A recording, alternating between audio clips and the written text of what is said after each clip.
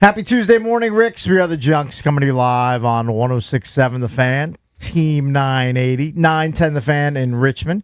You can watch us on the Monumental Sports Network. We're celebrating 30 years of the Junks, brought to you by Main Street Bank. Cheer local, bank local. Main Street Bank is a business-focused community bank proudly serving the DMV since 2004. Visit mstreetbank.com to learn how to put their team in your office. Main Street Bank, member FDIC, equal housing opportunity lender. I'm Cakes at Money Metal Cakes on your Twitter, at Cakes Flops on that Instagram. Today I'm joined by Jason Bishop. Good morning, Cakes. What's up? Hello. Hope all's well. John Paul Flame is also here. What's up, Cakesy? What's up? Good morning to you. And Eric Pickle here. Hey, buddy. Morning. Hello. Hello all. It's funny, before we jumped on the air, I can't even remember if it was Cakes or EB asked, the Washingtonian's going to do a feature on us for our 30th anniversary. They're going to do a blurb. That's what I would consider it a blurb. Bottom line is, editor reached out to me. Eric asked, he's like, why don't we reach out to some of these local magazines? And I reached out to the Washingtonian, they reached back. And the guy had an idea. He's like, can you each come up with your favorite sports moment in the last 30 years since you've been doing the show, covering it, that are fun? All right, makes sense, And so Jason actually sent a response back. He already did it. Yeah, he's done. And I've been trying to get one from you guys the last couple of days. I text, you guys say yes. I will get mine to you today. Right. I don't promise, I text back. I will try. And I text back, and you guys just send me. And one of you guys asked this morning, like, well, how much do you need? And I said a paragraph or two. Yeah. Jason sent 10. Hey, I don't know how you chop that down. You know what that is? That's the job now of the Washingtonian editor, and they can look at it and they can firm it up. That's kind of the way I look at it. You don't even need to worry about it. You hit forward and send it to that person's inbox, and then that's their issue. It's actually well written. It could be like a chapter in an actual book. Oh, look at you. Look at Jason. Pretty good. Just crank it Mine out would be 10 there. paragraphs divided by 10. Yeah. Mine will probably be one or two. Right. I mean, perfect. It's not going to be crazy. I mean, don't expect war and peace over here. Perfect. Okay, I'm not giving you a Jason Bishop level.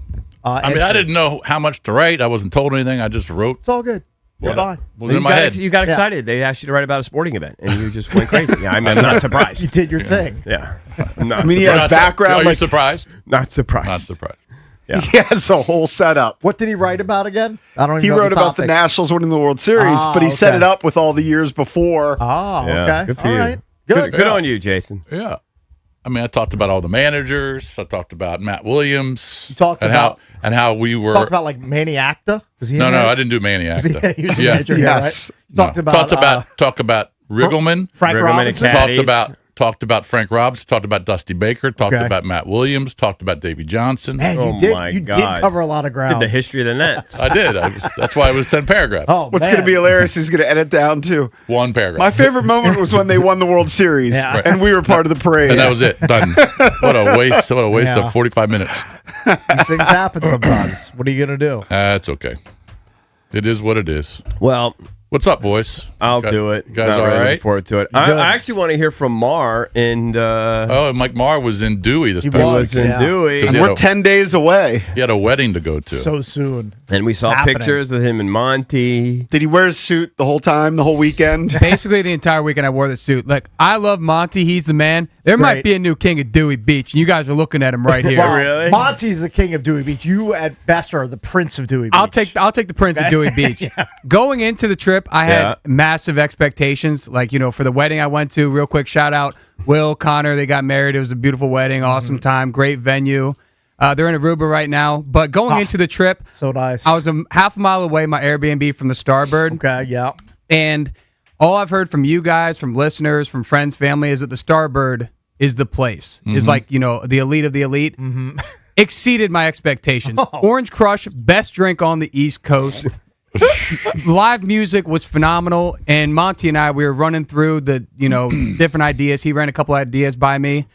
Every listener needs to be at the Starbird May 22nd. These ideas that he's run through me and, ideas that he has for after the shows, during the shows. Look at Mike Marr's sounding board for Monty. It's going to be incredible. Just different ways to get alcohol in our system. Was No, that the just idea? like different ways to like engage the listeners and where we're going to be set up. I mean, I don't want to really spoil it, but I can obviously tell you guys, and then if you guys want to relay it, but where you guys are going to be set up, how you're going to be set up, just all throughout the restaurant. They're going to be on all the TVs, audio going throughout the restaurant. It's Lord. Excellent. It's going to be the perfect setup. But then, late night. That's the spot to be. I mean, you guys got any questions you want? Did you make it through unscathed? Like, did you get out of the Starboard and back to your place in one piece? Yeah. So, how were you physically? So the welcome party Friday. I got there Friday at 3:00. I wasted no time. Met up with Monty at 5. Welcome party was. Was at there 8. anybody there at 5, or was it still too early in the weekend? No, it was pretty crowded. I would say the restaurant was about 60% full, 70% full. Yeah. So I met up with Monty, hung out with him for an hour, and then hung out with my family for another hour. Went to Starboard Claw because Starboard runs that area. There's Starboard Raw, Starboard Claw, Starboard Merch, He owns Starboard the whole Sauce. town, basically. So then I had the welcome party at Starboard Claw from 8 to 10. As soon as it was favorite, the Claw. that place slaps. As soon as 10 o'clock hit, I walked right back over to Starboard, met up with Monty, shut it down. I stayed there until 2 o'clock in the morning. Oh, Look Lord. at this guy going hard. I love it. Lord. And just the amount of people I Better met. for you than for us, but I like your hustle. Yeah, I met so many people. So now I got a couple friends. When I go back there, I met a million girls. So when I go back there, I'm going to have a couple setups for us, or at least for me specifically. Yeah, so I'll slow down. You speak for yourself over there. It is 6:10 in the morning, so I'm kind of running right now. Yeah. But Did anybody recognize you from the show, or did Monty introduce you to people from the show? Hey, I Monty- barely know this kid, but it's Mike from the Junks. he introduced some people to me, but halfway through the night, it was probably like midnight on Friday. Yeah. A couple kids just came up to me and they were like, "Yo, are you Mike from the Junkies?" And I was like, "Yeah." And they're like, "Aren't you supposed to be here in 2 weeks? Like, what are you doing here now?" And I was like, "Oh, I'm with my cousin's wedding and stuff." So we took a couple pictures, and I was like, "You guys going to be back for Memorial Day weekend?" And they're like, "Yeah, we're thinking about it." And I was like, "Man, you guys have to come back for this." Like, Look at this recruit pitch. I love it. Nice. Every person I talked to, I tried to recruit. Excellent. Love that. So then I woke up Saturday, went right back to the Starboard. I was at the Starboard by 12 o'clock. I had lunch there. Yeah. I had a How couple was different. it? Was it crowded at that point? At that point, no, it wasn't really that crowded, but I didn't want it to be crowded. I just wanted to, enjoy the vibe of Starboard without being you want like, to chill a little bit. Yeah. Just have a meal, relax before the real shenanigans started later. Exactly. I understand. The ramp up. So stayed at Starboard again for 3 more hours, and then at 3 o'clock went back to my Airbnb, got ready for the wedding. Yeah. The wedding was like 20 minutes away, and then after the wedding, we and the reception and the dancing and all that stuff, we went to Bottle and Cork, Jimmy's, Rusty Rudder, kind of traveled around a little bit. So I got to see the other parts of Dewey Beach. Yeah. But the other 2 Starboard- blocks of Dewey Beach. Yeah, but Starboard was like literally 60% of the trip. Yeah. Excellent. That's fantastic. Now, were you in the wedding? No, thankfully. Well, not thankfully. I mean, it was an awesome wedding, but like I'm in a wedding in 2 months. I'm in another wedding in 5 months. I was just in a wedding last summer, so it is nice to go to a wedding and not be in it. Yeah, I like understood. being the side character. Sure. I don't want to be. I just want to be someone that kind of gets talked to a little bit every Yeah. now and then. I can dance when I want. I can do whatever I want. I can drink however much I Yeah. want. But You don't need to be the center of attention. absolutely not.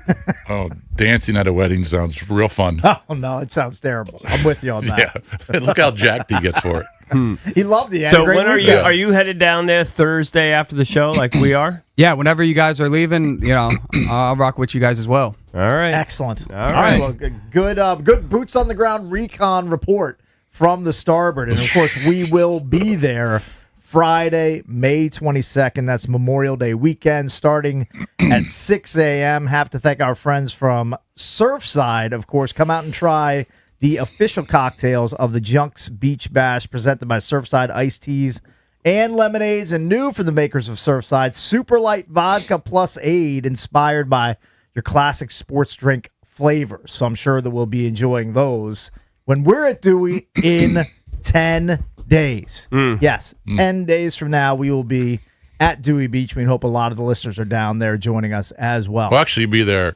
in 9 days? 9 days. 9 days, yeah. Thursday. Yeah. Correct. Right. We'll be there Thursday We'll be there afternoon and or early evening, depending on when we leave and depending on what the traffic looks like. Oh, it'll be fine at that time. Thursday at 10? It'll be fine. I got to pick up family. Oh, yeah, you got to go back home. You're not bringing the wife or anybody? My This daughter's works all coming out? down and staying with friends, but she's not coming down Thursday. She's coming down. I think she's coming down Friday. Friday. Okay. All right. But no, wifey said, I'm staying at home, not dealing with all the shenanigans. She's keeping, she I wants said, a quiet "All right, weekend. Gotcha. Understood. All right, coming up on a Tuesday here on the Junks, here's your guest lineup. Randolph Childress, analyst for ACC Network, of course, Wake Forest Hoops legend. We can break down some of the top draftees that are upcoming in the NBA draft. Yeah. With him, also He'll got talk some an, NBA he with has him. an opinion on who the Wiz should take at one. Sure. And we'll be joined by an old pal of the show, Brooks Like, is joining us at 8:45. That's not how you say his name. to promote his new business venture, Brooks Like. He'll be with us at 8:45, and we'll talk to House from D.C., huge Wizards fan. Of course, he's pumped that the Wiz got the number one pick in the NBA draft in June. He will join us coming up at 9:25. That's all coming up here on the Junkies. Picture your retirement for a minute. What do you see? Maybe it's finally booking that dream trip to Europe, or buying season tickets so you never miss a game, or maybe it's spoiling your grandkids every chance you get. Whatever your vision looks like, one thing is certain. No two retirement plans are the same. That's why at Trajan Wealth, spelled TRAJAN Wealth.com, their fiduciary advisors take time to understand your unique goals. They'll build a strategy designed around your lifestyle, your comfort level with risk, and your timeline specifically. And here's the best part. Trajan Wealth keeps you focused on the big picture, not the daily headlines, because those are distracting. Markets shift, laws change, inflation happens, but your dream shouldn't have to. It's never too early or too late to get a plan in place. So call Trajan Wealth today. Here's the number, 1-855-TRAJAN-1. That's 1-855-TRAJAN-1, or visit TRAJANWealth.com online. Advisory services through Trajan Wealth LLC, SEC registered investment advisor. Additional services through Trajan Estate and Trajan Tax. Actual client, paid advertisement. Additional disclosures at TrajanWealth.com.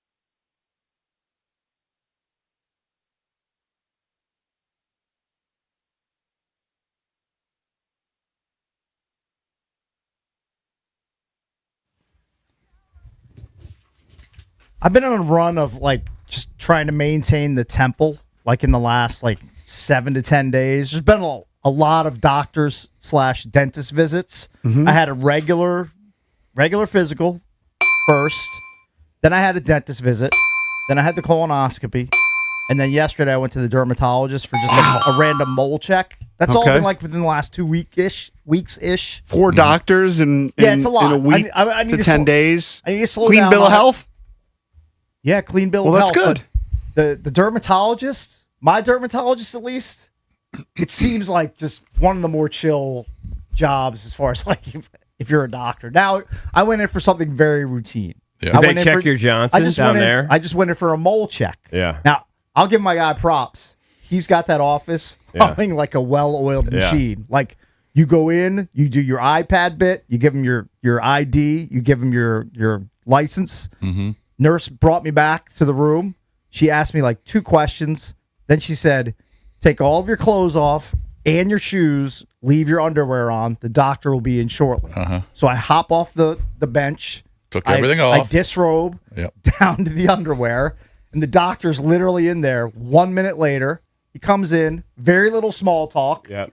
and then he just says, stand up, put my arms out. He's just Looking at everything. inspecting everything. Yep. Turn around. He looks up and down, and he pulls the drawers back a little bit, takes a peek, That's it.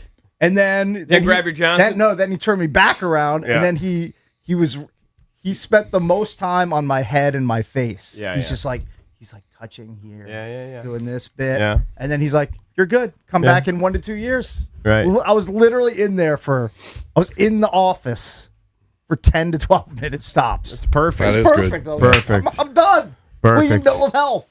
Perfect. Knock on wood. Yeah. Knock Perfect. on wood. Clean bill of All health. right, now you could just chill and more doctor's visits for a while. No more docs for I don't a think while. I've ever been to a dermatologist. You've never had like a mole check? You should probably go. No, I went a prob- few times. It's been a while since I've been.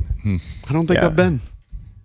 You Yeah, should do it. You should do it. it was Especially as more- you get older. I have a They ton of moles, accumulate. too. It was more like I was shamed into doing it by my daughter because she came into the bathroom while I was shirtless, like shaving. She's like, "Dad, you have a billion moles on your back. You got to check She's them like, out. You need to get those checked." And I It's was like, so- "You're probably right. It's been a few years." It's so terrible as you get older and you just start growing spots. Yeah, I know, I know. It sucks. Dots and Yeah. spots. He and did just- say he pointed like Yeah. around here. He's like, "Get a sunspot there, but that's okay." And then Yeah. I was like, "I'm good. Yeah, I feel like I'm yeah. good.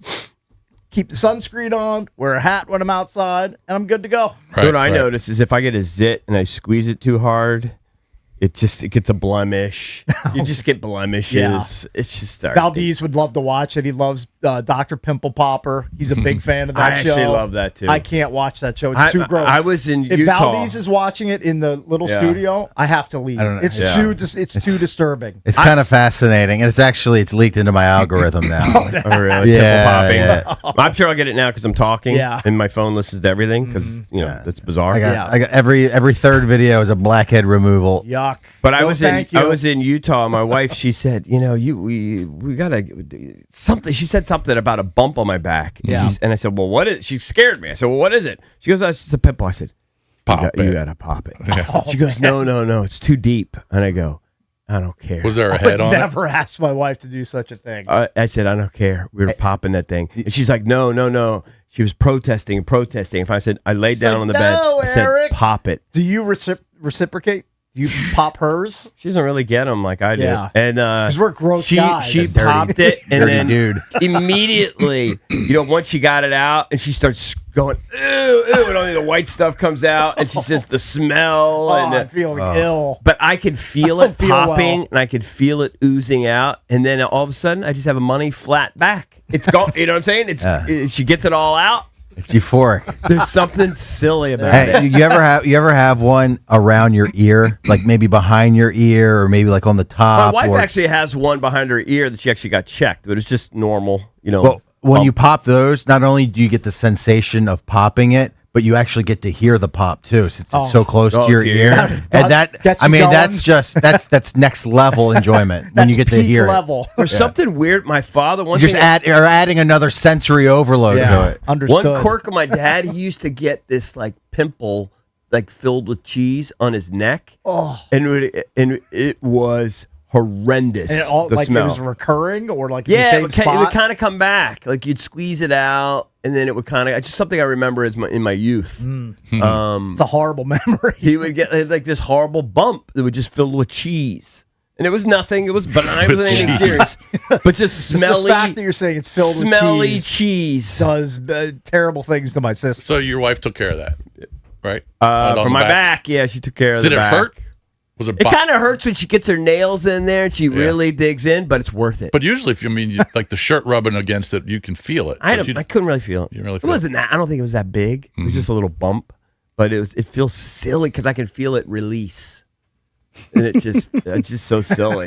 Yeah, it's a pressure build and then pressure release.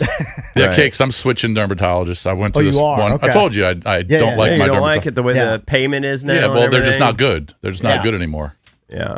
Yeah, And the level of service has declined. my daughter has had something on her foot for a year. Yeah, 1 year. right. They That- can't fix it. That's a long time. They keep telling her come back. yeah. For 1 year she's had it.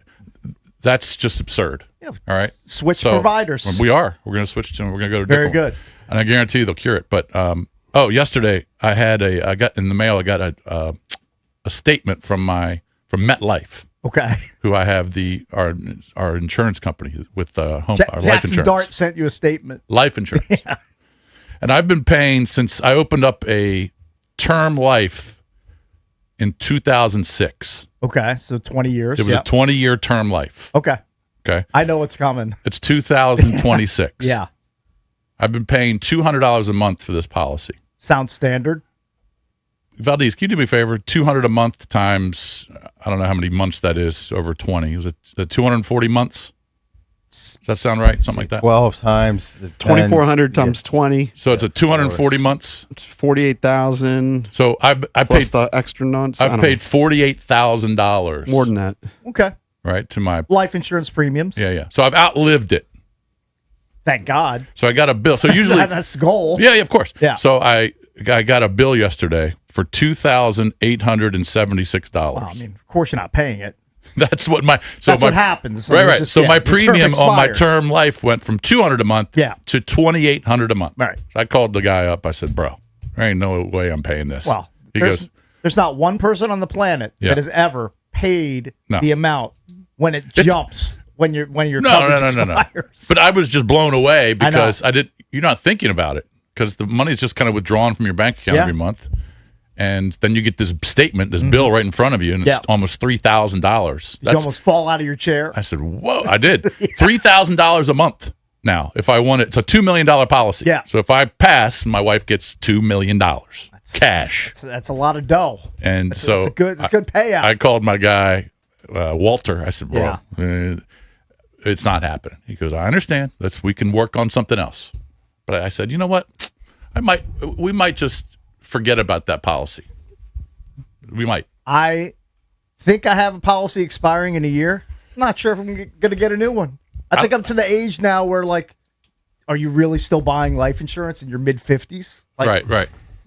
I wonder about that. I don't know when you should stop that. I don't know. I guess Yeah, you got enough obviously- in your savings. I And have, everything. I What's have the point? questions. I have a lot of Yeah. questions. Yeah. I don't know what to do. Yeah, I think it would still behoove my wife if I donked off, and I think it's still worth it. I mean, I'm sure it's worth it. Worth it. It's probably worth it. We're at that age where we could just Anything have a could heart attack. happen. You could have a heart attack tomorrow. I get it. Arteries could be all I banged can up. flip my car. You don't realize it. I mean, this is the era. I mean, this is the era where you I could stroke have, out. I could have a gas truck explode right next to me on the Beltway, and then I'm just a bag of bones. You think about that, don't you? I think about it all when the you time. See If I'm near a gas truck, I do whatever I can to get away from said gas I truck. told you, I worked with someone at Howard Community College. Yeah. Right when we started this show, and I was still doing my little counseling bit there, and one of my co-counselors, her husband drove a gas truck. Yeah. And it blew him to a million pieces. Yeah, I worry about that. Yeah. I have an irrational fear. It I have happens. a lot of irrational fears. It happens. That's one of them. Yeah. That's definitely on the list. Hey, Yeah, I got to give a shout out to Shane. I'm gonna give you the Sub-Zero update. Shane Donger? Shane came out. Remember, he called into the show and Yeah. he said, "Don't worry, blah blah blah. I can Yeah. fix it. I can fix Yeah. it in under 2 hours." You were Done for definitely $1,000 scoffing a little bit. You thought Yeah, that yeah. he wouldn't be able to take care of it. Well, because I've had so many different guys out there, dude. He came up so big. I knew he would. You should call the other guy back who said good luck and tell him. Good luck. Good luck with that. Yeah. Listen. Here's this. He's great. He's an official certified Sub-Zero guy. All he is allowed, because he signed a contract with Sub-Zero. Yeah. All he's allowed to do is work on Sub-Zeros. Like he's not even allowed to work on your Samsung He's or your whatever. exclusive. He's exclusive to Yeah. Sub-Zero, so he knows it better than everybody. He gets the parts directly from them. Shout out to Sub-Zero because they're giving him a compressor for me for like half price. Like they're Nice. totally bending over to help us out here. He came over there under 2 hours. It works like it's brand. It's basically So silly. an old car with a whole new engine inside. That's All new essentially guts. what it is. Now he's got one more piece he's got to fix. We got to order it. It's coming in, but it is humming. It is perfect. 34, crisper, everything. And the one guy who came over first said, So that guy, said, I'm not "We going to can't say his fix it." name. Yeah. So here's the story, and you got to be aware of this. Okay. All right. His company is named blank blank Sub-Zero. Yeah. So my wife looks him up. She calls him blank blank Sub-Zero. He comes in. We've had him for different.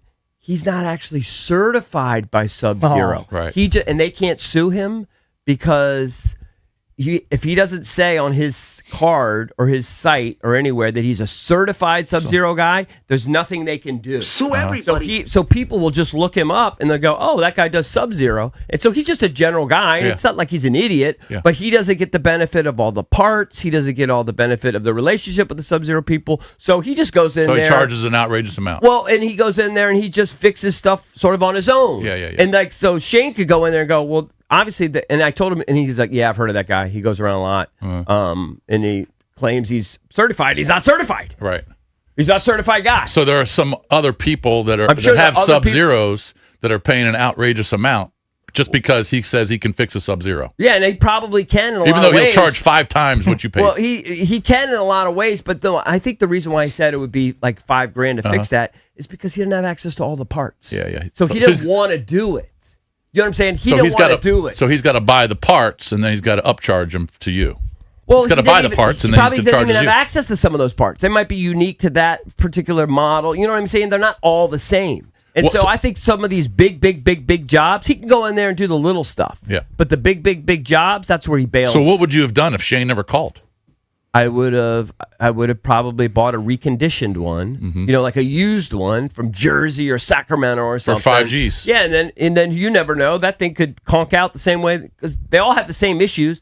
Like he knew exactly what the problem was. Open it up, he knew because they all have the same problem. I had it 20 years. It's not like I didn't get a lot of usage out of it, but they all eventually break down the same exact way. That's so awesome. anyway, he's a stud.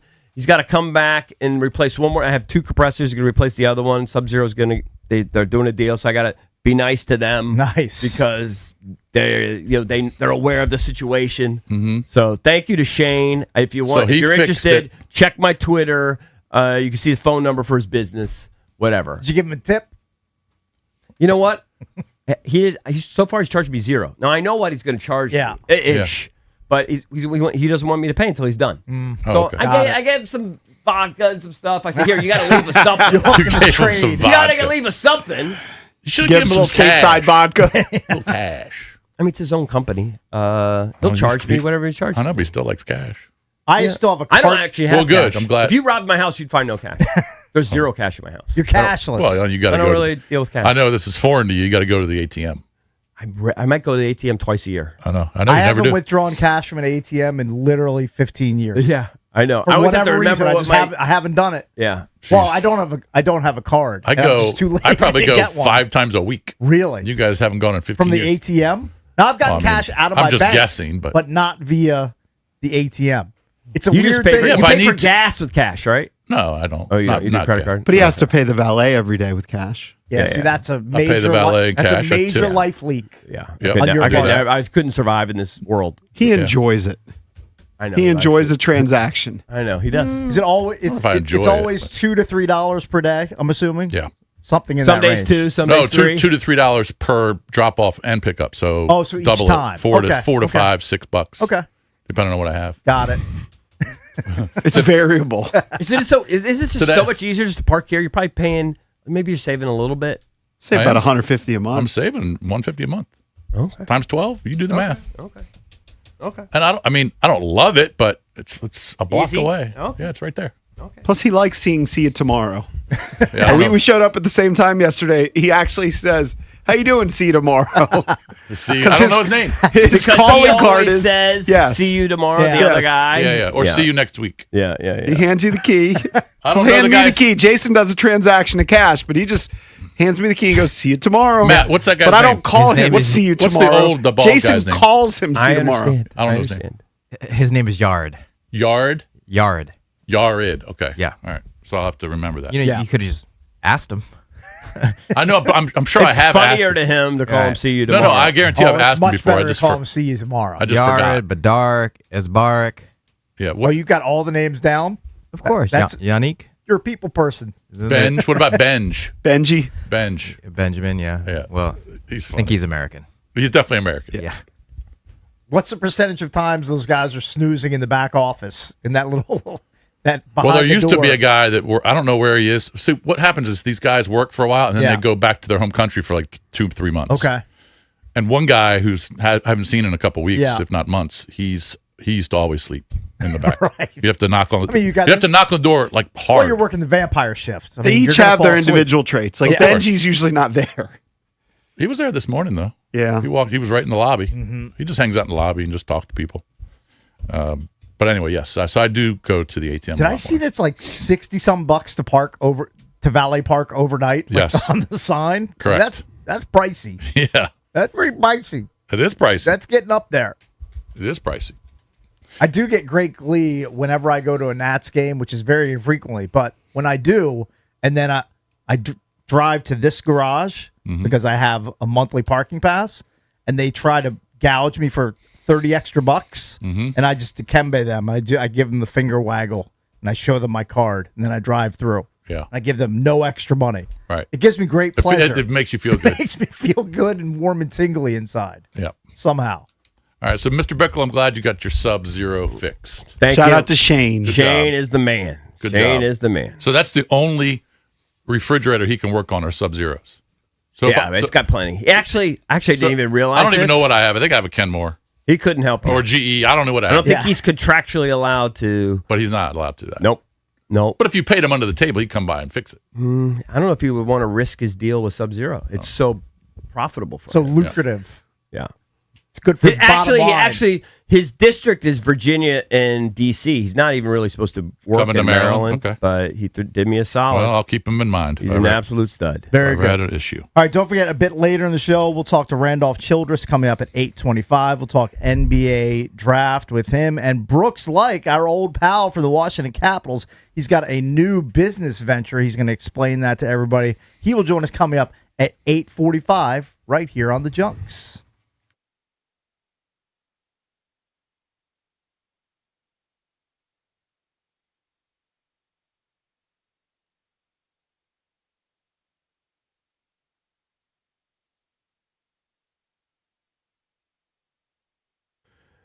All right, guys. EB here for FanDuel. FanDuel's the clubhouse leader for betting major golf. It's this week, baby. And right now, all customers can get a 25% profit boost every round of the second major. You boost your winnings on anything from outright winners to round leaders to tourney matchups, so much more. So don't wait. Visit FanDuel.com/local to download FanDuel and take your swing at boosted winnings. That's FanDuel.com/local. FanDuel Sportsbook is the official sportsbook of 106.7 The Fan. You must be 18 and over. Present in D.C. Opt-in required. Bonus issued as non-withdrawable profit boost tokens. Restrictions apply, including any token expiration and max wager amount. Gambling problem? Call, text 1-800-GAMBLER.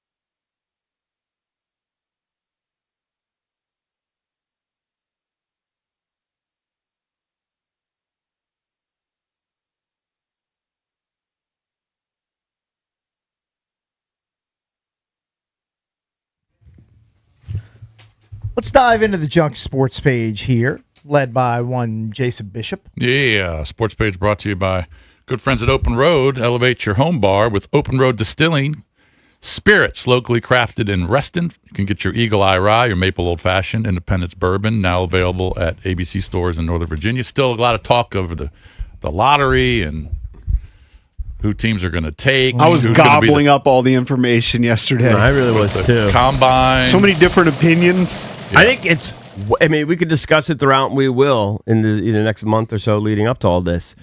The fan base is sold. They want DeMonta, like here locally. I don't Certainly know. seems like Like everybody wants 85% AJ. of the polls. I don't know what it Yep. was for you. That's what I think it was for Kevin Sheehan's poll. Like, everyone wants DeMonta. But if you listen to people around the country, people that follow, they had wildly different opinions. I think There's he's the a lot of favorite. support for Peterson and others. Yeah, Jay Williams was on ESPN yesterday. He's a Caleb Wilson guy. He thinks Yeah. Caleb Wilson can be Kevin Garnett. Yep. Sounds pretty good. Lou Williams is a Caleb Wilson Then guy. I saw John Wall, I believe, was asked. He's Darren Peterson He's guy. a Peterson guy. Yeah. Jonathan Givney, who we have on the show a lot from Draft Express, he goes on for a couple minutes. He says he's seen them play 8 to 10 times against each other. And he said most recently in the last year, 2 to 3 times. And he said every time he's felt Darren Peterson was the better player. Well, they're wildly divergent opinions. Again, I know we'll talk about it throughout the show and in the coming shows. But I think the fan base just has to accept that, What? like Dawkins said it himself. Dawkins said it himself that there isn't a clear-cut one. So the fan base just has a misperception. This fan base has a misperception that it's clearly that it's going to be DeMonta. DeMonta. It's clearly DeMonta. He's the choice. I'm not saying it's He's clearly the DeMonta. no-brainer. I mean, Listen, he still could be the number one pick. I would pick him. That's who I'd pick. Yeah, I like him a lot. But I like Peterson too. it's not an overwhelming. I just think there's more questions. I don't with think they go Peterson. wrong with either one of those picks. If those are the two to choose from, I think it would be great for the team, whoever they pick, whether it's DeMonta or Peterson. Yeah.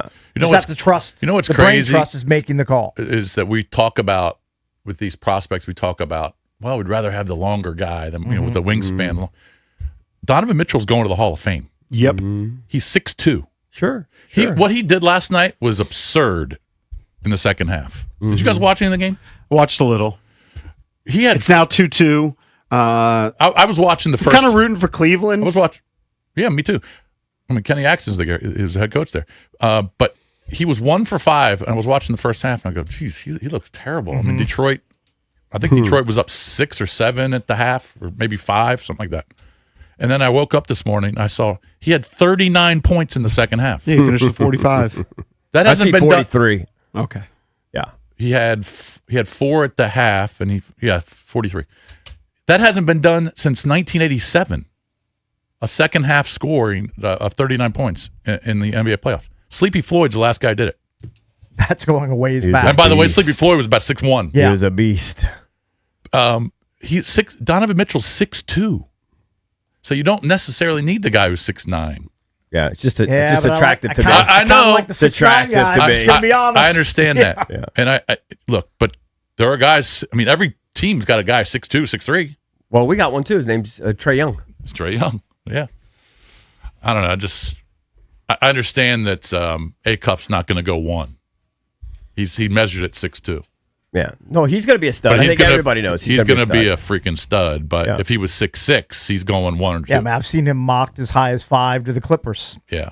I mean, that'd be a great pick for So them. the combine starts Sunday, but they've already started. There's going to be 73 guys there. Now, what did already Dawkins say was his favorite part of the combine? Is it just meeting the guys? Is that what he said? I think he said that He yesterday. alluded to how that's like his favorite part of the whole process. Yeah. Well, they're going to start meeting them. Did he say this week?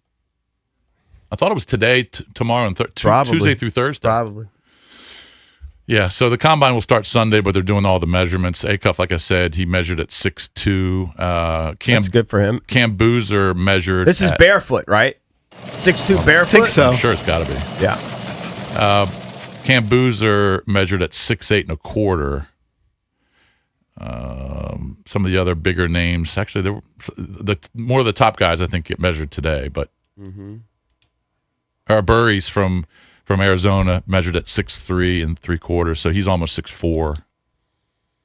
I think he's going to be good too. That guy can play. So anyway, so it's going to be interesting because we're going to have guests on for the next few weeks, just kind of talking about. We'll have Randolph Childress on today to get his take. But I think you're right. I think most Commanders fans want DeBonsa, but Wizards fans. Yeah, Wizards fans. But anytime we Around have a the guest country, on, it's going to be all over the They're place. wildly divergent. It's gonna And be it's all over the because, and we haven't accepted it, there's no clear-cut one. They just have to accept it. There's not a clear-cut one. All the experts who follow this for a living said it's the deepest freshman class they've ever seen. Right. Which is So, great. So that means, 10, 12, 15 guys are just legit freshmen.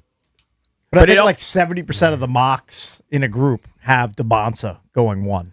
They It seems do. like the That's- consensus is I forming. agree, but that's just like the media guys. I don't think Right. those are the real talent evaluators. They're a little more split.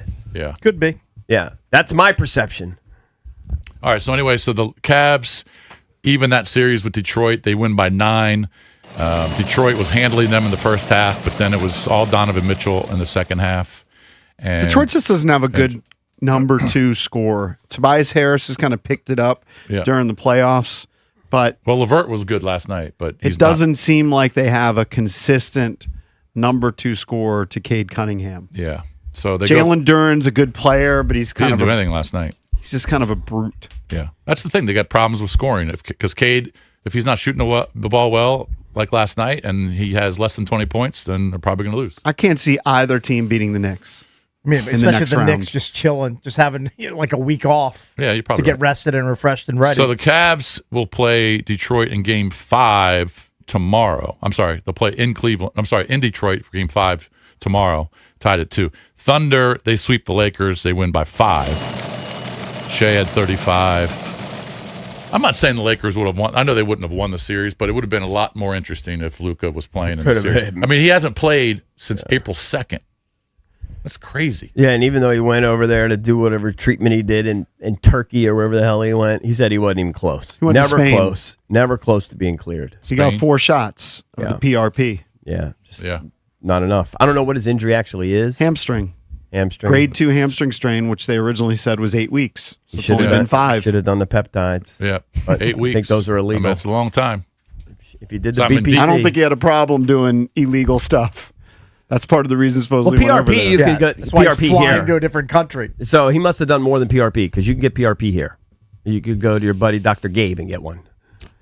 I understand, but he supposedly said he went there because they have the best PRP, which to me is the unsaid things Yeah. that you can't have done here. I mean, deep down, he probably knew he was. Once he injured it, he probably knew he was. I'll done say for the this year. though: he played against them during his hot streak when he was averaging basically 40 points Yeah. a game, and that's the game where he got hurt against OKC in the third quarter, and they were getting smashed in the Yeah, first quarter. OKC was beating them by like 30 points per game during the regular season. as I believe LeBron said once, they're a juggernaut. Yeah, it's a great quote. Juggernaut. It's a great one. They are a juggernaut. They certainly are.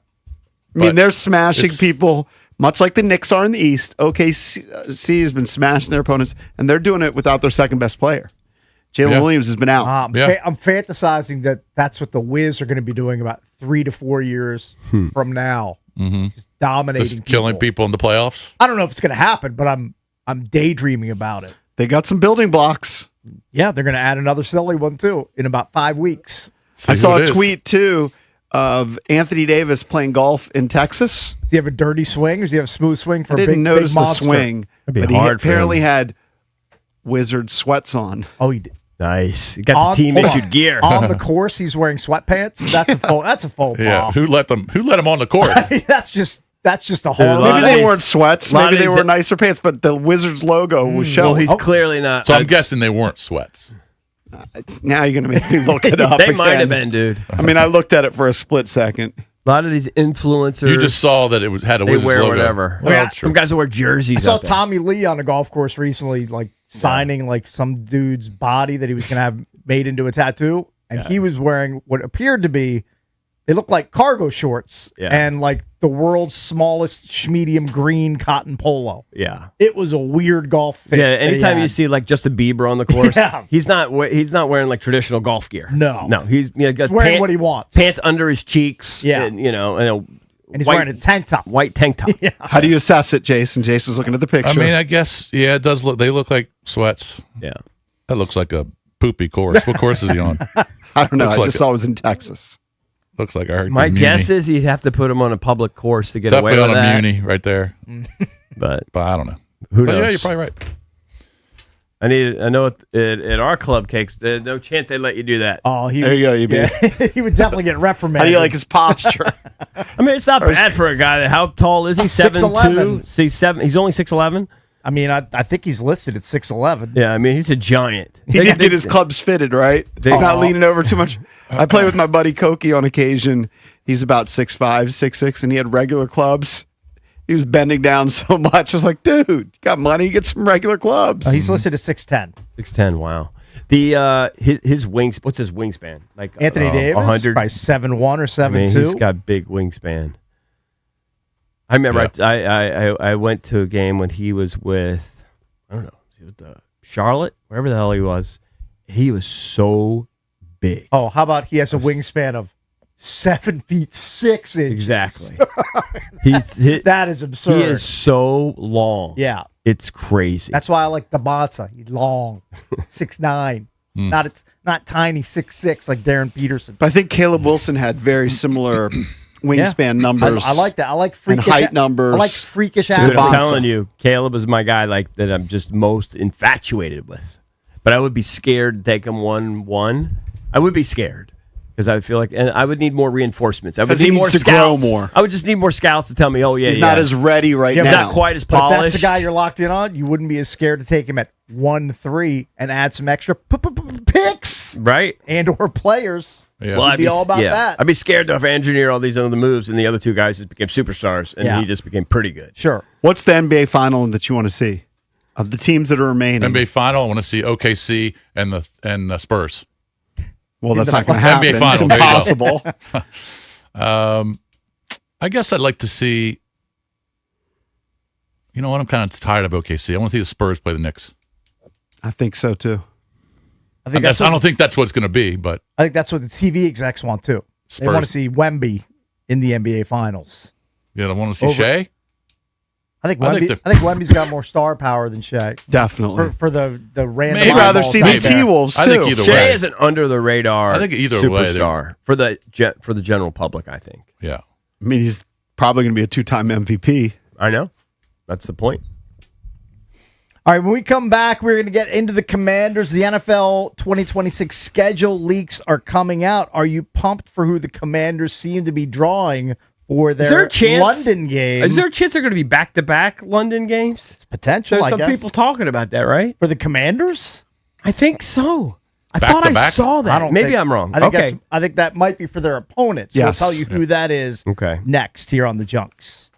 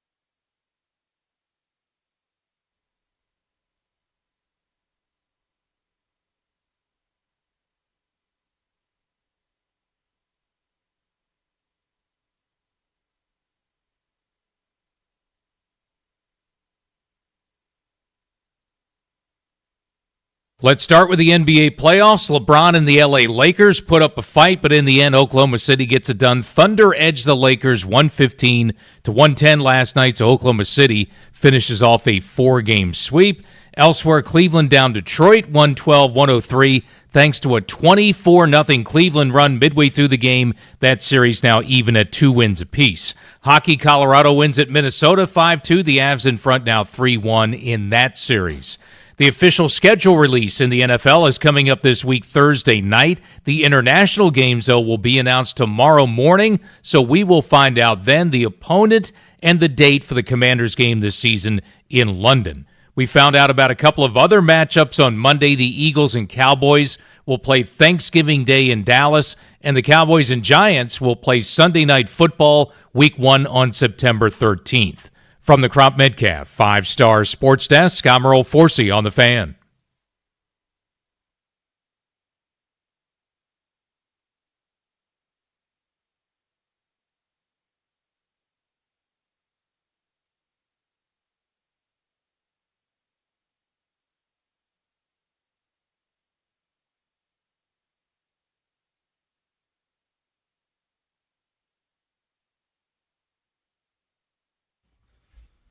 We're celebrating 30 years of the Junks in 2026, brought to you by Main Street Bank. Cheer local, bank local. Main Street Bank is a business-focused community bank proudly serving the DMV since 2004. Visit mstreetbank.com to learn how to put their team in your office. Main Street Bank, member FDIC, equal housing opportunity lender. So we heard Earl during the update mention some of the NFL scheduling leaks that are coming out. We know that the Cowboys will open against the Giants at MetLife. I believe that's the Sunday night opening game in Week 1, and that the Cowboys will also host the Eagles on Thanksgiving. So those are some NFC East schedule leaks that are coming out. We know that the Commanders are going to host a game in London, and we touched on this heading into the break. Apparently, there is the potential for the Commanders to play back-to-back games in England. I'm not crazy. So this is from CBSSports.com, John Breach. Now, we know that the Jags are hosting 2 games overseas. Right. One will be against an AFC opponent. The other will be, well, they're predicting it will be an NFC team, that they won't host both AFC opponents. And Breach predicts it'll be either Philadelphia or Washington. Right. Here's his quote. Although Washington is already set to host a game in London this year, the NFL could have the Commanders play back-to-back games there, with one as the home team and one as the visiting team. As for Philadelphia, the Eagles have only played 2 international games in franchise history, which is tied for second fewest in the league. So the NFL could send them abroad. So How many times has a team played back-to-back on the road? Did Jacksonville play back-to-back on the road? Jacksonville has done it in their past. I mean, back-to-back overseas, sorry. Yeah. Except for the 2020 NFL season, the Jags have played in London every year since 2013. Why? This is going to be, well, they're Why do trying, they keep hosing them? well, they're trying to build a fan their base. owner wants They- them to do, yeah. they want more of an international Sean, presence. whatever that guy's name is. Shad Khan. Shad Khan. He does. He likes going over there. This is going to be the 3rd time that they've played back-to-back games in London Yeah. as well. I know Trevor So Lawrence would is you happy. be pumped for the Commanders to play the Jags overseas in addition to the game that they're going to wind up hosting overseas, I'm not- which I believe I we're don't gonna think find out Commanders that fans- tomorrow. I'm not really into overseas. I don't think Commanders fans would love back-to-back overseas games. I think that's a disadvantage. Does that mean we got to get up at 9 for those games? Yeah. They're all early. 9:30. Do they play any of those games later? I don't To think my so. knowledge, Always games 9. in London are always like a 9:30 kick. I think that's awful. Yeah, I they're actually don't hate it. I- It's too much football. I love I seeing NFL football on my TV from 9:30 in the morning No. until I need a basically break. midnight on a Sunday. I have a life. That's a great Sunday. I can't spend 17 straight hours No, I'm watching not going to football. spend 17 straight hours in front of the TV. I just know that it's comforting to You know like the option. that it's there. Yeah. That it's just the warm embrace of the NFL is waiting for. Plus, me. I don't like watching a game at 9. Like, Oh, I do. I don't like. I'm not ready for a game. I'm ready. I gotta get mentally ready. I'm not ready I'm eating, at 9. I can eat a late breakfast and watch the first half of an NFL game, slurp down a pot of coffee. That's a great Sunday morning in Yeah. my book. Yeah. I don't It's a great mind, Sunday Eric. I morning. don't mind one of those games, being over there at 9:30 kick, but two back to back, Back to back. that'd be tough. That seems like a disadvantage. Oh, I'm I sure mean, it is. definitely taking away a home game, right? But I do know a lot Yeah. of Commanders fans are excited about traveling with the team. Sure. Combo European vacation. Tailgate Ted. which Would Tailgate Ted go for 2 weeks? probably guess. 100%. Yeah. All Tailgate, if those you're guys. listening, call us. I would bet. 2 weeks in I London. bet he'd get whatever PTO he needs from his work, and he'd be there. He's that dedicated. I think a lot of guys He's would. either that dedicated and or crazy. Yeah. Yeah. One, maybe a He's combination both. of the two. It is, come on. What are they projecting for the opener for the Commanders? Is it Arizona? I don't know. I'd have to look at. In You Arizona? know what? I'm going to look at Kevin Sheehan's Think mock that- schedule. He does love to do that every He season. He put it out on social in the last day or two. I saw. See, well, put- Kevin he put Sheehan out his has big the. prediction. Don't they play the Cowboys in the opener a lot?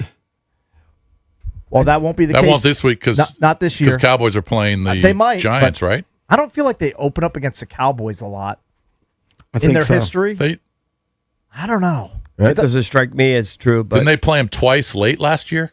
I always feel like it's more like backloaded. It seems like they they've had a rarely start the season. I don't know where JP's getting that from. That's in his brain. That's in your brain. Like I heard it. week ones.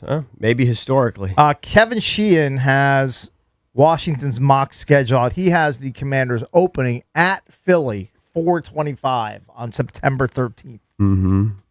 And then back home against the Houston Texans as the home opener. I have to say I don't understand the enthusiasm for trying to predict the schedule. It's a bit I don't get. I think he does it. I think it's more tongue in cheek for him than anything. But I think he spends a lot of time. I don't think he Yeah. really takes it that seriously. I mean, I but- feel like he takes a lot of time putting it together, I'm not disrespecting. I It's a bit I don't understand. Yeah, I don't know how much time it takes him to put this together, but Yeah, I don't think he takes it super seriously. maybe he's. I could be wrong. Maybe it's all tongue in cheek, and I don't get it. But I feel like he's really trying to nail it. I don't think he's just like you and I would just haphazard throw something together. I think he's really taking all the clues he can get, Yeah. and really trying to put Sure. it together. He's trying to nail as many of these as possible as he can get. I just JP, the last time Washington opened up with a NFC East division rival was 2020, and that was Philly. I'm still trying to go back even further than that. It was last year. So we played the Giants in week 1 last year. The year Okay. before it was Buccaneers. The year before it was Cardinals. And the year before it was Jaguars. Oh, Okay. okay. They played the Giants last year. I'm pretty sure I heard Kevin Sheehan say it himself, listening to his show, that they've historically played the Cowboys more than any other team in their opener. But it may have shifted that That may be the true. I NFL just wants don't- you to play can't division remember it. opponents at the end. Can't remember it off the top of my head. I'll be honest. I'm kind of overseeing the Cowboys like kick off the season on Sunday night prime. I'll time. tell you who they always seem to be in that. I'll tell you who spot. they've played a lot in the openers, Philly. Yeah, I'm going back to 2017. They've played Philly in the opener 3 times since 2017. Mm-hmm. I'm not catching the Eagles or the Cowboys yet. maybe that was like earlier in their history. I don't Yeah. know. Maybe they had a bunch of openers against But them what like in the 70s are and there 80s. other games that are jumping out at people that are sort of notable that they've leaked that they're announcing? I'd have to look on Twitter to see the They latest haven't- NFL schedule. Yeah, they haven't announced a lot of them. Yeah. Well, I think it's pretty much a fact that we're definitely playing the Jags, right? That's been acknowledged. Overseas? Yes. Is that official? I thought I'm seeing quotes here. It's from- not been announced. There was a report from JP Finley after the catering. There was a catering leak. So, Yeah, that's but I right. see Yes. something Is- February 25th. It's on NFL.com. No, that is saying the Jags and Commanders are slated to play in London, but not necessarily against each other. Okay. Yeah. And now we know the date of when they will be playing. Yeah. Nothing is official. Right. Yeah, some of the leaks. So this is from Ari Mirov. I mean, we already know that the 49ers are playing the Rams. That's not a leak. Cowboys at the Giants week 1. Week 2, Thursday Night Football, looks like Lions are at the Bills. That's a Good good game. That's a good Thursday night game. A lot of those are duds. Week 3 has the Ravens taking on the Cowboys in Brazil, an international game.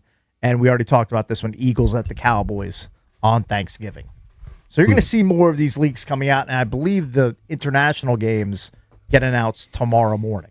All right, Nice. Jason, All right, so, you JP. asked for tailgate to call. I knew he would. By the way, it looks like the last time Washington opened with Dallas was 2010. Home game where they won 13-7. But they've played Philly 4 times in the opener since 2013. All right, let's go to Ted. Of course, Tailgate Ted, you know him. He's everywhere the Skins are, the Commanders are, Tailgate is. So I guess that means if they are potentially playing 2 games, you're going to be there for 2 games, Ted? Yeah, already booked the hotels, guys. Can't wait to get out there. Looking forward to it. Made 2 different reservations, though, just in case it's only 1 week. Right. All right, 2 different reservations. But you're not going to have a problem, like, you can work from afar or whatever you got to do? Yeah, they get internet everywhere, especially in London. Shouldn't be an issue. I'm just going to be super tired, but it's not going to be a problem. Are you going to have We're playing overseas. I'm going to be there. same tailgate presence overseas? It's impossible. I don't know. He's got a real No. tailgate. Zero hustle. chance. You're shipping a grill over there? I don't know. I'm just asking. Yeah, how would you do that? I don't think there's No, any real I mean- tailgating. You just go to a bar, right? Isn't that what you guys do? Yeah, there's pubs everywhere out there. When we were out there in 2016, we just set up at a pub. Okay. And there were a couple hundred of us out there that would just, all set up shop and then walk into the game together. Right. And then we know that guy, Rally guy, whatever the guy Rally is. Captain. Rally Captain. He called Yeah, Rally in. He's a Captain. really nice guy. Yeah. And I know he organizes a lot of the trips for folks. Yeah, he does the travel. Are there a lot of guys that do that, or is he the main go-to guy for those of you that love to travel and love to go to the big games that are away? Well, he's also a travel agent. I know you guys had him on the show, and I do a podcast with him. So he's the only super fan, if you will, I know that does that, but he's already had people sign up, and his trip is full as it is now. But people will get their money back if the date doesn't work for them once the official schedule is released. And he's got a wait list of people that are still trying to jump on board. Well, how many can he accommodate? Oh, that I have no idea. I do know he brought a couple planefuls of people out to Spain, and it's easier to get to Entrepreneur. London, and it's going to be cheaper to get to London. So Right. Great bit. You got a loyal fan base. I'll be honest. Become a travel agent. I thought travel agents were a thing of the past. Yeah. Like they've been gone for 20 years. I guess for like big trips, like to sporting events, they might still exist. But I mean, So Ted, if they're playing back-to-back weeks in London, you're going for the entire 2 weeks. yeah, going the entire 2 weeks. I already booked the hotels Wow. a couple days ago when that leak came out because I was worried that it was going to all of a sudden get full. But, Marriott, you can cancel until the day of. So wanted No to make big sure deal. that I was still taken care of. You know how much Yeah. cash you could have spent in London Just spend so much money for on 2 straight weeks? going to these games. I know. It's wild.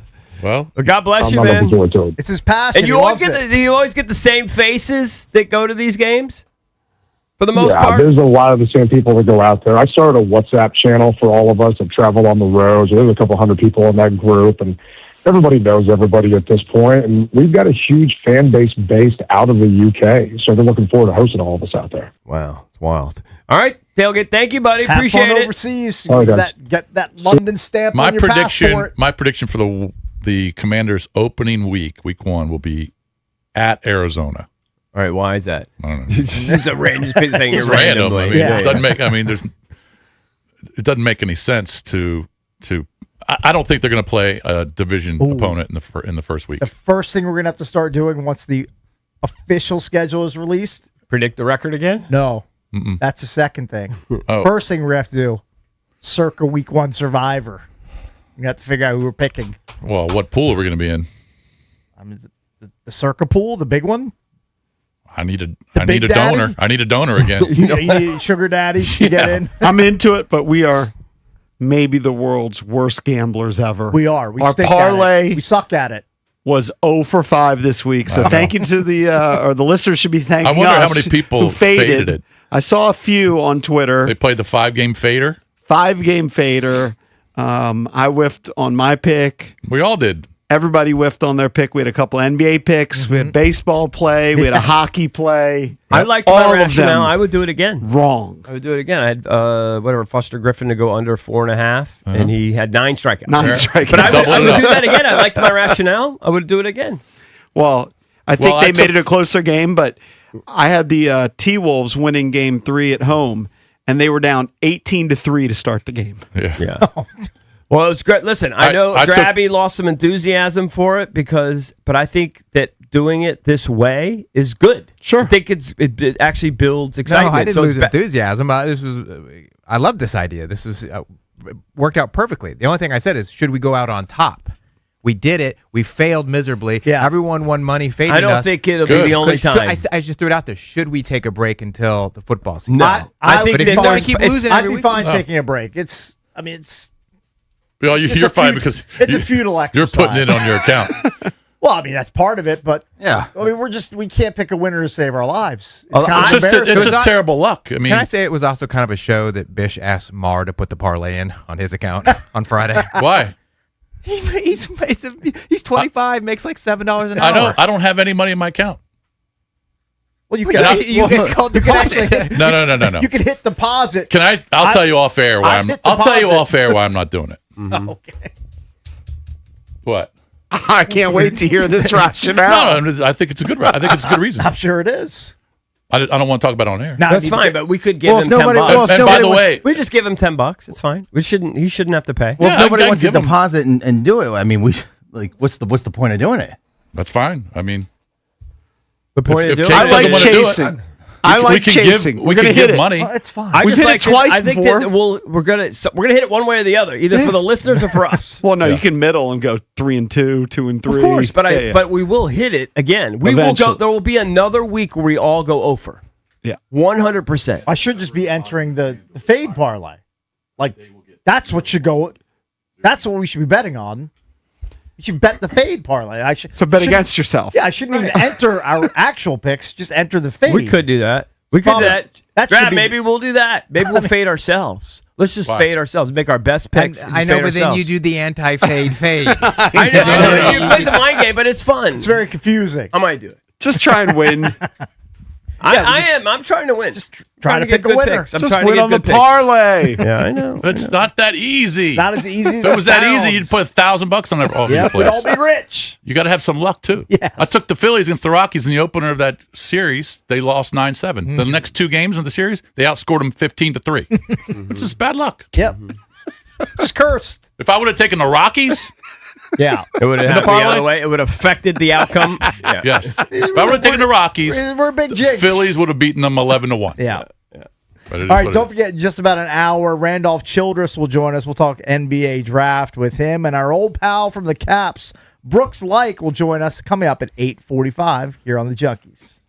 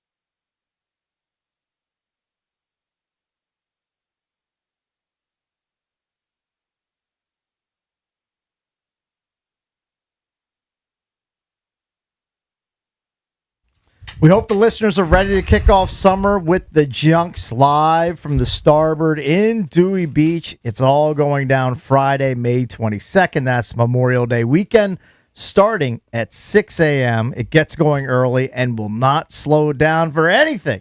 B. Mitch and Finley take over at 10 a.m. It's all brought to you by our friends at Main Street Bank. So make your plans, take your time off, head down to the beach with the Junks. It's going to be a great time. Friday, May 22nd, we are at the Starboard. And what's pretty cool is Starboard. you can also come out and try the official cocktails of the Junkies Beach Bash, presented by Surfside Iced Tea and Lemonades, and new from the makers of Surfside, Super Light Vodka plus Aid, inspired by classic sports drink flavors. Definitely going to when I have was at Liv, multiple of those. we were in the One Under Club, and they get it was an open bar. I've which only is been nice. there after maybe one hole before. Well, we were there, and they had a billion drinks. But as soon as I saw Surfside, my mind was made up. Right That's to what it. I was getting. Right to the Surfside. Very And they good. actually only had Excellent. one flavor. They only had the lemonade vodka. Works for me. Perfect. Perfect. On a nice warm day. I can honestly say I've never had one I didn't like. I can honestly say that. It's a great endorsement. All right, we wanted to get back into some Wizards talk. They hold the number one pick in the upcoming NBA draft. We have some audio of Jonathan Givney on the Zach Lowe NBA show. He's talking about who he would pick if he were heading the Wizards draft room. I have Darren Peterson going one, and I was a little bit surprised, how the consensus has shifted. I mean, I know that Darren Peterson didn't have the season that he wanted, but I've seen those guys on the same floor in person probably 8 to 10 times, playing against each other, in a lot of different settings over the years, dating back to the under 16, USA basketball training camp.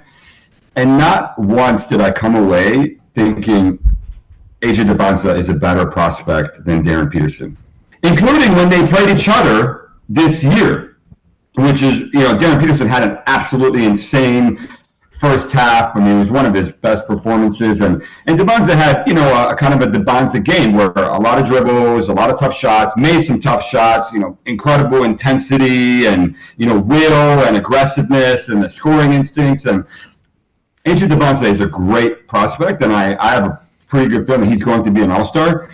Darren Peterson is on another level, talent-wise, and I don't know if people watched enough. I think once they go back and go through the film, and they played each other 3 times last year, and Darren Peterson was head and shoulders better than AJ Dybantsa every single time.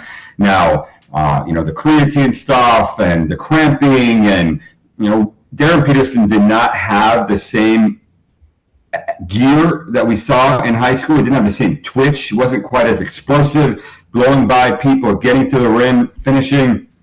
They moved him off the ball. Strangely, he was playing next to Melvin Council, who is, we've kind of seen him now in It's an interesting take.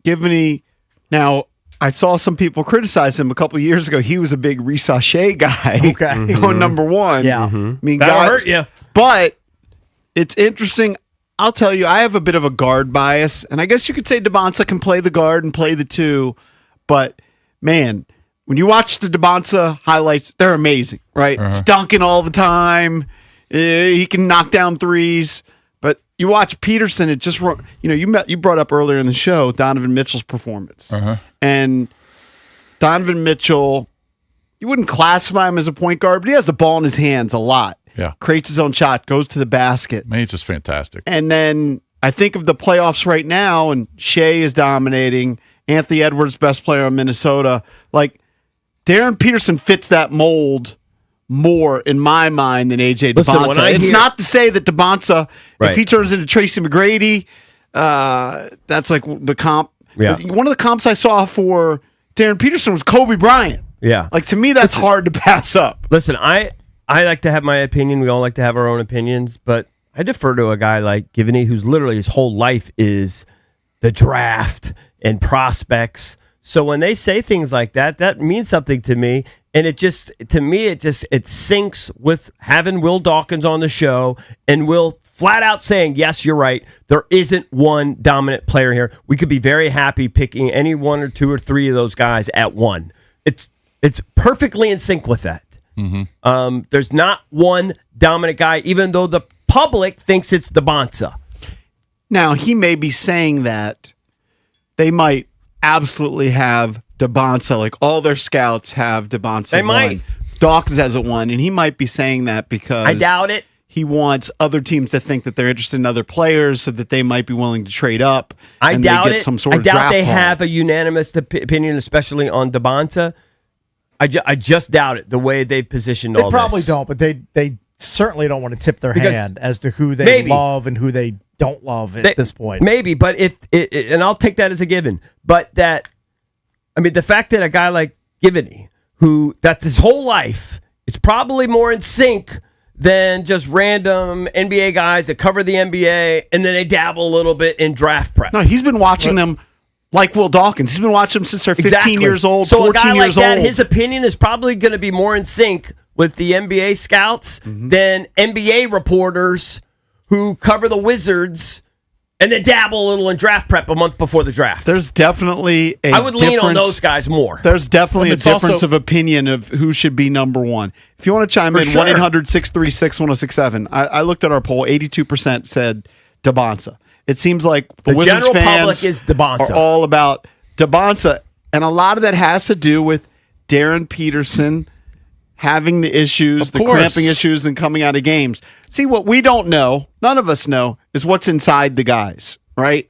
And that's, the job of Dawkins when they interview these players and when they work them out to try and figure out what they're going to be. Are they grinders? Are they just be happy to make the money? Are they going to be gym rats? We don't really know. And so there's a perception that Darren Peterson, because he stepped out of games, might not be the dog that you want. Right. But maybe he is. Or he was having legitimate physical issues, Right. which he probably, well, he also turned an ankle. It wasn't just the cramping, but he had significant issues. Bill Self would say, he said later in the season, look, it wasn't BS. So we weren't making it up. We weren't just pulling him out of the games because he said he wanted to come out. He wasn't feeling well. Now, maybe that gets better. If he didn't have those issues, I think he'd be the clear-cut number one, in my opinion. The reason I have DeBonsa ahead of him is because he's a little bit taller and longer, but Peterson has those issues. And you're going from a 37-game schedule where you were playing 20 minutes in some games Yeah. to now playing an 82-game schedule. Yeah, if it's an issue in college, And- how's it not going to get worse? and when in the it's playoffs, in the pros? longer games, travel. I mean, I think but he might have just had his body chemistry might have just been off. you could be and then totally you right. get to the next level, and I you guarantee you Will Dawkins is going to call they're going Bill to get Self. the best lab work done on him, and they'll figure out whatever he's missing, Yep. and they'll fix that. It's a little concerning, though, when Givney says he wasn't as explosive this year Well, it's 'cause as he was in high school. Well, if he's cramping Because he- up and his Yeah. body He had chemistry is not He right, had those issues. yeah, that makes sense to me. See, I didn't think he was explosive. I didn't watch him in high school. I just watched the highlight packages that everybody has. We've all watched the same stuff, and the highlight packages of DeBonsa looks more explosive to me. So I like him more. But if these guys that study him and been watching him since they're 15 say he's really the guy, it's never DeBonsa, it's always him. I believe them. I went defer back- to them. I went They know back more than me. and looked at some of the high school rankings. So before they went to college, and it was kind of split then. Some had DeBonsa as the number one prospect. Some had Peterson as the number one prospect. Yeah. So it's a close call. It's close, but I think it also comes down to the Wizards have to absolutely nail this pick. Yes. They've got to nail it. There can't be any sort of like fallout from it. It's got to work. And I think the guy that's going to work, at least initially, maybe he doesn't have as long of a high-term ceiling as Peterson. Maybe it's not quite as high. But I think the safer of those picks is DeBonsa. He's the safer of the two. But it might not have as high of a ceiling. That's true, but I think Will Dawkins is going to bake that in and say Peterson's ceiling may be higher, but am I willing to take the risks of is he going to be a guy who wants to just load manage from day one in the NBA? Yeah. He can't handle the grind. That's what we just I don't still know. That's think- something that I have to consider if I'm Will That's- Dawkins. Now, still think- these are two excellent players. Let me just throw out two excellent players. Let's say DeBonsa is going to be Chris Bosh, Hall of Famer, really good player. But let's say Caleb Wilson could be Kevin Garnett. It's a better player. Well, Sure. Then if you're, but you can't guarantee me that. You can't You're you can't guarantee forecasting. you can't guarantee either. Right. But and then I don't know, man. When I see comparisons on Peterson and Kobe Bryant's name gets thrown in there, Let me just say this. I know that the general manager's not going to tell the junkies or they're not going to tell any NBA reporter 99% of the time what they're going to do. I believe that, right? Of course. I'm not stupid. I've been doing this for 30 years, just like you guys. If people act like this is our first And time I don't put ever a lot of covering it. stock into what they did in high school against each other. Maybe. When they were but, 15. But let me finish my point. I mean, guys get better. But when a team wins the lottery, and immediately the president of basketball operations, the guy in charge of the whole thing, even above Will Dawkins, says, "Yeah, we're open for business." That tells me a little something. It just tells me a little something. And then, I think it was undersold. No one talked about it. Will Dawkins admitted they didn't play basketball or anything. They didn't even watch it. Now, I get it. Maybe there's some superstition there. Yeah. And hey, we really don't want to know. We're trying not to get too excited. And maybe we could get find a miracle or something. What if they had a TV right there courtside? No, I believe that they did not watch. I believe them. And maybe they're lying, Jason. Everyone lies, but I believe them. I saw him tell that same exact story on NBA TV. I don't believe it's a lie. I believe it's true. It's kind of That weird. tells me they're very comfortable. Like, they were honest when they said, we're very comfortable picking 1, 2, 3, 4. Like, we like a lot of those guys, but there isn't one guy we have to have. It also is out of their control. It's right? also out of their control. So whatever was going to happen, then they were going to eventually have meetings and they were going to do their due Yeah, but if diligence and there do was everything. one guy that was far and above better than everybody else, and they had to have him, I think they would probably be a little bit more locked in than just playing, hey, don't even bother us. We want to finish the game here. Here's the thing. Givney but could be didn't wrong. Will Dawkins also tell us he expected Trey Young and Anthony Davis to play together at some point this Well, this Trey season? did play. They just never could get Anthony ready. Yeah. I Trey saw did him- play. I don't necessarily. They didn't play together. I saw him Because he couldn't say. get Anthony cleared. I saw him say on Right, but TV that's if not the what he season said. was 2 weeks He longer. thought it was. He said I if the believe s- him. He I said don't if know. the season was 2 You weeks think he longer, they lied? would have played I don't know if together. he lied. I just don't You think necessarily he believe intentionally everything lied? that comes out of a GM's mouth. I understand. I don't believe Will lied to us about that. I believe they intended Anthony Davis to play like they did with Trey. And then Trey got hurt and they shut him down. But they They just never wanted could to get- lose the maximum amount of games. Yeah, but they were playing him 15 minutes, 20 minutes. They wanted the number They one were- pick. Right, but they play him for a half and then you shut him down or whatever. That's what they did with Trey Johnson. They were Well, shut, he wasn't even you playing also in the have to second take Yeah, half. but account. that could affect outcomes. Anthony, It could. Anthony Davis might have said, "I'm just not playing." That's also true, too. I mean, Yeah. he may have That's just also gone true, and he too. said, "I'm not He could have playing. sabotaged Figure it. things out in the off season, and we'll go from there." But I'm not But playing. they at this could be point. really happy with one of two guys. They Right. really could. And maybe it comes. That's what I think. Maybe it comes down to these interviews and They could be happy with 3 guys. talking to their college coaches and finding out what's going on in their heads. They might have been watching Cam Boozer since he was 14. Oh, I'm sure and they were. like him. I'm sure way they more were. than we. I They've been watching all definitely these guys trust since they're them. I 14. definitely trust them. Here's the quote though. Givney is essentially the Mel Kiper of NBA. Right. Right. Although he's not as prominent, but he's basically a Mel Kiper of the NBA. And the quote I've been is, following him for years. he said, "I've seen those guys on the same floor in person probably 8 to 10 times. Not once did I come away thinking AJ DeBonsa is a better prospect than Darren Peterson." My guess is All right, but that did the NBA Givney say he's execs- got any concerns over the cramping issues? Does he have Yeah, I concerns mean, we over that? listened to it. He said he wasn't as explosive. Yeah. Well, yeah, but And do you that have, the I'm season saying, does didn't he have work out. concerns going forward? My not guess is what he did in the past. if Givney has had those thoughts, those NBA guys there that were watching those same games probably had similar thoughts too. Of course, maybe he not talks to after those every guys. game, but maybe after most of them. I mean, he said Darren Peterson, this is the quote, was head and shoulders better than AJ DeBonsa every single time. It's probably not the only guy that thought Pretty that. telling. Now, again, my dumbass likes the Bonza, but who cares? I defer to the guys that do this for a living all the time, not the NBA writers that swoop in once in a blue moon. All right, we're going to talk to one of those guys coming up at 8:25. Randolph Childress, analyst for the Talk to him ACC in Network. He'll 45 join minutes. us. He'll tell us who he likes for the Wizards to pick at number 1 overall. That's coming up at 8:25.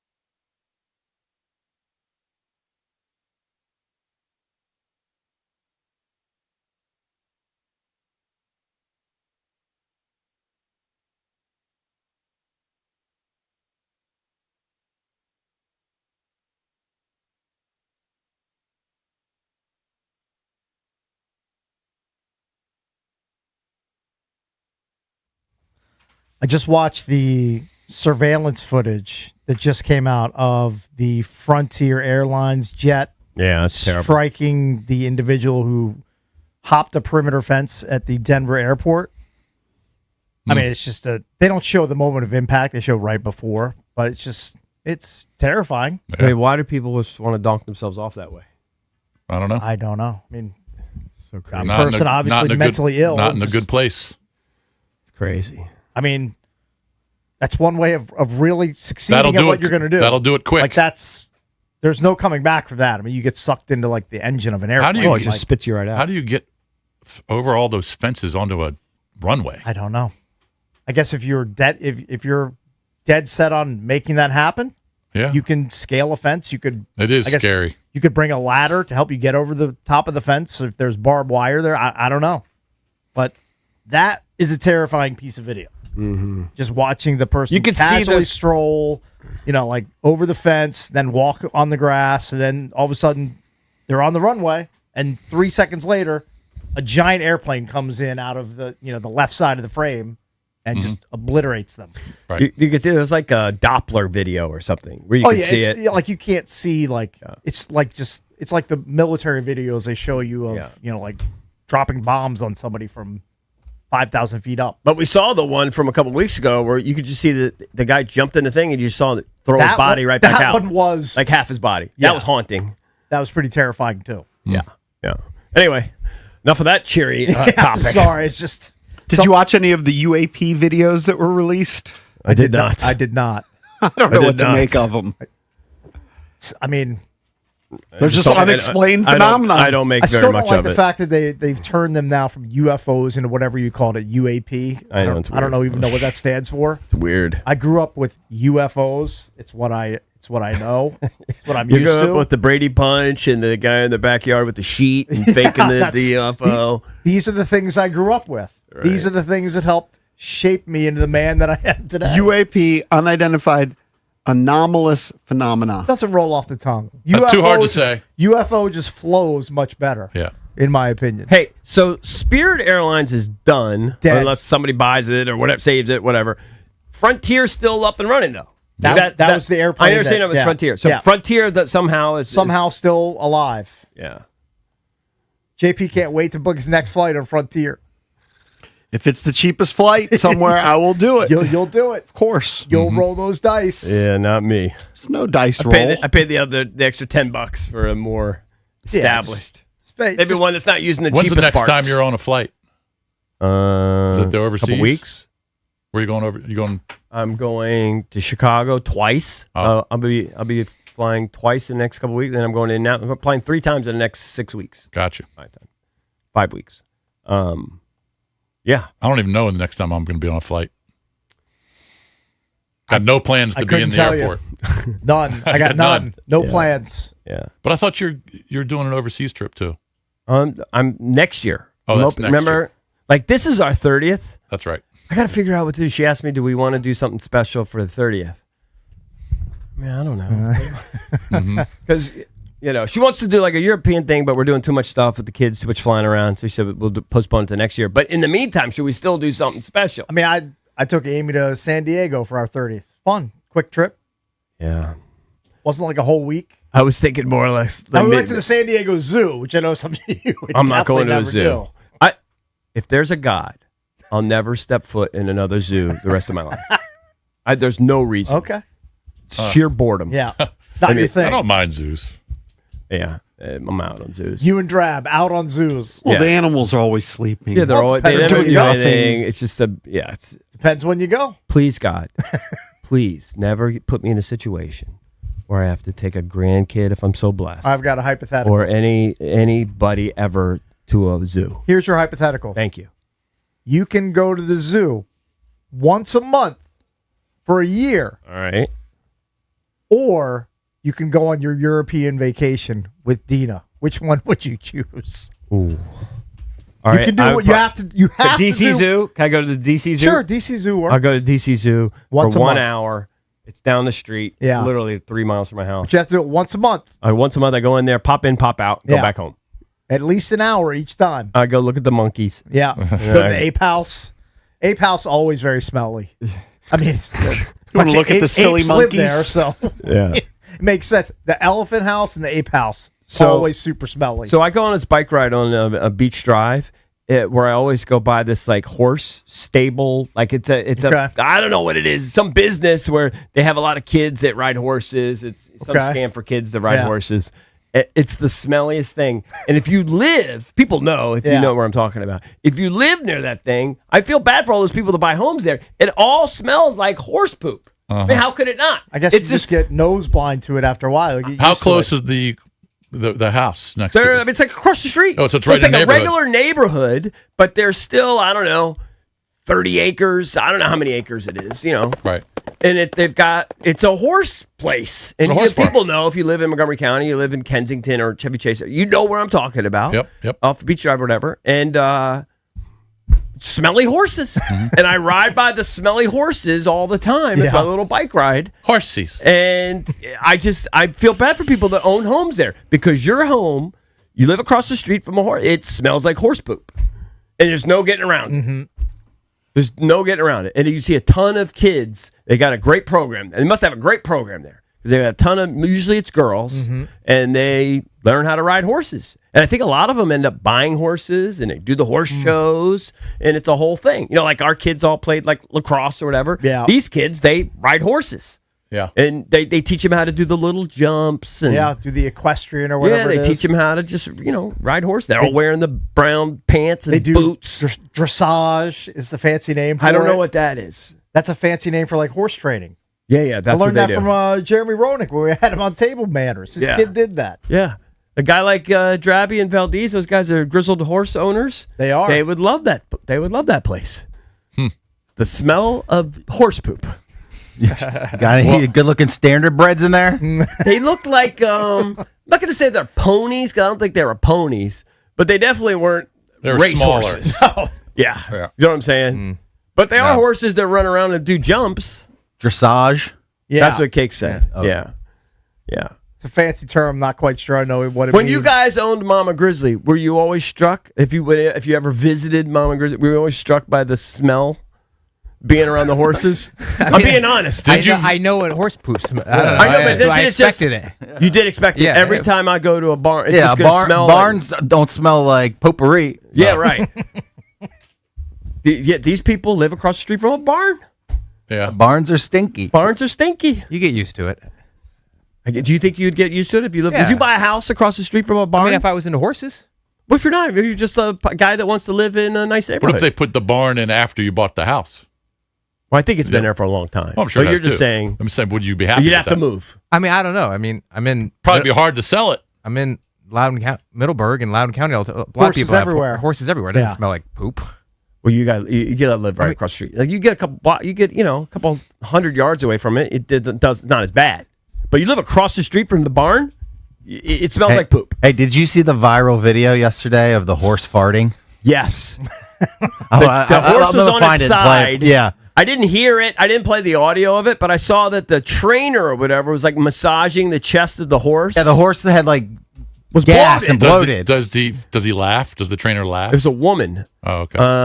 I think maybe I did notice a hint of a smile. Now, Yeah, did but the I don't- horse women rip don't- women it don't find- while it's on its side or when it got up? So as soon as the started gas out on its side. It's on its side. It looks like She's massaging its yeah, tummy. it looks like me at an all-you-can-eat buffet. Right. And she's massaging him, and then The horse gets up. he gets up, and then he rips one. Yeah.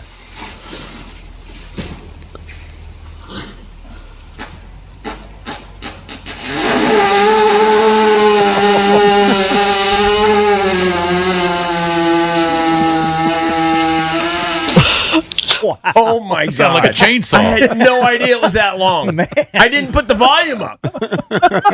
I had no idea it was that long. And Can you that's- imagine how bad that felt? That's right next door to you. You know how great that feeling is, so good. Hey, horse that's your sounds new so sound good, effect rest of for the day. pie or poo or hit or hurt. dude.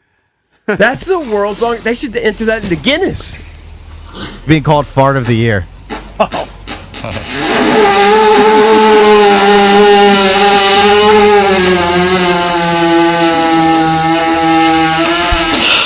Imagine how and no poop came out, right? Just gas. Those are the silly dry ones. Yeah, just air. It sounded like the boat race sound effect. Yeah, that's exactly what it sounds like. Let's do a dueling effects. Coming. It's coming.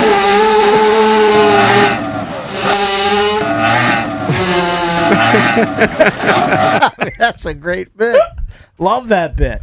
All right, coming up later, got that out of the way. Randolph Childress is going to join us in about 25 minutes. We'll talk NBA draft with him. Brooks Like, our pal from the Washington Capitals, he's got a new business venture he's going to explain to us and the audience coming up at 8:45. But when we come back, we're going to take a look and see what the rookies are doing for the Commanders during rookie OTAs. We'll do that next here on The Fan.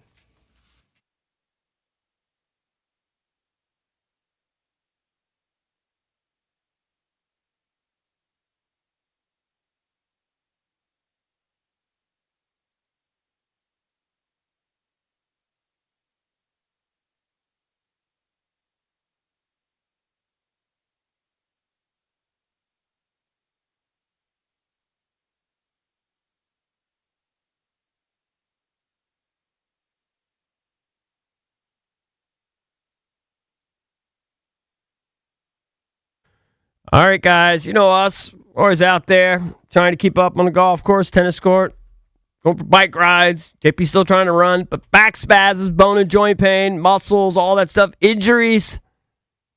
That's why we trust Vantastat. Whether you need urgent advice after an injury, help understanding symptoms, or you just want a connection to over 400 plus CAO orthopedic specialists, Vantastat is there for you.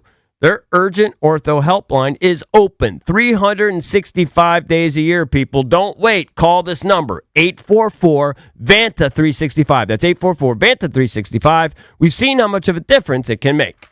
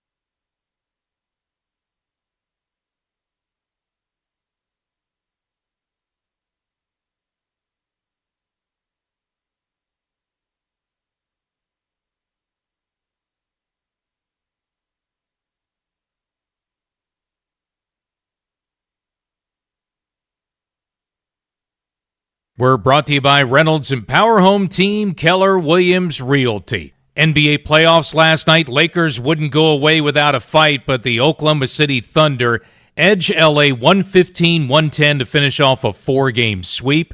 SGA at 35 for the Thunder, and now we'll wait and see if 41-year-old LeBron James decides to return for a 24th NBA season. The other game was early. Cleveland down Detroit 112-103. Donovan Mitchell tied an NBA playoff record with 39 of his 43 points in the second half. Hockey, Colorado won at Minnesota 5-2, so the Avs in front 3-1 now in that series. Nationals had Monday off. Nats are still on the road in Cincinnati tonight, 6:40 first pitch here on the Fan. And the Commanders made a move Monday. They re-signed veteran defensive back Antonio Hamilton Sr. to a 1-year contract. From the Crop Metcalf 5-Star Sports Desk, I'm Earl Forsey on the Fan.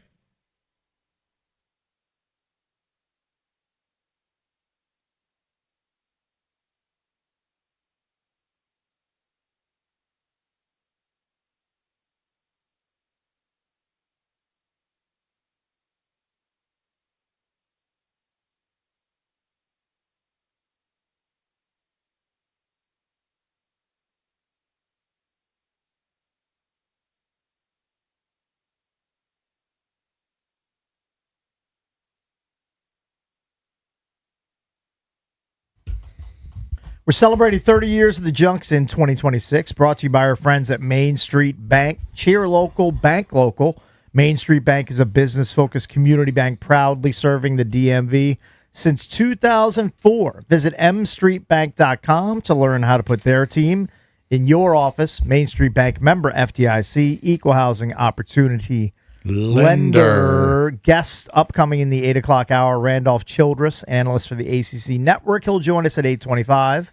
And at 8:45, Brooks Like, our pal that used to play for the Washington Capitals back in the day, he'll join us at 8:45. He's got a new business venture that he wants to hip us to. Where does he reside these days? He was out in California for a while. I don't know where he lives at But I this wonder point. We if can ask he's- him. I don't know. I don't know where he resides at this point. Yeah. Couldn't tell you. And we're going to talk to Randolph Childress here in 20 minutes, 25 That is minutes. correct. Yep.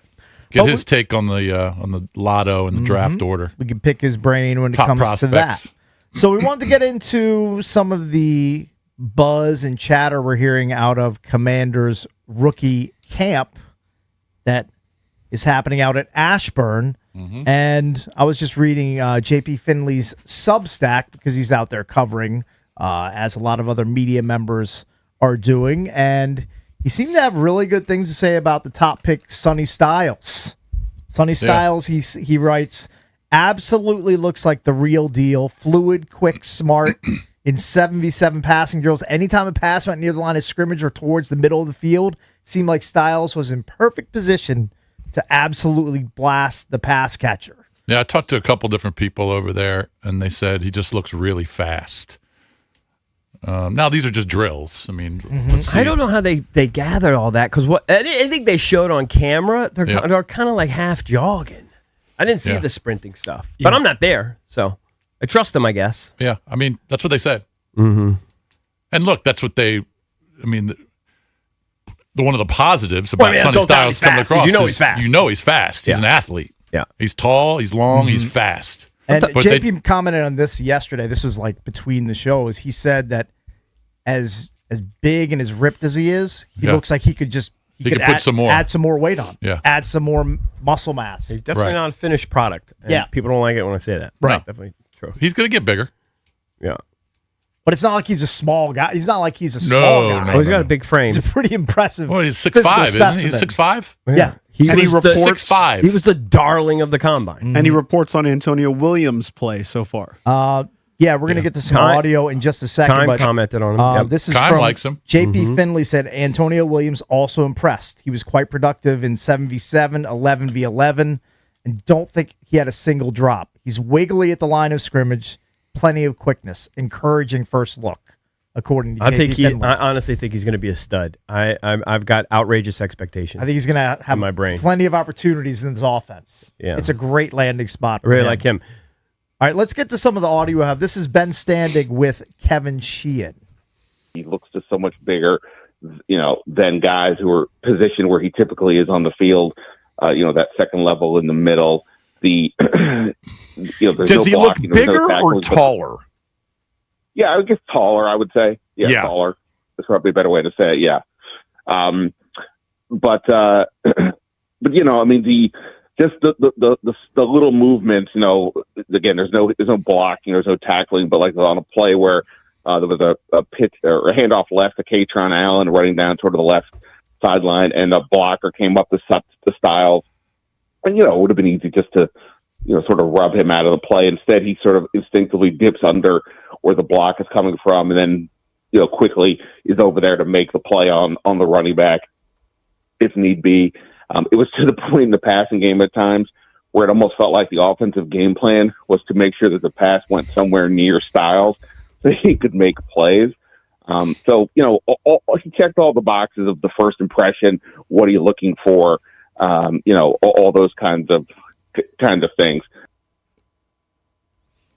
I mean, I think it's all positive things you're hearing, which you hope that it's positive things at a rookie training camp. I mean, he's going to be disruptive just being as big, i.e. as tall and long as he is and as fast as he is. Yeah. You should be excited. Yeah, with him paired up with Chenal, hopefully the days of seeing Bobby Wagner get turned around by Bijan Robinson, the Jahmyr Gibbs types, the really shifty, quick backs, hopefully those days are done. We should have one of the fastest linebacking cores, I think, in the game, I would think, between him, Luvu, and Chenal. With the RAS scores for Chenal and Sonny Styles, it's basically the most athletic linebacking tandem in NFL history. Yeah.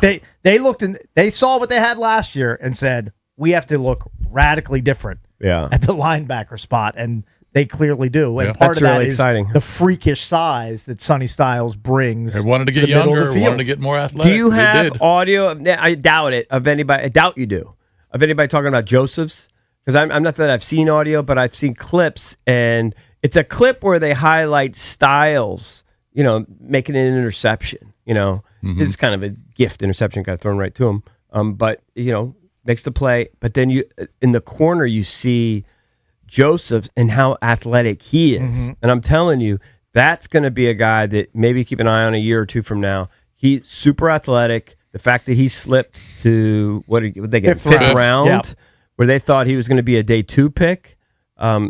He could pay some dividends. JP Finley got a lot of potential. He has a blurb on him. He said there was one rush that Joshua Josephs had that had me very intrigued. He lined up on the right side, beat the tackle off the snap, then used Ben to turn the corner. We know he's got long arms, but he looked like Stretch Armstrong as he made his move past the tackle and towards the QB. It was legit impressive. Yeah.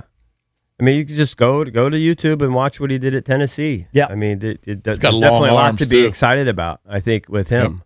JP Finley highlighted his quote. He got to speak with him after the practice. He said a quote about getting the ball. Quote, if you get the ball, you get the money. He said he loved that line. Right. Look, you want to be disruptive. You want to get as close as you can to the ball if you're a defensive end or edge rusher, and that's his job. Get ball, get money. His job is disrupt, pop the ball loose, get the ball back for your offense. The one that I'm intrigued to see, and I don't know if you have more clips of it, is Allen, the running back from Penn State, who again, he was super. He's like the most productive back in the history of Penn State. And think of all the great running backs they've had there. Kajana Carter, Saquon. He's got all the records. But he doesn't blow you away with speed or anything. Yeah. So I can't wait to see him. Look, I know he's super tough, but I can't wait to see how he fits in. It's the same formula as with Bill. Like Adam Peters has a type at running back. He picks late running backs, and like Bill was super productive, and he's hoping Katron Allen. The difference is the same sort of deal. He doesn't have the speed. And Katron played a lot I don't understand. No, he's not a speedster, but he's a power back, I guess. Katron played a lot of college football. Yeah.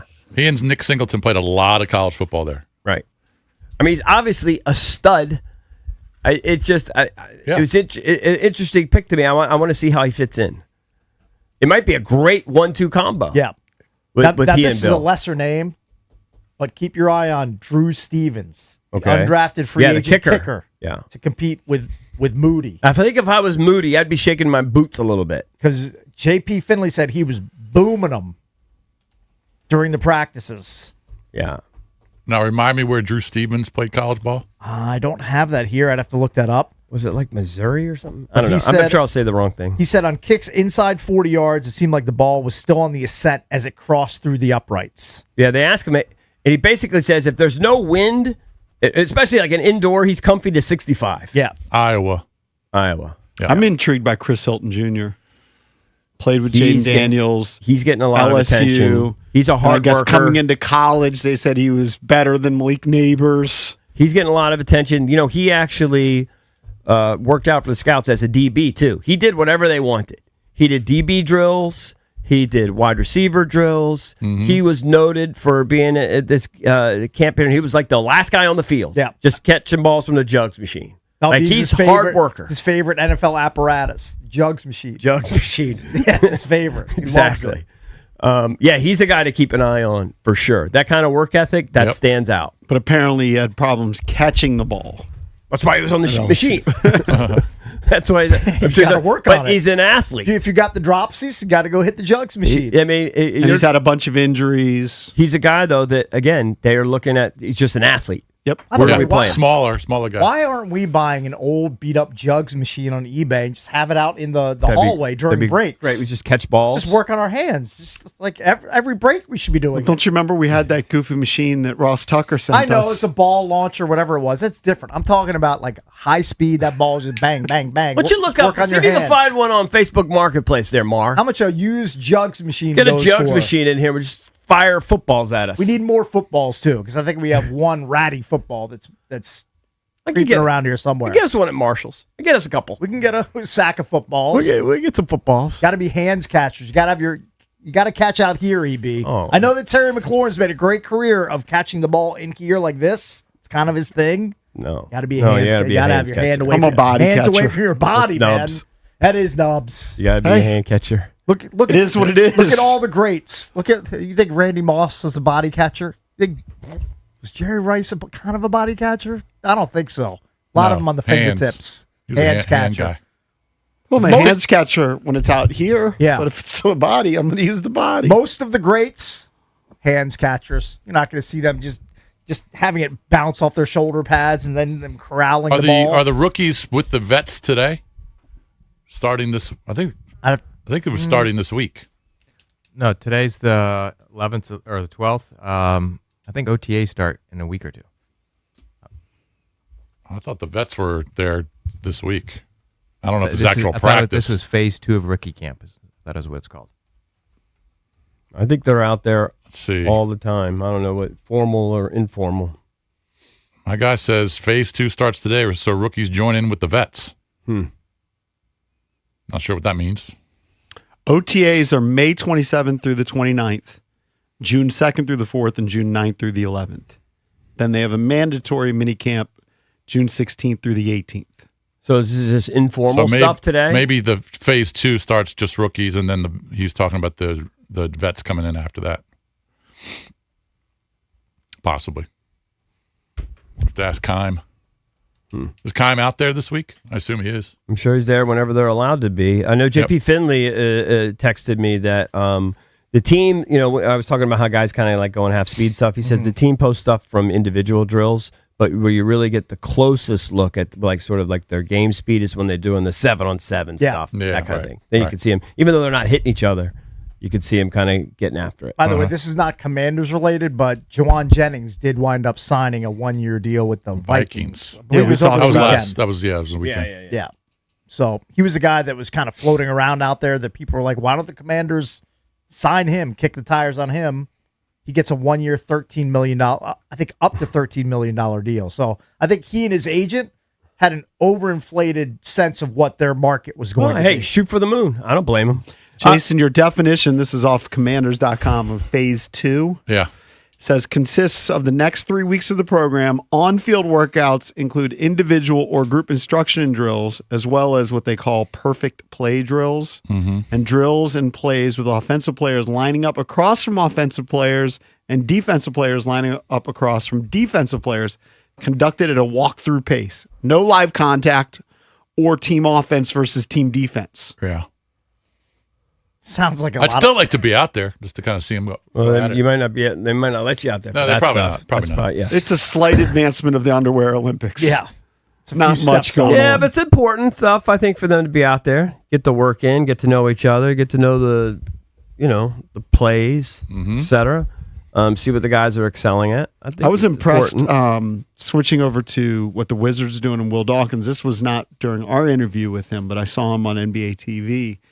And I think he said 7 of his guys were in the building yesterday working out, and as many as 13 have during the offseason already. Oh yeah, those guys love ball.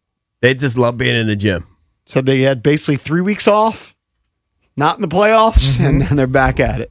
Mar, you have an update? Yeah, so you can get a professional grade jugs machine on eBay right now for $2,000. But I also found a we're not Nubs doing that. one. Yeah, Nubs We jug. need a Nubs one. Nubs one on AliExpress, $700. But that might be slinging passes like Drab. Yeah. So Drab's getting some jug So, shrapnel over in other here. words, we can get a Timu. We can get a Timu version. Yeah, Timu jugs. Yeah. Go to Timu. Go look up, see what Timu. Drab, do you want to respond to this savaging of Jug your- slander. I mean, I'll have a throwing contest with Mike Marr any day of the week. Ooh, here And we I'm, go. and I'm 18 years older than him. Well, it's a good thing we're going to break in a couple minutes. Never I would see probably, that. I'd probably bet on Drab. Drab's always bragged about his arm.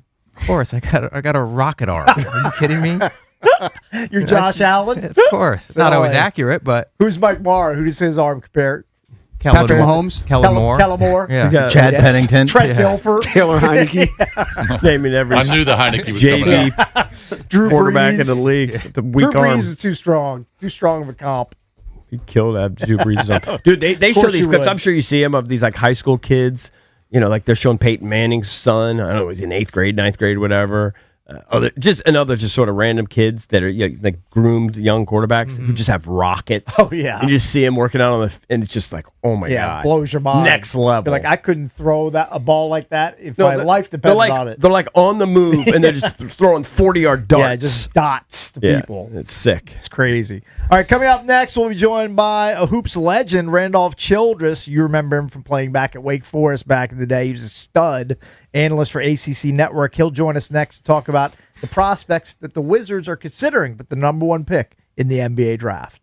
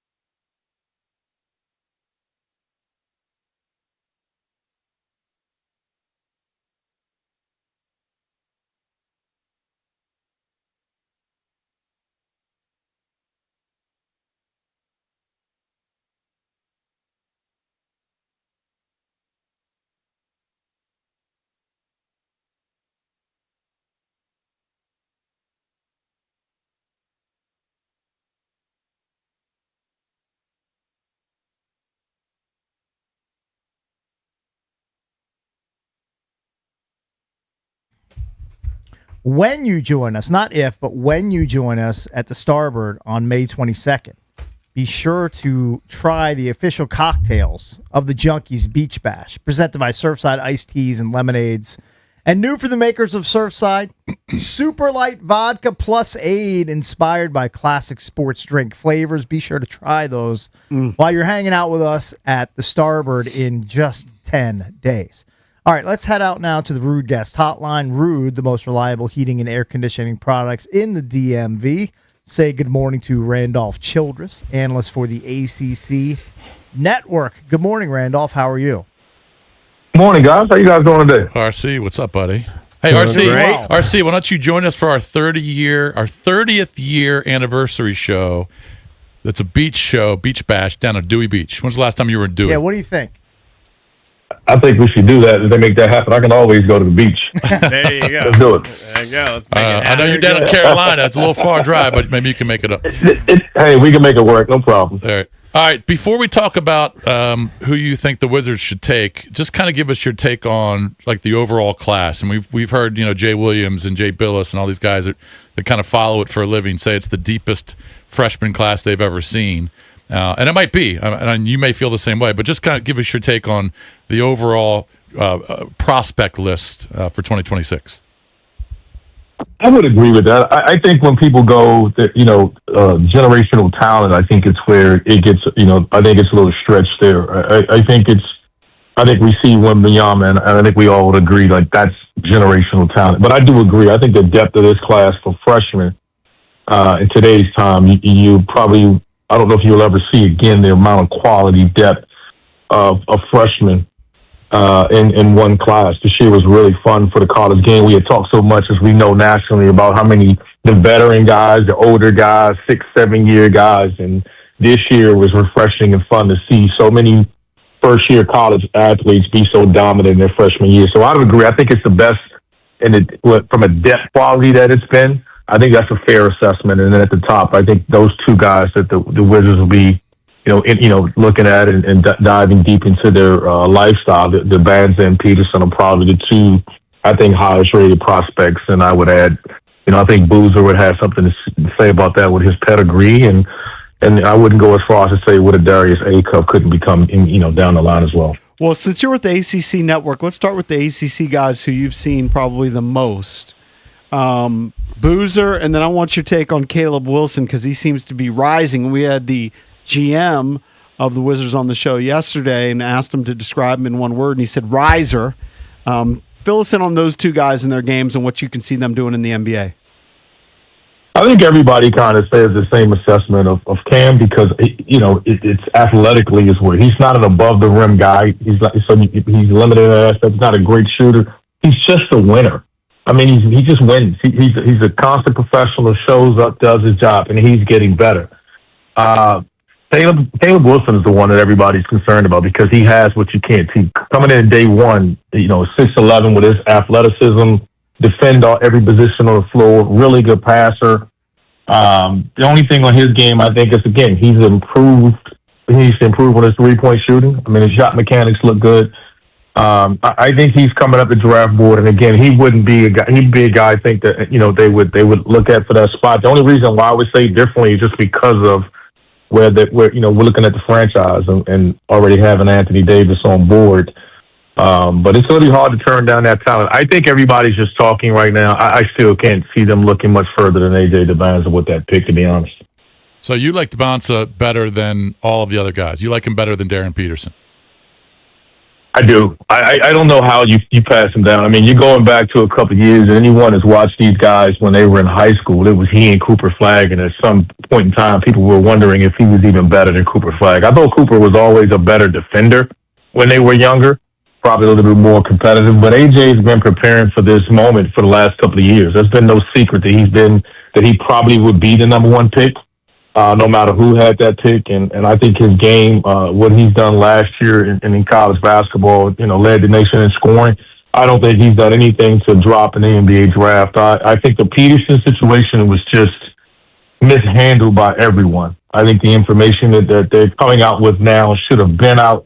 I think people would feel a lot more positive about his story had they come out and said the things that have happened, him being hospitalized with the dehydration, creatine, all those type of things.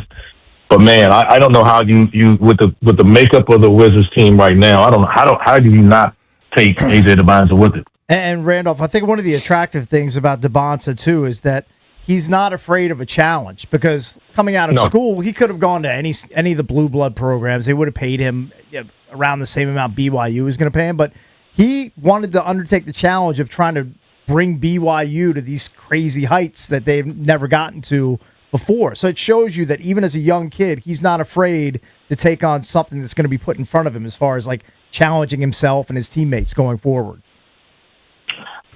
That's a good thing in the situation what he's going to right now. Yeah. I mean, you guys are there. It's home for me. I think we're all starving for the Washington Wizards to be relevant again, and having hit on a draft pick a couple of years ago with Sarge and the second pick in the draft, and he started developing, coming around.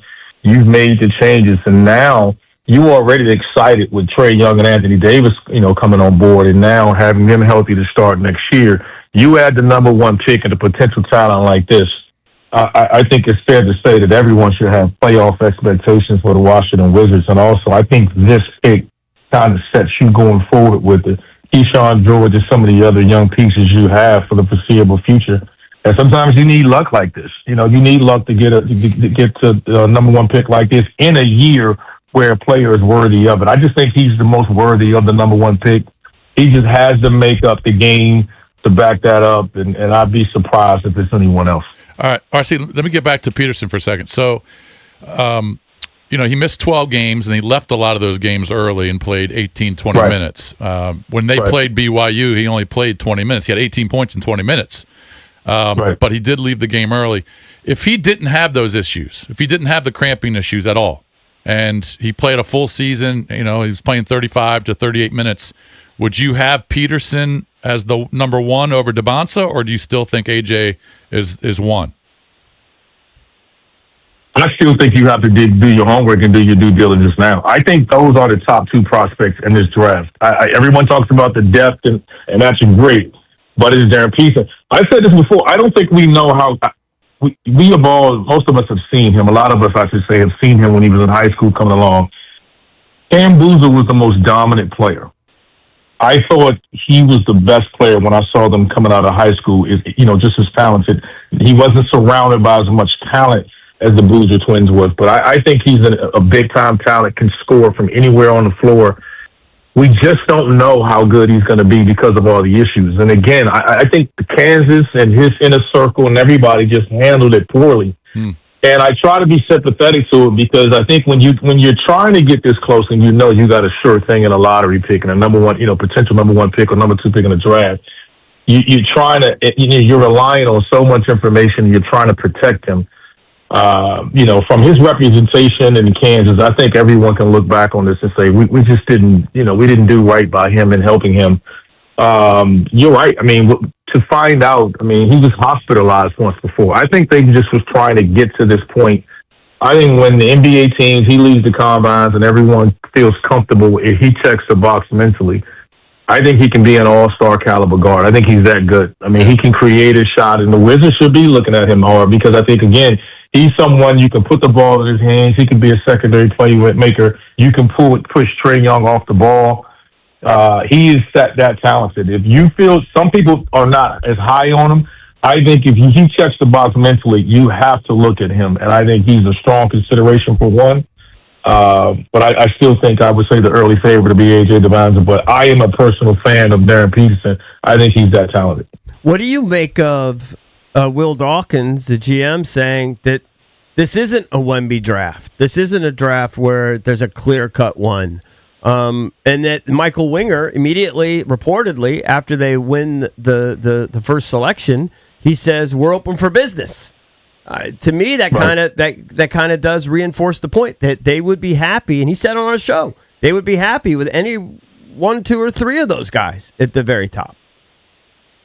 I think but you know what? When it gets to this point in the year, all due respect to all those guys, nobody's sitting here telling you what they're thinking and what they're not. Everybody's open, quote unquote, for business, but it's highly unlikely that they would do anything. It's like they'll talk all year long now, and no one wants to show their hand. And you're right, this isn't a year where there's a Wemby.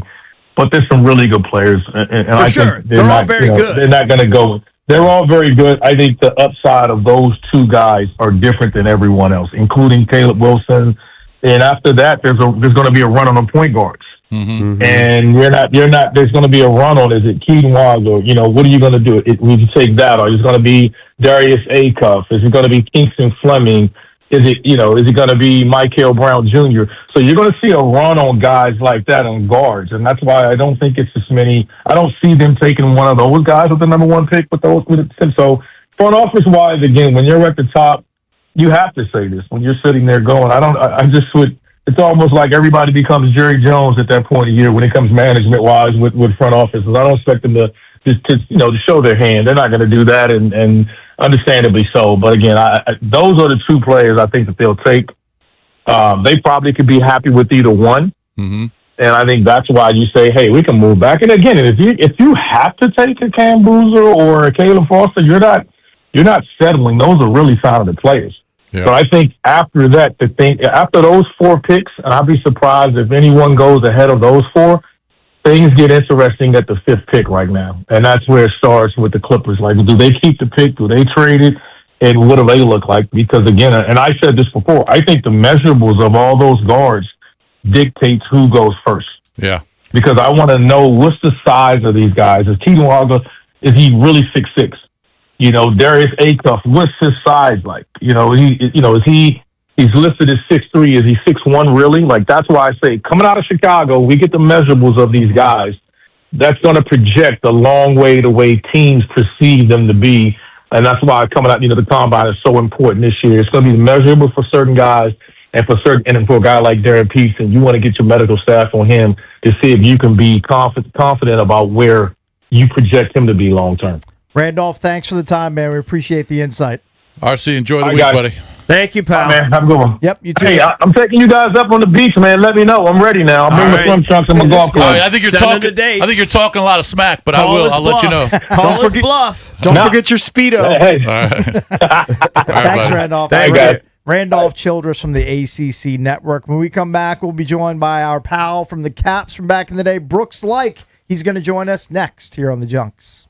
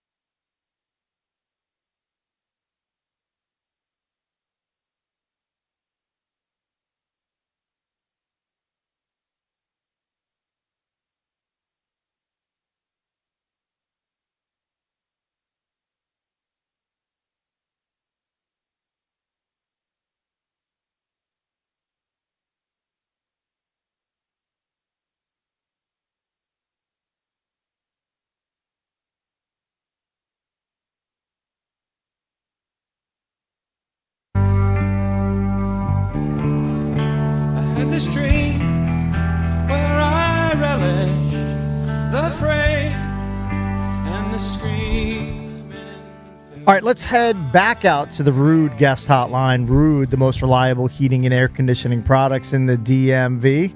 We're going to say hello to a blast from the past we haven't talked to in many, many moons. Been a long We're going time. to rectify that by talking to our pal, Brooks Like, from the Washington Brooksy! Capitals. Buddy. He's joining us. Brooks. Brooks, What's up, man? Good morning, guys. It has been way too long. Way too long. Man. Can you believe we're still on the air? I can. Yes, and I was just thinking about that. Like, I know you guys are celebrating your 30th coming up. I think it's almost been 10 years since we've been on the air together. That's too long. Probably, yeah. I mean, Brooks was on with us every week. He would come in studio, hang out with us. We did a lot with Brooks through the years, man. Miss you, man. But you keep him busy, though. My God. Follow you on social media. This guy's he's always doing gainers off his roof into the lake. Some running with the dog, I think. He's an adventurer. He's an adventurer. Where does he live, though? Where do you live, Brooks? I live in Coeur d'Alene, Idaho. Wow. Oh, beautiful spot. I've never been at Shocker. I don't travel a lot, Brooks. And that's part of the reason why you are on with us, to promote World Playground, a revolutionary travel platform built to make adventure more accessible for everyone. I'm not big on adventure. I'm not the biggest on adventure, too. Brooks, sell the guys who aren't big on adventure on World Playground and becoming more adventurous. Well, it's much more than just adventure. It's just travel in general. Yeah. When I retired from the NHL in 17 for 2018, 2019, I just traveled everywhere. I went everywhere. Safaris, trekking with gorillas, Indonesia, sailing and scuba diving, like just climbed Kilimanjaro with my mom. The world was open to me, and I just went everywhere. And then I just also realized how expensive travel was. I started a travel company in 2020, and in the last 5 years, realized really how expensive travel was, and really learned like the industry a lot and how much booking platforms add in commissions to the products that you guys book. So if you're traveling for youth sports or for business or just a leisure getaway, all the time there's commissions added to your products. Right. And then we just wanted to remove that. We just thought the world should be open to everybody and bring the world back within reach for people. And so we launched worldplayground.co, which is a booking platform that just removes all commissions from travel products. It's a place where travelers can trust, where you get a travel product for the actual cost of it with no added commissions to it ever. Well, let me ask you a question in all fairness. And then how do you make money off it? That's the first question I get asked all the time. Right. We never profit directly from the traveler. Our whole mission is to make the world more affordable and available for the traveler. So we never profit directly from the traveler. We monetize the site from travel service providers who want to have their cruise line or their hotel. Right. Yeah, they want to be in front of our we've built a large community of travelers. I think we have 45 people from 45 different countries using the site, booking travel.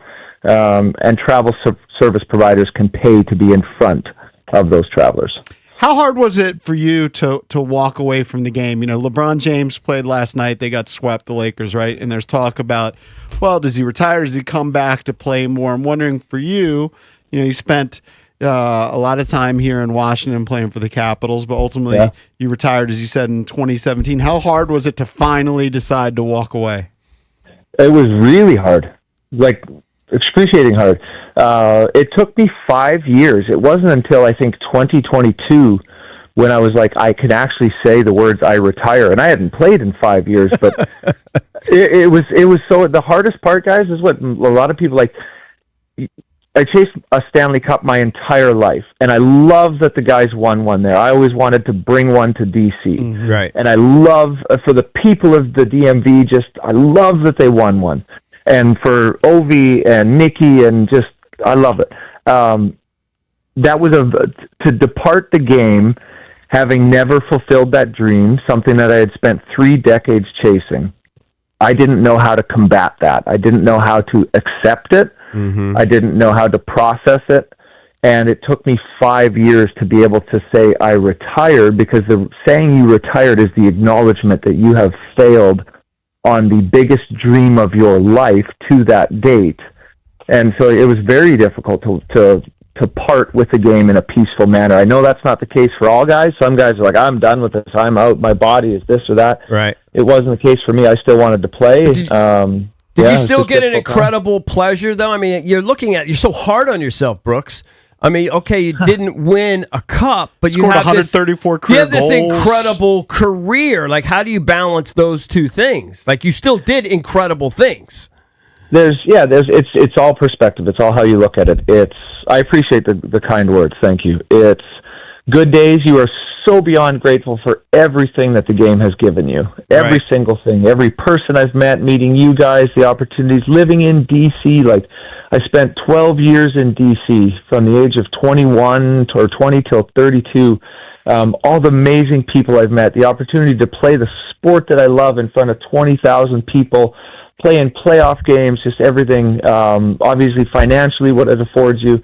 So on good days, you reflect on all of that and have so much gratitude on that.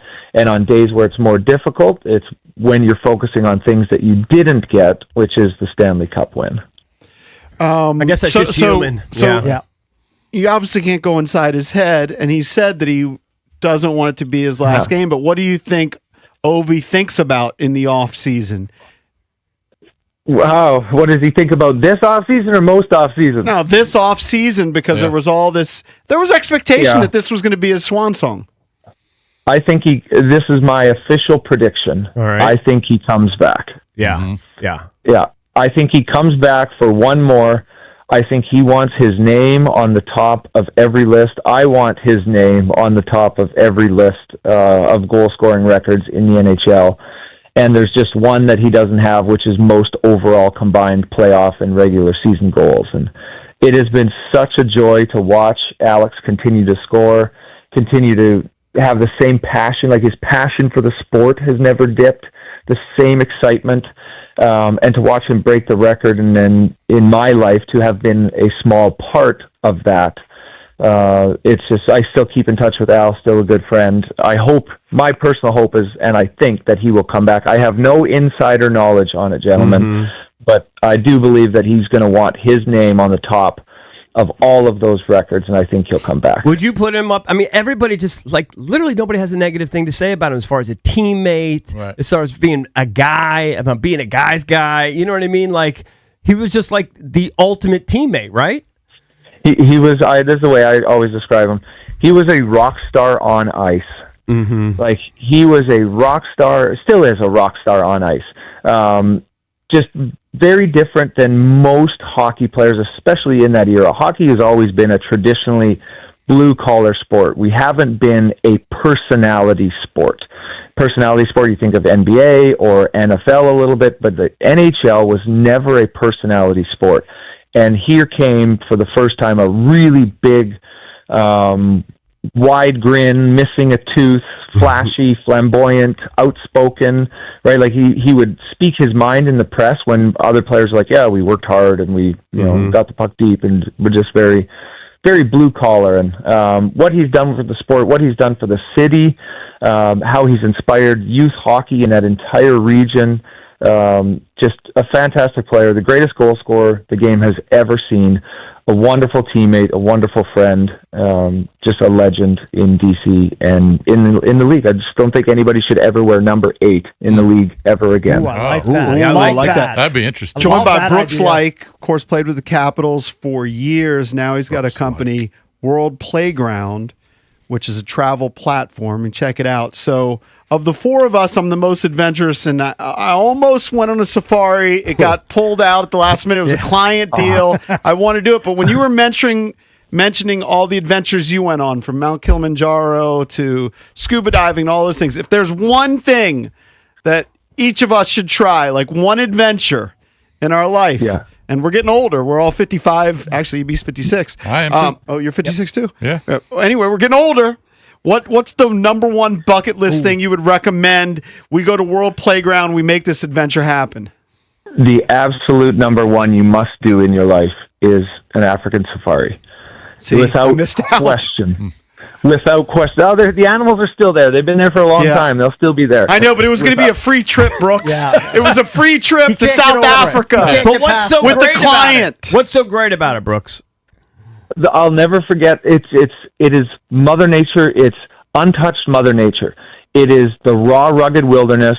It is how harsh it is to exist in that landscape and live just surviving one day in that landscape. the animals, the people, like the animals. You'll come to Africa for the animals and the landscape, and you'll leave having fallen in love with the people there. It is just breathtaking. And the first time I ever saw a male lion in the wild was 2016. I'll never forget just seeing the raw, rugged, primal power of a male lion in the wild. Were you terrified? Yeah. Were you scared? No. You're just so curious. And if you go to reputable places and they have great guides that know the animals and they get you close to the animals. But I'll never forget the moment seeing a male lion in the wild. This is 2016 in South Africa, and saying, everybody in the world needs to see this. And an immediate second thought was, it's a shame that not everybody in the world is going to see Mother Nature's gifts just simply because they don't have enough means to afford it. And that was one of the instances where I was like, at some point in my life, I want to do something to make travel more affordable. Because the animals, you see them on TV, you know them as kids, your kids probably know them, and lions, elephants, it's just the whole thing. To see them exist without cages or fences or borders, just exist in the natural world is just a thing of beauty that everybody Did the in lion world come should up see. to the truck, or did it stay away? Oh yeah. Oh no, they'll come up to the truck. Yeah, they're curious, especially the cubs. If anybody's cubs like baby kind of fans, like the cubs will come to the vehicle. But even the lions, they'll come look at you. They'll stare you right in the eyes. Like you feel. We think we are the kings of the universe, human beings. Go walk, for 100 yards in the wild in Africa, somewhere in Tanzania or Kenya, and tell me you feel like the king of the universe. You understand that we are a mechanism and part of the universe, but we are not the kings. Brooks, it's great to reconnect with you after all this time. Let's not wait another 10 Stay in years touch, for the man. next. And we're excited about this new venture for you. It's World Playground. Go to worldplayground.co for more information. Thanks, man. Thank you, buddy. Guys, thank you. And congrats to you for doing it for 30 years. Thanks, the loyalty, man. sticking together, the whole thing, that doesn't happen in this day and age. Know that you are a rare breed, and I've always appreciated my time on air with you guys. Thank you. Brooks. It's really nice of you. Likewise, Thank you, buddy. sir. It's Brooks Like Thanks, World guys. Playground. It's a revolutionary travel platform built to make adventure more accessible for everyone. Go to worldplayground.co for more information. When we come back, we will do EB's entertainment page here on the Junks.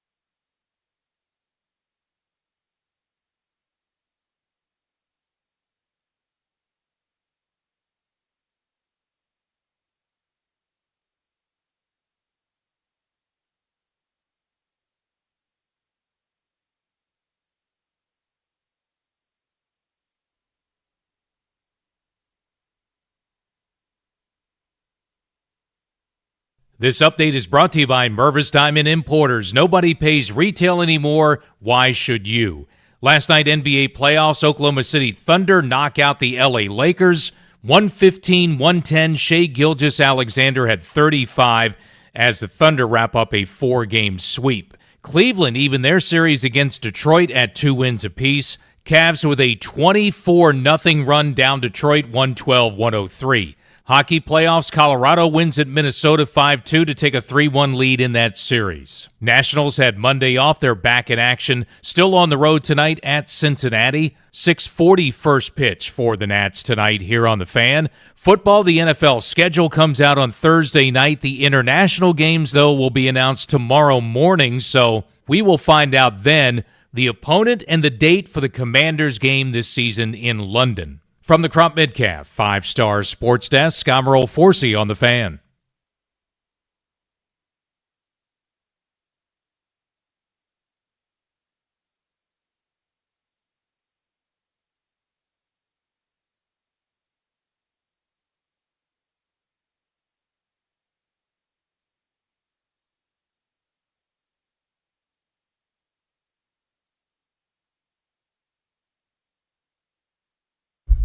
We're celebrating 30 years of the Junks, brought to you by Main Street Bank. Cheer local, bank local. Main Street Bank is a business-focused community bank proudly serving the DMV since 2004. Visit mstreetbank.com to learn how to put their team in your office. Main Street Bank, member FDIC, equal housing opportunity lender. So it's good to have Brooks Like on the show. I hadn't talked to him in like 10 years, and I just showed Drab a video on his Instagram, which is pretty amazing. It's him and like it's maybe a half dozen people jumping out of a boat into a ocean somewhere. I don't know where it is.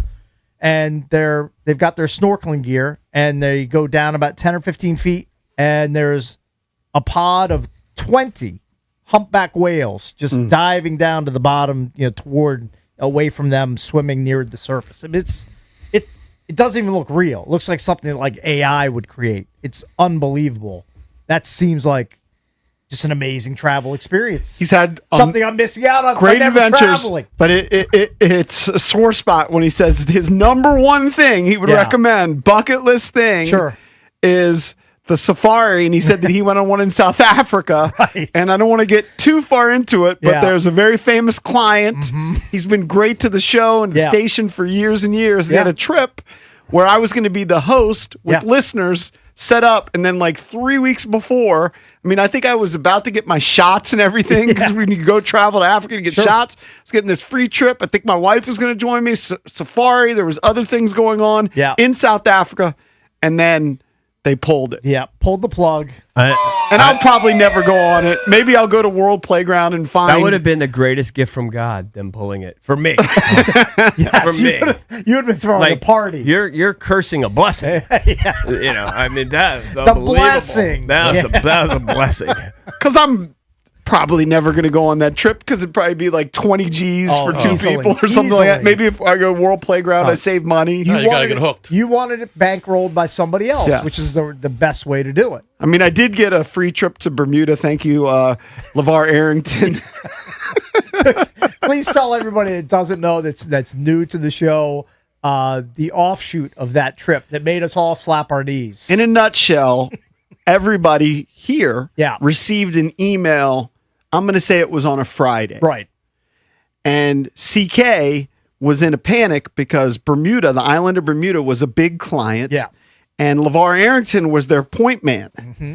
And the deal was that LeVar Arrington had a passport issue. Yeah. And they didn't want to lose the deal. So CK sends this email on a Friday and says, can anybody fill in for LeVar Arrington? We'll send you on a free trip to Bermuda. Mm-hmm. You'll do the show there one day, I think it was. Maybe it was 2 days. Mm-hmm. And bottom line is, I emailed back and I said, I'll go, but can I bring my wife? And he said, sure. They were so desperate. And then the funny thing is, I get this free trip to Bermuda. LeVar ends up showing up a day later. Right. So I didn't even have to do any of the client stuff. Now, I did almost lose our AT&T deal because I forgot about roaming charges. That's what I He wanted had a to talk about. $3,000 AT&T bill.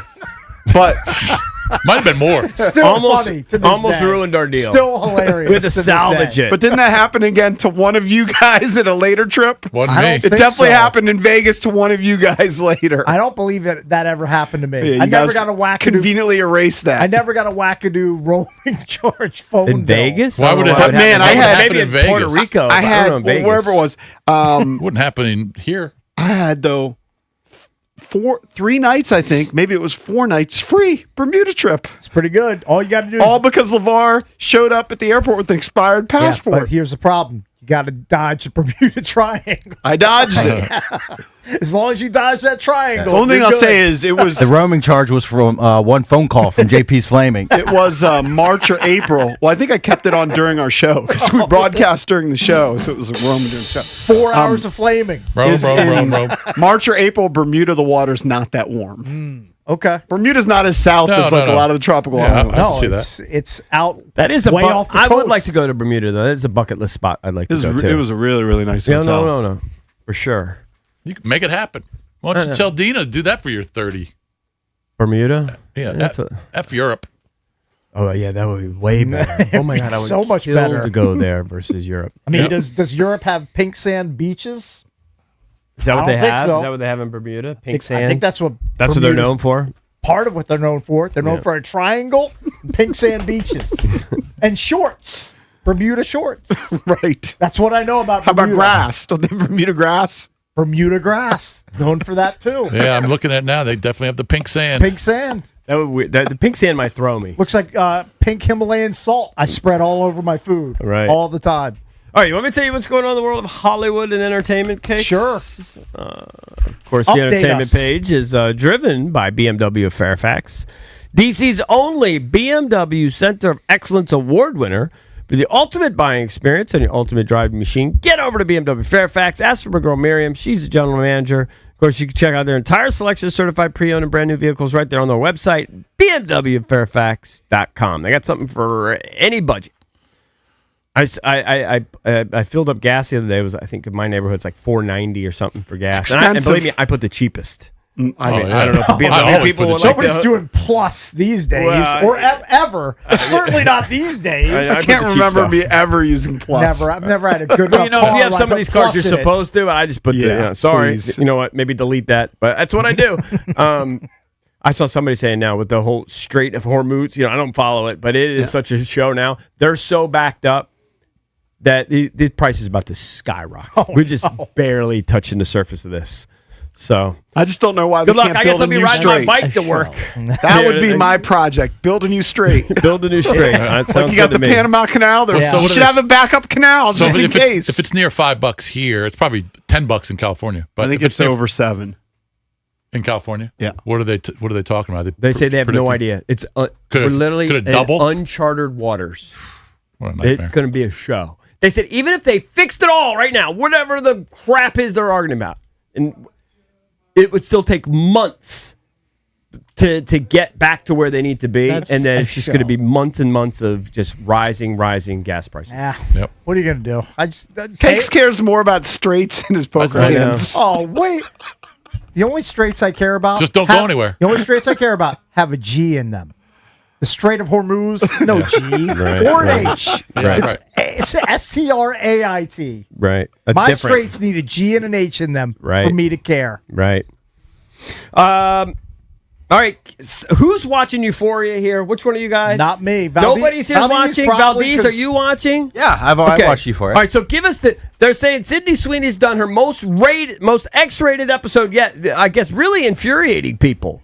Oh yeah, she's turned season 3 into an OnlyFans chick, right? To make some money because She they're never having was before. Like in season 2, she wasn't an OnlyFans no, chick? no. They're having money troubles as a couple, and now Okay. she's doing OnlyFans, and she's becoming quite successful at it. And she's becoming so big, like she has this dream where like she's like a Godzilla type monster, Right. and she puts her Godzilla boobies up against a skyscraper in like a dream. Okay, And but the they show the boobies. Oh yeah. So you can actually see Sydney Sweeney's boobies on Euphoria. Yeah, well, you could see them before in other in previous seasons. So But- Sydney's, I didn't know this. So Sydney, if I Googled, and I won't because, maybe during break, but if you Mr. Google Skin. Sydney Sweeney's boobs, you will see real pictures of her boobs, not AI generated. Like they're out there. Oh yeah, yeah. They're out there. I had no idea. Mr. Skin's got them all, EB. Now you're in. And she's doing the opening sequence. She's doing raunchy OnlyFans content. She's mailing out her panties, probably to Drab. A few weeks ago, I had wasn't no she dressed idea. up as a dog? Yes, that was before she got big. I had and then no she's idea. doing ASMR stuff. Yeah, what is AS? I keep hearing that that acronym. whispering like this. Yeah, it's a That's weird what bit. ASMR Yeah. is. Here, I pulled like a clip because I figured you might ask. All right. This is from the show. I have no idea what that is. Do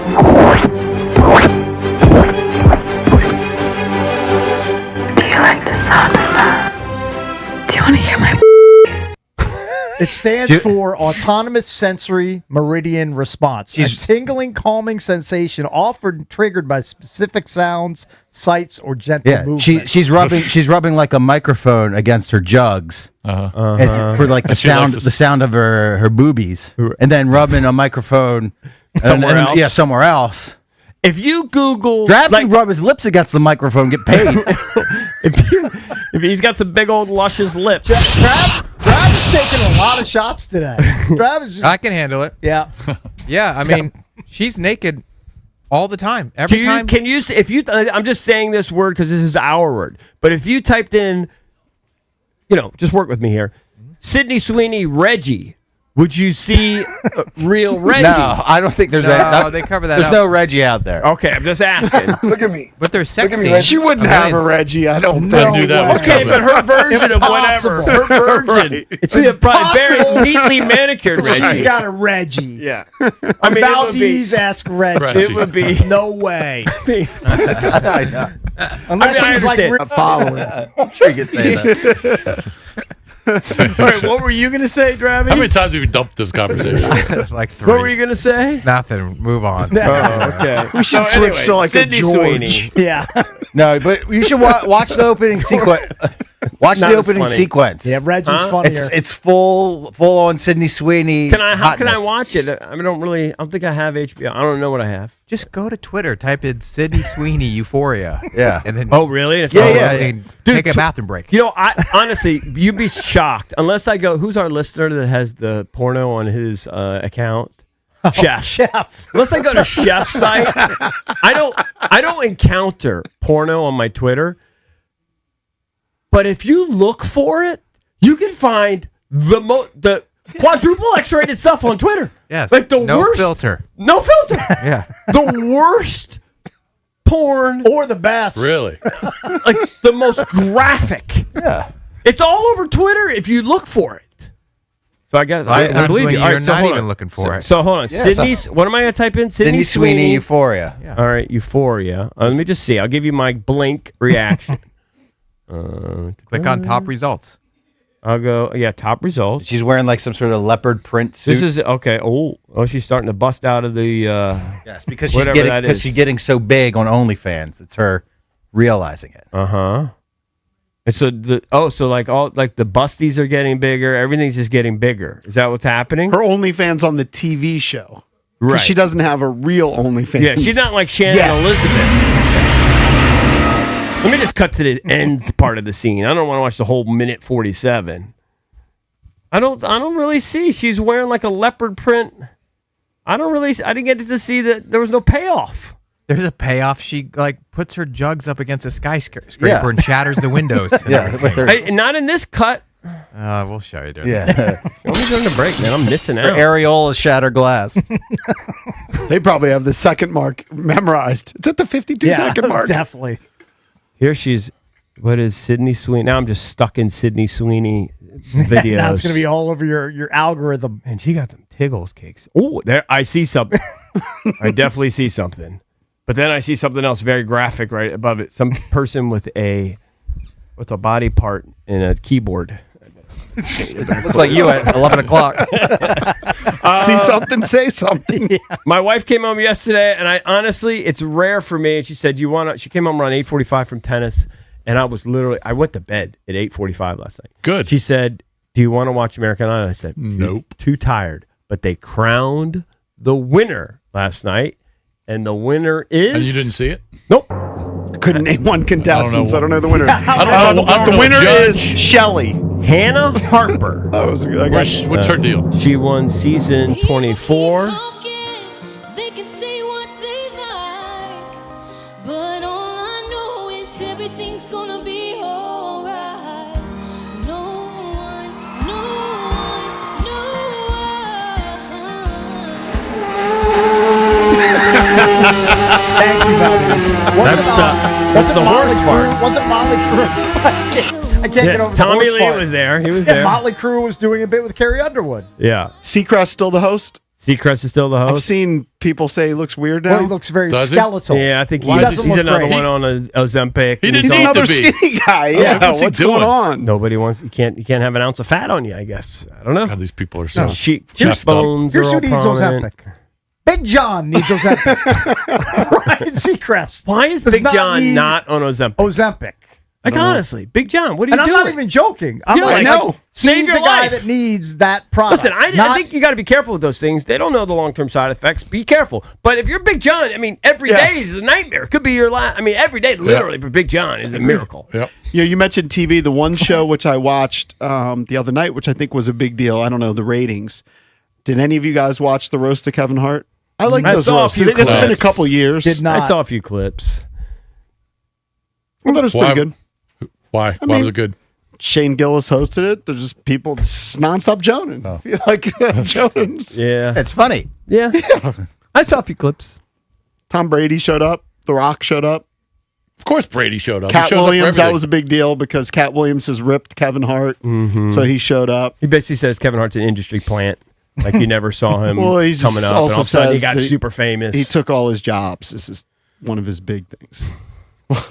The Price is Right. You know, we used to watch that. Can't believe that show's still around. Who is that guy? Drew, whatever. Drew Carey still hosts it. I think so, yeah. They gave away their biggest single. Remember, you'd watch that and then you'd win like a TV, maybe a couch. Maybe if you got lucky, you got a car. Yeah. Right? If you're Yeah. a showcase They give away showdown or trips. something. Yeah. Yeah, they You give know, away might get trips a all the trip time. or something. And if you're But it was- really good and you bet within $100 of your showcase, you won both of them. right. That was the real. Well, like, they gave away $1 million. Ooh, that's for the pretty good. First time ever, Cakes. How about that? that's impressive. I probably read that wrong. Well, I Well, know read this it is. again. Hold on. I know Read this it isn't again. wrong. No. Yeah, Now, I think I these- read that wrong. They have $500,000 in cash and prizes. Yeah, it's $1 still million pretty good. bucks was Still a Wheel of lot. Fortune. Yeah, It's I read not that as wrong. good as a local guy. I think within the last few months, he went to a 7-Eleven in Hyattsville and bought a scratcher and won $5 million. Jeez. $5 million, Valdez. So That's the silly. dream. I feel like you're not Off the buying the lottery scratcher, tickets anymore, are you? My lottery ticket consumption has gone down by 95%. Because of the price? Yeah. Because they've upped the price. I don't. They I don't- priced you out. What are they? They've kinda Are they priced me out of $2 the or are they market. $5? No, How much are they? one of them is $5 per ticket. The other is $2. I can never remember which is which. But So my one lottery- is Powerball, and what's the other? Mega Millions. Yeah. You act like I, I mean, duh. I don't you do should- lottery. What you is it should up to know- now? What are they up to? I've barely been I following. haven't looked at the Draft signs. T-shirt. I apologize. It's going to be tough for you to get that little cut that we have if I'm not buying any lottery tickets ever, unless the jackpot gets to be like $1 billion. All right, coming up next, we will be joined by House from DC. He's a big time Wizards fan, part of the Ringer podcast. Oh, Brady House? Network, not Brady House.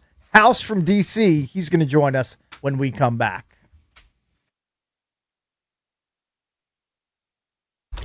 All right, guys. Surfside iced tea and lemonade plus vodka is your go-to drink this golf season. It's light, refreshing, made with real vodka, zero bubbles. That's right, no carbonation, no bubbles, no troubles. Try the new half and half variety pack, including flavors like raspberry half and half in stores now. Cheers to hitting the fairway and cheers to Surfside. Must be 21. Please drink responsibly.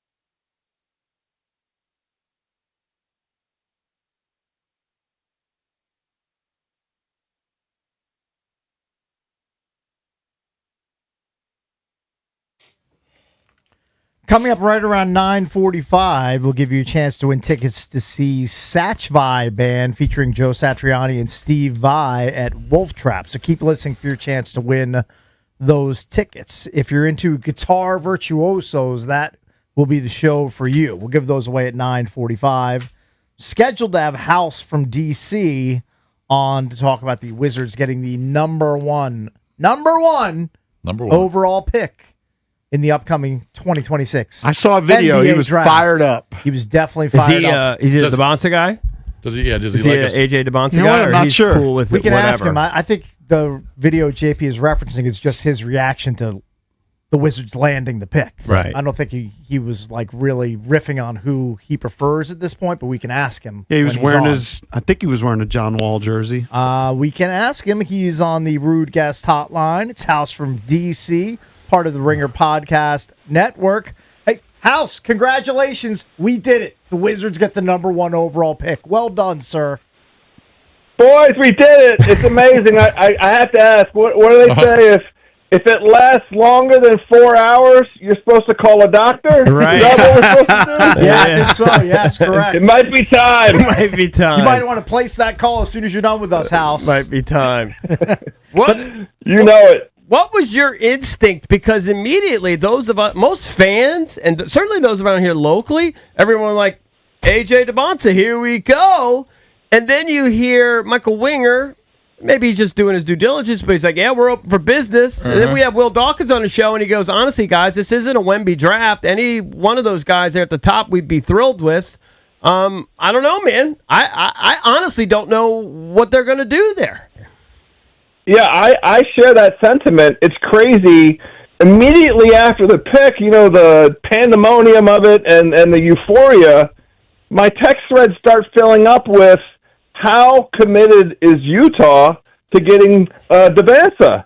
And what can we get from Utah for AJ? I'm like, wait a minute. Can we first just kind of enjoy this moment? But there is that connection that Utah has established with AJ. They brought him from Massachusetts as a high school kid, and the owner of the Jazz helped, fund his pathway into BYU, and he had that tremendous year at BYU.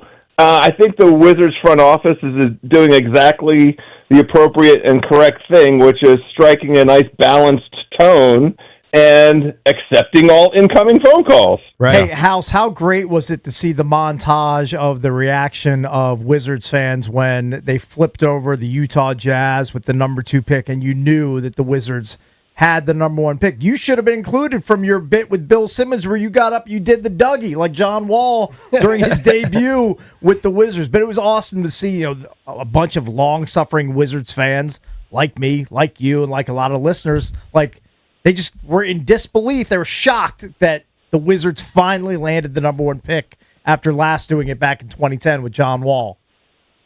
Yeah, the whole DMV, everybody that's invested in this Wizards team deserved that moment and that unexpected, unbridled joy. That doesn't happen to the Wizards. The Wizards haven't won 50 basketball games since 1979. Yeah. The Wizards haven't been to the conference final since the 70s. We don't get that kind of good luck. And for it to be John Wall as the through line, our last really top-notch, number 1 pick, for him to go from that 2010 moment all the way up till now, it was awesome. It was awesome to see that montage of a lot of young folks. I was psyched, for us grizzled veterans, boys. We enjoy it, but I'd love to see that younger generation losing their minds over getting a shot at the spotlight for a minute. I'm kind of with the fan base. We did polls here, and other shows have done polls. It's right around 85% of the local fans here want AJ DeBonsa. But again, I'm just kind of hammering this, getting back to like the NBA guys, the guys that really, the draft experts, others. It's a lot more split. There's a lot of Peterson. Here's what I can tell you: that of all these front offices, The Caps, certainly, you got to give them a nod for what they've done. They've threaded the needle with the veterans and the young guys, and they keep them competitive year after year, and they won a cup, right? So I tip my cap to them for sure. But this front office, I have total faith in them, maybe more than any of the others. Like, I trust whatever this brain trust, until proven otherwise, I trust wherever they go. That's really part of the gratifying moment. It feels like the first time since Leonsis became the majority owner of the Wizards that there was a concrete plan, at least over the last decade or so, a plan that makes sense, a plan that was laid out for the fan base, and I think everybody can tolerate a bit of losing, a little bit of creative rostering, if you can see a plan and understand the path. And both Winger and Dawkins arrive with a proven track record of knowing how to build assets, and then those assets become opportunistic. You get a Trae Young for barely nothing. You get an Anthony Davis for barely nothing. And both of those guys, yes, they may very well help this young group that's been assembled along the way.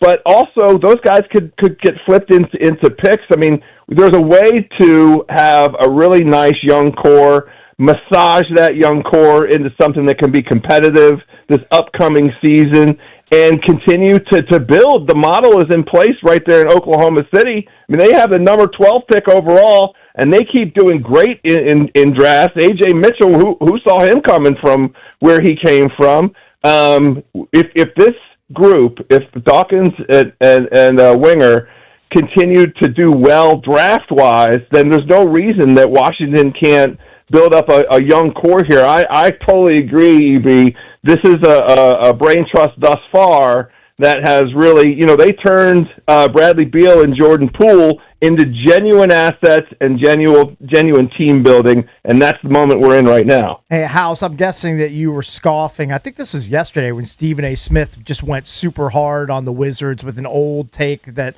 they were an abomination and they have a horrible culture as far as like their front office, and DeBonsa shouldn't go there. Like, he's just bringing up old, like he still thinks like Ernie's still calling the shots here in D.C. I mean, you had to be offended by that, right? I don't know what sport he watches. I thought he watched basketball, but it would be nice for Stephen A. Smith to pay attention for about 10 minutes. I mean, nobody is a better spokesperson for the culture that is different, new, and on the rise than C.J. McCollum, who was the darling of the first round of the playoffs when he showed out with some competitive games against the Knicks. And CJ, for his entire time in Washington, heaped praise on the decision-making, the direction, the maturity, the institutional assurance that there was good ideas and a good plan in place. So if Stephen A. wants to start watching basketball, that would be nice. I don't watch that show. He tried to talk about golf last week. And I mean, it's like, buddy, it's fine. You're allowed to have an opinion, but at least pay attention for 5 or 10 minutes to what's going on. Talking to House from DC, Wizards fan, part of the Ringer Podcast Network. All right, so are you a DeBonsa guy, a Peterson guy, a Caleb Wilson guy? Who do you like? I love DeBonsa, and if we land him, it'll be tremendous.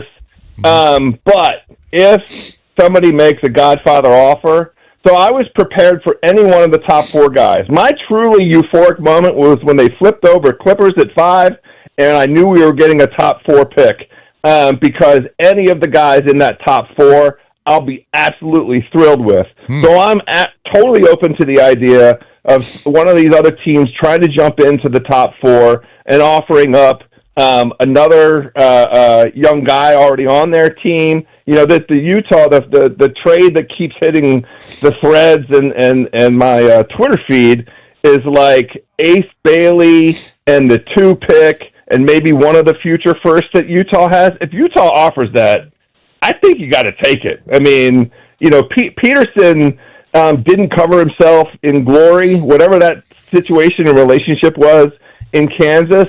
didn't really instill a ton of confidence. But the tape doesn't lie. I mean, the dude is an absolute explosive beast. He can be a 1, he can be a 2 off ball. Him and Trae Young.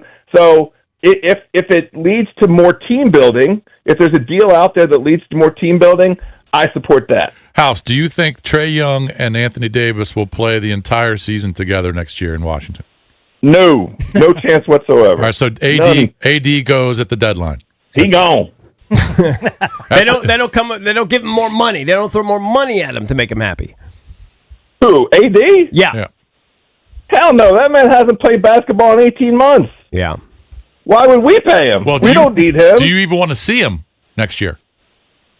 Yes, because it would be awesome for him to come play 20 or 25 games at a high level and remind everybody what he's capable of, and let him do some nurturing of SAR and, basically rehabilitate his playing status a little bit, and then let one of these desperate teams that are, underperforming at the beginning of the season come in and make a great offer for him. That may yet happen this summer. I mean, there are some teams that are already looking at themselves in the mirror. The Magic are a good candidate for this, or Orlando, who wildly disappointed, underperformed. They were supposed to win 50 games this year, the Orlando Magic, and then got bumped out in the first round because their best player and their head coach couldn't get on the same page. There will be teams, if Cleveland gets knocked out in this round, that will be looking at themselves and saying, we need to get bigger.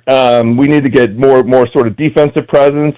So there'll be some candidates of some teams that are in the playoffs right now that might have an interest in AD and might make an interesting, attractive offer to us before the season starts. House, great to hear from you, man. Congrats. You did it. You helped them land the number 1 overall pick. We're proud of you, man. Job well done. Appreciate it. We all did it together, boys. 30 years together. We did it. Yeah, we did. Effort. Thanks, House. Thanks, Appreciate buddy. it, man. All right, fellas. That's House from D.C., part of the Ringer Podcast Network. When we come back, we'll give you a chance to win a pair of tickets to see Joe Satriani and Steve Vai when they come to Wolf Trap at the end of May. So keep listening for your chance to win.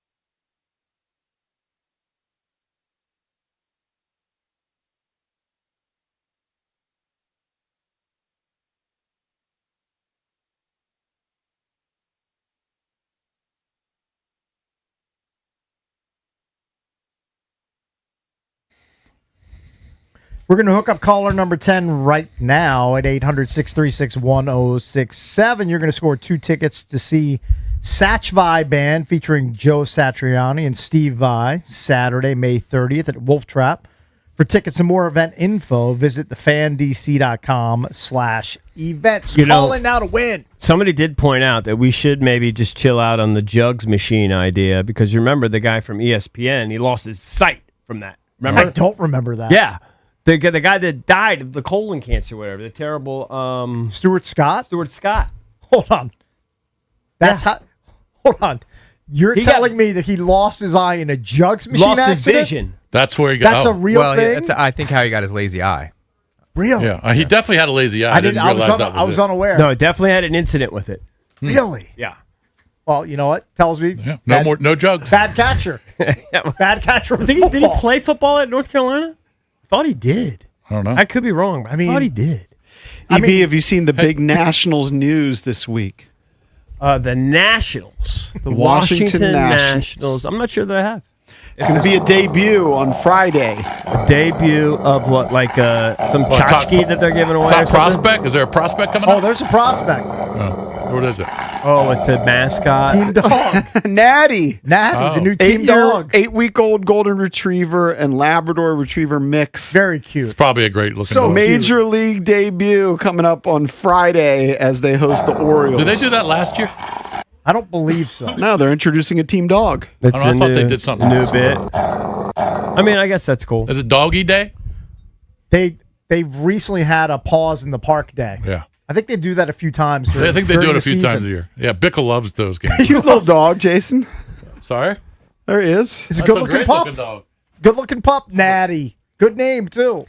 If you had a dog that could live 50 years, Mm-hmm. I think I could 50? get. Okay. I think I would get into it because I just can't get myself emotionally involved in something that's going to donk off in a few years. I know. It's just too It's- much. it's difficult. It's hard. Yeah, I refuse Those to are tough days. partake in that. I can understand. So that. I'm losing out because I'm sure there's some companionship and some stuff I would really I'm trying like. to convince my wife to get another puppy because my, this my one's- dog Luca is 12, getting almost 13, and she's not moving around great. And, Yeah. It's getting eventually, near, it's getting near. eventually, it's coming. Yeah. I don't want to talk about it or think about it, but I'm trying to get her to get a Rottweiler puppy. Ah. Well, do you think it's better to But- get one right but my before or better to get one I think right now. after? I think right now. Just do it now. Yeah, I want to get a Roddy pup. Yeah. But I don't. Sounds like you're in the market. But Roddy, like pure. How much are purebred Roddy pups? Are they going to be $2,000? Yeah, 2000. I paid over 2000 in 2017. Get the rescue one for about 200. Yeah. It'll be Rescue's a mutt. better. It'll be a mutt, right? Well, you can't maybe. You're not going to rescue have a that silly German bloodline. You're That's probably true. right. You're It probably won't be a right. purebred, but it'll be cheaper. It's probably not going to happen, but just Right. I'm trying to convince her.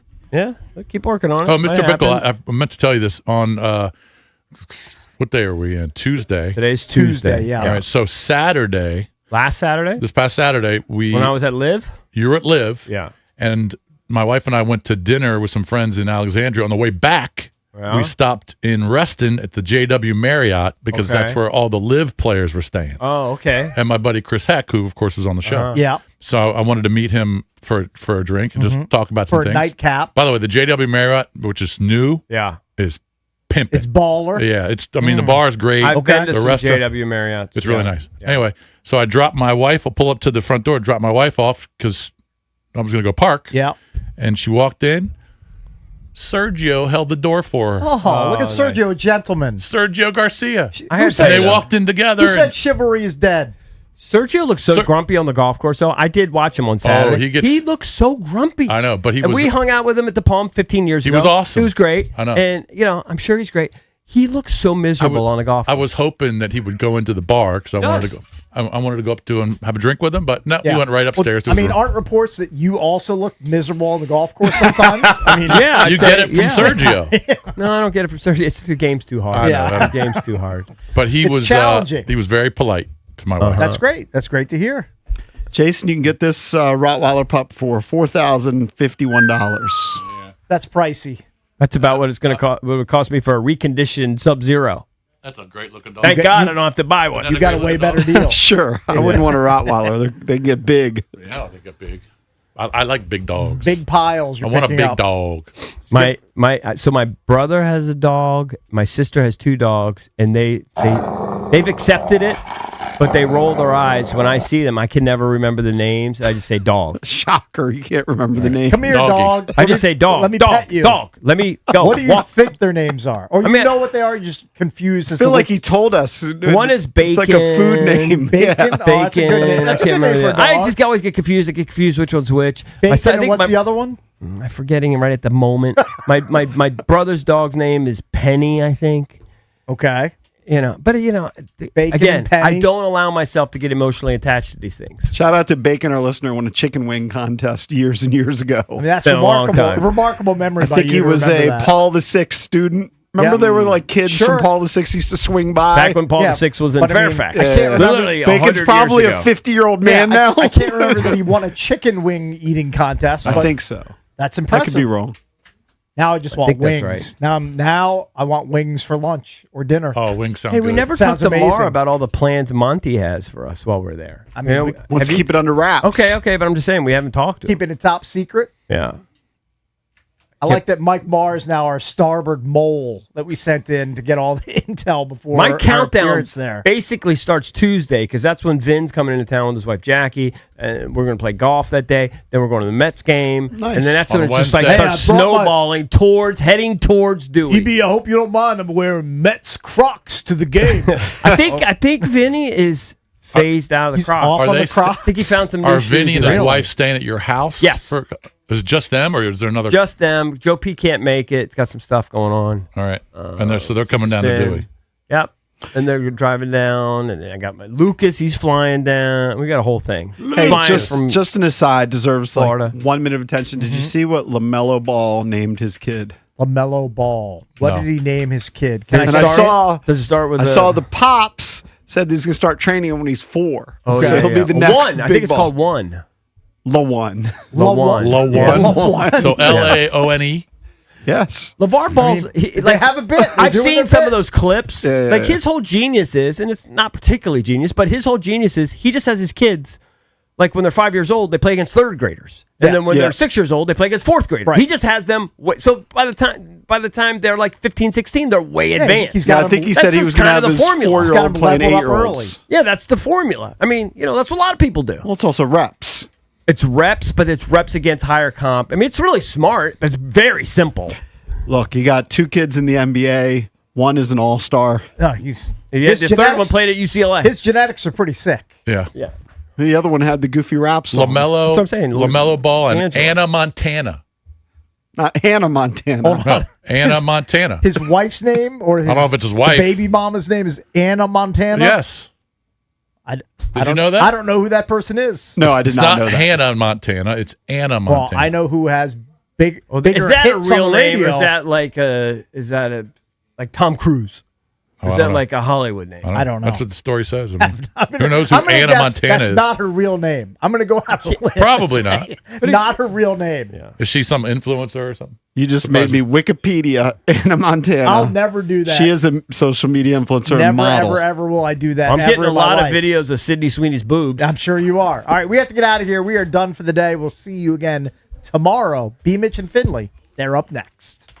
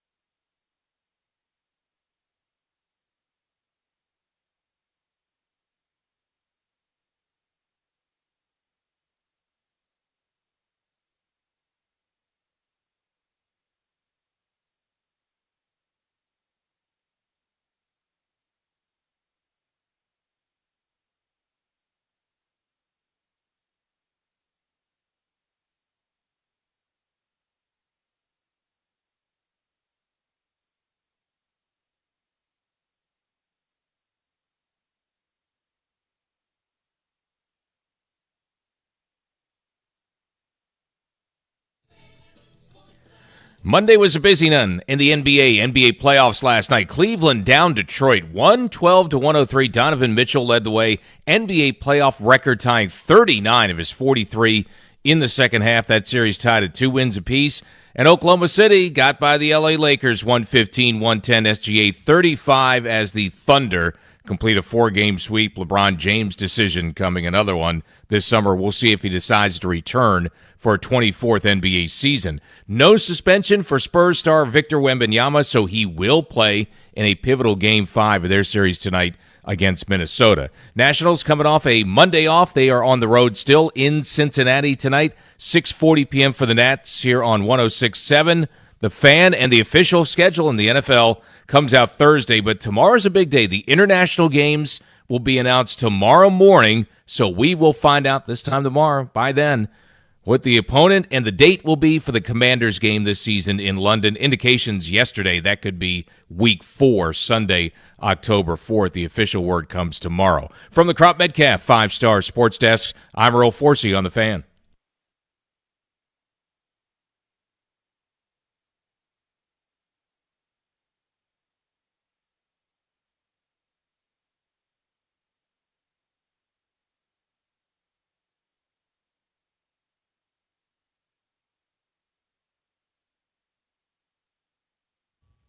The mic on my man.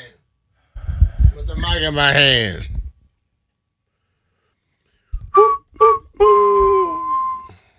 What up, everybody? It is 10 a.m. in the District of Columbia. Points north, south, east, and west. You're listening to B. Mitch Finley. He's an NFL legend. I'm a big-eared blogger. Good morning, Brian. How do you do? I'm doing well, big-eared blogger. That just reminded me of something. So, everybody that... You say you're a big-eared blogger. I was going to say, hey, what's up? So everybody, B. Mitch is doing his annual, I mean, this is your 3rd or 4th year you've done this thing now, right? What? The bike ride to Gettysburg. Yeah, man. What's it called? Face of America Gettysburg. Face of America Gettysburg. And it's a really cool ride. You guys leave from Crystal City. We leave Crystal City Saturday morning. We get to Frederick, Maryland that afternoon, evening, and we spend the night there. And then we leave the next morning early again, continue on to Gettysburg. We have about 4 or 5 stops in between each, because we have adapted riders, which are people that ride. Some of them have psychological illnesses. Some of them have are missing 2 legs. But they get out there and they pedal with their arms. And the group I ride with, Team Pink, we wear pink. We help push them up hills and things of that nature. So it's a very, very good ride, Jay. I mean, Bees told me a long time ago, you do it one time, you're going to do it the rest of your life. My question to him was, so you telling me I'm going to ride 110 miles, I'm going to love it? He's like, yes. And now right. This year 4 or 5 now. So B. Mitch does this ride, Face of America Gettysburg. Our friend Mike Beasley from MGM does this ride as well. I make a nominal donation to both just to show my support for the organization, whatever. And I'm guessing, B, does it automate, like when you get a donation, you get an alert and it says, do you want to say thank you? Uh-huh. So I got this email yesterday. And I'm literally sitting across the table. Like if you're watching us on TV, Brian and I are sitting 4 feet away from one another. I get this email yesterday. Stallion, you're going to like this. It says, Ears, I really appreciate the donation and support. Thank you so much. You still owe me 20 miles. That is perfect. My reply was, this email is phenomenal. So you're very welcome. Obviously, when I go to like your page and Bees' page, I was wondering what the hell you were saying when you said that. Though. There are people donating far more than me, and it's a great cause. Oh so man, I'm that excited is for funny you. as hell. But like when normally when you have those type of things and people get a response, it's normally automated. Right. And that was not automated. I tried my best to say something that will make the person know that I personally respond to it. And I figured if I put ears, you knew that wasn't automated. Indeed. We have an exciting day today. From the start, I want to say happy birthday to my baby girl. Hey! 24 years old today, Aaliyah. Happy birthday, Aaliyah. Hope happy you enjoy birthday, baby girl. Enjoy yourself. Where are we going for dinner tonight? Trattoria. Okay. And she and sister are hanging out today. They're going to the spa. Okay, great. I guess Maya treating. All right, great. Happy birthday to Aaliyah Mitchell. There's a number of significant events today. One, White Bryant's back. Made it back from Dallas. He sound like apparently straight had the worst crap, travel too. anyone's ever had. I told you yesterday what I think he is, but it is. B-Mitch thinks you wanted to stick around in Dallas, Dub B. Yeah, Is that I accurate? think you're a Cowboy fan now. I think you're changing from the Giants. I did not want to get out of that city any more than anything in my life. I was ready to leave. All right. Well, we're glad you're back. Did you get your luggage? You had all sorts of travel issues, it seems. Did get the luggage, everything, made it back safely. Okay, great. Well, Dub B's back. That's exciting. Look at hey, listen to that voice. Yeah, you made it back at 9 o'clock. You know what? I think he was hungover. Sure. Yeah, a good Is at a thing. wedding? Yeah, man, you go to weddings, you get hungover, especially in Dallas. It's big in Texas. Ironically, the last wedding I was at where I didn't drink much was Denton Days because I had to drive home from Leesburg. But yeah, Stallion was walking it was around. raining like hell. Yeah, it was raining. Stallion was walking around holding the belt loop. I'm sure. I was hammered that night. He was holding. Yeah, he was you holding, sure were, pal. He was holding on to a belt loop. That's not the only news of the day. Jeff, for whatever reason, has decided he wants to try Zins today. So we're gonna maybe at 10:45, 11:45, somewhere in there. We'll let Jeff try a Zin. I got to be clear. I think it's a bad idea, but I think it's great content. So, Bro, like, I'm not going to get addicted or anything. It's just, I don't see the hype about them. So I'm just going to try it. Not to find out. What? F-A-F-O. F-A-F-O. So that's exciting. We also, to celebrate White Brian's return, I brought it. What did you think of the food I brought? How'd I do? You did good. Did you even look? Okay. I cool. look. You got 8 burgers and like $20. You got some chicken burgers. You got some pork sausage. You got some pork sausage. You got the Nathan's, and you got eight burgers. Yeah, I'm ready for that. I brought my stuff in. Those little sausages. So it's a buffalo I saw chicken. Whenever sausage. it's red, you know. Yeah, I was into that. All right, so I'm good we'll with see how that goes. I bought all my spices. B will be the chef. Jeff has to clean the air fryer. And then I'm guessing you didn't see. I posted something to Facebook last night, Brian, that I'm guessing you did not see. What? I gotta go left hand up, so I'm going to Bandon Dunes tomorrow. You mean the chicken that you burnt up? I burnt the hell. Oh, out I of saw that it. So I didn't see it at first. Scotty brought it to my attention. Scotty said, "Yo, man, you've been working with this dude how many years, and you ain't rubbed off on him yet?" I normally grill chicken very well. There's not a lot of things I can do. I can work the grill. Oh yeah. But B, I'm trying to get that chicken looked like tired last night, bro. A little bit. Trying to get ready for Bandon. So I've been putting like crazy, just on the mat out back. And I got red hot from 5 feet. I made 23 in a row. You know how? But as I was putting, I was yelling to my wife. I was like, "Lauren, go check the chicken. I can't stop. I can't stop till I miss one." And I just kept making them. And she never checked it? She claimed she didn't hear me or whatever, or just wasn't interested in checking. I don't know, but I burnt the hell out of that chicken. Well, when you said you were getting ready for Bandon, I thought you was like cooking because you go cook in Bandon. I would just tell the people going with you, don't let him cook. if he's putting. If I make putts like that, I'll burn all the chicken in the United States of America. Can I give you a little hint of something? You're not going to putt like that. Because it's not straight. Right. I know. I'm just trying to hit straight putts. And listen, make sure you find out where it breaks. Make sure you know that.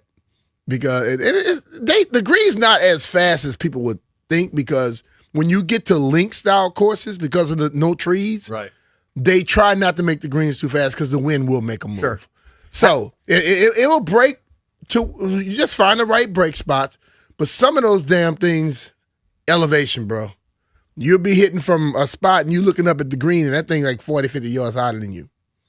Remember at Shinnecock? Yeah.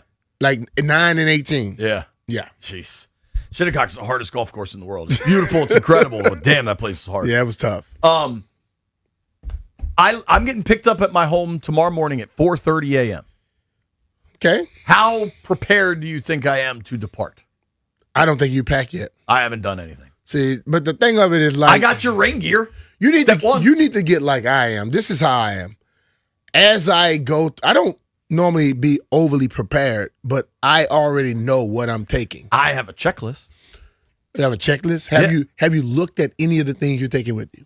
I got your rain gear. I got a couple hats.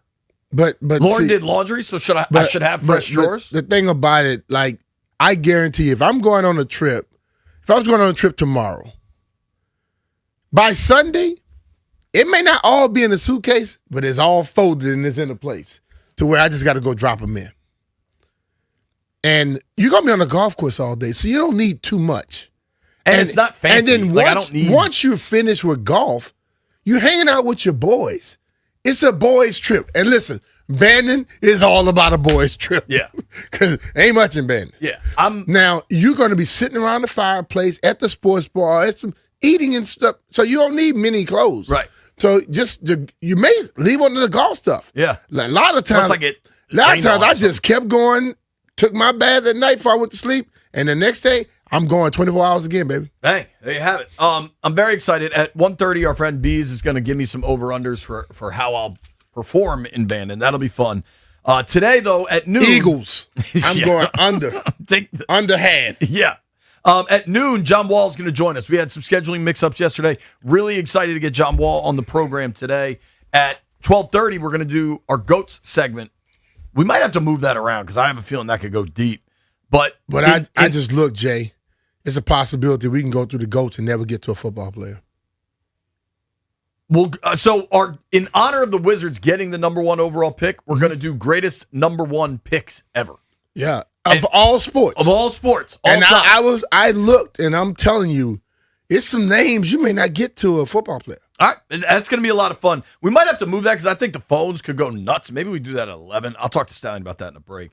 At 1 o'clock, our old coworker, old friend, Joe Ferreira, worked in the NFL offices doing scheduling for years. Yeah. He's bounced around. He's like a media consultant now, but Joe always has great NFL nuggets. Also, as you get, like, post-Thanksgiving, when playoff scenarios start to kind of really unravel in the NFL, Joe's Twitter handle's phenomenal at putting out all the different tiebreaker scenarios. So Joe's going to join us at 1 o'clock. Obviously, we're all kind of waiting on NFL schedule stuff. We're starting to hear more and more. The Bills are going to open their new stadium week 2 against the Lions. That will be absolutely outrageous. Mm-hmm. We did officially hear yesterday that the Cowboys are hosting the Eagles on Thanksgiving. On Thanksgiving, yeah. Now, that does not mean Washington won't play on Thanksgiving because there is that third game Thanksgiving night. And I don't remember what year, but I wouldn't be a problem if they're not playing on Thanksgiving. Me either. But they did play in that night game since I haven't covered them, so within the last 12 years, they played the Giants at home on Thanksgiving night. I do not think they're going to play on Thanksgiving night, though. I don't know if you do. How much do you care about the leaks and, like, the interest going in and all of that? I don't care about it because you know what it does for the people that really, the NFL, they may not want all of them coming out, but they don't have a problem. You know why? Because people are Because just that talking many about it. people are interested in their product. Absolutely. Yeah. Absolutely. I tell you what I did do. I have booked a hotel in London for the first weekend of October because that's going to be pricey over there. I may book my flight, but I want to see if they're going to end up playing back-to-back in London or if they won't. Joe will give us some nuggets on that. After some conversations over the last 48 hours, I think they will not end up playing back-to-backs in London. I don't know if their bye week will come that early. When you played a long time in the NFL. Mm-hmm. Did you have a preference for when you wanted the bye week? Nah. Like, the thing about it is, like, if it's weird, like, you don't want to say, okay, we want it early. Because what if you're on a roll? Or you want it late? What if you start off on a roll and then all of a sudden you're about to go into the second part of it and when you feel you need to keep rolling, bam, you shut down. The football is a sport where you get into a rhythm, So I didn't really care. And, I talk to you a lot of times. I'm like, man, I hear a lot of guys talking. And I wonder if I'm just different than most people because my whole 14-year career, you know what it was? Damn, I'm living out my dream. Like, I never saw it as work, especially when the season started. Dude, you can gut through a season. Off season was hell. Season, that was easy as hell for me in my book. But I don't know. A lot of guys, they hear stuff and they want to repeat it. I didn't care about repeating stuff. I wanted to be a little different. So I don't know. That is cool for you to, for you to say, I don't know, 25 years removed from your playing days, that every day I felt like I was living out my dream. That resonates, man. Listen to me, man. Like right now, I know there are people that look. There are people who was injured in football, but I know a lot of guys personally that rarely ever got on the football field, and they seem to be worse off than the guys that played and was practicing their asses off for 14, 15, 20 years. You know what I mean? Yeah. D. Green played 20-something years. How fast is he right now at 60+? Crazy. He still works out. You know what I'm saying? Yeah. So Tried it's out like for the flag football The whole league. thing is, I just think that this sport will eat you alive if you think you're going to just play it and not prepare for it. You get what I'm saying? Yeah. You know, you see guys walking around. Hey, hell, we always talk about MJ. When you see MJ walking, does he look like some of the other people walking around? Yeah. It's what you put into it sometimes you're going to get out of it. Quick update on the hoops from last night. The Thunder, the Lakers gave it a run, but the Thunder are just too damn good. I told you I was going to see it early. Just- Then I started seeing my eyelids. Yeah, I watched a little because I just wanted to see LeBron in the Lakers uniform. Later in the show, we're going to talk about what we think happens with LeBron specifically. But the Thunder, the Thunder are now 8-0 in the playoffs. Like, they haven't lost a game in the playoffs. I'd almost be curious how much they've trailed in the playoffs. It can't be a lot. The Thunder are now into the Western Conference Finals. The Knicks are into the Eastern Conference Finals. We already knew that. I had Pistons Cavs on while I was putting. My man Mitchell last night was just phenomenal. He was in the first half, they kind of held him down, but in the second half, it was he could get whatever he wanted. Listen, he was really impressive. But you know, it's like you ever watch guys sometimes when they are struggling, then they just fade away. He was like, I'm gonna shoot myself out of this.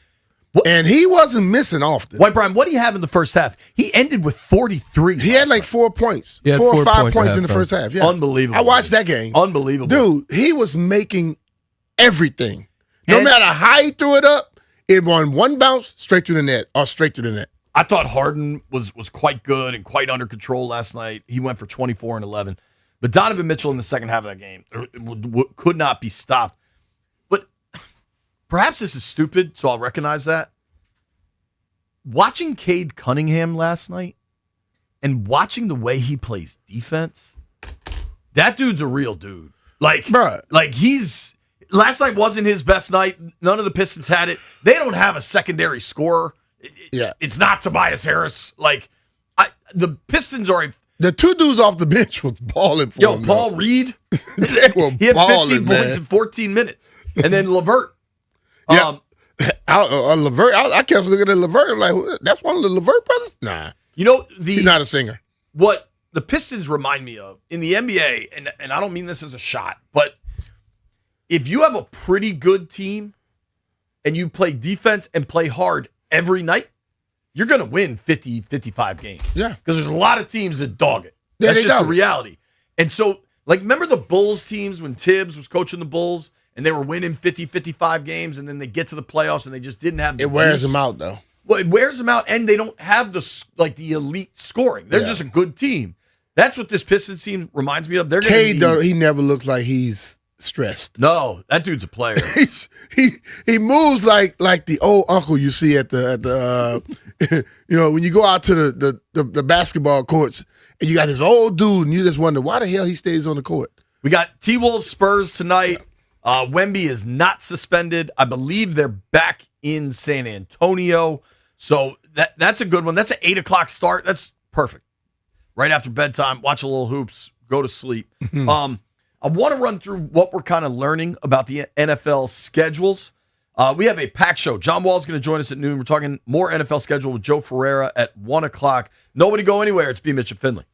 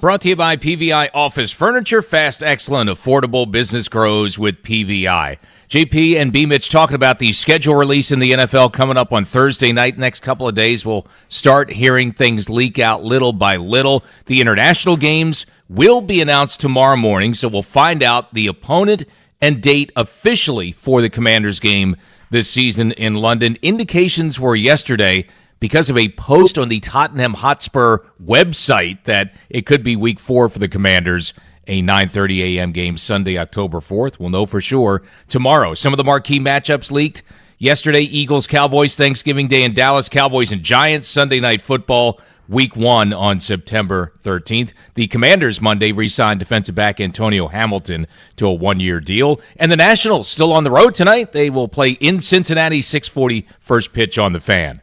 PVI Office Furniture brings expert design, fast delivery, and professional installation. That's a winning play for your office. Step up your workspace at PVI.com because business grows with PVI. From the Crop Metcalf 5-Star Sports Desk, I'm Earl Forsey on the Fan.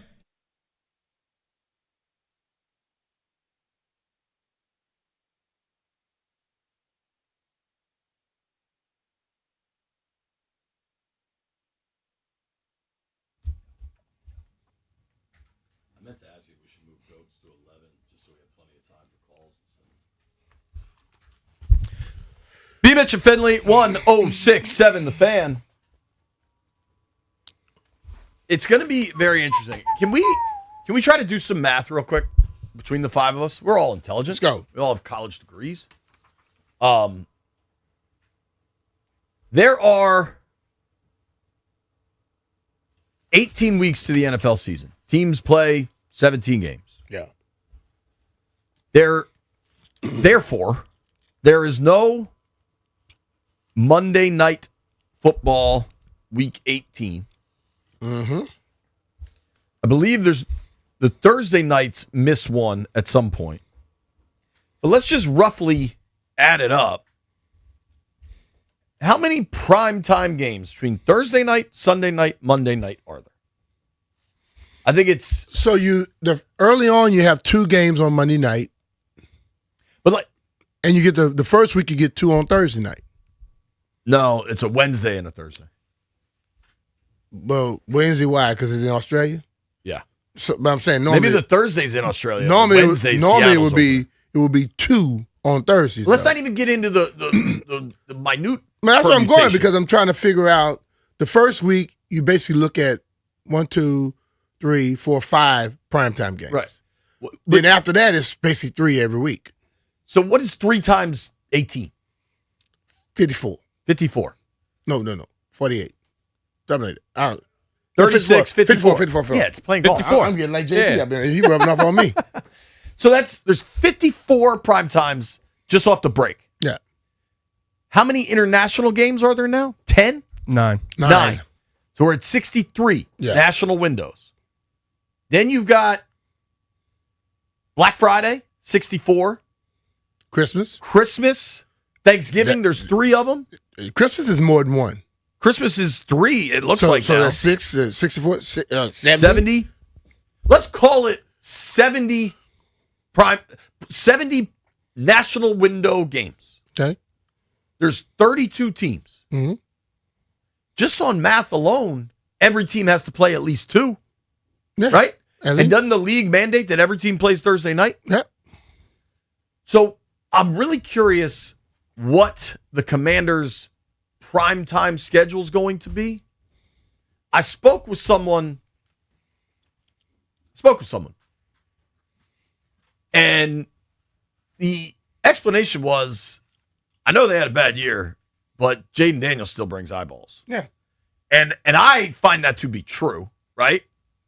And I'm very curious what the prime time. Now we know they're going to play in London. That's a national window. That'll be a 9:30 kick. Yeah. I'm curious what the prime time is. You know they're going to London. You know they're going to have a Thursday night. They have Thursday night. I think they have Monday night. I think they have 4 or 5 primetime games. You asked me this last week. I know. I told you that. What's interesting, though, there's this dude, NFL schedule enthusiast. His name is Schedule Release. I don't know if it's a dude, might be a lady, might be an alien. I have no idea. This dude, this person, is that better? This dude kind of means guy, right? Even though women Yeah, can the be lady told me that you killed her when you call women dudes. I say it to my wife. She gets pissed. She said that last night. Can you please tell JP to stop calling women dude? Hey, man, equal opportunity. This human that runs this schedule release website put out his schedule for the Commanders. Mm-hmm. We're going to talk to Joe Ferreira about this a little later, but as you get closer to the date, the anticipation builds and builds and builds. We'll know the international game tomorrow morning, I believe. Week 4 is the international game. Just book your tickets now. October 4th. October 4th. According to this person's schedule, now so much can get flexed in the latter stages of the season that it doesn't necessarily matter as much. They only have the international game. He has them playing the Bengals, which would be a rematch of the tie. Skins Bengals in Wembley, re-rack it in Tottenham. And then he has a Week 14 Thursday night game at the Meadowlands against the Giants. And that's it for national windows. Okay. And the question I would ask you is this. Now, the last 2 games are all TBDs. Did you know this guy before you read that thing? I've been aware of this guy for a couple of years. He's pretty good at this stuff. Okay. Now, I don't know. He doesn't know, right? What's his percentage right? I don't know. I mean, he tries to do every team. So my question is, what's his percentage right? I don't know that. I mean, Mel Kiper been around forever, as long as I've been living, and he not damn perfect either. No. So I'm not worried about what this guy wrote. Of the holiday games, he's got Pats, Lions, Eagles, Cowboys, Seahawks, Broncos at night. That's a banger of a football day if that comes to fruition. Yeah, I'll take that. Black Friday, Steelers at Ravens. Baltimore would be bouncing for a Black Friday game. I think of all the possible holiday games, they can tape a new wire that night. Black Friday might be the best of all the possible holiday games because you've already done the family thing all day. Then everybody just has that day off. Why not go tailgate for 6 hours? Yeah. Christmas Eve to me seems like a tough sell. He's got Dolphins at Colts on Christmas Eve. That is a dog of a game. You want to watch based off of last year. You want to watch me go to church, man, and kind of just You tune never in know at the though. end? Those teams could be totally different this year.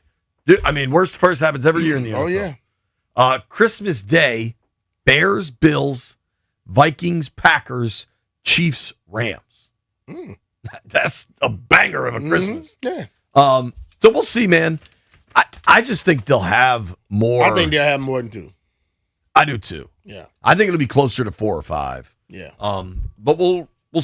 I'll see if we're gonna hear from him after that. Yeah. I mean, this. I will say this. Like, you know how a lot of these, especially people that like claim to be betting experts, never post what's right, what's wrong. This dude over the years has been pretty good at it. I'm excited for the schedule to come out and just get an idea of what things are going to look like. There's another dude, NFL Nerd, that is like really big at this. But what he does that is cool is he'll start gridding it all out. You know how I've done it in the old studio where I had that whiteboard? Yeah. Like he'll start doing that. Like this I find interesting. This came out this morning officially. The Chiefs are playing the Broncos Monday Night Football Week 1. So we know Chiefs Broncos Monday Night Football. But we don't know where. They haven't said who's the home team yet. Isn't that kind of weird? Yeah, I would think it would be in Denver. Better team from last year. Yeah. I mean, that's a division rivalry. That'll be a big time game. What is Mahomes' status from the injury? Do we know that? Hadn't heard much. I mean, that's a big lingering question. I text Andy about something, but the wife responded and did everything. So it was I haven't talked to Andy about no football yet. It'll be this is outrageous. Do you think they made the Chiefs the Monday night opener so it gives Pat an extra day to get ready? No. There's an article. Well, one day is not going to help you that much when it comes down to coming from a knee injury. There are articles about everything, but sometimes these people stretch. Albert Breer wrote, having the date gives Mahomes a target, and he's worked his butt off to make it back in time for the opener. Do you remember, top of your head, who the backup is now in KC? Wentz. Justin Fields. Fields is? Whoa. Which, if Andy needs Justin Fields for a week or two, I think he'd create some pretty cool stuff. I think Andy Reid, you watch Andy with backups, and his backups seem to play way better than they played everywhere else they were. Didn't you guys go on a playoff run with A.J. Feely? Yeah. Or Ty Detmer or Corey Detmer? Corey started off, and then he got hurt the first game. AJ came in, we went on a run. This is an aside. I'm going to ask you. So, I mean, you're friends, teammates with Corey Detmer, right? How thick is that BYU blood? He's of that, right? Didn't Ty win a Heisman at BYU? I think he did. Like, did they ever mention any of that? Because the smoke around the DeBanza wanting to stay in Utah and the BYU connections and stuff. I mean, you can tell they believe when they go to that school, they believe in that school. They believe in the stuff around it. You know, it's like any other college, but I think it's just different there because it's not just the college. It's the whole thing around it. Right. There's a lot going on there. Yeah. And, I mean, BYU's in Provo. Have you ever been out to Utah? It is beautiful. It is remarkably beautiful. We should go out. My boy Ed Mathers, Tiger's building a new club in Park City. I'll definitely go to that. We should do that. I think it opens in July. There's direct flights to Salt Lake, dude. It's not just skiing. I have no problem with going. You know Not what I mean? just skiing out there. There's a lot of fun to be had. In this dude's mock schedule, which I find pretty interesting, a lot of the Commanders' games I would love are like 1 and 4 o'clock on Sundays, which has my entire support, including. I don't know why they did They probably would have worked until you said they have your entire support. It's about to switch up on you, brother. Here's what I can tell you I don't want to happen. Are you prepared? What you got? My man has week 1 on the road. Where? Phoenix. Send us to Phoenix in December. Yeah, week 1, that's September. Yeah. You know what, though, Jay?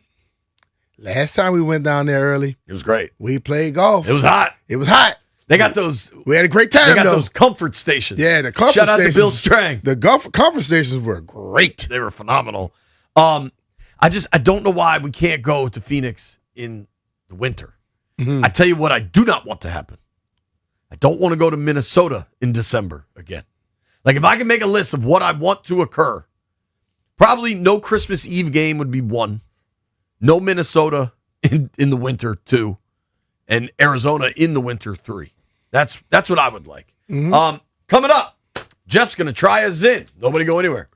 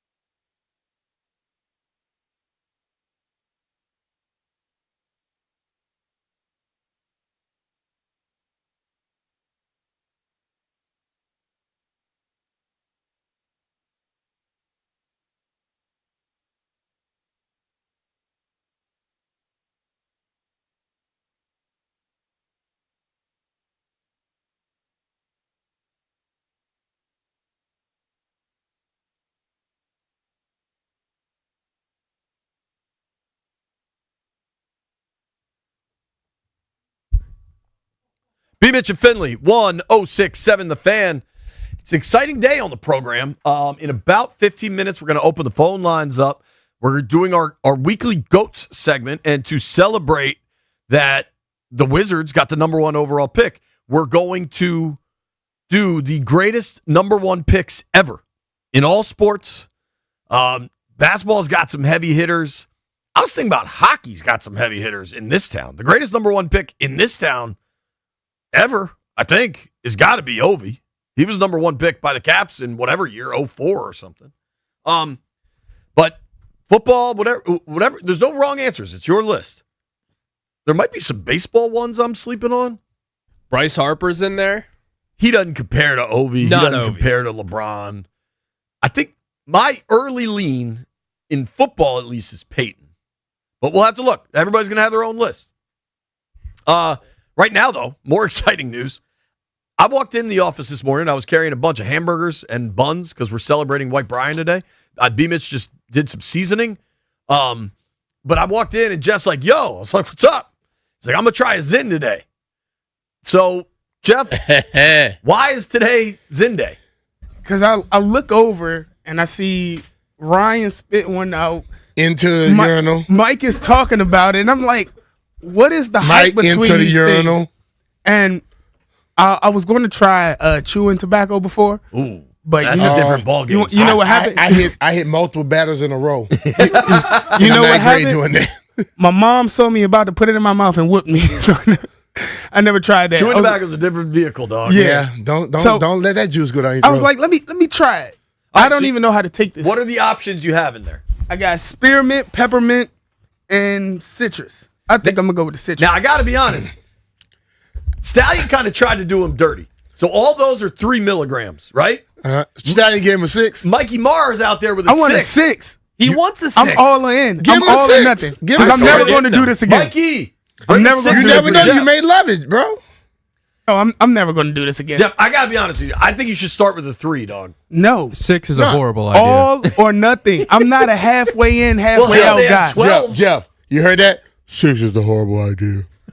You know what that was. Shout out to So Mike what Marr. do I do?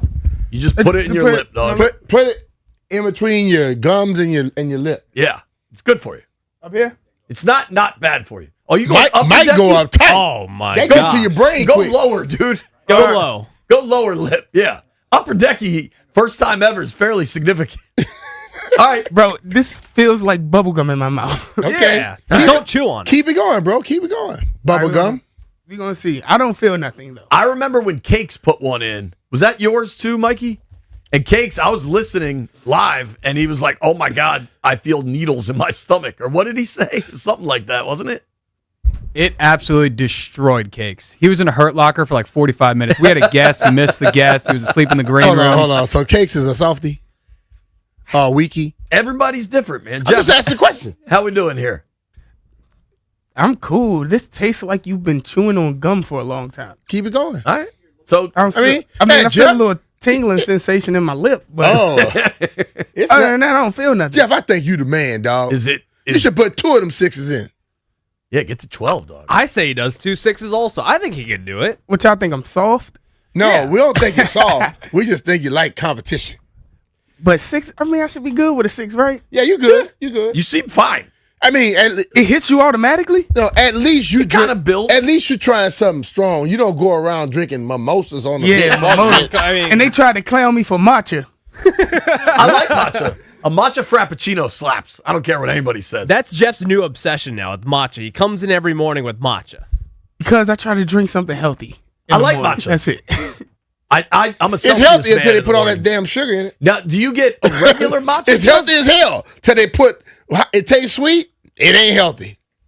How much are you putting in? One pump of Simple Syrup. Not too sweet. You but I make need it at something. home? No. I get it from Greg's. Okay. If Greg's doing it, they adding some sugar before Greg you Hype? add your stuff. No, hell no. That's magic matcha. Nah. Nah. But like most stuff that comes from these coffee places, they added stuff before they hand it to you. All right. And then you add another. Jeff seems completely fine. Well, I mean, come on. Heather texted me, I'm scared for Jeff. He seems totally fine. Yeah, he's fine. I mean, Are you putting another one in, Jeff? No, don't do that. What are you adding a 3 now? You getting a 9? Oh my gosh. So he trying to make himself crazy. Do you have different flavors in now? Yeah, I had to balance it out. You have spearmint and citrus in now? Yeah. So you got citrusy gum. You got a 6 spearmint and a 3 citrus? Yeah. And you feel fine. I feel perfectly fine. What was it? Oh my Remember when God. Jeff's head was sweating? Yeah. That was the But he said sauce. he was fine, but no problem. Ain't no problem. I'm good. What was it? Hot sauce? The hot sauce. the cocktail sauce. Yeah. the St. Elmo's. Yeah. Remember, it was good. No, hey, this ain't bad. But his head was letting us know. Yeah. Yeah, I don't get the hype of this. Keep looking at his head. We'll never do it again. He needs to get some water, and then that'll kind I of feel- kickstart the zit. I feel Give a like sip of your water, corporate. you Craig. ever went to the dentist and got like teeth work? I'm not drinking after that. pour it in. Nah, I'm good, man. I don't even do that after my own parents. I never did that as a kid. I think you're right. The water would kind of kickstart it. All right. So All you'll I'm leave- saying is this feel like I got gauze in my mouth. Yeah, because it's too dry. Generally, you leave it in about a half hour. So you good with that? Finley. So this is kind of exactly what happened with Cakes. When we did it a year ago, his mouth was just so dry that I was like, once you have a little bit of water, so like 5 minutes in, he took a sip of water and it just lit it on fire. And that's what I he buy needed. the water. You want to go get the water for him? What's your name? Here's Let's my do it. credit card. We'll do it when we come back. We'll get Jeff some water. I'll pay for the water. People are very worried about Jeff. I also think Jeff smokes a lot of weed and maybe is kind of like prepared for this. Could be. I don't know. My man Sean is worried about Jeff. Sean, what do you have to say to Jeff? You got to spit out the 6, bro. You're going to get sick. You're going to start spinning. You're going to get dizzy, and then you're going to throw up. And let me tell you, it's not going to be fun. I'm going to laugh. We're going to see. I'm going to laugh. I'll tell you that. Thanks for the call, bro. Thank you. All right, when we come back, GOAT's best number 1 picks ever. Phone lines are open, and we're going to see how Jeff does.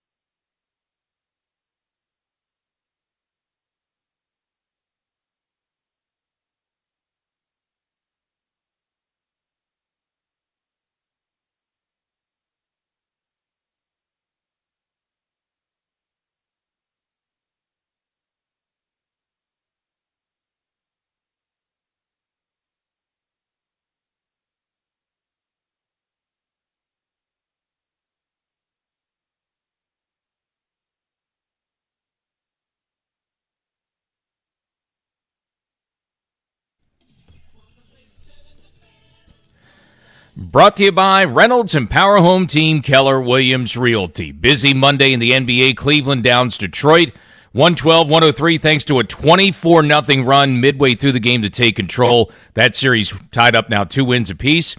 And the Oklahoma City Thunder knock off LeBron and the LA Lakers 115-110 to finish off a 4-game sweep. We'll now see if LeBron is finished. The 41-year-old LeBron James saying last night he still has yet to decide if he'll be back for a 24th NBA season. Nationals baseball, they return after Monday off on the road tonight at Cincinnati, 6:40 first pitch on the Fan. The NFL schedule officially comes out Thursday night. We got leak of another game today. Word it'll be the Chiefs and Broncos for Monday Night Football Week 1. The international games, including the Commanders in London, we'll find out those opponents and dates officially tomorrow. Want to hear the fastest way to know what your home would sell for? Reach out to Empower Home Team. Simply text your address to 800-763-3000. No phone call, just text your address to 800-763-3000. That's 800-763-3000. From the Crop Metcalf 5-Star Sports Desk, I'm Earl Forsey on the Fan.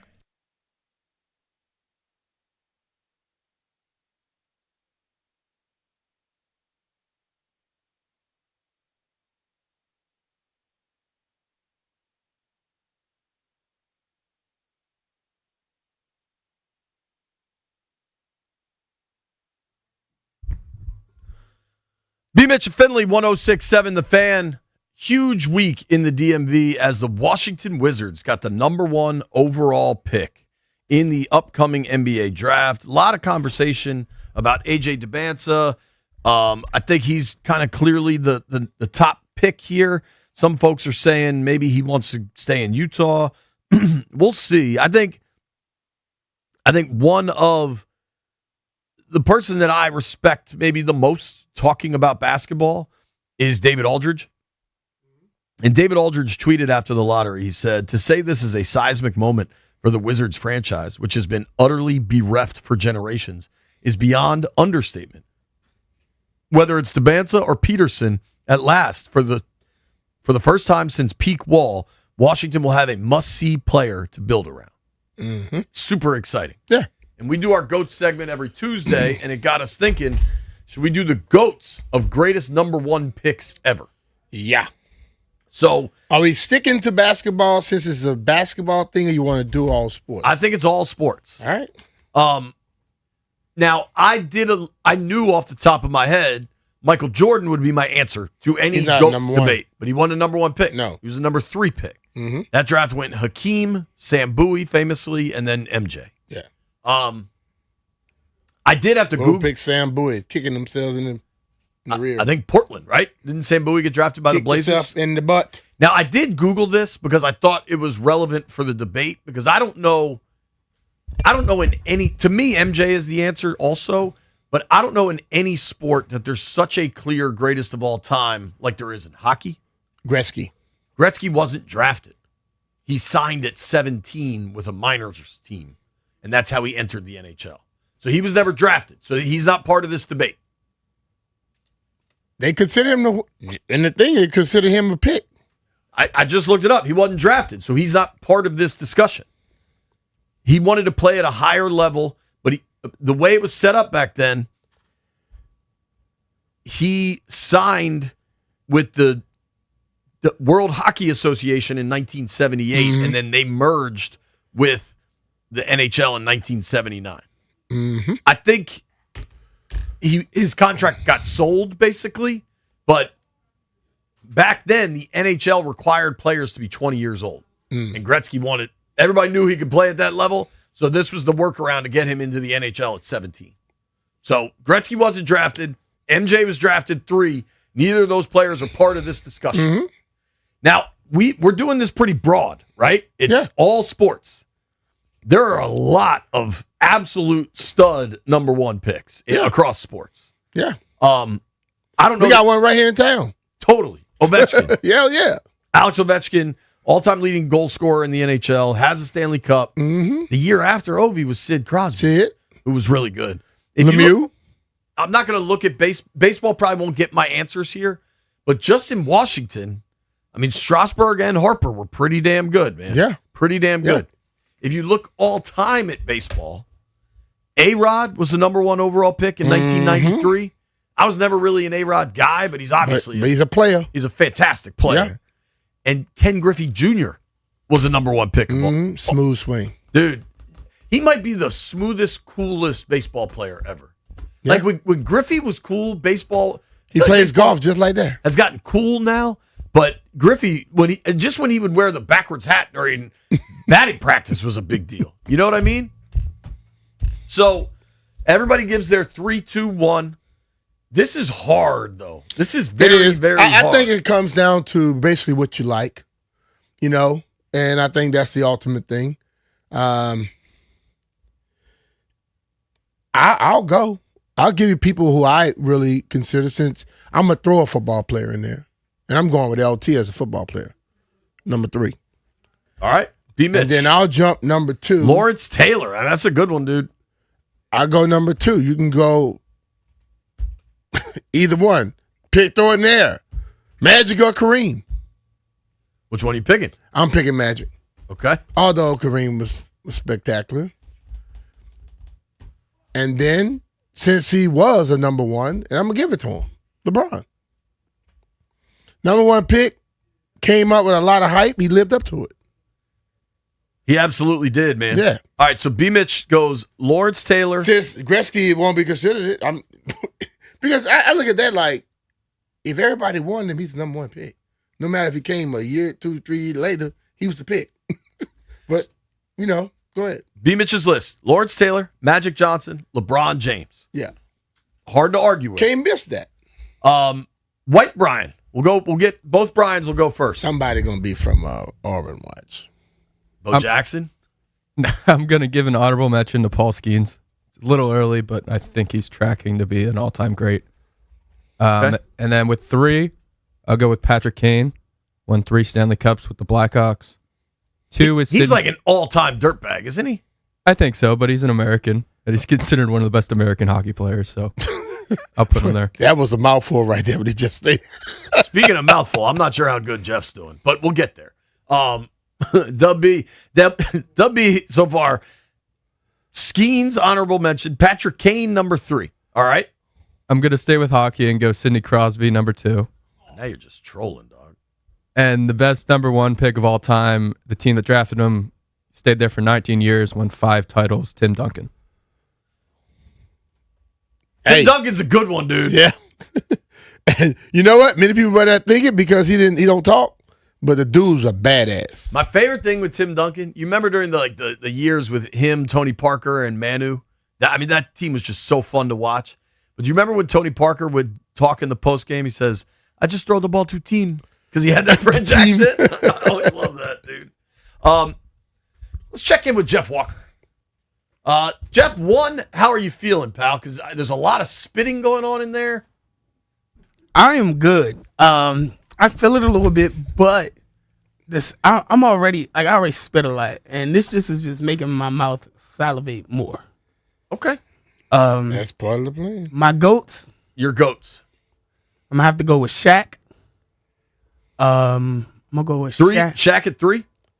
No order. Shaq. They need to be in order, dog. All right, because White Brian took one of my ones, so I'm gonna go Tim at 3, Okay. Shaq at 1. Shaq at 2, and I gotta go Magic. I gotta go Magic at 1. Okay. All good lists, man. I mean, it's your list, right? You can't miss. Stallion. This is going to be a tough one. I'm going to go local guy, number 3, Alex Ovechkin, all-time goal scorer leader in the NHL, champion, hero. The guy's a legend. Number 3, lived up to the hype. Number 2, LeBron James.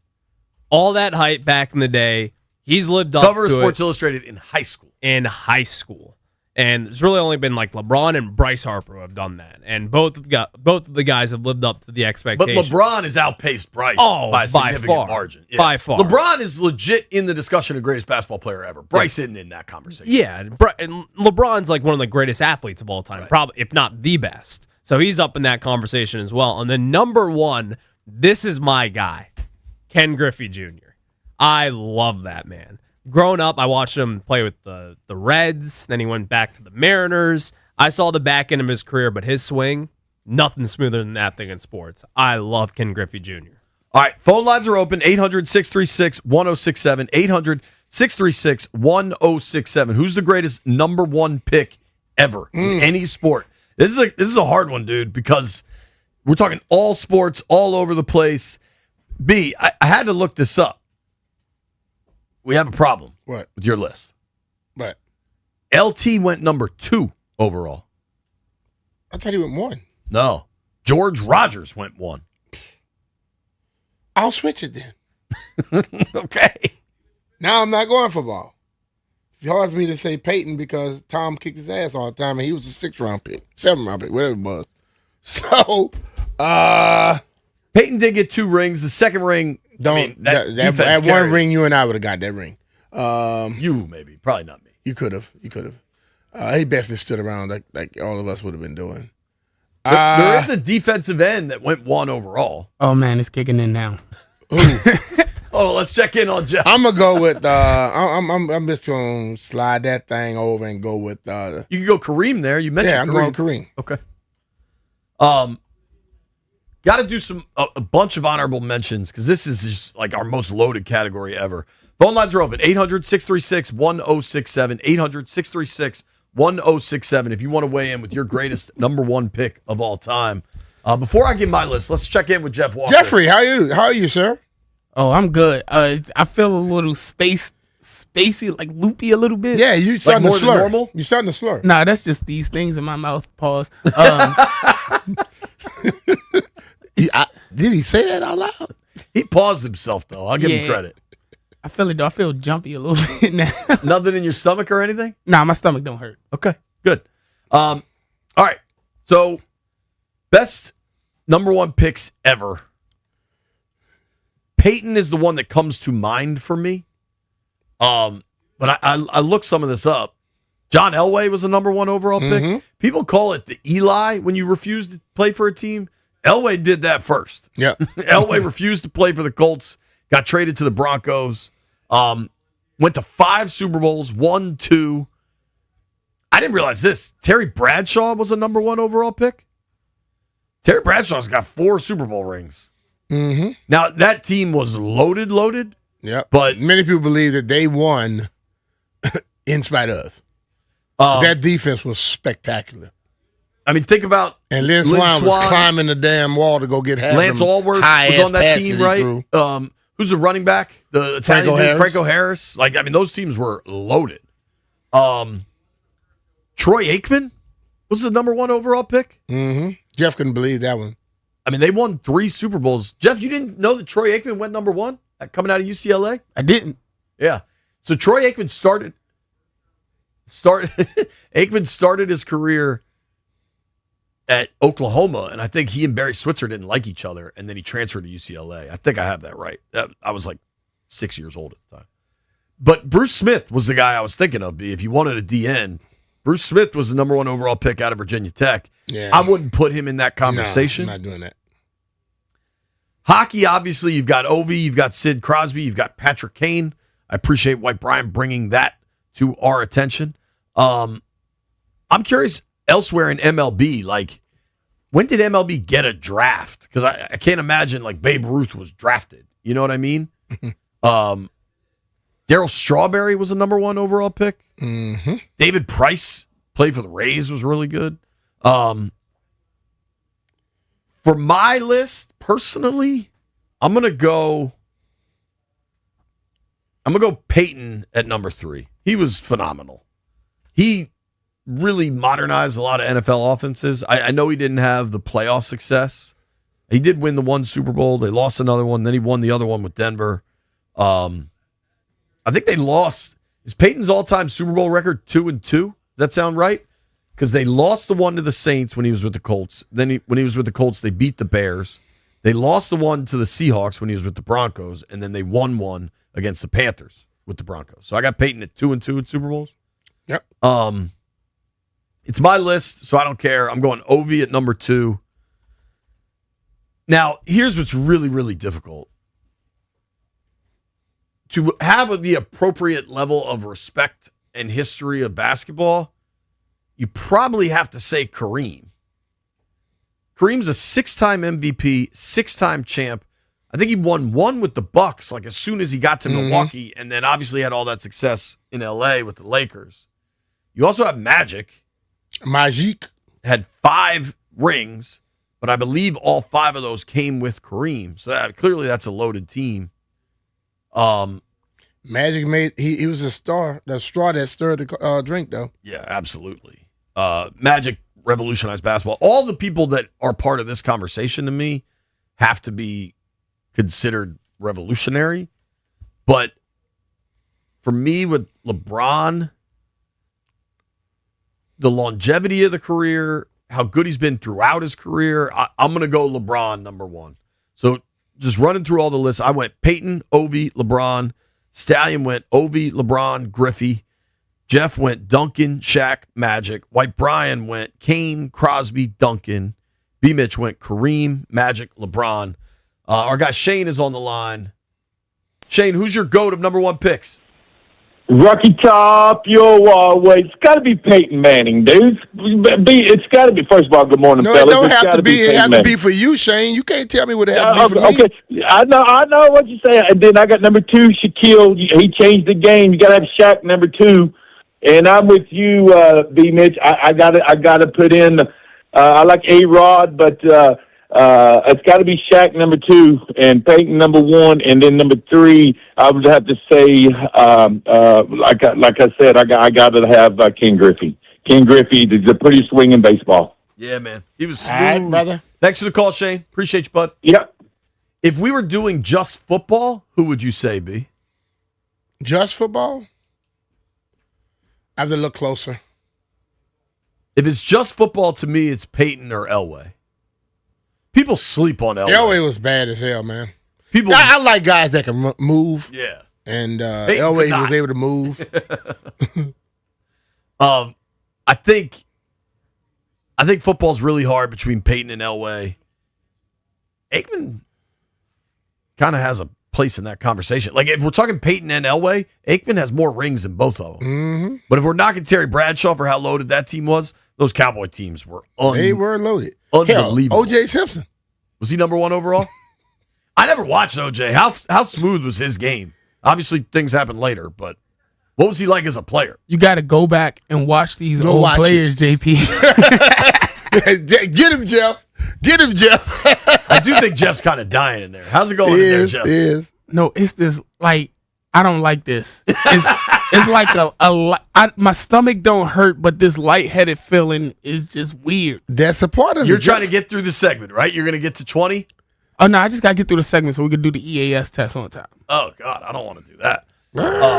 Yo, if you're in your car, be prepared for an EAS test. Those are brutal. They are. None of us mentioned Hakeem Olajuwon. Real question for you, B. Yep. If MJ didn't take the 2-year, I think. Oh boy, Jeff just had to leave the aquarium. I think he might be headed to the bathroom or the trash can. Oh, Jeff is booting right now in the trash can. Stallion, get the content, baby. Put that on social. Dude, can you hear that? Don't you tell him sometimes he needs to just learn how to listen to people? All right, you got to learn to listen to folks sometimes instead of just thinking, I can get through everything. We're going to sneak another call. I in am here. hero. Hear me roar. Hey, Jones, who's your 1 seed of number 1 picks? Bathroom on the Texas. Oh, Jeff. All right, I'm putting him on hold. He's clearly listening to his radio. He listened to the show. Is Jeff back? Jeff, you alive? Oh, no, Jeff is Oh, dude. Jeff is going back. Yo, Jeff is so cocky. It did not serve him well right now. Hey, that's what cockiness gets you. We're going to keep the phone lines open for the rest of the hour. Who's the number 1 pick of all time? Any sport. Nobody go anywhere. sport. It's B. Mitch and Finley.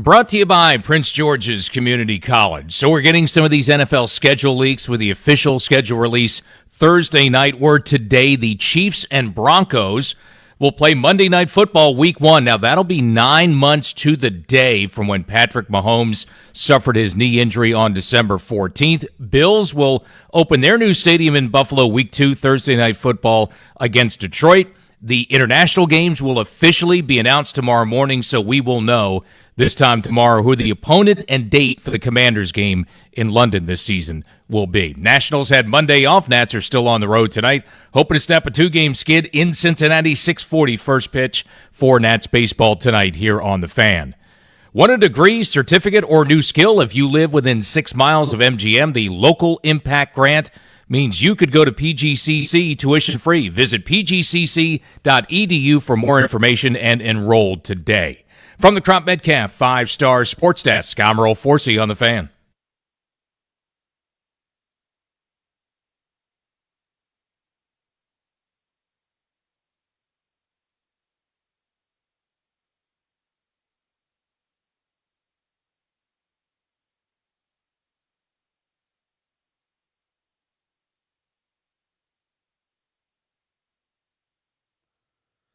B. Mitch and Finley, 106.7 The Fan. Talking best number one picks of all time. Let's hope in a couple of years we're talking about the Wizards making a best number one pick of all time. Sure seems like it's going to be A.J. DeBanza. Is it DeBanza or DeBanza? Do we have a... I heard everybody say DeBanza. I've heard both. I've heard both as well. Let's try to figure that out. Let's try to figure out how we say the young man. AJB. AJD. One person we don't have is Jeff. He is now missing. He's missing in action. His Zin debut has gone poorly.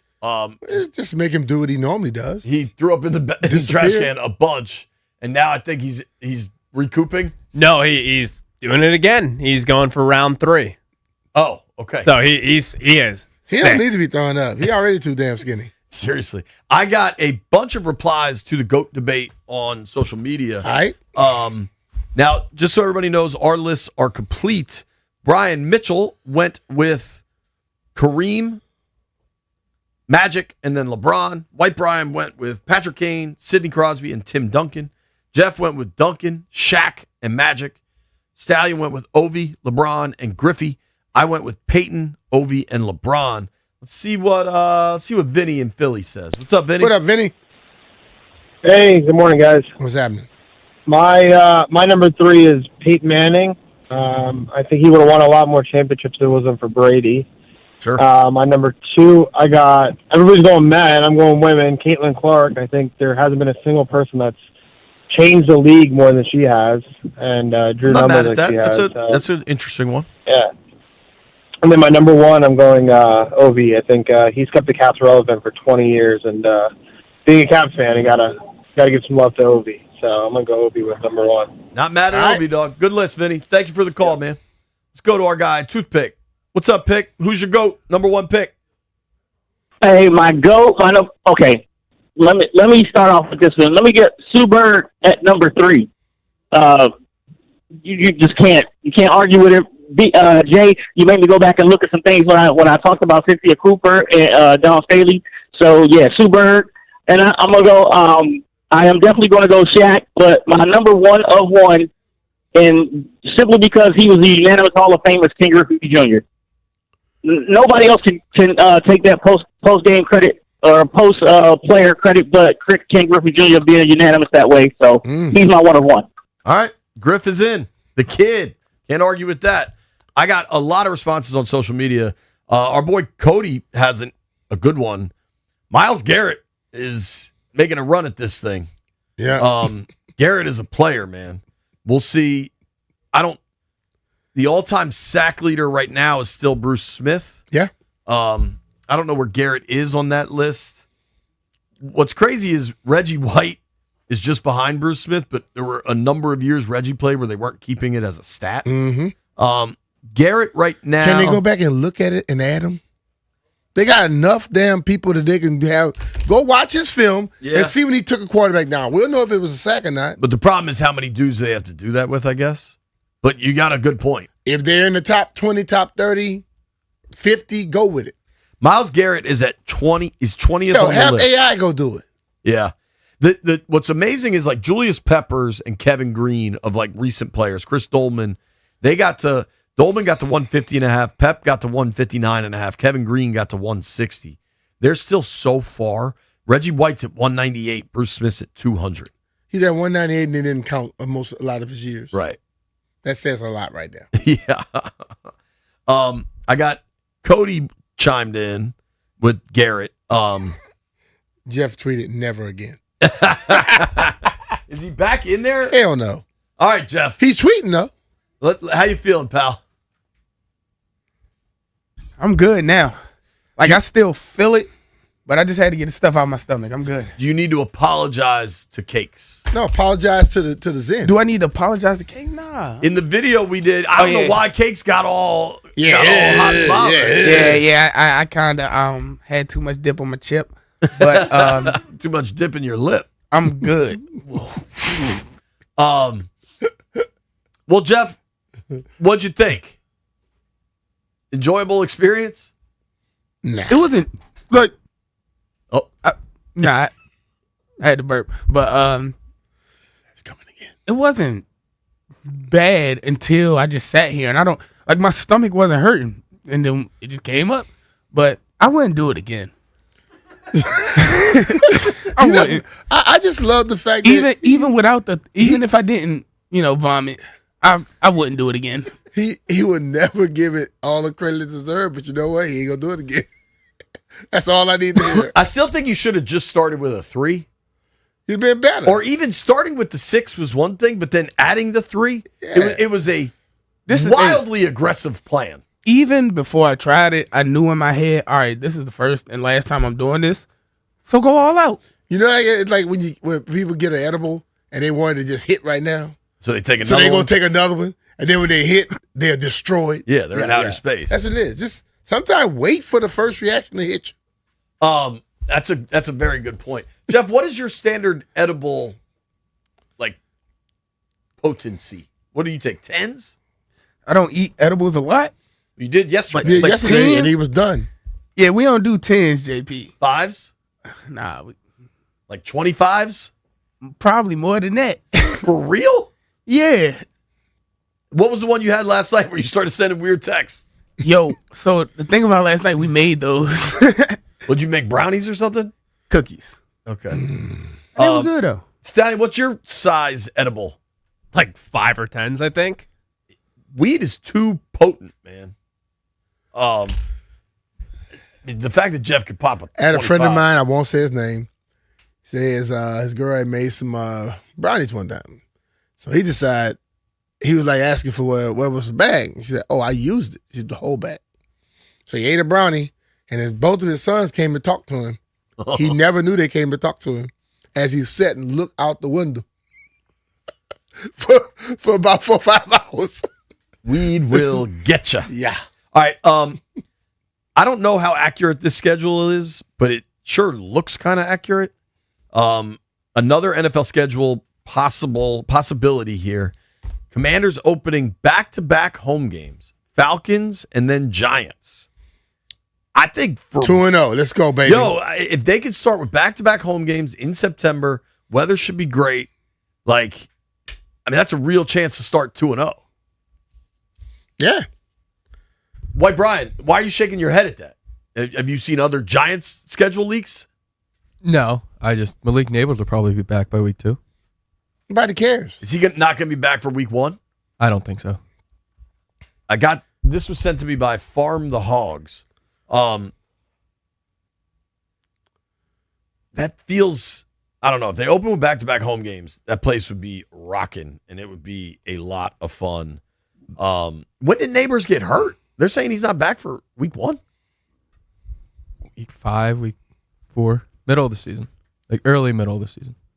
A lot of these guys are bad. That's 10 months later, 11 months later. It's a pretty bad knee injury. Yeah, okay. Listen, man, I'm obviously not a Giants fan, but Malik Neighbors is such an electric talent that you hate to see that. So I certainly hope he's okay. Is there one game that you have circled, B, more than the rest of them? Like one game you're most excited for? When we gonna play Dallas? The London game. That one we kind of know. I'm just saying that's the ones I look forward to. And then I just want to know where we're traveling to.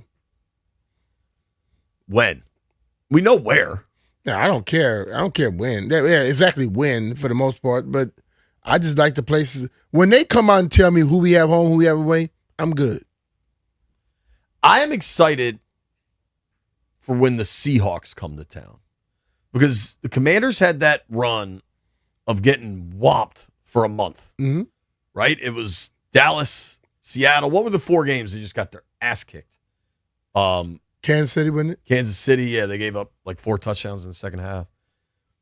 The Seahawks came here and were utterly dominant and kind of like shut it down in the fourth quarter. Like they kind of took their foot off the gas because it was so one-sided. The Seahawks went on to prove they were the best team in the NFL. They rolled through the postseason kind of without much drama. I mean, the NFC title game was a tough contest for them against the Rams. So Washington gets to see both the Seahawks and the Rams. But for me, there's some level of barometer with the Seahawks coming to town, and we'll know it before they play Seattle, unless they play Seattle week 1 or something. But we'll know if the defense is better. Mm-hmm. And granted, like Kenneth Walker has left the Seahawks, but like I want to see this attempt at a rebuilt defense going against the team that really could do whatever they wanted against this Washington defense. So they played last year, week 9. Final score was 38-14. They had 400 yards of offense in the game. But I'm going to see if I can get first half splits because, the amount of offense Seattle had in the first half of that game, it was just an old fashioned whomping. They scored 24 points in the second quarter. I believe it was 30. It was 31-7 at halftime. Yeah. So I'm excited for them to get another chance at Seattle. Last year it was bad defensively, right? Very bad, and then nothing happened about it. So, I mean, that one I'm kind of over that. I let that go. Right. I like that they get an opportunity to go up against that team again. They do with Dallas also, who was all over the field on them too. With the scheduling stuff, I don't know that people know this. Generally, the NFL tries to give the Niners not many home games early in the calendar because the way their stadium is situated, it absolutely bakes in that stadium.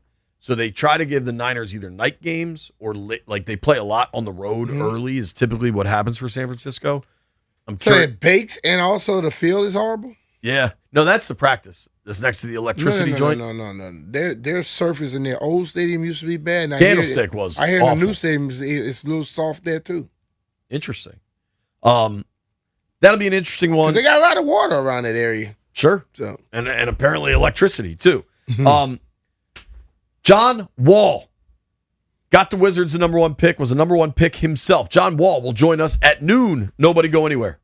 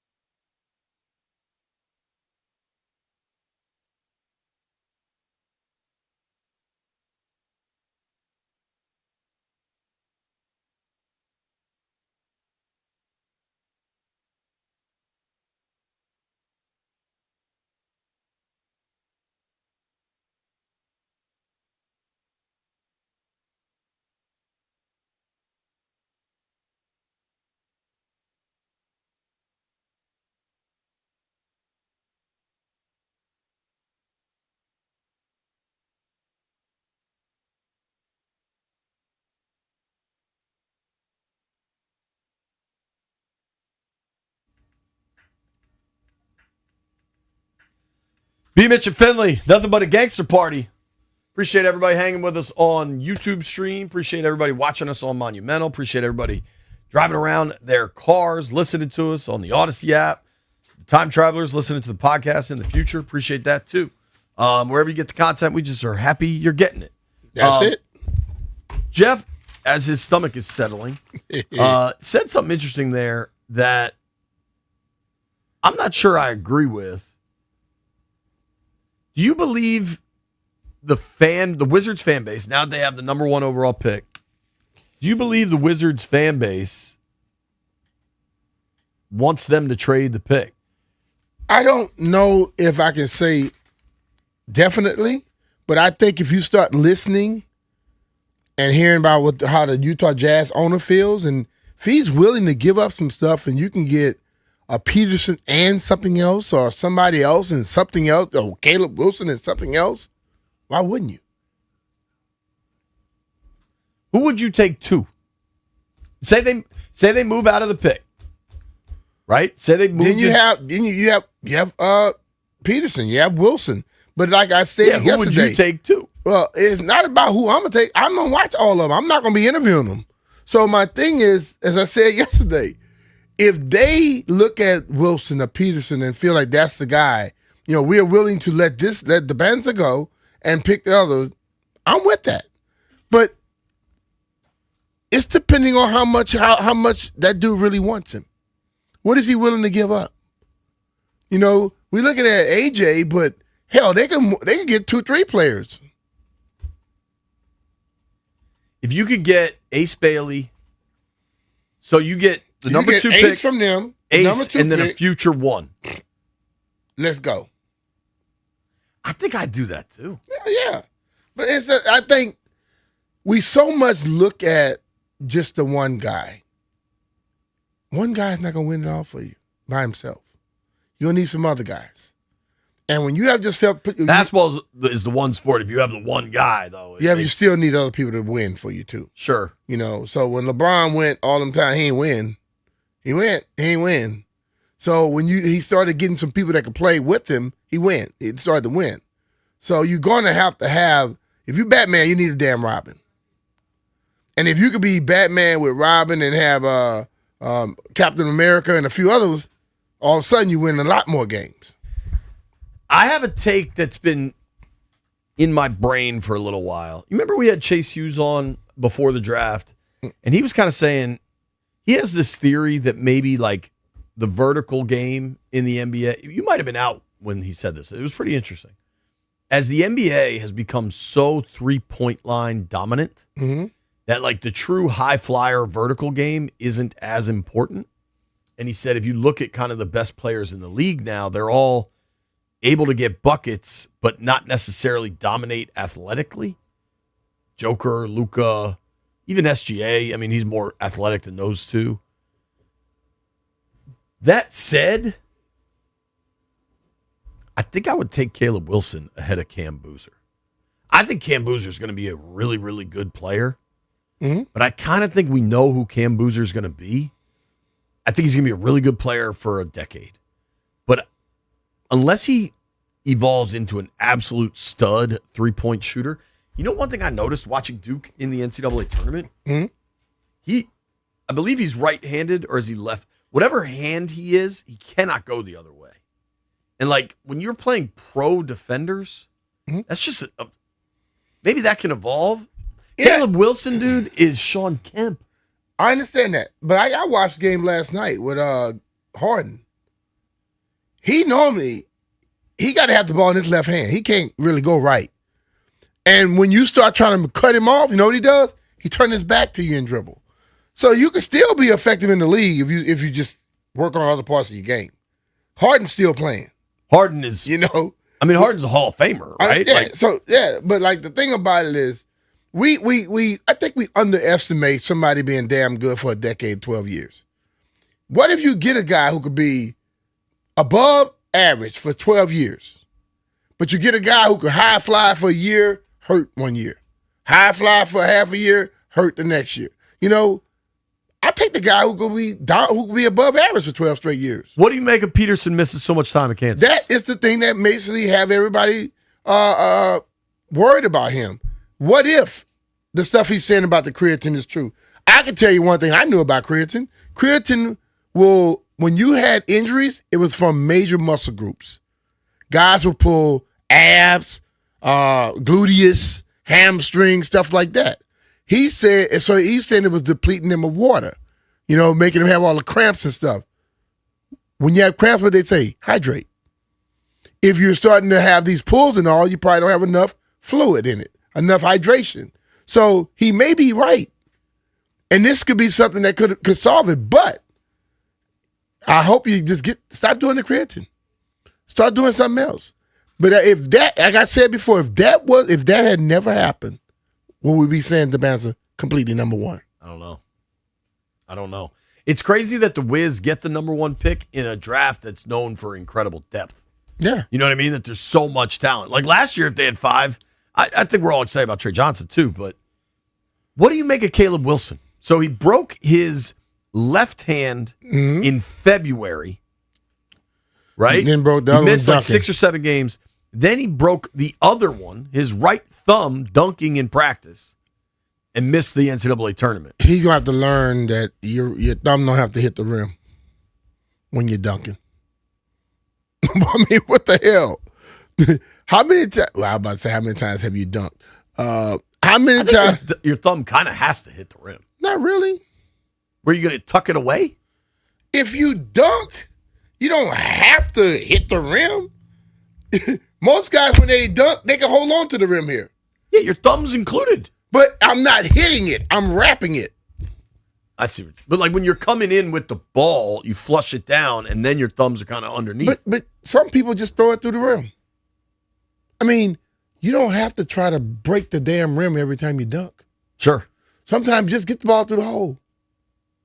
Do like George Gervin. Stop dunking and start finger roll, baby. If the offer is Ace Bailey, number 2, and a future number 1, I'm intrigued. Although I'm also really intrigued to just take Tabansa and get the best player. I understand that. Listen, the whole thing about it is this is exactly what they will be doing in a room. Somebody got to play the devil's advocate. You got to ask all the questions, figure it out. But ultimately, you have to come and settle with a majority opinion on what we should do. And if that majority opinion said, listen, we could turn this one pick into 3 or 4 damn good players, why don't you? And this is the thing that I think people get caught up in. We talked about the number 1 draft picks just now in the GOAT segment. Yep. I looked at the last 52 number 1 draft picks in the NFL. Over half of them were garbage. Okay? We can go look at the last 52 in basketball. The number 1 picks. Probably over half of them were garbage. There are people in the NBA right now that were the 4th pick, 5th pick. Some of them were second rounders. Some of them were undrafted that are balling their asses I believe off. Joker was a second rounder, So right? we got Gill to was a second understand rounder. that you don't just build with a number 1 pick. You give yourself more opportunities. And basketball, like you stated earlier, is a little different. Where you can get better players than football. You never know sometimes. B. Mitch and Finley. John Wall joins us next.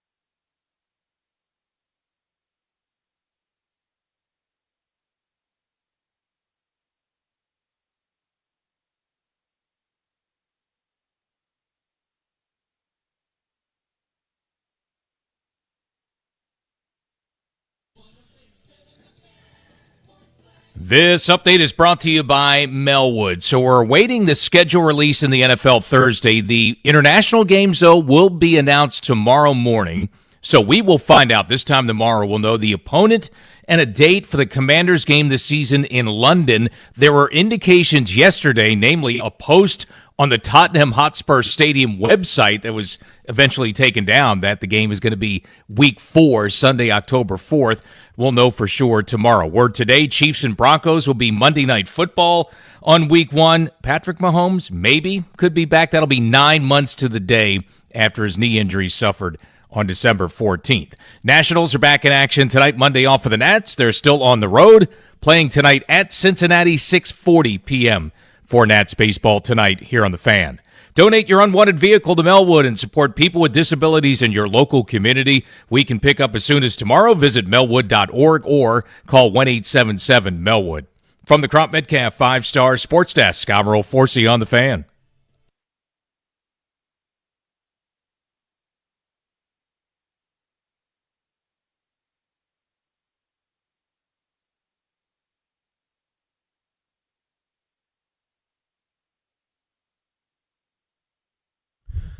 High noon in the District of Columbia. You hear the song. Only one man gets that intro. We are very excited to get to the Rude Guest Hotline and welcome in Mr. John Wall. John, how are you, man? What's going on? I'm doing pretty good, man. Just enjoying another day. The Wizards organization and city of D.C. is super happy knowing they got the number 1 pick. Dude, I want to start by saying on behalf of Wizards fans everywhere, thank you. Thank you for going to the draft. Thank you for bringing the number 1 pick home. What was that experience like? It was a dope experience. Full circle moment.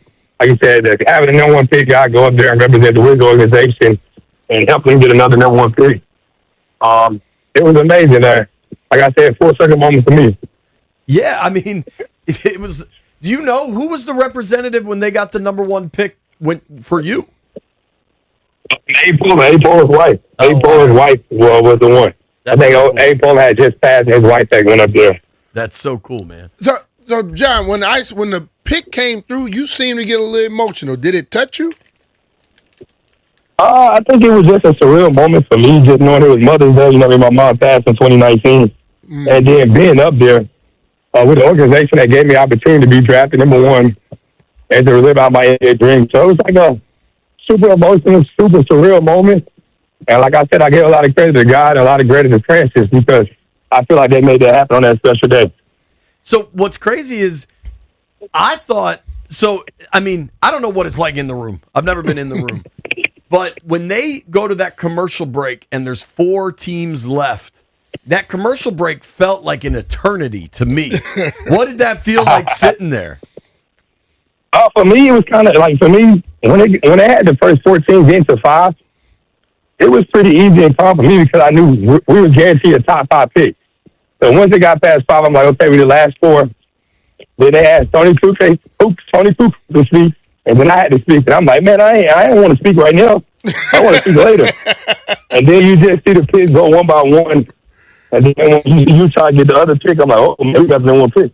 So I'm kind of in awe of, like, do I get up right now? Do I stay seated? Like, what do I really do in a moment? So it was dope, though. Yeah, John, nobody on this show has ever felt that type of feeling. For those guys that are sitting there, Peterson, DeBanza, knowing now that you could be that guy going on that pick, what's that feeling like? I can't really say, because I never had that experience of sitting there. It felt like the whole draft night, to be honest. Uh-huh. Like, it looked like it was draft night. Everybody had their own table. Some of the guys were sitting together. When I did it, when my year came up, I was at my agent's house. So it's a lot different than what I was. But I know it kind of gives you some clarity to understand when you're going into those meetings starting yesterday or today, who I'm going to meet with, who I'm going to talk to, who I might work out for, and where I got opportunity to go. If young John Wall, well, old John Wall now, he had a chance to give one of those guys, older, not old. I'm old here. I'm 58. You had a chance to give somebody a message or some advice. What would that advice be for the guys now, being in this position, but now you got to go and play it, have a career coming? Continue to be yourself. Continue to be the person that got you here. Continue to have a great personality, great character.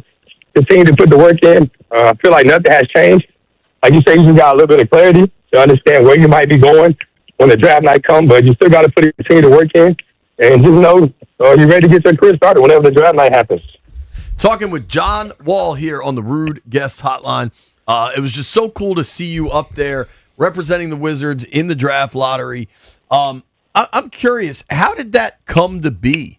Like, did Ted reach out to you? Did Dawkins reach out to you? Like, what was that? What was the initial conversation where they're like, hey, John, we were wondering if you'll go to Chicago for us? I think it all just started for me getting an opportunity to work back with Monumental Sports Network this year, being a sports analyst, broadcasting guy.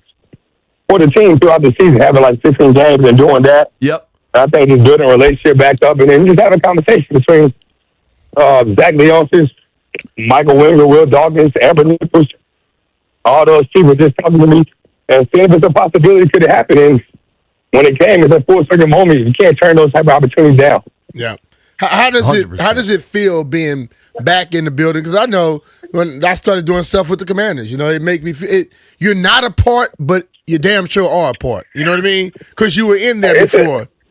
Yeah, like I said, it's a full circle, surreal moment for me just to be back in this position outside of just being on the court, which I wish I was still playing, but to still be involved with the organization, be around the city that loves me, and I love the city back.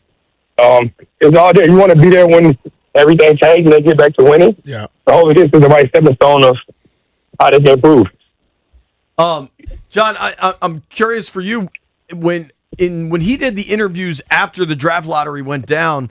AJ DeBanza said that he's known you for a while. That you came to one of the high school showcases he played in. I know what a hoops junkie you are. That you go watch high school basketball. What do you think of DeBanza's game? I'm super talented. I did a thing when I was on Amazon Prime. I did a video and called in. It was like he reminded me of a young Tracy McGrady. Super athletic, got a great heavy mid-range. Just super athletic, figuring out what the game is all about. Continue to grow, continue to get better. And yeah, a couple years ago, I went to Indiana and got to see him play in the EYBL tournament. And then we went to dinner after that at Benny Hanna's. And just was talking, just figuring out what she was doing next, what your ultimate goals. Continue to work and continue to do all those things. And after this great year of college, he's put himself in a great position to be a number one pick. John, I'm going to switch gears for a second. What's your favorite part of dinner at Benny Hanna? Man, I got to get the trio, man. Steak, chicken, and shrimp. I got to get that. I got to get the miso soup. I got to get a couple of shrimp tempura. After that, I'm good. Dude, that salad dressing they have, that like ginger salad dressing, the Benny Hanna. I need to go to Benny. See, that's for you right there. I don't eat salad, so I'm going to leave that up to you. You don't eat salad? You don't eat salad, man? You got to eall eat some vegetables. I love my vegetables. Don't get me wrong. I'm just a picky eater, so I don't really like sauces. Oh, okay. Gotcha. All right, back to basketball. So DeBanza, I love that. Young Tracy McGrady. What do you think of the kid Peterson from Kansas? Bonafide bucket getter. I mean, somebody that has a very mature game, played way beyond his years. And I think outside of all the stuff he dealt with in college this year and all the criticism he has, he's still one of those guys that can end up being number one or number two pick for sure. What do you think of his year at Kansas, missing time, and now we're hearing about this like creatine thing? How hard is that for a young man to kind of deal with? Well, I think it's difficult anytime when you never had to deal with anything like that before. Dealt with injuries before in your career, and you're used to playing basketball. You love the game of basketball. All you want to do is go out there with your teammates and compete at a high level, and certain things will take you away from the game. So I think he did a great job of trying to not talk about it as much and not try to make it about himself while he was playing. But, we live in an area where it's social media and everything is under a microscope. Totally. For sure. I'm loving asking you about these players. What do you think of Cam Boozer's game? Very mature. Known him for a long time. Used to work out at his high school, Columbus High School, watched him play a lot.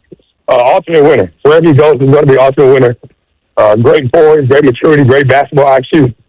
Just does all the right things. And when I say whoever gets him is definitely getting a winner. All right, we'll go again. How about Wilson? Yeah, Caleb Wilson. It reminds me of baby KG. With a motor, super athletic, raw, and face up a little bit. Play with that tenacity, not trying to back down from anybody. So all these guys have a great opportunity. They all just bring something different to the game. Do you see any the kid Acuff from Arkansas? I mean, what a scorer. Like, I remember watching you at Kentucky and just being completely blown away by your speed. I don't know that I had ever seen speed like that on a basketball court. Like, That's what Coach Keefe said yesterday. Yeah, I mean, your ability to get down the court in what appeared to be 2 seconds. You know what I mean? What did you see when you watched Acuff play ball? Baby Stephon Marbury without the athleticism. That's what reminded me of a baby Stephon Marbury. Just not as athletic, but scores the ball at a high level. To me, out of all the guards that Coach Kai has had, he's the best scorer that Kai has had at all his point guards. Like a 3-level scorer that can score any level. He had that Detroit mindset with him. Don't back down for nobody. And he's going to compete and take on any challenges. So you got to respect it and love him about it. Oh, yeah. There's a young man from D.C. going to play for Coach Cal. I know that you pay attention to that stuff. I saw him in the Capital Classic and was pretty blown away, dude. I'm blanking on his name this second. Jordan Smith. Yeah, what do you think of him going down to Arkansas? Well, he's one of those guys that don't never get tired. He competes on any level. Freak athlete. I love him. I gave him the National Gatorade Basketball Player of the Year trophy this year. And we had a couple of interviews we did, but I've been watching him from a distance. He continues just to get better year by year. He's a gym rat. He's going to continue to grow and get better on the Cal. That's wild. For you, and maybe it's both, I don't know, but do you still root for Kentucky, or are you an Arkansas guy now?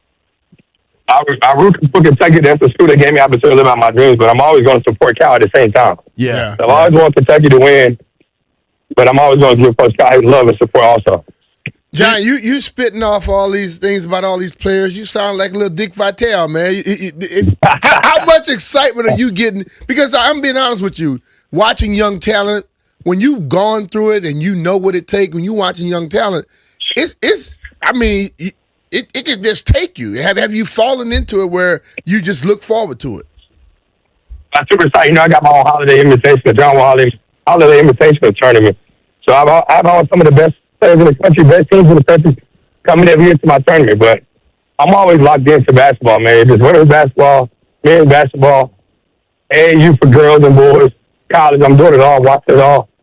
So I just enjoy loving the game and watching the game and being around it. Okay. I love that, man. Well, part of that is obviously you're doing more work at Monumental, television work with Amazon Prime, like all sorts of stuff. But you're also now, I think it was just last month, you were named the president of basketball operations at Howard University. What does that mean? How did that come to be? That's a great opportunity. I mean, you're just blessed to be able to continue to learn and grow the game and understand what the business is of that side of the game. Eventually one day I want to be a general manager of something in the NBA. It came about because I became a captain of a day one day and went to a game and talked to the team and just been around those guys. And shout out to Coach Blakely and them. They gave me opportunity to step into this role. I took full advantage of it. That's pretty damn cool. Here's a very little known fact. When I was a little kid and lived in North Carolina, I went to Duke basketball camp, and Blakeney was one of my coaches. How about that? That's crazy. Crazy, right? You know what, though, John? He didn't listen to nothing he said. I listened. I couldn't perform. You know the crazy part is you got to give Coach Blakely a lot of credit. I mean, over the last 5 years, what he's done over there in that organization, building the Dream Factory, getting those guys to win, getting recruits in, winning their first NCAA tournament game, got another great team coming back this year. It's super exciting. I'm glad I could be involved and be a part of it to help them grow and continue to figure out what they can do to make Howard basketball better and keep building the winning coaches. So, shout out to Coach Blake and his staff because they have been doing a tremendous job. John, they gave Michigan their hardest game of the tournament. Yeah, surprisingly. And they center was 6'4", 6'5". Right. I mean, he's doing a hell of a job there. It's funny. I remember when I was at camp, one day, I don't know why I had this. I had a map of the D.C. Metro, like the actual subway, like the red line, the yellow line. That was my T-shirt I was wearing. And he came over to me. He's like, "Oh, are you from up there?" And we talked. It couldn't have been cooler. I'm really excited for you. I have some good buddies that are involved in that Howard program, and I'll definitely get down to a game. I did want to ask you a little bit about the games going on right now, though. The Thunder and the Knicks are just steamrolling teams. Do you think we're on pace for a Thunder-Knicks finals? I know it's a possibility. I mean, both of those teams are playing at a high level right now. But, at the same time, those first game or two of the next round could be tough because you get too much time of layoff. Yeah. You come out a little rusty. But I think the Western Conference East Conference Finals are going to be a lot better than what we have right now. You know what I mean? But especially for those two teams.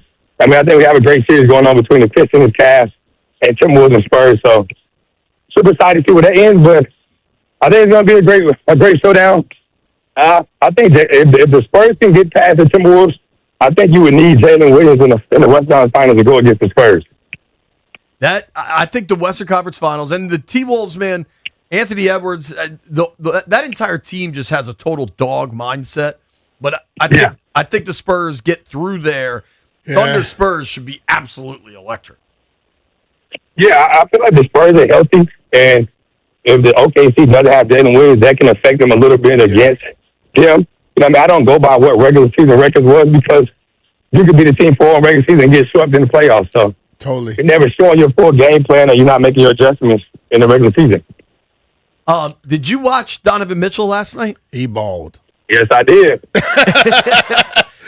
Have you ever had a game like that where in the first half seemed like nothing working, in the second half you can't miss anything? Yeah, you know, all you do is you might change your jersey and change your shoes, and then, you know what I mean, some different luck will come. But you know, when you're a scorer like Donovan Mitchell, it's just about finding one or two of them going the rim. And once you get in the rhythm, he's tough to stop. You know what I mean? Just score all 3 levels, super athletic, and then he doesn't have all the pressure to make all the plays now. We're adding James Harden to the team. So he can get back to his role of just being a bona fide scorer. Yeah. When you're playing like that, like, you know, like to a dude like me, I've heard of when, you know, shooters or basketball players get in the zone. Mitchell was clearly in the zone in the second half last night. What is that feeling like? Nobody can guard you. It's like the rim is like an ocean. Nobody can stop you. It's all up to you. If you stop shooting, that's the only way you're going to stop yourself. There you go. Gotta feel so cool. John, man, I know you are a busy man. We really appreciate you making time. Seriously, again, thank you on behalf of Wizards fans. It felt like a truly full circle moment watching you be up there and then land the number 1 pick. I remember where I was watching the draft lottery when they won the number 1 pick to draft you. And now I got to experience it with my children. It was very cool, man. Yeah, that's what I said. I didn't get to watch my kids because I was at the lottery, but my kids was jumping up and down back home. So definitely full circle moment. Oh, yeah. Absolutely, man. Well, thank you again Appreciate for the you, time, John. and we'll see you soon. All right, thank you. Have a good one. All right, man. All right. The great John Wall. You know They what? just spitting off all them. Dude, he is a hoops You're into junkie. it, dog. You know my boy Mark that runs Capital Hoops? Yep. And so Capital Hoops does a lot of big summer showcases and stuff. And John comes to them. Like he's a family man now, but like that dude watches more basketball than he probably watches as much basketball as like Will Dawkins does. It's a lot of basketball. It's interesting to hear him say too that he wants to become an NBA general manager someday. Yeah. Did you ever want to do evaluate? Like, did If you I ever ever want to wanted to do something, I want to go that way. The coaching thing, being there all the time, that I just never. I thought that grind was, and I saw too much of the coaches. They had issues with family life. Well, dude, if you think about the coaches you played for the majority of your career, a pair of Hall of Famers, maybe not the majority, but Gibbs, who was a tireless worker. Yeah, Andy Reid, same thing. Tireless worker. Yeah. It's different, man. It's a lot of grind, bro. It's a lot of grind. All right, you are listening to B. Mitch and Finley. John Wall was terrific.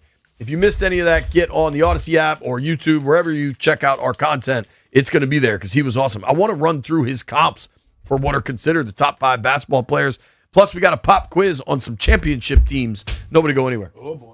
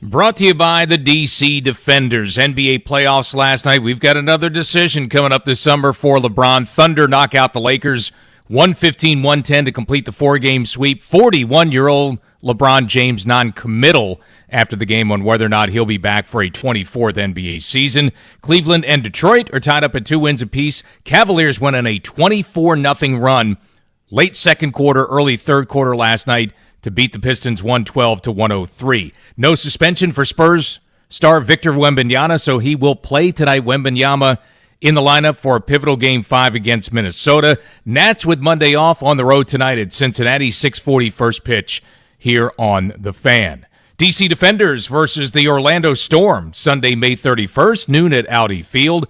Defenders Kids Day, the first 5,000 fans getting a Defenders t-shirt. Tickets at ufldefenders.com. From the Crop Metcalf 5-Star Sports Desk, I'm Earl Forsey on The Fan.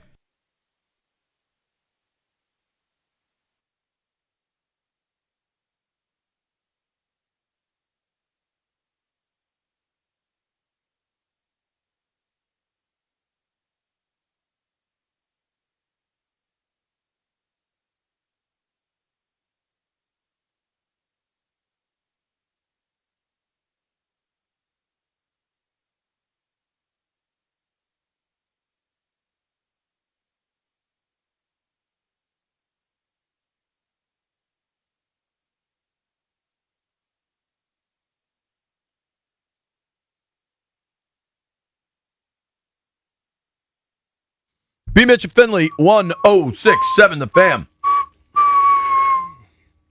Air fryers fired up. Yep. Celebrating White Brian's return from Dallas.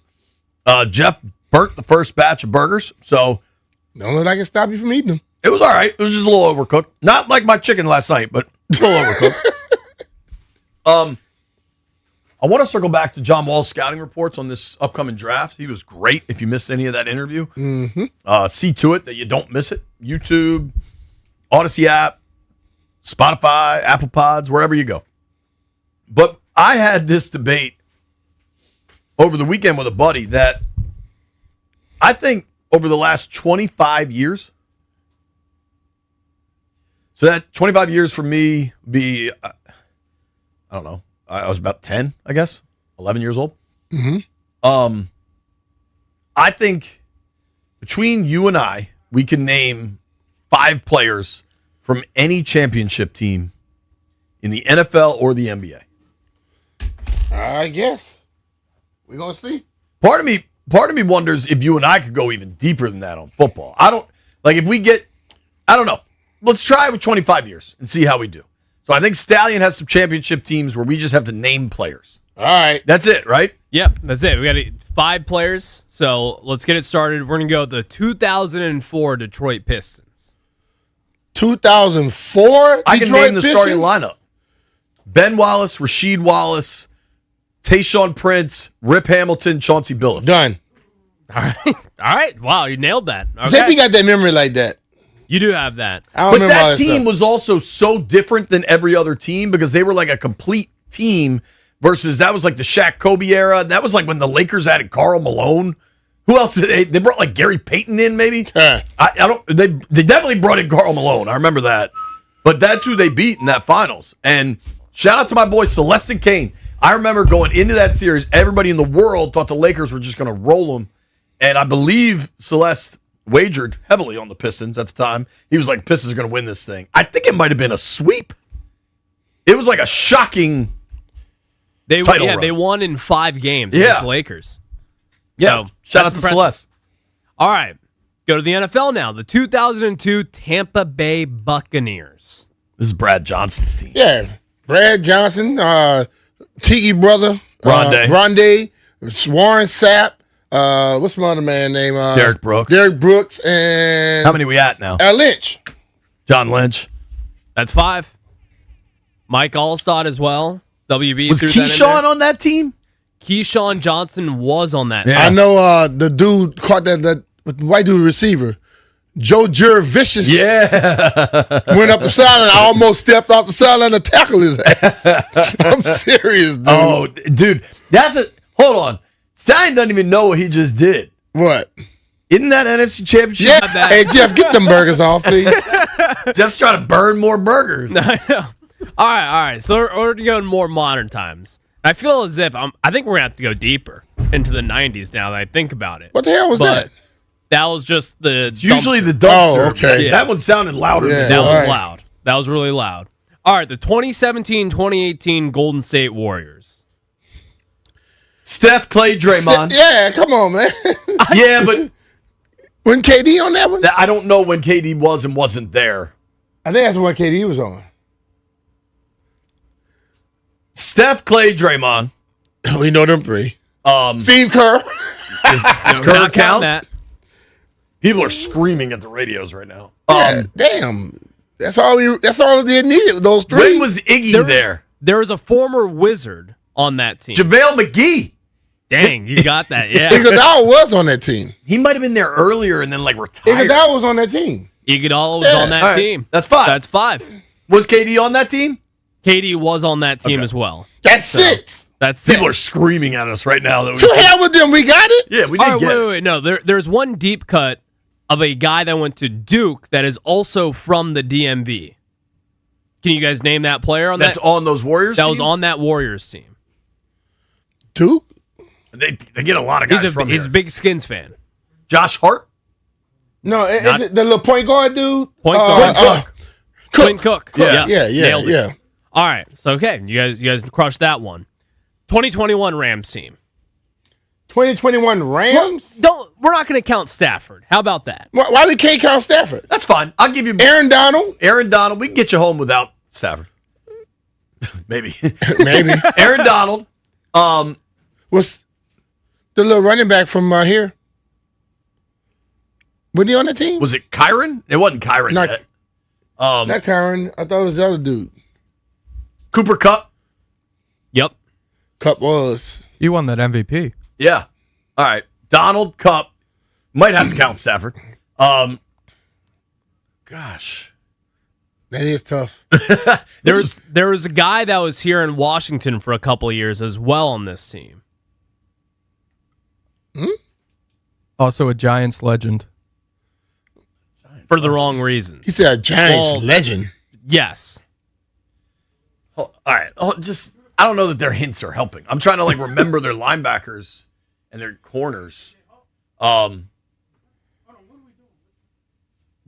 Donald, obviously. 2021? They beat the Bengals at SoFi. Was Witzcom on there? That's when I wore the Ovechkin jersey in South Central. Yeah, I remember that. Here, Trying I'll to give get you a a shot. hint of one of the receivers, not of whom Ryan and I have mentioned here.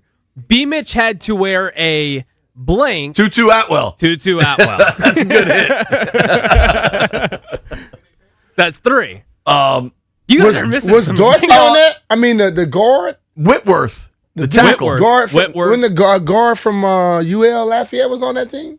Guard from Or UL did he come Lafayette. after that? That'd be a hell of a deep cut. Yeah, I'm You're missing right. one major name. On offense or defense? Offense. Giants legend. Giants legend. Another hint. He got hurt. In the first half. Oh, of the Odell Beckham. Odell Beckham. But also, there's another guy from the Redskins who was also with the Eagles, who was also B. Mitch. No. Sonny Jurgensen. No. You're so stupid. All right. Skins and Eagles went to the Rams, won a Super Bowl. Started with the Eagles, went to the Skins, and then bounced around a little bit. Jeremiah Trotter. No. Oh, my God. Wide receiver. Wide receiver. Wide receiver. Deshaun Jackson. Jackson? Oh, DJ. He was on that Jackson team? on that team. Wow. He was listed on the roster here. Did we get home there? You got You home also there. didn't let us count Stafford. Well, I mean, yeah, because, come on. You guys could have gotten that. Yeah, but we got to always count. You say 5. Also, former Maryland running back, late round pick, fun guy. Fun guy. Kind of a fun guy. Fun fantasy guy, I would Is this say. CJ Anderson's team? Yes. Jake Butt? No. Jake Funk was on that Jake team. Funk. Jake He say bunk. I think they had another dude named Jake Butt. Maybe I made that up. Yeah, you made it up. I apologize. That was a year later. Jake Tight Funky end. Butt. There is a dude named Jake Yeah, Butt. tight Right? end from That was Michigan. a Jake Funky Butt. All right. So we're going to go back a little bit here. All right. 99-2000 Lakers. Shaq, Kobe. Kobe Shaq. Paul Gasol. No, that was later. That was when That was Kobe later? got his solo. So Kobe, Robert Ory, Derek Fisher. Ory was on every team because he knocked down Big Shot Bob. Shaq, Fisher. Kobe, Derek Fisher, Robert Ory. Was Artest on that team? I on think he that was one? later. Was Steve Kerr on that team? He was on those Spurs teams. Yeah, he was not on that. I don't think he was team. on that team, though. Shaq, Kobe, Fisher, Ory. We're forgetting somebody obvious. Of course. You got to set it up with a timer or something because I feel like know. 5, 4, we're 3, going to be so mad when they say 2, 1. this. Hold on. It was like a Phil Jackson guy. Was who's the big white dude from Australia? Luke Longley? Luke Longley. Longley was gone by that time. Okay, dog. because you're on the right track there. Who was the Walton? Wasn't there a Walton? Luke Walton? Nope, that was later on. But there was Ron Harper. There's Ron So Harper. there I knew it was- was somebody. I said Artest. So yeah, that was a little bit of a deeper cut there. That was good though. That was good. This one, we'll see. The 2013 Seattle Seahawks. Russ, Marshawn, Sherman, Earl Thomas, and what's the other one? Bobby Wagner. No, Bobby Wagner is one, but what's the safety? Cam Chancellor. Cam Chancellor. Yeah. Bang. 6. Yeah. You guys did pretty good. You guys did pretty That's good on it? that. Yeah, I mean, Good. That's cool. We kind of ran through them. yeah. I'm What did trying we to go get a like? burger. How many did you have? We had 6 teams and you guys went 6-6. No, we didn't get the Rams, and I don't Well- think we got that Lakers one. I'll give us 4 Stallion and too 6. nice. Okay, I'll give you 4. I'll give you 4 of 6. Don't worry. We got something for them one coming up. I mean, dude, if we asked them, They wouldn't know nothing beyond. Y'all could stump. We could do a stump the aquarium or something. Drain Stump the the aquarium. aquarium. That'd The be aquarium easy. is a great one. How That'd about- be easy as hell. All right, 'Cause real all you got to do quick. is name Can we something before use you- the internet? no, Hey, not messing with it. Elway's first Super Bowl win. Give me 4 other players. Ooh. Terrell Davis. Yep, The guard Zimmerman. I think it was a tackle, but maybe. Tackle. So It's a okay. name though. Zimmerman, Terrell Davis, John Elway. That's 3. I said give me 4 beyond. Four Elway. beyond Okay. that way. Shannon Sharp Yeah, and what's a defender there? Oh my gosh. Ed McCaffrey. there it is. There. Yeah. I shook him out of his shoes one time. Who? The defender you talking about? Oh. Hey, yo. John Lynch. Atwater. Oh no, Atwater didn't win. I don't think. Was he there then? Atwater was there. I thought he was on the earlier when they went. I thought to it was right 3. after they beat us down there. Well, that was earlier. Yeah, Atwater was on the one in 80. He was probably still there. Now we're researching Steve Atwater, who was Jeremy Chin's uncle. Yeah, they both were big old nice dudes that Yeah. would knock your. He won it. He was there for Stuff both in of the those. dirt. They had Atwater and Lynch on those teams. That was fun, dude. All right, let's talk about the burgers. Burgers. Nobody go anywhere.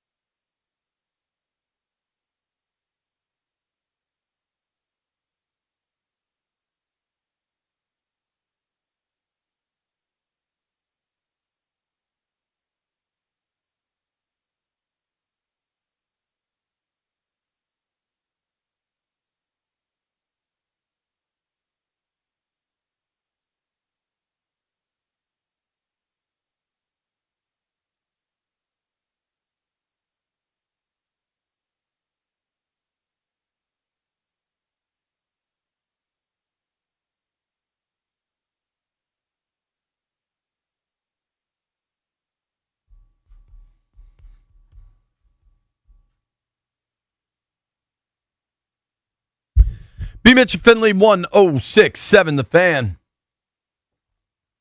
A lot of folks getting fired up about the NFL schedule release. Joe Ferreira, media executive, been all over the country, worked at the NFL for a long time, doing the schedule. Joe Ferreira is going to join us at 1 o'clock.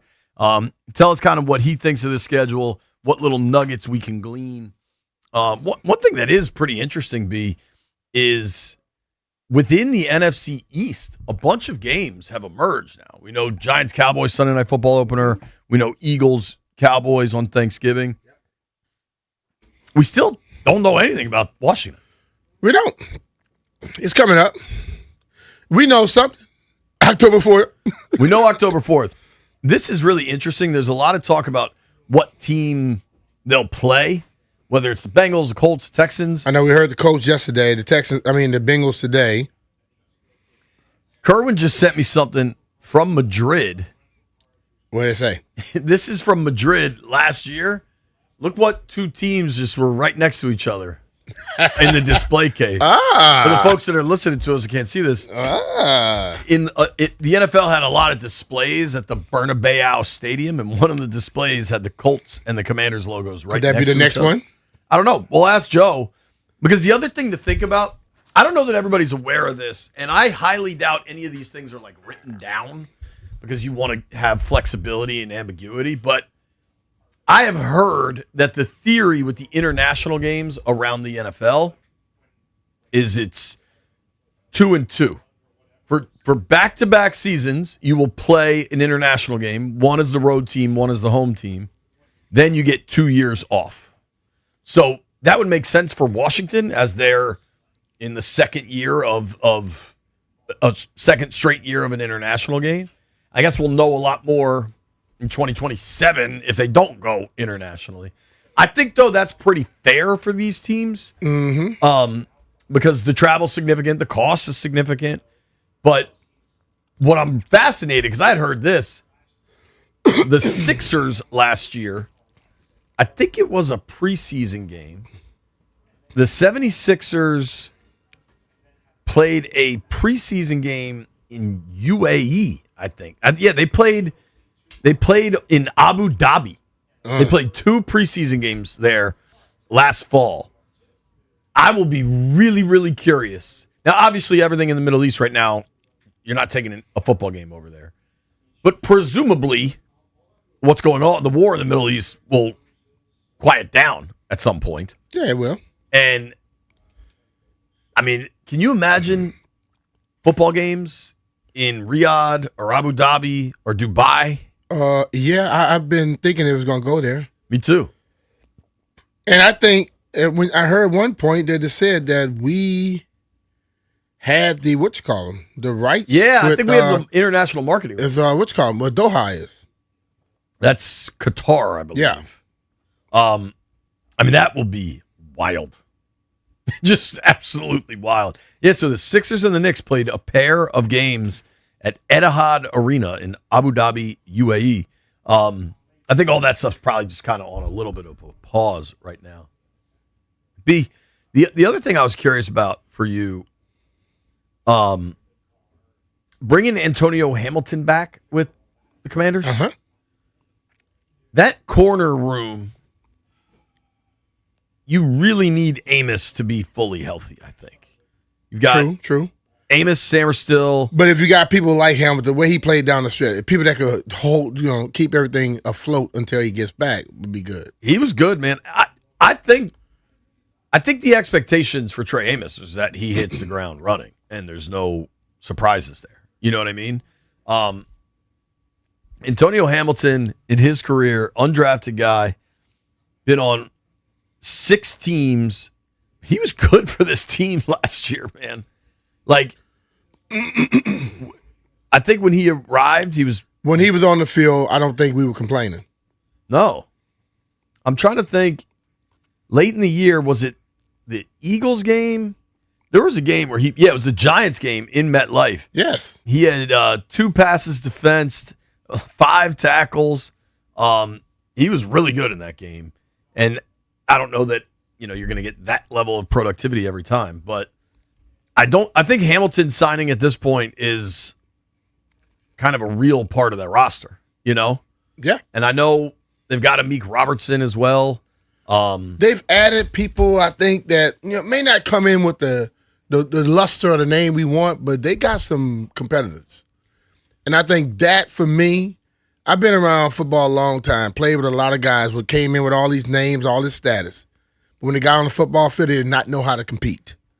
Guys that know how to compete, I care about them more than I do guys with just a name. What position, because they're going to continue to add throughout the summer. That's just how this works. They're going to keep signing dudes. What position between now, today is May 12th, and week 1, do you think will have like the most significant veteran addition? Get 3 spots: receiver, center, and interior D-line. I think receiver. I do think corner. I also still think quarterback, man. You say what? Quarterback? Quarterback. Dude, they have kept 3 quarterbacks on their roster since it's been the Peters Quinn show. And depending what they think of Kaliak Manis, last year you learned a lot. When Josh Johnson was the starter, they could have then promoted Hartman to the active. Like, they had the space. And instead, they went and signed Jeff Driscoll. So, if you don't think Kaliak Manis can outperform Hartman, you might want to bring some. I don't think it's that crazy to think you bring back Driscoll or there's some other veteran out there that you think gives you that depth. How much money are you willing to spend on this veteran? Because Driscoll came for the vet minimum. I'm saying, but they've changed up what they're paying people now compared to what it was last year. How much are you willing to pay that other veteran quarterback? Well, the other thing that could be interesting with a veteran, honestly, at any of these positions, the way the contract structure works, if a veteran of certain status is on the week 1 roster, their salary for the year becomes guaranteed at that point. If you don't sign a veteran until week 2, that's a very different scenario. Then it's a week-to-week thing. So they may wait. They may. When we come back, we're going to learn all we can about the NFL schedule. Our friend Joe Ferreira will join us. It's going to be fun. Joe. Nobody go anywhere. It's B. Mitch and Finley.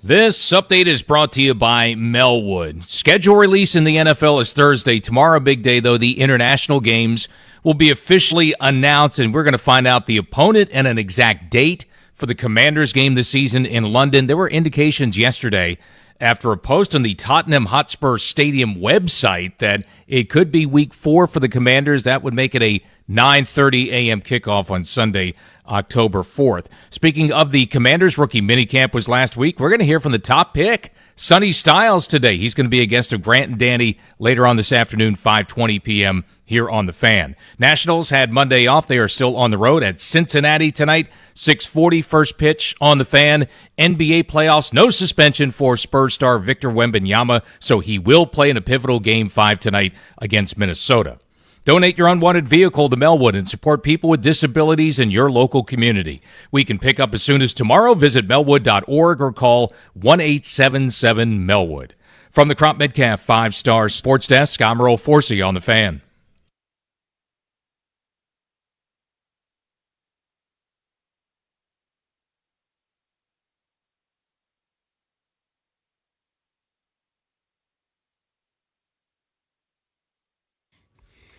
B. Mitch and Finley, 1067 The Fan. I am fired up. Talk to our friend Joe Ferreira. Before we get there, though, I got to tell you, Rude is the official show sponsor of B. Mitch and Finley.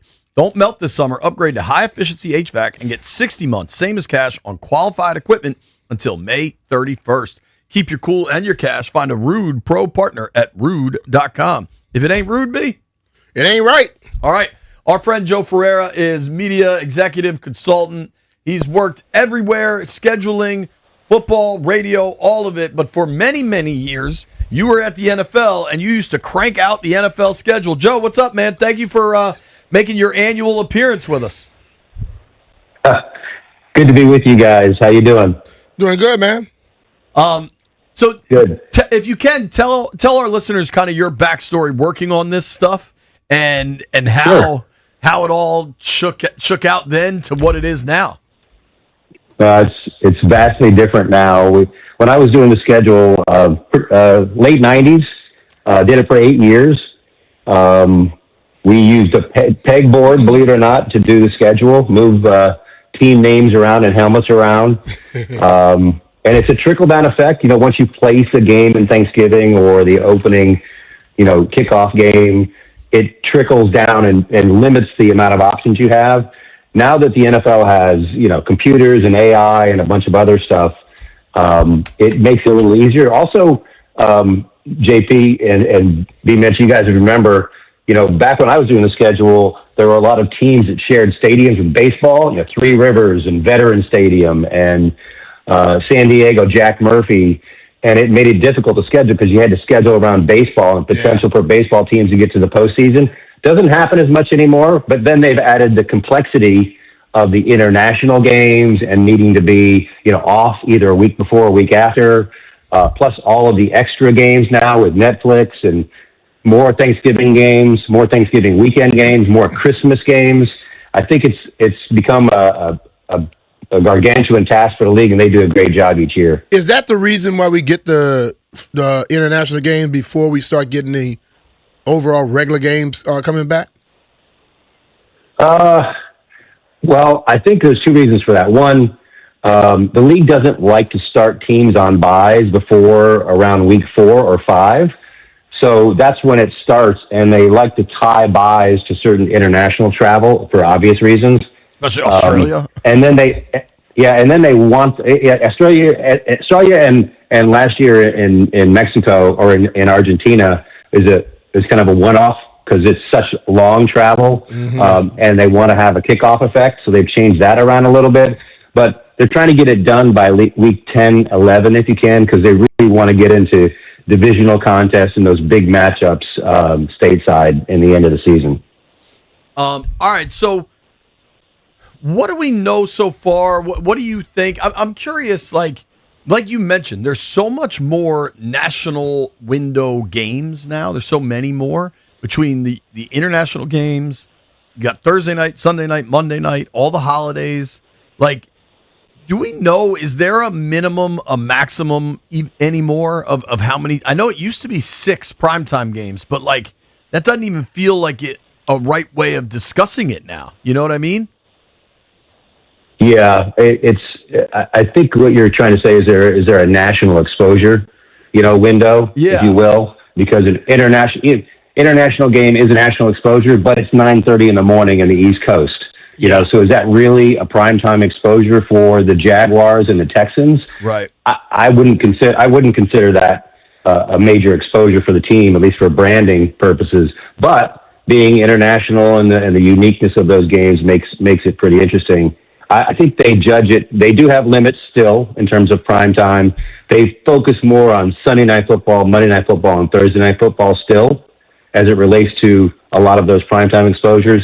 And then these big games, they don't even count the Cowboys and Lions right on Thanksgiving as a major exposure, but those are some of the highest rated games of the year. Why won't they count that though? Difficult. Well, just everybody's at home. They should count it, B. Mitch, but it's just historical. They've been hosting those games since the mid '70s. St. Louis Cardinals actually used to host those games for a few years. People probably don't remember that, but it's been kind of traditional, so they don't really count it as a major exposure for those teams. And sometimes that brings a rift, between some of the owners in the league meetings. But right now, they all accept the fact that that's where the schedule goes. Joe, that's how Jerry get over on that. Before we get to whatever nuggets or ideas you have, I'm curious, especially because this thing has kind of gotten political now. As the NFL and all sports leagues, it's not just the NFL, but as streaming has become more and more of a part of our sports viewing experience, where do you see that go? I mean, just somebody with your kind of resume that has been in these boardrooms and understands both how the league does it and how media does it. Where do you think this goes between broadcast and streaming for the NFL over the next, 5-10 years? My take is the NFL and other leagues are trying to do two things. One, negotiation 101 with broadcasting rights is you want more bidders than you have packages. That allows you to drive the price up and drive value for your property. Number two, and what the leagues would say is most important, is reaching the fans where they are. Obviously, there's millions and millions of subscribers to Netflix. There's millions of people who are on YouTube, subscribers to Amazon Prime. If you want free shipping for the full year, you're certainly going to be subscribed to that. So you've got fans in those places. Where you get the pushback from the fans is, do I really need to subscribe to 6 different services just to watch the NFL? And that's where it makes it a little difficult. So it's a balancing act, I think, with the league. I think they're doing a good job, to be honest with you, in terms of where they're going with some of these Netflix games and special games, 2 back-to-back doubleheader on Christmas, the Black Friday game with Amazon, some of these early season games. You had the YouTube game last year. You have Peacock, where NBC picked up 2 games from when ESPN bought the NFL Network. The NFL Network had these games, and then they got sold back to Fox and NBC. And now NBC is going to have an extra Saturday doubleheader, the first game being on NBC and the second game being on Peacock on week 17. So you're adding even more windows at the end of the year. And I think they're on the right track. I think there's just a balancing act. We've got to be too careful not to splinter it too much. One point on that, JP, is think about Thanksgiving.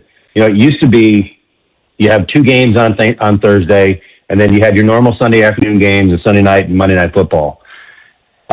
The Fox and CBS on Sunday used to kind of complain that their Sunday slate was watered down. Now you have a Wednesday before Thanksgiving game. You have 3 games on Thanksgiving. You have a Black Friday game. You have a Sunday night game, and you have a Monday night game. That Sunday afternoon is going to be very shallow for both Fox and CBS. But they're also getting 2 big games on Thanksgiving. So it's this juggling act that the NFL has to do. Do they ever worry about, there are a lot of people that don't have all those extra little channels and streaming services that you're going to be blocking a lot of people out? Yeah, I think there's a worry there. particularly from maybe an older demographic, if you will, who's a big part of the fan base. The other funny factor is a lot of bars, sports bars, have a DirecTV package. They don't always get Amazon or Netflix. They can't get the games.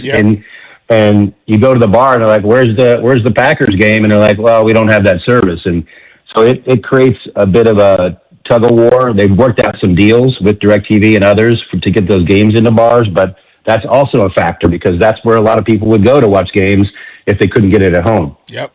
That's really interesting. All right, Joe. Talking with our friend Joe Ferreira. We all used to work together back in the NBC Sports Washington days. Joe has worked all over the country, including at the NFL for a number of years, doing scheduling. If you don't follow, it's at Joe NFL. And I don't know when you start doing it. I want to say it's like once we get to December. But Joe will provide the most in-depth NFL tiebreaker scenarios for playoffs and seeding and all that. I always love the first couple playoff seeding tweets I see from Joe. I always get all excited knowing that playoff football is coming time. on. Yeah, dude. Yeah. But let's get to kind of. It can be big picture thoughts on this schedule. It can be specific to the Commanders. Kind of whatever you think. All right. Well, we got some things already dribbling out, right? That are becoming official.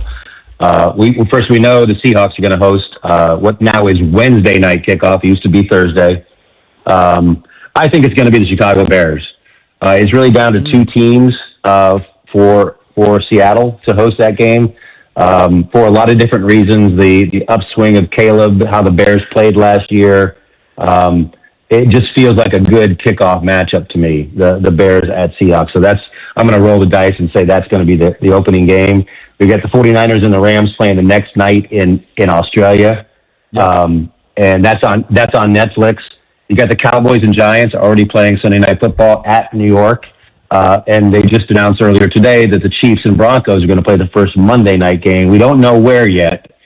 My guess is KC, just based on if Mahomes is back and healthy and that crowd and how they're going to be fired up with the Broncos game. Week 2, the Bills are going to open their new stadium, which is going to be incredible, against the Lions on Thursday Night Football. We already know the Ravens and Cowboys are playing in Rio on week 3. And then we come to week 4. And I think, well, first of all, I know there was a lot of back and forth as to when the Commanders are going to play in London. I think it's 99.9% chance it's going to be week 4 on October 4th in London. The Jaguars play week 5. We don't know who they play week 6, and it's going to be against the Texans on week 6. So that kind of takes the Texans out of the mix for the Commanders. So I think the Commanders game is between the Colts and Bengals.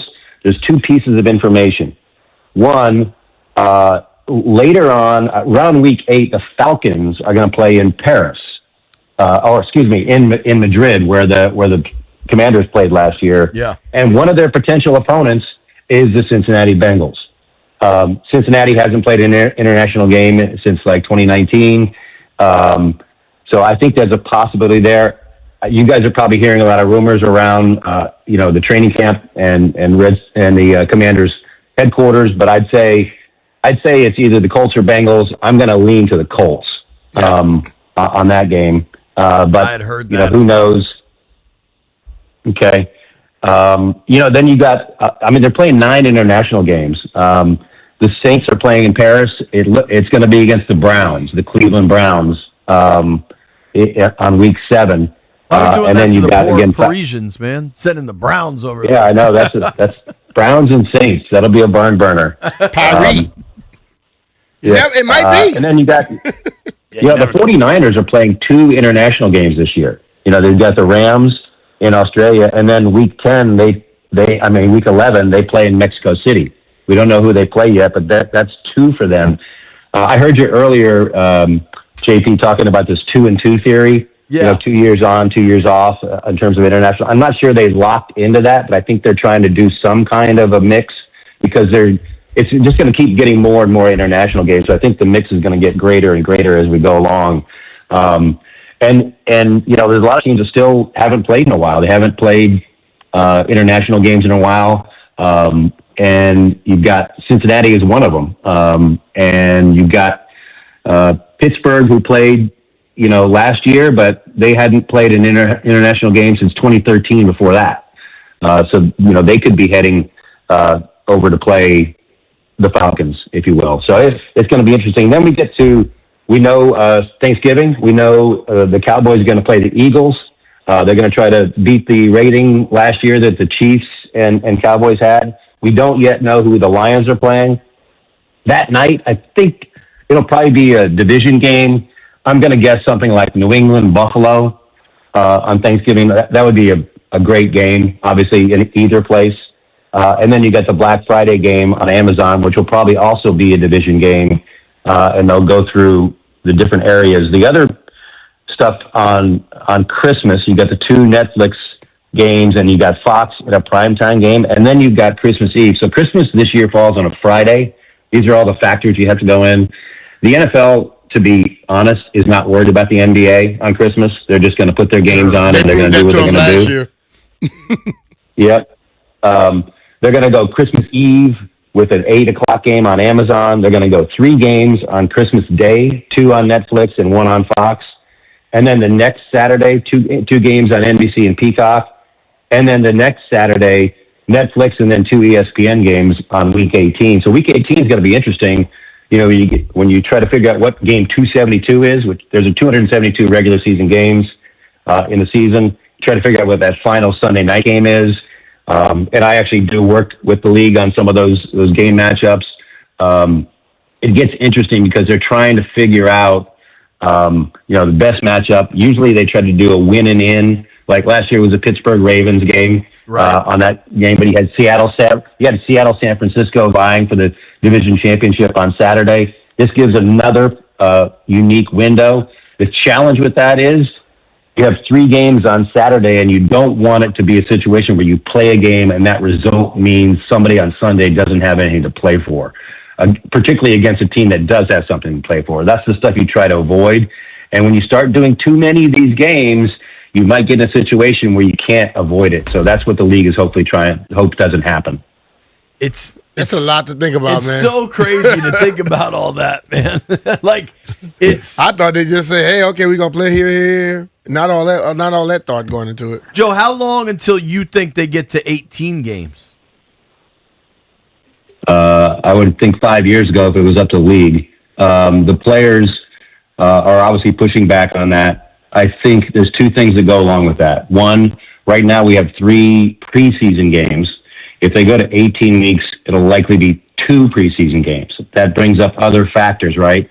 Will people be in enough shape? Will players be in enough shape? A lot of players say we don't really need preseason. College doesn't have a preseason. They go right into their season. But I think that's where we'll end up. I think it's going to be, if the league ends up splitting off of their current contracts and renegotiating deals in 2028 and beyond, I think 18 weeks will be part of that negotiation. So if I had to guess, I'd say 2029, 2030, somewhere in that area. Man, the NFL is just such a behemoth. I mean, dude, what's crazy is you said something there, Joe, that the NFL is not worried about the NBA on Christmas. The NBA should know that. The NBA used to own Christmas, and as soon as the NFL was like, oh, wait a second, we can do this, they just dropped. Think one game damn near had the amount of people watching it than the whole NBA had that whole day. Yeah, and I don't mean that to be derogatory towards the NBA. Dude, NBA they still have an audience. They still have an audience. It's just the NFL, the nature of the schedule, the limited number of games, the week-to-week nature of it versus an 82-game grinding season in the NBA and NHL and others. It's just a different format, and it makes for bigger games. And listen. Sports betting is a big part of it too. Sure. The interest in the league, fantasy football. Fantasy football is a major factor in NFL viewership. And there's just not the same in rotisserie baseball or fantasy basketball. It just doesn't compare. Nope. So you've got that factor and sports betting, and sports books make their money on NFL, and and World Cup soccer and a few other things, but for the most part, it's NFL. and they dominate. There's no two ways about it. It's crazy, man. And it's just going. It's just gonna keep going. You know what I mean? Joe, dude. What do you guys think about the Commanders opener? What are you thinking? I think they open at home Sunday 1:00. An opponent I don't know, but have a clue. I think they open at home Sunday 1:00. What do you think, Yeah, Joe? and obviously Dallas and the Giants are off the table, right? Right. They're playing that night. I don't think it's Philly. I know they like to open some of those games. If I had to say, I think it's the Atlanta Falcons.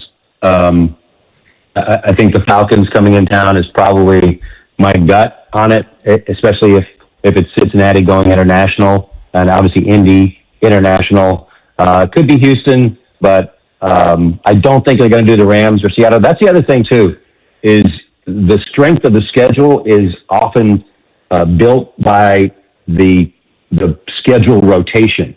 This year, the NFC East plays the NFC West. That makes some great matchups. Same thing in the AFC. AFC East plays the AFC West. It means for a lot of travel for these teams. It makes it difficult. But you think about the matchups. You've got Dallas playing San Francisco, the Rams in Seattle in their own conference. Same thing for Philadelphia. And on the AFC side, you got New England and Buffalo, two big TV teams now, playing Denver, the Chargers, and Kansas City. So you've got these great matchups. Now, when it's AFC East against AFC South, it doesn't make the greatest matchups with Jacksonville and Houston and Indy and Tennessee. So this year is very unique, where you got both East and West divisions playing each other, and it creates what I call great game inventory for the league to work with, and the schedule is going to look very strong. All right, just so this is fair, Joe, can I tweet the following out? Schedule predictions from @JoeNFL. Season opener, Bears at Seahawks. Commanders opener versus Atlanta at home. And then Commanders London game, week 4 versus Colts. Yep. All right. Go for it. There we have it. Thank you for the time, dude. Great to hear All from right, you. Joe. Take care, man.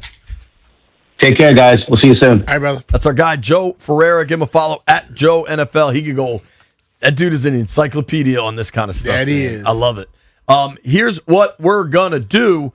Our friend B is going to join us next. Set some over-unders for my golf trip to Bandon Dunes. If it's about golf, take the over. And if it's about booze, take the over. Over. Don't go anywhere.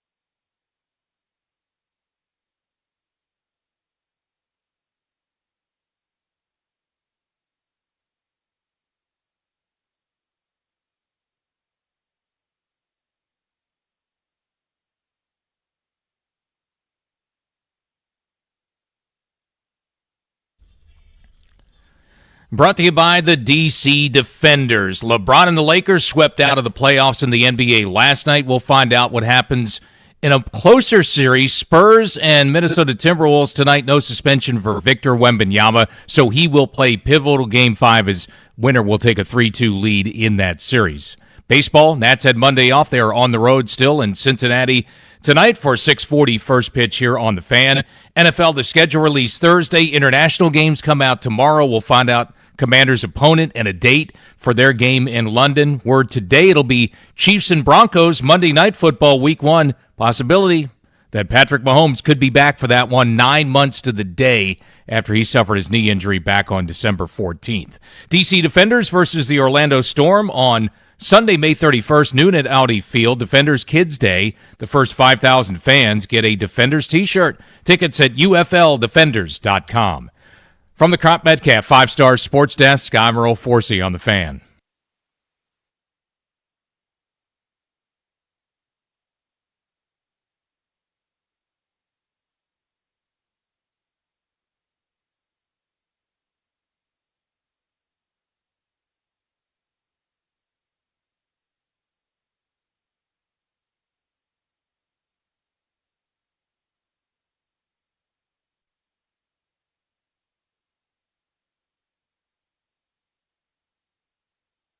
Seven, the Fan. If you missed any of our interview with Joe Ferreira, he got a lot of nuggets, a lot of information with 3 predictions. The NFL season opener, we know that's going to be Seattle Seahawks. He has the Chicago Bears traveling to Seattle for that opener.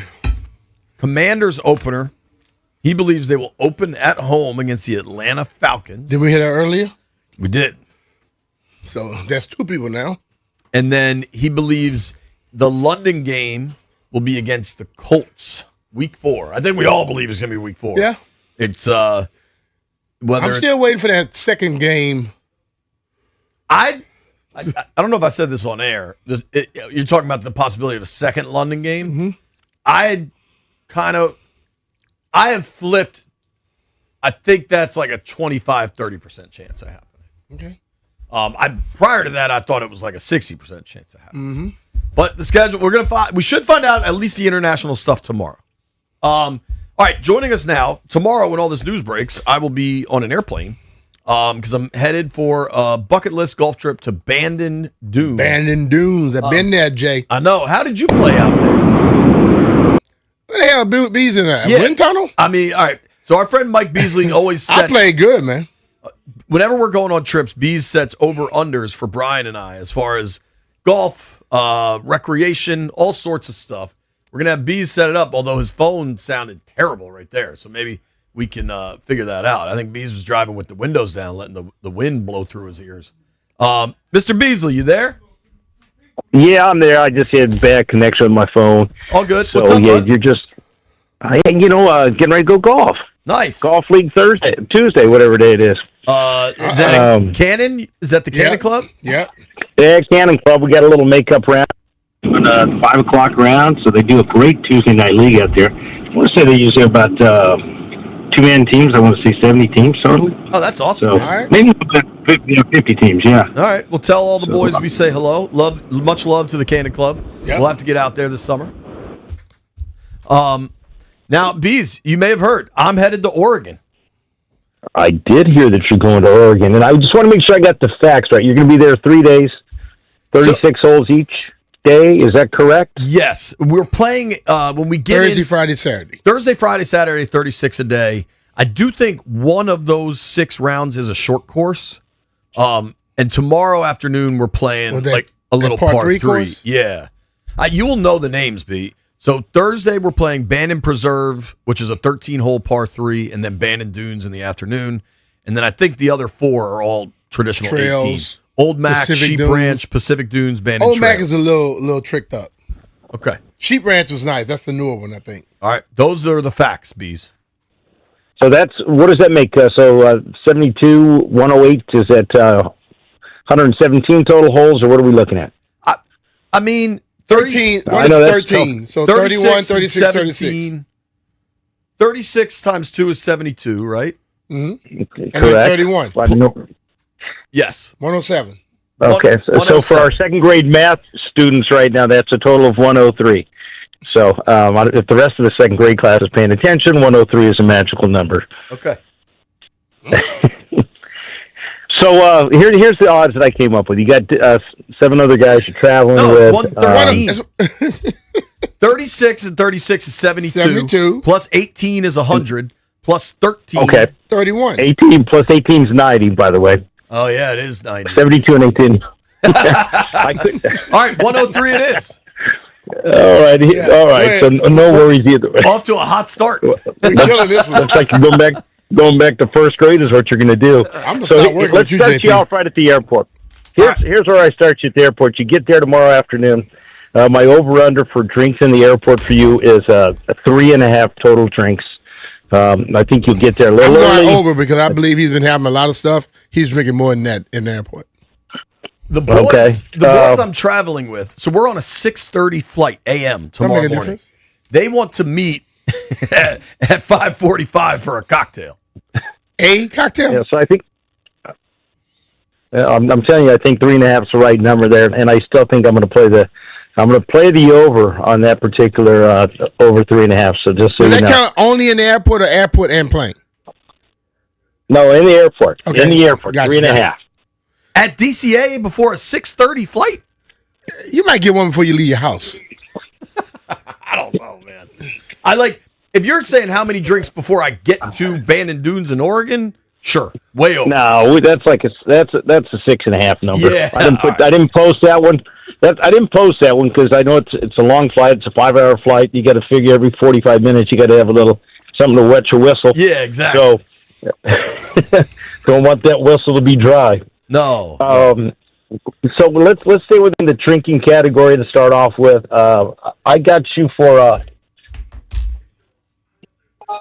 total drinks, Tito's and soda for your trip, and it sounds like a short number, and it might be an underplay, but I got 68.5. Wait. 36 holes, 2 days. 3 days. 31 Yeah. one day. Right. Yeah, let's try not to reverse and go back and try to do the math again. I'm going. I'll probably take the over on that. 68.5 Bacchus is a lot. Dude, Wednesday, you forgot Wednesday and Sunday also. Yeah. It's not just those days you're playing golf. Now, here's another caveat. On Thursday with the schedule release, I'm going to have to do some work in between my 2 rounds, which just pure happenstance kind of works out. Yeah, and that's the reason you're going to drink more of them to catch up on the second round. You better learn how to tell me when you're on vacation, you ain't working. I'm working on that. And keep in mind, you got the golf, but you also have the dinners. And the dinners, he's not shy. He doesn't shy away from the bottle at the dinner table. I know that. I've seen him take his clothes off in the restaurant. That was New Orleans. That's like socially acceptable down there. The last one that's adds up with any kind of like drinks, the total waters, and I think I'm really magical with this number as well. I got the total waters for the trip 8.5.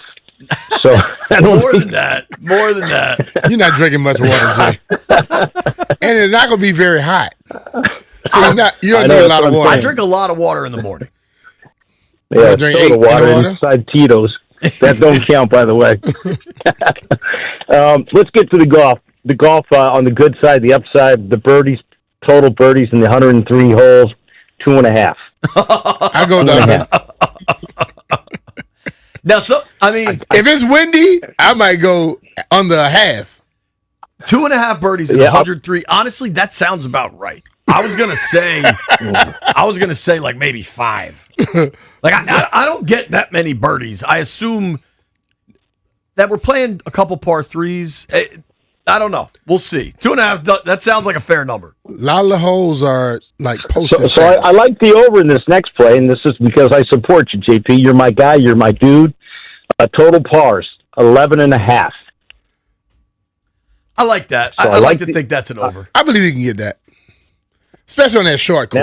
Now we go to the fun numbers, which I think you'll experience Bandon Dunes at its best. Oh gosh. Total triple bogeys. I got you at 8.5. Yeah, I go once every 12 holes, basically, is what I'm saying mathematically. I fear That's an over too. Yeah, I think he might get close to that on that first day, because he's gonna be trying to be so calm and cool in that first 13, because he got to work, and then after that, No, that's Thursday. That's Friday. No, that's Thursday, fool. Yeah, you're right. Yeah, so and then at the next round, he's gonna be going for it, and that's when he normally blows up. And so my last little odds make out here, and I do love the over in this, and this may be the lock of the day. Over under double digit holes. I got it at 2.5. Play the over. Double digit holes. Come on, man. It means you're gonna get a 6 on the par 3. No, are you saying No, that no, I get double a 10? digit. 10 Oh, or more. 10 or more. Ooh. 2.5 for those? They got some holes out there. Stay away from the gorge. Yeah, so that means when you got that 10-footer for an 8, you don't get to pick it up. You got to putt it out. I don't know. That action's not on the board because I know the guys I'm going with. It's going to be match play, and if I'm laying 8, I like to think I'm picking up. Well, stay away from All the right. gorge. Don't get drunk and fall into that, because they stick through golf balls. I'm just letting you know. So that is the best of JT's Bandon Dudes odds brought to you by me. All Vegas right. Boys. We appreciate it, Bees. Hit him straight tonight at your golf league, dude. All right, guys, have a great All day. right, Have a great trip, JP. Be cool, Thanks, bud. Catch up soon. All right, that's our guy, Mike Beasley. He's got me at 68.5 vodkas over 5 days, 8.5 waters. Hammer the over. You remember at the Super Bowl that time? I hammered that in about 3-4 days. Yeah. The number sounds scary to like my body, but it also sounds right. But it's like a whole day. Right. Like you're going to be playing golf from morning till like evening. Right. Then sitting down to Have a drink and dinner. eat. I mean, to eat and sit by the fireplace and lie about what y'all shot. Man, what did you shoot? I shot a 99 or 108.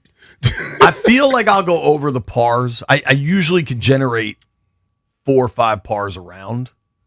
on regular courses. Yeah. Same regular courses. We're about to find and out. you're walking twice. You're walking 36 and then that one day at 31. It's going to be fun. Nobody go anywhere. B. Mitchell Finley, Grant and Danny coming your way at 2 o'clock.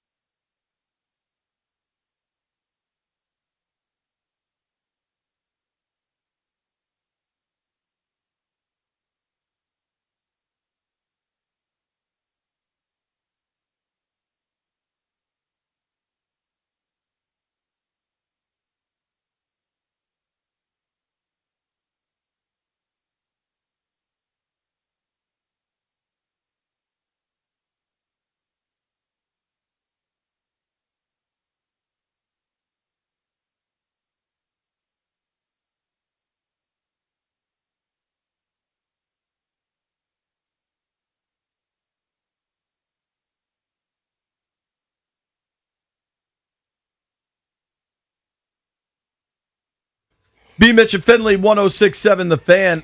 I just realized why it seemed like we didn't have that much food for White Brian's welcome back party. Why?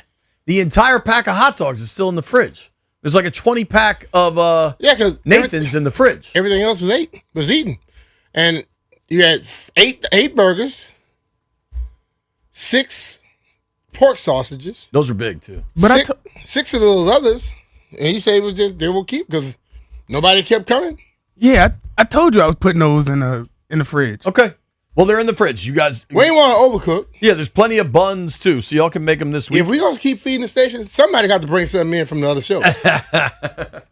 We do pretty well with Junk's food drops in the morning, but it's interesting because the Junks will get like fancy restaurants dropping food in the morning, and I'm like, by the time I get here, it's a little late. And I'm like, I'm not sure I want spanakopita at 9:30 a.m. or whatever. I pass by stuff when they start to look dry. Hell of a show today. Jeff threw up. We got some NFL schedule information. Jeff's name was Earl today. How you feeling now, Jeffrey? The hot dogs and everything sit okay? I'm amazing. We're not gonna go that far. I'm back to my regular self now. Yeah, he's talking a lot of ish. Question for you, B. What? Did we see LeBron's last game last night? I will say no. What about last game as a Laker? Probably yes. I think that now that they're doing different things over there, they're sick of being dictated to. So, especially you got new ownership. Maybe Bronny might not be playing there again either. I imagine a rookie deal in the NBA, the Lakers have control over Bronny, right? Yeah, but the reason he had that rookie deal and that amount of money is because his daddy was playing there. Right. Where do you think LeBron ends up? I don't know. That's why I don't know. You know, and listen, somebody out there who don't fill their stadium up can get their stadium filled up with them there. But I would say this. As great as he's been, I don't think he can carry a team anymore. He can do it for spurts. Maybe a game or two in a row, but he can't do this thing consistently anymore like he used to.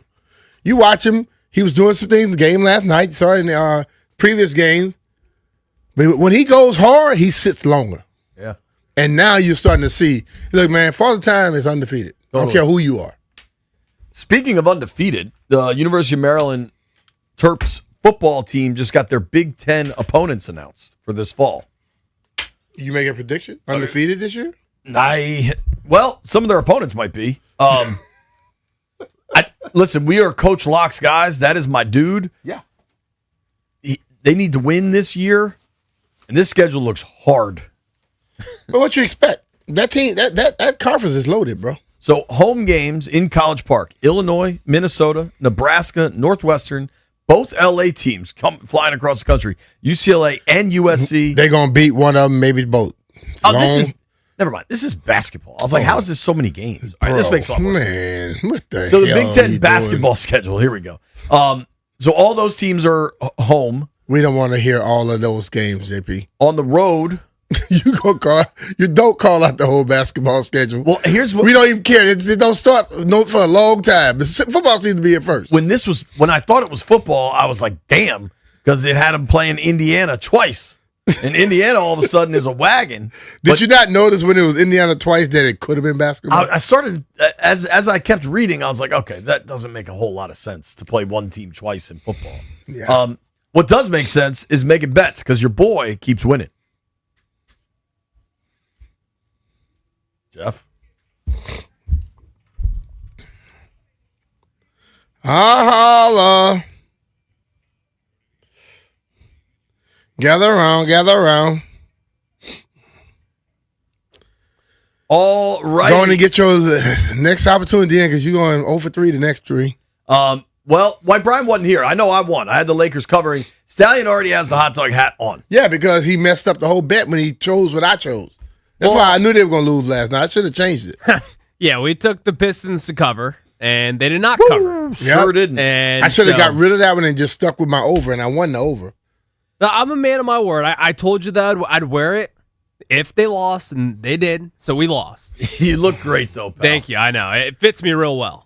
So JP won, Jeff won, B Mitch and I lost. So J-Dogs forever. So we are 0 for White 1. Brian lost too. Yeah, White Brian lost. You know when you're That's not a here, loss. it's automatic loss. All right, that's a loss. Yeah. Give me Timberwolves plus 9.5. Jeff's taking the T-Wolves tonight, 8 o'clock on NBC, plus 9.5. Where they playing at? San Antonio. Oh boy. You got some pucks. What's the over under? The total is 218.5. Ooh. Got some puck tonight. Buffalo in Montreal again, as well as Anaheim going to Vegas. So you got puck options. Nats open in Cincinnati tonight. So you got baseball options. Jeff's in on the Timberwolves. Anybody else in the aquarium? I'm also in on the Timberwolves, plus 9.5 tonight. Sorry, Jeff. Spurs. That mean give me the Spurs. Also, parlay, let me get the Atlanta Dream. WNBA. Okay. Okay, Jeff. I hear you. I got a heavy lean towards the Spurs now that my man the Sabres. What can I get the puck line for the Man, Sabres? let me take the Canadians. Wow. All right. I'm going to take Anaheim plus 1.5. I'm taking the Ducks on the puck line plus 1.5.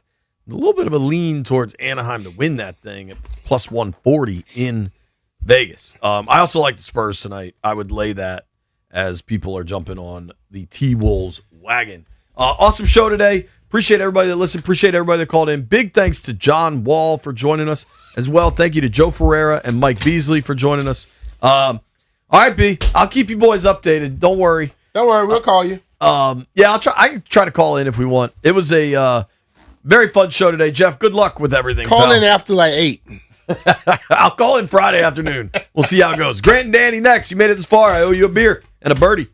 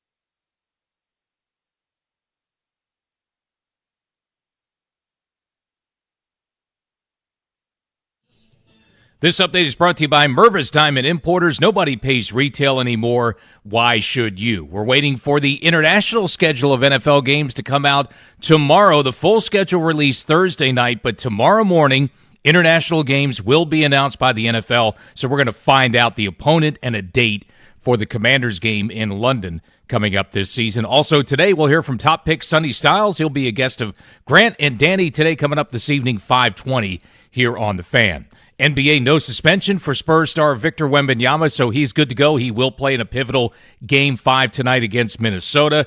Baseball on The Fan, Nats had Monday off. They're still on the road and back in action tonight at Cincinnati. 6:40 first pitch for the Nats here on The Fan. When you're ready to pop the question, think Mervis, Diamond Importers, and Tacori. Mervis offers unbeatable value, while Tacori brings handcrafted detail and signature design to every engagement ring from the very first sparkle. For the largest selection in D.C., visit Mervis. Go to MervisDiamond.com. From the Crop Metcalf 5-Star Sports Desk, I'm Earl Forsey on The Fan.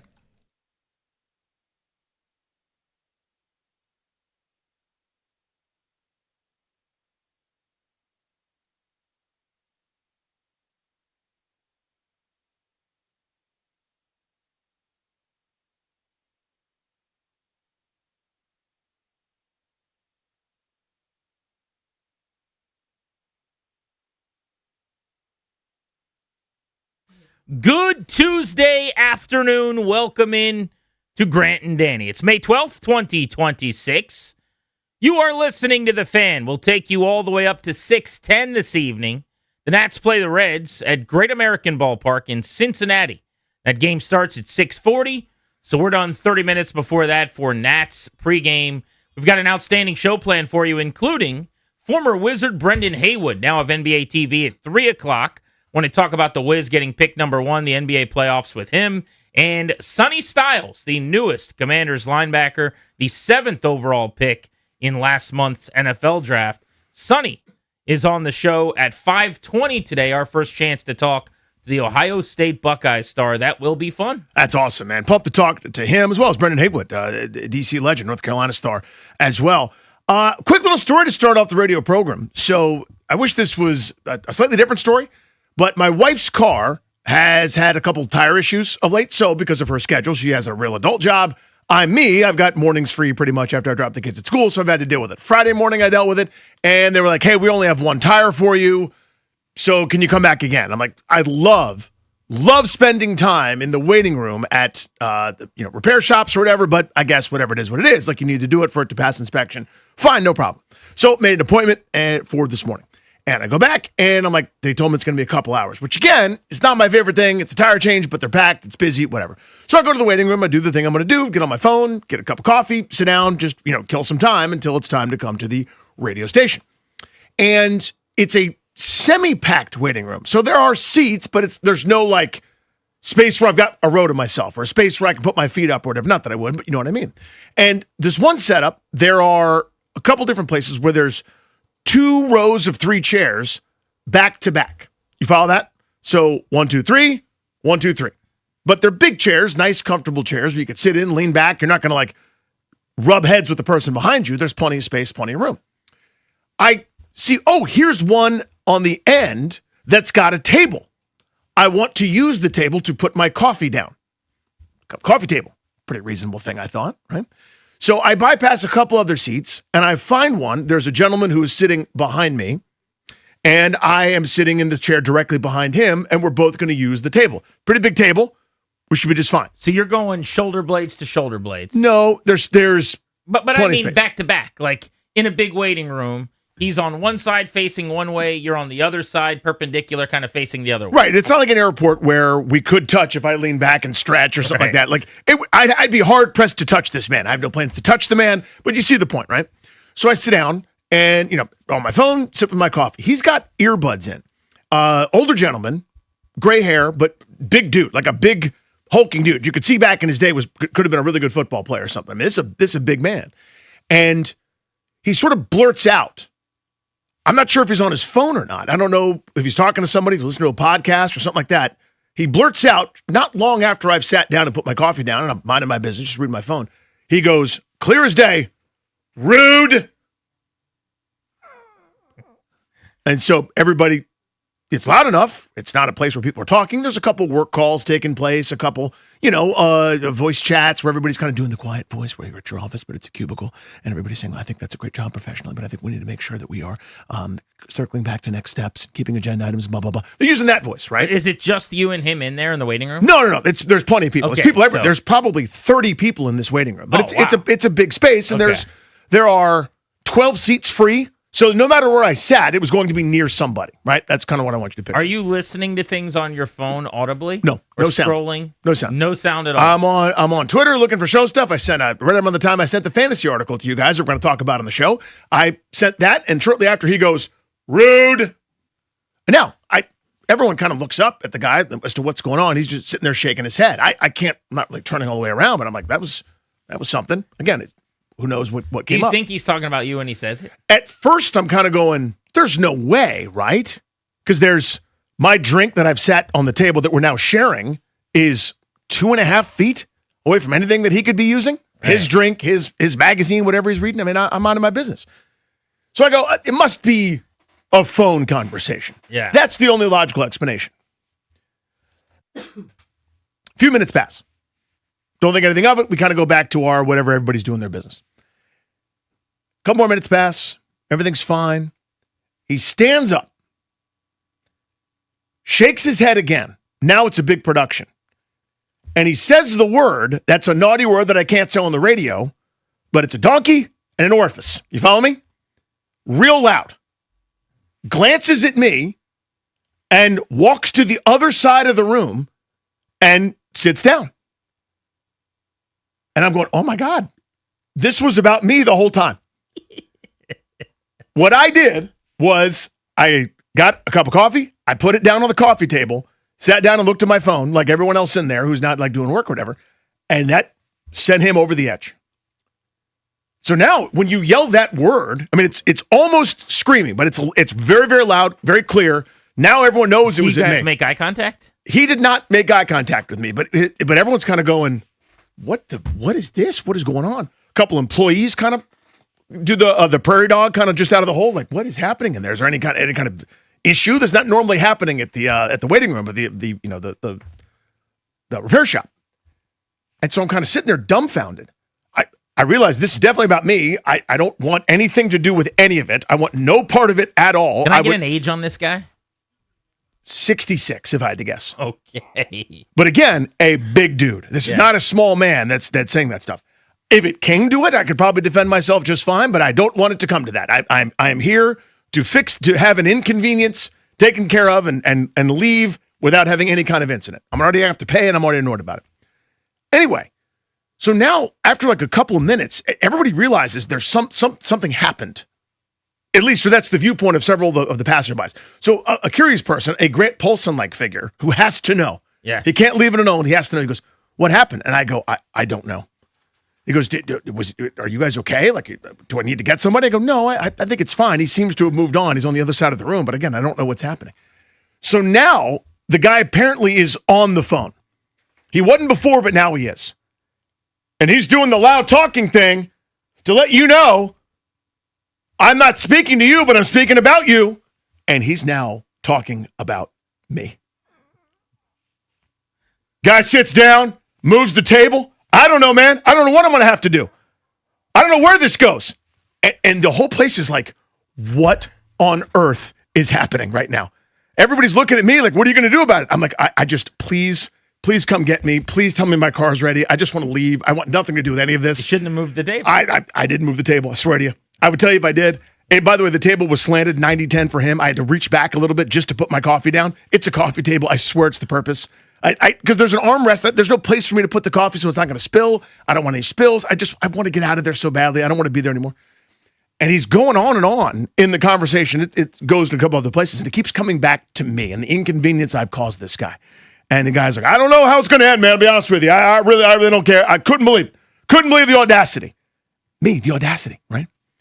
I'm going, does he know who I am? Is that part of this? Does he not like me because of the radio? Did I offer a take about a quarterback or something he disagrees? What could this possibly be? And thank goodness, moments later, whoever his sales associate was, or you call him like the concierge kind of guy, the liaison when you check your car in, comes over and says, "Mr. Blah blah blah, your car's ready," and he goes, "Thank God," which is an obnoxious response, if I'm honest with you, saying "Thank God." It's like the doctor comes in when you're waiting and you go, "Thank God you're finally here. What kept you?" Like it's incredibly rude. And as he's leaving, takes one earpod out, earpod, whatever, takes the earbud out, and is looking at me the entire walk across the entire lobby, all the way through to the cashier. As he's waiting in line at the cashier, he's staring me down the entire time. And I'm just looking at the floor, pretending not to notice, but I notice. Don't engage the crazy person. And I'm like, I am not engaging. I don't want any more part of this. I don't know what that was. I don't know what happened. Thank goodness it didn't go further. Thank God his car was ready and he got to leave. It was one of the weirdest experiences of my entire life. I promise you, I sat down and put my coffee down on the coffee table. So That was my offense. resolution. This is the end of the story. As far as I know. Wow. But again, if you guys are wondering where I'm at tomorrow at 1:59. Yeah. We have a suspect. It's him. It's that guy. Because you used the table that he was using for his cup. It is always weird to me, and if you catch someone in the wrong moment, in the wrong mood, the smallest slight, and in this case, it seems like more of a perceived slight rather than a reality slight, can be the biggest affront. I was driving today into the radio station. You know how if you come into the little alley here where our parking garage is? So if you come in the main way, you can drive straight into the garage, right? Mhm. But if you come in from the other street on the other side of the building, I don't know if you ever do this, but you have to loop around like this and kind of do a little 3-point turn to park. Yeah, I got you. I do it every day. So I came in from that side. That just happens to be the side of the building that I was on. You have to come in the alley that way. And I have to do my move where you kind of do the 3-point, you kind of turn around, and then you have to back up, and then you can go into the garage. Well, the gate lifts as I'm doing my pulling Your little up, K-turn move. Yeah, yeah. 3-point turn. Mhm. So there is going to be, unfortunately, the timing just worked out where your day's now ruined, ma'am, because there's 4 seconds where I am pulling up toward the exit of the parking garage to leave our office, where I then have to back up a little bit to get out of your way to come in on the other side of the garage.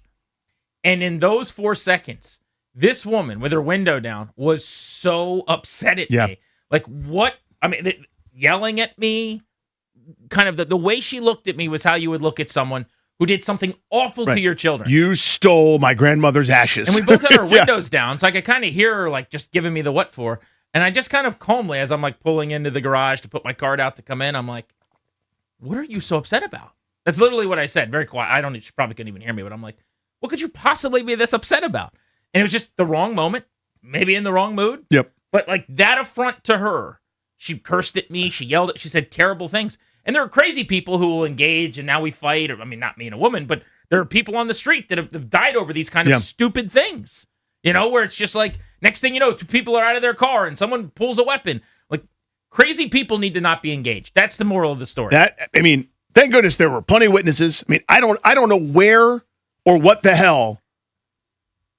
I just don't know. I would love to hear his side of the story. I would too. I'm not even kidding. I want a resolution to it. Because it would be hysterical to find out that you didn't know it, but you did something terrible. I don't know what it could be. It's as simple as when you sat down hard, it bounced the whole chairs, and he spilled some coffee on his pants, and he's got a big presentation that day, or something lesser. I don't know. Who knows? Again, it was so baffling because the first one, I go, it must be a phone conversation. It must not be me because there's no way. But the way that he went, rude. Picture that. Just a funny thing to do. Right. No other words. No, not that was rude or hey, buddy, that's rude. Just rude. Now it's in the air. Quiet room. Just in the everyone is like, what do we do now? What are we supposed to be doing? That this dude hates me.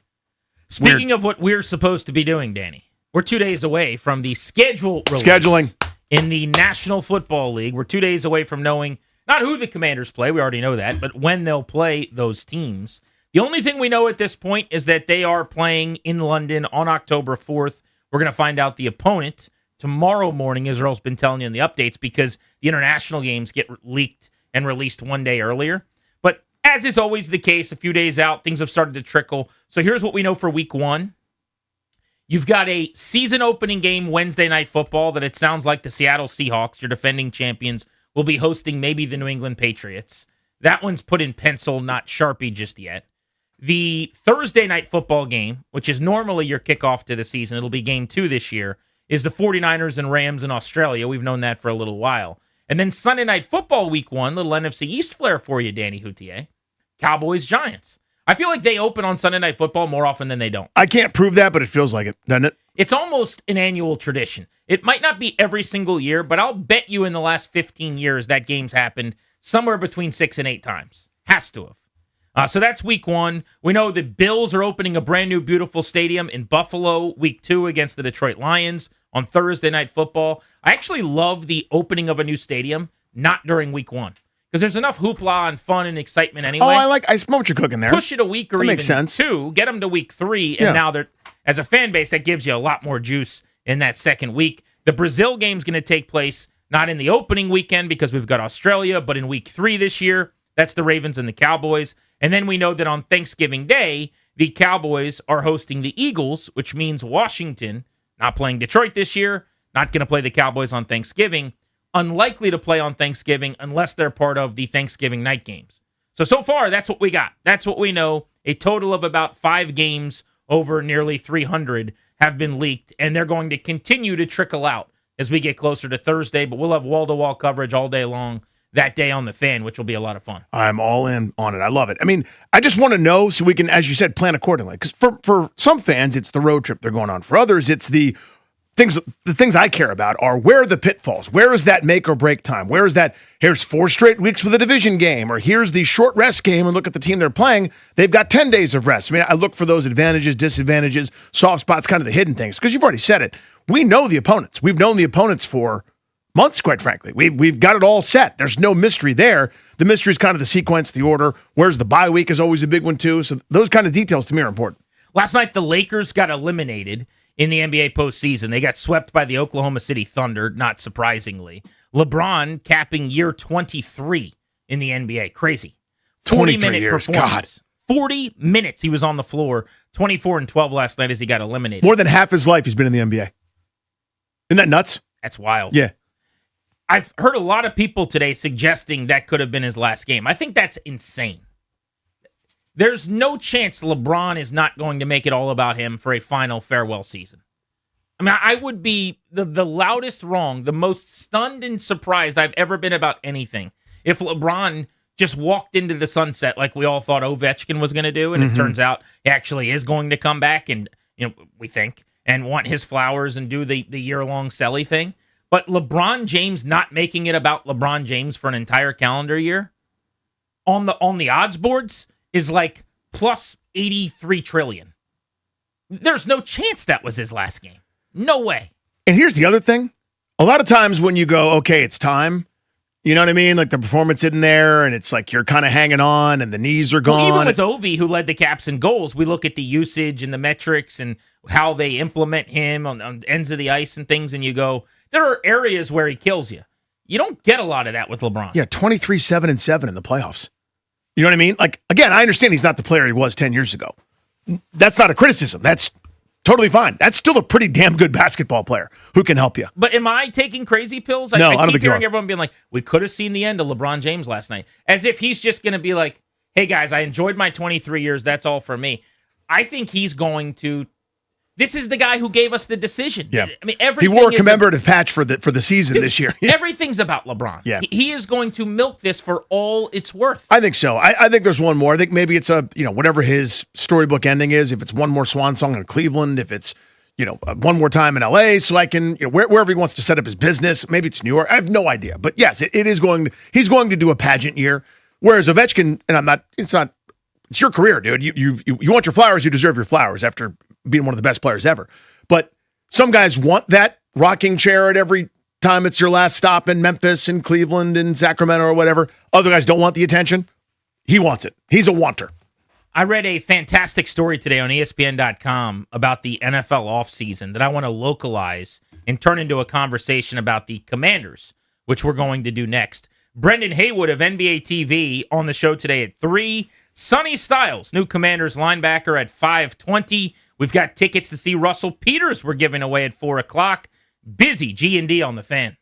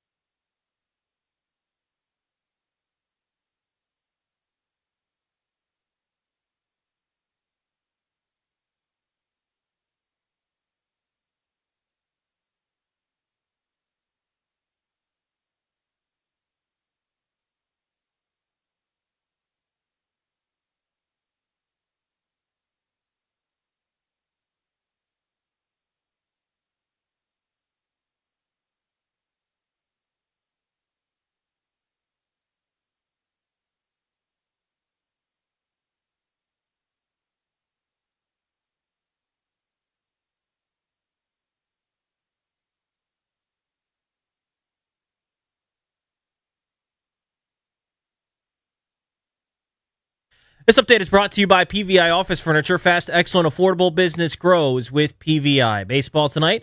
Nationals begin a 3-game series in Cincinnati, taking on the Reds. 6:40 first pitch. You can hear the game right here on the Fan. Miles Michaelis set to start for the Nationals. He is 1-3 on the season with a 7.44 ERA. Brady Singer going to start for Cincinnati. He's 2-2 with a 5.63 ERA. Nats and Reds, 6:40 right here on the Fan. Basketball playoffs tonight, Timberwolves and Spurs, a pivotal game 5 tonight at 8 o'clock. Victor Wembanyama, despite getting ejected in the last game, is not going to be suspended. Series tied at 2 apiece. Hockey tonight, Sabres-Canadiens, game 4 at 7 o'clock. Montreal up 2-1. And the Ducks and the Golden Knights, they're tied at 2 games apiece. Game 5 tonight at 9:30. PVI Office Furniture brings expert design, fast delivery, and professional installation. That's a winning play for your office. Step up your workspace at PVI.com because business grows with PVI. From the Crop Metcalf 5-Star Sports Desk, I'm Toby Altizer on the Fan.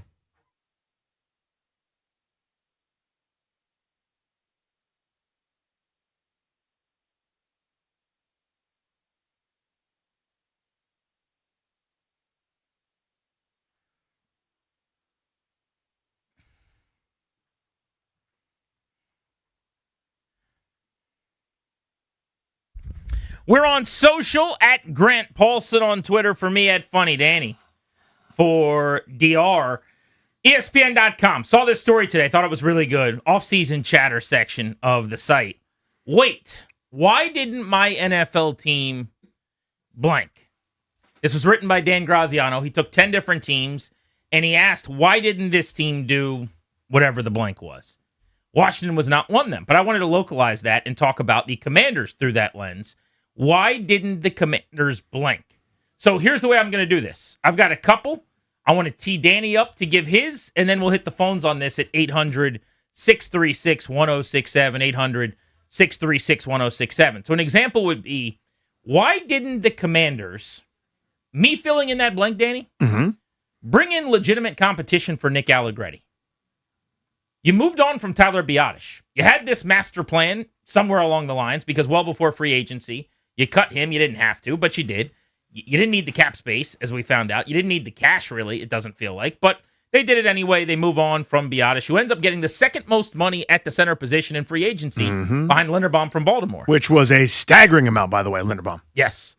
But Biadasz got $10 million per. Yeah, he did. They met him at the airport, for God's sakes. They were so excited. They did we're going to pick you up and take you to work for your first day. I mean, he's one of the marquee acquisitions of the offseason for a playoff team that's trying to win a Super Bowl this year in the Chargers. But at the time, what the Commanders said was, we've got a plan. Allegretti is going to compete for the job. We're going to bring in someone who's going to push him. They really didn't. The competition currently looks like Julian Good-Jones, who's been kicking around on their practice squad for a couple years internally, and Matt Golban, who they drafted on the final day of the draft in the late rounds. Why didn't the Commanders bring in more competition for Nick Allegretti is one that I would give you. On the other side of the ball, again, 800-636-1067, why didn't the Commanders blank? On defense, why didn't the Commanders add a legitimate veteran corner on the outside? They really haven't yet. That Jonathan Jones type cornerback or a Noah Igbenogany, former first-round pick with a bunch of talent. I like that they re-signed Antonio Hamilton yesterday, who played pretty well at the end of the year. Remember I thought so. Christmas Day game against Dallas, had a couple PBUs and looked the part and did some good things. But they are still kind of one veteran short of a room that I would feel really good about. I think eventually they might be able to find that guy when somebody gets cut in August. But you didn't have to wait. You have the second most money in the league right now. You could spend that if you wanted to. They spent the third most money. They signed the most players of any team. So they didn't sit on their hands, but they didn't quite do everything that they could necessarily either. So my defensive why didn't the Commanders would be, why didn't you go get me, like you did on the inside with Amik Robertson, why didn't you get somebody like that on the outside?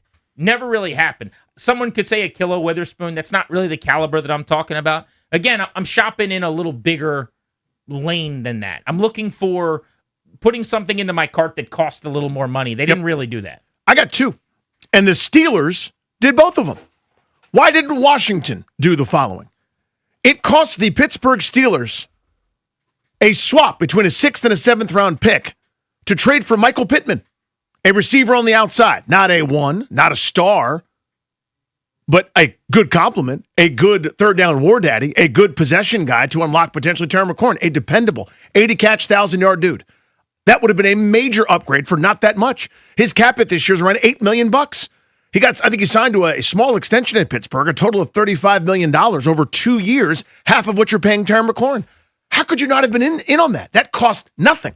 The second thing the Pittsburgh Steelers did is they signed Jamel Dean for $12 million per. You know what you could have done? It's so funny. Is both of those and solved a huge need with still plenty of cap space available to do whatever the hell you please. With now the third or fourth, depends on who you look at, most cap space available, there is plenty of room for that kind of maneuvering. Instead, in my view, there are two weakest spots, starting bona fide corner on the outside and a receiver opposite Terry McLaurin. Now, they're telling me Antonio Williams does everything, including make the popcorn and the coffee in the morning, and he'll deliver beers to fans while he's playing the inside, the outside, the slot, the Z, the X, probably some running back, maybe some right guard. I don't know that I buy that. You could have solved it and opened him up even more and had a much better organization at not that much cost. I don't know why they didn't do that. Why didn't the Commanders is the question. 800-636-1067. Here's one. Why didn't the Commanders do more at the kicking position? Why are the Commanders so seemingly comfortable with Jake Moody? Teams are actually starting to prioritize this position, if you notice. Look at Brandon Aubrey breaking the bank and getting record money. Did you see yesterday, you mentioned the Steelers. It sounds like your beloved offseason from Pittsburgh. They gave Chris Boswell, I think it was $7 million a year. 4 years, $28 million, and he's one of the best kickers in the league. But there are veteran kickers out there every offseason. If you want to pay, all it takes is money. Generally, you could do a 1-year deal, 2-year deal, so it's closer to like a guaranteed figure than spreading a lot of money out over a ton of years and adding the void years or what have you. But why didn't the Commanders go get a veteran kicker? Now, this might work out because maybe Drew Stevens, who they brought in from Iowa as a college free agent with a big leg, ends up supplanting Moody. But you know where I'm at on this. I just don't think Moody's got the goods here. I don't think he has the leg, the length, the 50-plus propensity and ability that it takes in the NFL at this juncture. So why not make kicker more of a priority? They haven't gotten this right under Peters yet. It's actually one of the few areas where he's really scuffled as a general manager, I think. And it's not his fault. I mean, this is an area where I don't have a big problem with the GM being wrong because it's like a bullpen. It's so fickle. It's fickle. It's year to year. He brought in Matt Gay, which I thought was a great idea. That backfired. They've spent money on McManus. That blew up in their face. So it's not like they haven't tried. But why not really try to go bigger this offseason than they did? One more from me. I think the two biggest are the ones that I mentioned. For me, it's Pittman and Dean, but just the principle of it in general. Like when last year, when they traded for Laremy Tunsil, I had no idea that was available. Like if that was a rumor that you and I could have debated, hey, do you do this for a future two? Do you do this for this? We could have had that discussion. We had no idea that was on the table. Why wasn't there more urgency at those two spots, that outside wide receiver and corner? The other one I have is, why wasn't there more discussion about moving on from Daron Payne? We're just fine with it. It's just so much money for a guy that's okay. That's an interesting one. Whether you decide the economics don't work. In other words, it's a sunk cost into that position because you'd have $10 million or so in dead cap if you trade him, if you cut him, if you moved on. So if you're already in for a dime, you're in for a dollar. Maybe that's the thought, but there never seemed to be any. It was like a non-starter that it would ever happen. No, of course not. Of course he's not going anywhere. And nobody was curious. Nobody seemed to ask. Nobody was interested in trading. No, it's just always a lock, a guaranteed that this guy that's maybe, fine, that was going to make top 10 money at the defensive tackle spot, but nowhere close to that production, is just here? Well, here's what we don't know is how much. You said, why not have that conversation? Maybe they did. And we don't know. We don't know. Maybe they did it extensively, but the way to say it maybe is, why not move on from him? Why are they going to pay him $28 million a year? That is crazy, by the way. 1 year left. It's essentially like a quarterback franchise tag or something at the D-tackle position for a player last year who was okay. Now, I think he's better than he played, and I think he will play better this year because contract year Daron Payne does that. But he had 3 sacks last season. That was his lowest total since the pandemic year of 2020. He made 46 tackles last year. That's 20 tackles fewer than he was making when he was a Pro Bowler trying to get paid back in 2022. I mean, he was a shell of what he was at his peak. Apex Daron Payne and the guy we saw last year, very, very different. You're about to pay him $30 million. If you look at the cap numbers for Commanders, Daron Payne is up there with the elites. It's him and nobody else. I mean, 27.9. You know who the second biggest cap number is this year? It's actually pretty surprising. At the defensive tackle spot? No. On the Commanders. Oh, I happen to be looking at it. Okay, so it's Sam Cosmi at $20.2 million. Pretty shocking, actually. I didn't have that in the office. When you think about it, it means you're getting deeper into that contract at a guard. That's a pretty huge number. I'm surprised they didn't kick some of that down the road and maybe do an extension with him. But the cap numbers for the team this year, Payne at 28, Cosmi at 20.2, McLaurin at 18, and then Javon Kinlaw at 16. Nobody else is over $12 million. You paid Daron Payne so much more than you pay anybody else. And they're just comfortable doing it. They didn't hesitate. They were perfectly willing to sign up for more of it. Fascinating to me. Yeah. Again, whether I talk about this at the trade deadline, this is the downside to me of the way they do business. And this is not a criticism. This is just an observation. When you don't really get your word out, it's left to us to go, well, we're just guessing here. The best we can is no information, so we're sort of, rat scurrying in the dark or cockroaches in the dark, right? We're trying to figure out which way is up. If they tried to make a bunch of trades at the deadline when their season was done and everybody knew it, and you couldn't make any, you should probably tell somebody, because it looks like you just stood pat for no reason at all without planning for the future, even a little bit during a lost season. When the season's lost, that happens. Bad luck. Let's gear up for next year. Let's get a head start and add some draft picks. But they didn't do anything. They literally did nothing. I would have loved to have known about that as to why, what happened. Same thing here with this Daron Payne situation. Hey, and again, you don't want to undermine the player if he was always going to be here because you didn't think you could trade him, but just some way to let people know, some delicate sort of, informal thing. Hey, we actually like him. Durante Jones thinks he's going to be great in this scheme. Let people know as to why you're keeping a dramatically overpaid, just okay player that's had more valleys than peaks. ESPN.com did a story, took 10 teams and asked the question, why didn't my team? And then there was a blank that needed to be filled in. We're localizing for the Commanders. Why didn't the Commanders? What is your filling in of that blank? Mark's in Largo. What's up, Mark? Why didn't they get a number one receiver? To play on alongside Scary Terry. That's evidently clear. Look, there's a rumor going around right now that George Pickens is supposed to meet with 5 teams in the next few weeks. One of the teams is Commanders. I know that wouldn't work, but Grant, I'm with you when you say, a lot of people say, I wouldn't give up the first round for Pickens. I would if you can do a first and a third to get Pickens and bring him here if you can get him. But I just think Adam Peters, and when you look at the other receivers in his draft class, they're killing it. They got, the GMs are hooking. Bo Nix is getting Jalen Waddle. You can't talk about what Caleb Williams has up in Chicago. Drake May is about to get A.J. Brown and J.J. McCarthy, and then you got Michael Penix. All of them have better talent than what we have right now for Jay. So if you're looking just at the wide receiver position, I actually think that's a pretty compelling case, right? If Drake May gets A.J. Brown, still an if, but it sounds like that's going to happen. And then Bo Nix, they went and made the trade for Jalen Waddle, as he pointed out. Penix, I don't even think is going to start at this point, but it's possible when he comes back from the ACL, he'll get another shot because I don't know how good Tua is, frankly. But Drake London, better than what Washington has for sure. But I think you got to compare him to Terry, and what is that? I think it's comparable. So we talk out of both sides of our mouths with McLaurin, I feel like. When it's time to support and praise Terry, or when it's time to pay him, or when there's this dispute a year ago, we're acting like Terry McLaurin is this upper echelon elite type wide receiver. And then when it's time to talk about what Jaden has or doesn't have, now all of a sudden Drake London's better and Jalen Waddle's way better, and maybe, but both can't be true. But I think if you're just looking at receiver, yeah, there's a case to be made that the guys in his draft class are benefiting from more at that position.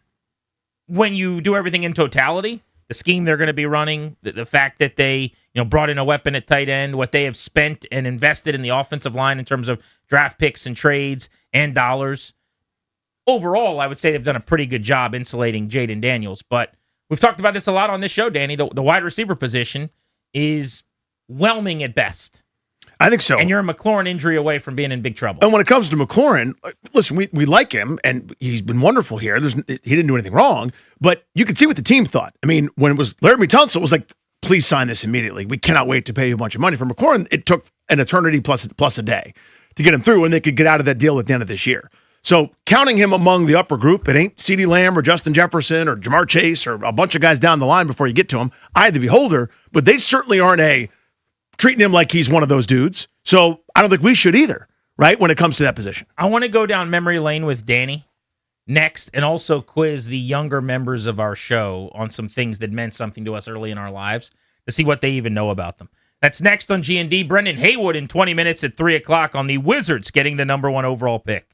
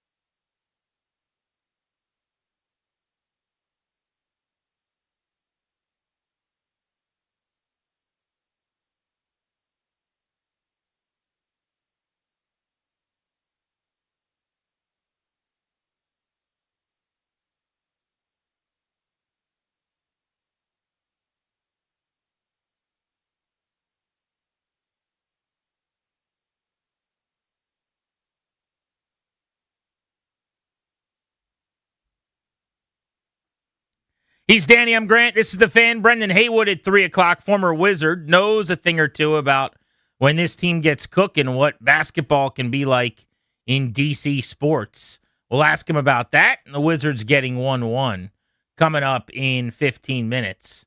But Danny, I saw this on Bro Bible. This was just a trip down memory lane for me. You and I are different ages. Yes. Danny's mid-40s, I'm mid-30s. Toby's mid-20s. Strober's younger than that. But I think we can multitask here. Both reminisce, you and I, and then also see if there's any file whatsoever from the producer room on these things. So the first is these are 11 of the best fads of the 90s ranked by Bro Bible, okay? Okay. The first is the Macarena. Yeah.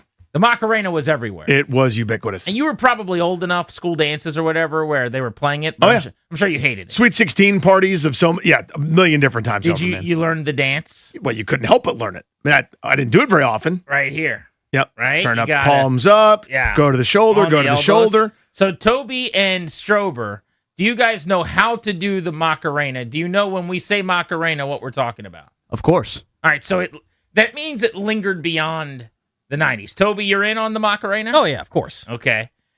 So they're 1-for-1 at this point. All right. 2, Pogs. What do you know about Pogs, Strober? Nothing. Okay. Toby? Pogs, Pogs. Yeah, I got nothing. Danny. So I'm The in high best. school. Well, I'm not the best. MJ Designs, bro. Yeah, you not the go best. pick some Pogs and some Slammers out of those big tubs. So here's what I know. I'm in high school. And when you'd walk through the lower school, the school I went to, it's 4th through 12th grade. So like there were sometimes you'd have to go into the different hallways with the little kids.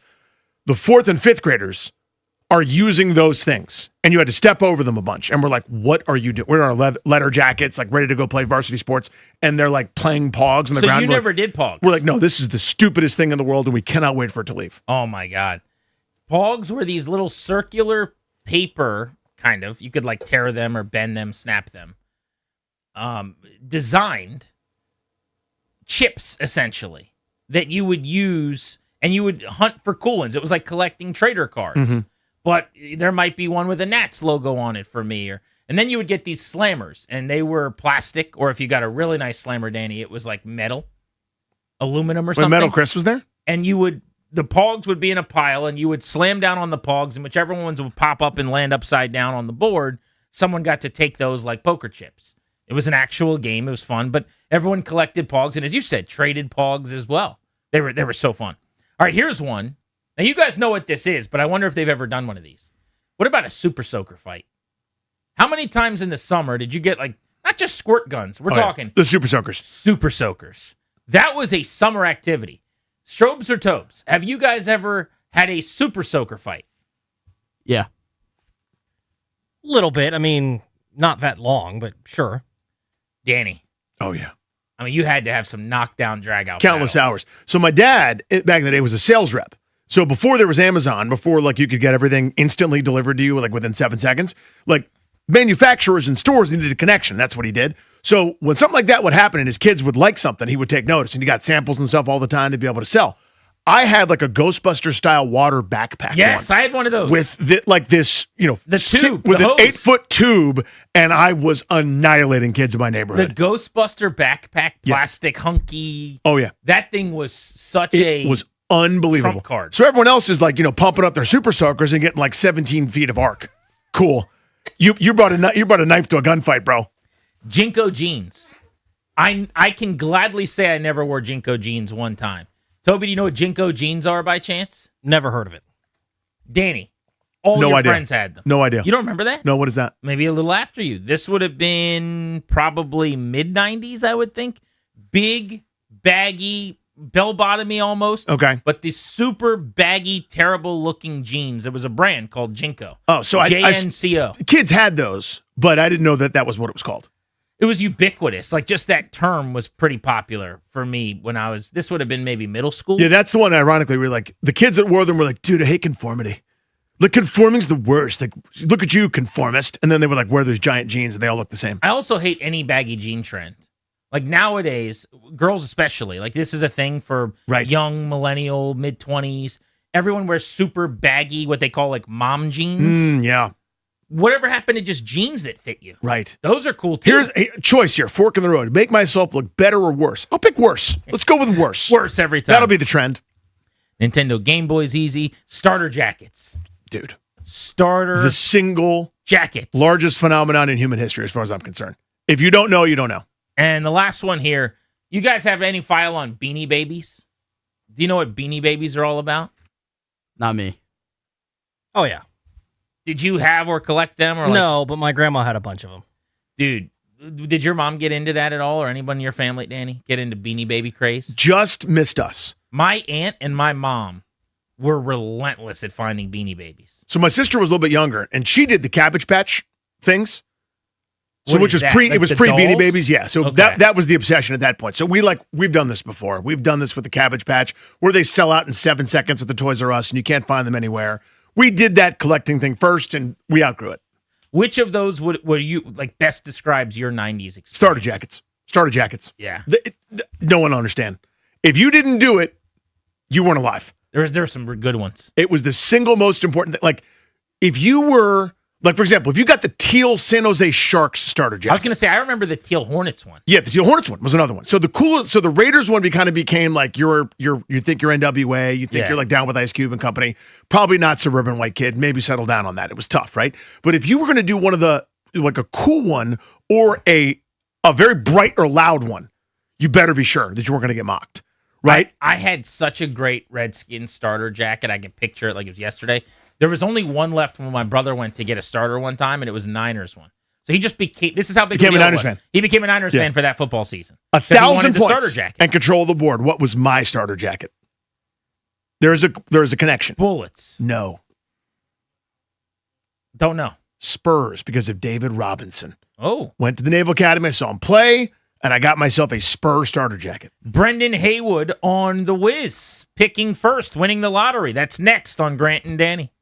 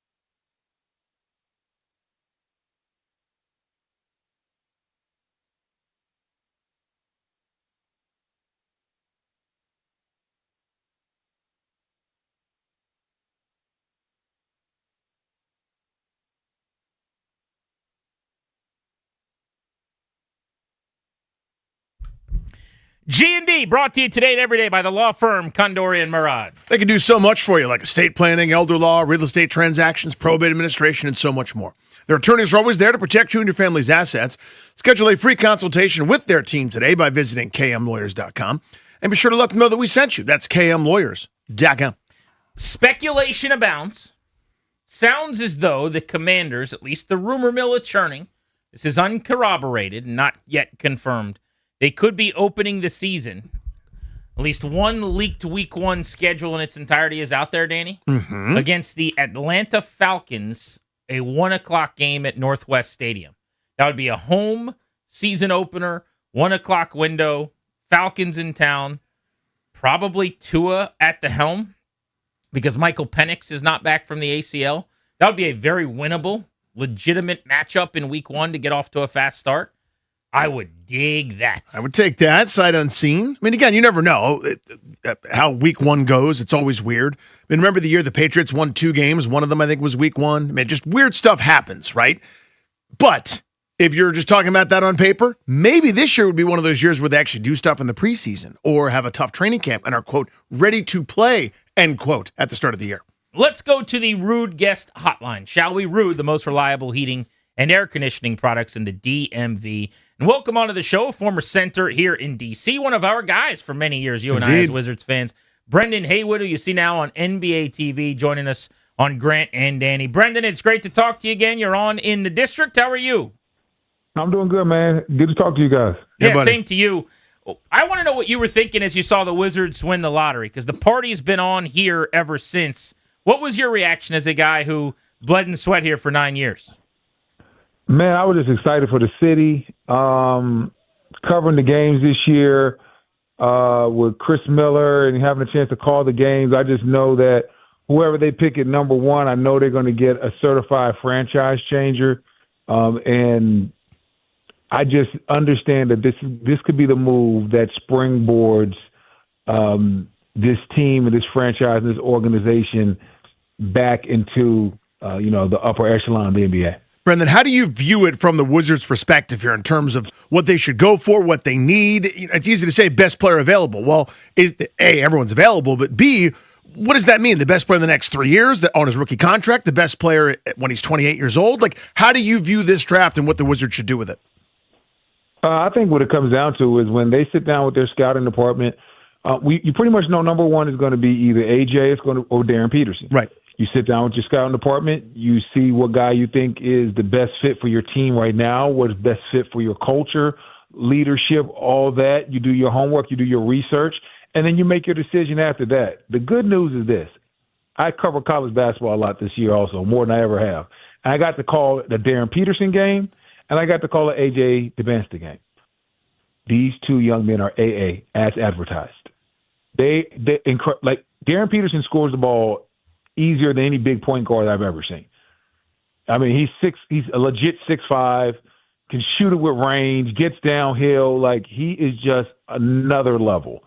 But then on the flip side, AJ DeBansta has every move in the book, and he's only 18 years old. The bump fades, the step back jumpers, like the in and outs, like he's a legit 6'9", long arms. So these two guys are going to be fantastic. And they're also so battle-tested because college basketball is different. For those who aren't heavy into college basketball, when you see freshmen dominating the way that these two did, it means even more than it used to. Because college basketball, because of NIL, has gotten a lot older. So now you have legitimate 18-year-olds that are being forced to play against 23, 24, and 25-year-olds, and they are kicking their behinds. No one could guard AJ. No one can guard Darren Peterson. I know the cramps were the little weird thing with Darren Peterson, but I think they got that all figured out. Whoever the Wizards get, they are getting a certified franchise changer. It's a great point by Brendan Haywood, who's joining us on Grant and Danny.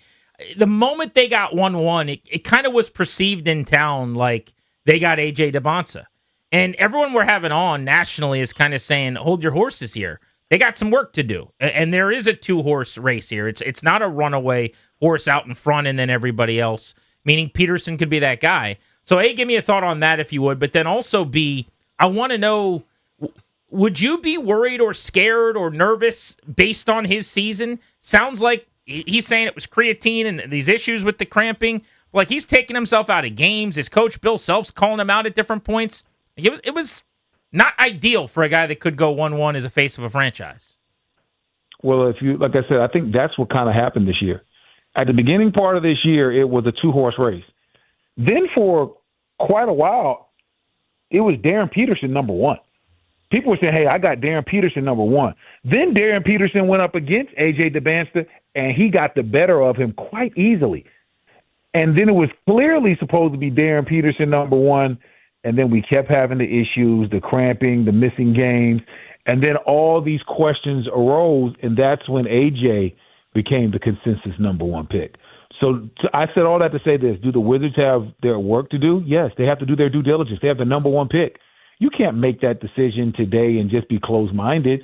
You have to look at everything, look at all the extenuating circumstances, look at the player that you think fits best, do your research on Darren Peterson and the creatine and the cramping.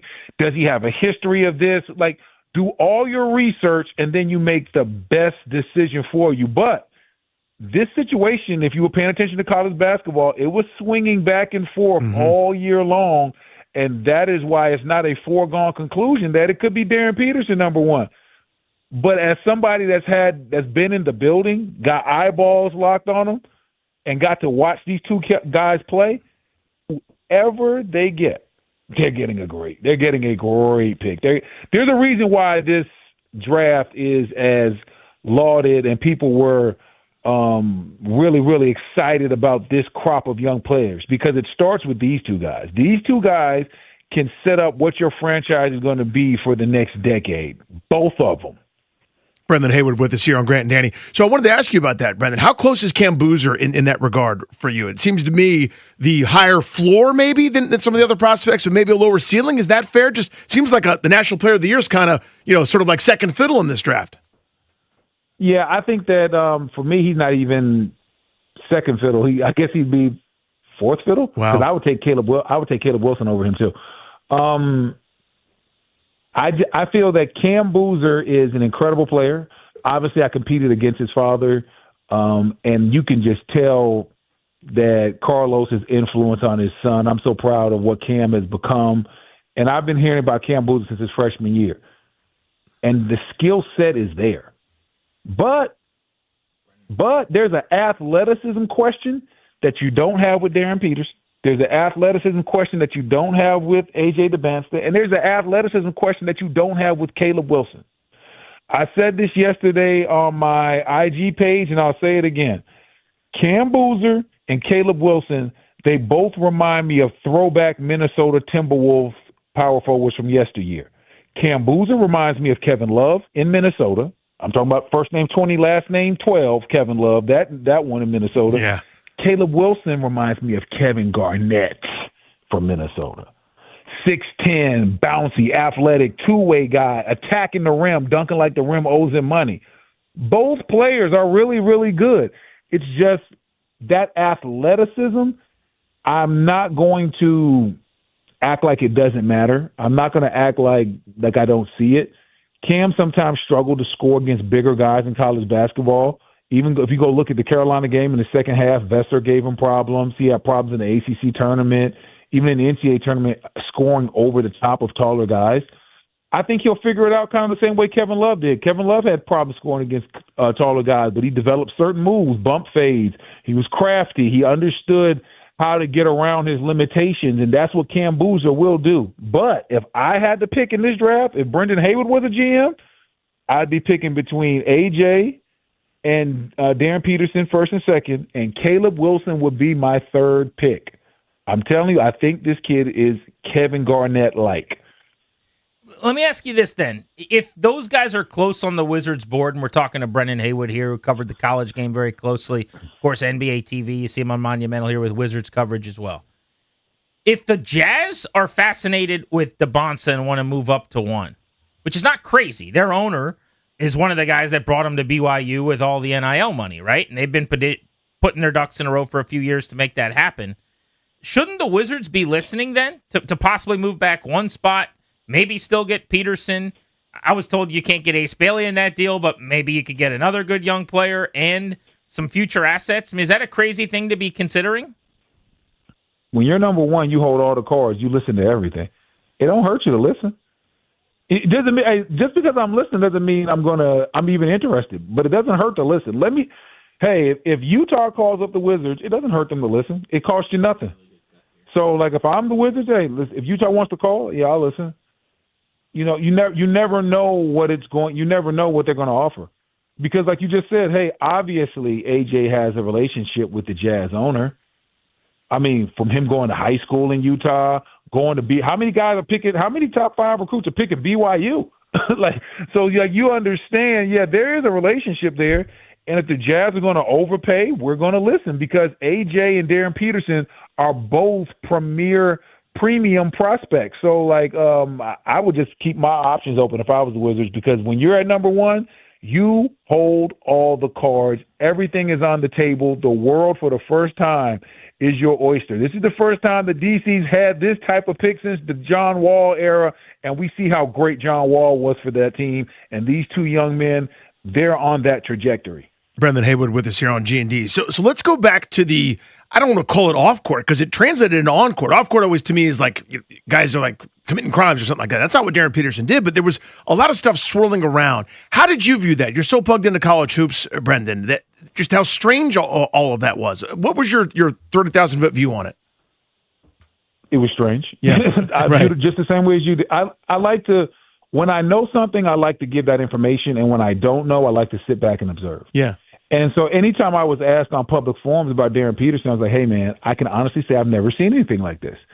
Because there were times they were saying, well, he got cramps, but he wasn't, but it was, it was a little bit different than the cramping that I was used to seeing in my career. Guys that were cramping are normally on the sideline stretching, drinking a ton of Gatorade. They're over there eating bananas. And he was just over there with a massage gun. And I was like, hey, that's different. I haven't seen that. I don't know what this means. I don't think that he was quitting because I've never seen a top tier recruit just say, hey, I'm going to quit just in random games. So I didn't think he was quitting. I didn't know if it was cramping because it didn't seem the same. It just seemed very weird. And that's why we're here today. Yeah. I think if we didn't have to deal with this creatine cramping, I'll say, I won't say fiasco, that's a bad word. I'll say just ordeal. Yeah. If we didn't have to deal with the cramping ordeal, I think there's a strong chance we'd be saying Darren Peterson is the unquestioned number one pick. I don't because think he'd already done it on the court, and you know how people feel about head-to-head matchups. Go look at that head-to-head matchup when he played AJ. It was a landslide in the first half, Darren Peterson, easily. And this ain't the first time. I mean, I want to say he dropped 50 on him in high school. If I'm correct, I think when they went head-to-head, Darren Peterson had 50 that game. So, and I kind of wanted to go back to that. People are referencing how more explosive Peterson was in high school a couple times is kind of the case to be made for him even still, and he was almost moving cautiously because of those cramps and how they affected him mentally. I understand all that, and those are even valid excuses. But I also don't know that the problem is solved. Right? If I've got to go through you know this better than anybody, going through that grind of 82 games and the travel and the practices and the shoot-arounds and all that's expected of you, the wear and tear, is that just now solved? I mean, just because we know what happened, quote unquote, does that mean there's a fix to it? That's the part that I would worry about so much as a GM. Listen, I can't tell you if all that's fixed. I've never seen a top tier I've played a while, and you guys have covered the game for a while. I've never talked about cramping issues for a guy that for any prospect of why he should be not drafted but so high. Like you said, I've heard of off the court issues. Okay. I've heard about basketball IQ issues. Oh, okay. This guy doesn't understand concepts. I've never heard of cramping issues. So I've never seen this before. This is new to me. This is new. So I'm going to sit back. I'm going to do my research. I'm going to learn from the situation. And I think that's what the Wizards are doing too. They're sitting back. They're going to get every piece of information possible so that they can make the best draft pick possible for this city and this franchise. And cramping or no cramping, all I know is when it comes to on-court play, AJ and Darren Peterson are a step above, and they will help a NBA franchise win no matter where they go. Both of them. Brendan, you were here and averaging double-digit points, and a huge part of my favorite Wizards team ever, which was that group from like 04 to 08. Eddie Jordan led, Gilbert Arenas pouring it on, Antoine Jameson. And you guys got to the playoffs 4 straight years, which, by the way, has not happened since. And you got to go back to the 80s for the last time before that it happened. I'm curious just for your insight on like what it can be in this town. It's been pretty dormant and awful with just one playoff appearance in 17-18. But when things are good and when everybody's cooking, you were on some of the best offensive teams we've had here in my lifetime, like what the arena's like, what the city's like. Listen, I think it can be incredible because, like I said, whichever one of these guys they get, I think is a true franchise changer. And then you have a Trae Young who he's already been a franchise player in this league, and you still have Anthony Davis on the team. Alex Sarr made a lot. I really like the jump that he made this year. You got Trey Johnson, a knockdown shooter already on this ball club. Like you have a lot of talent. And then you add somebody like an AJ or Darren Peterson, what I think it could possibly mean, if these young guys are as good as I think it is, as I think they will be, I think this is the move that helps you helps this current version of the Wizards eventually, now I'm not saying this year, eventually become even better than those teams that I was on. Because, we were going to the playoffs, and we went to the second round like one time. But when you get a guy like Darren Peterson or AJ on your team and you get to craft them from day one and watch them grow, that's how you get a team that just becomes, a championship level team over time. Over time. We're not talking about tomorrow. I'm just talking about over time. I think that's what type of player that they're getting. And I think that when you look at the other young players on this team, they're ready to take the step forward. And then they have 2 all-star vets also when we talk about Trae Young and Anthony Davis. Let's not forget what those guys were a couple of years ago. Brendan, also before we let you go, I want to tap in your wisdom when it comes to the NBA playoffs underway right now. A couple sweeps, unfortunately, but some other really good series that are neck and neck. Just kind of your thoughts overall. Right now, first and foremost, Sam Presti got to be the greatest GM in our lifetime. Just what OKC is doing, they swept the playoffs. Shai Gilgeous playing incredible. They have so much depth. Just to give you an idea of how great a job Sam Presti is doing, they won a championship last year, 64 games this year. He was able to steal somebody like Jared McCain and get another key contributor on this team. Oh yeah. And they still got the number 12 pick coming up in this year's draft. OKC is so far ahead of everybody else that it is just truly impressive to watch. I think that's the first thing that stands out. The second thing is I'm really interested to see what happens in this Minnesota series with the Wemby foul and him being thrown out, because the game obviously changed once Wemby went out. Minnesota was attacking the paint in a way that I hadn't seen them attack in the last 2 games. So Wemby versus Ant-Man, I think that's an impressive series. There's so many great young stars in this league that are coming up that are really growing into their own. So I love that series. I think that Cade Cunningham is growing up right before our eyes. Has to cut down on the turnovers, but I think Detroit can win that series. If they can get Game 3 at home and Cade Cunningham cuts down on the turnovers, I really like what Detroit's doing from a defensive standpoint, and Cade Cunningham is another young star. I think that's the theme for this playoffs. We have a ton of young stars. The old guard is done. Steph Curry, LeBron, Kevin Durant, those guys carried the league for a long time, but now the young guys, they got the torch. It's the Shays, it's the Wembys, it's the Ant-Man, it's the Cade Cunninghams. It's their time, and you can see it because the old guard is not even represented in the second round. That's the biggest takeaway. The old guard is over. It's over for those guys. Kawhi, all those guys, the old guard is done. The young guys have totally taken over. Brendan, awesome having you on the show. Great hearing your voice again, man. Look forward to seeing you back in D.C. soon. Thank you. I appreciate you. But, hey, and make sure you go to my Instagram page, check out Tallest Tales. I'm telling the best stories from back in the day. I'm animating them. Listen, all your favorite Wizard teams, I'm talking about them. The stories that I couldn't talk about. It. Yeah, listen, the stories that I couldn't talk about back in the day, I'm telling all those stories from me and Eton Thomas fight stories, Gilbert Arenas gun story, everything. If you love Wizard basketball, go to my YouTube channel, go to my Instagram page, bwood_33, Tallest Tales, also on Instagram. And I'm giving you all the best stories, and they're animated in cartoon form. You got to love it. I love that. That's cool. I was going to ask you, I say, I hope we get something with Eton then, because you guys had some knockdown dragouts the way it used to go. Oh, yeah. Hey, that story's already up there. It's the People's Champ episode. That's how I got the nickname, the People's Champ. Hey, make sure you check it out. Like, subscribe, share it, and listen. Tell everybody about it. Tallest Tales coming to take over the game, baby.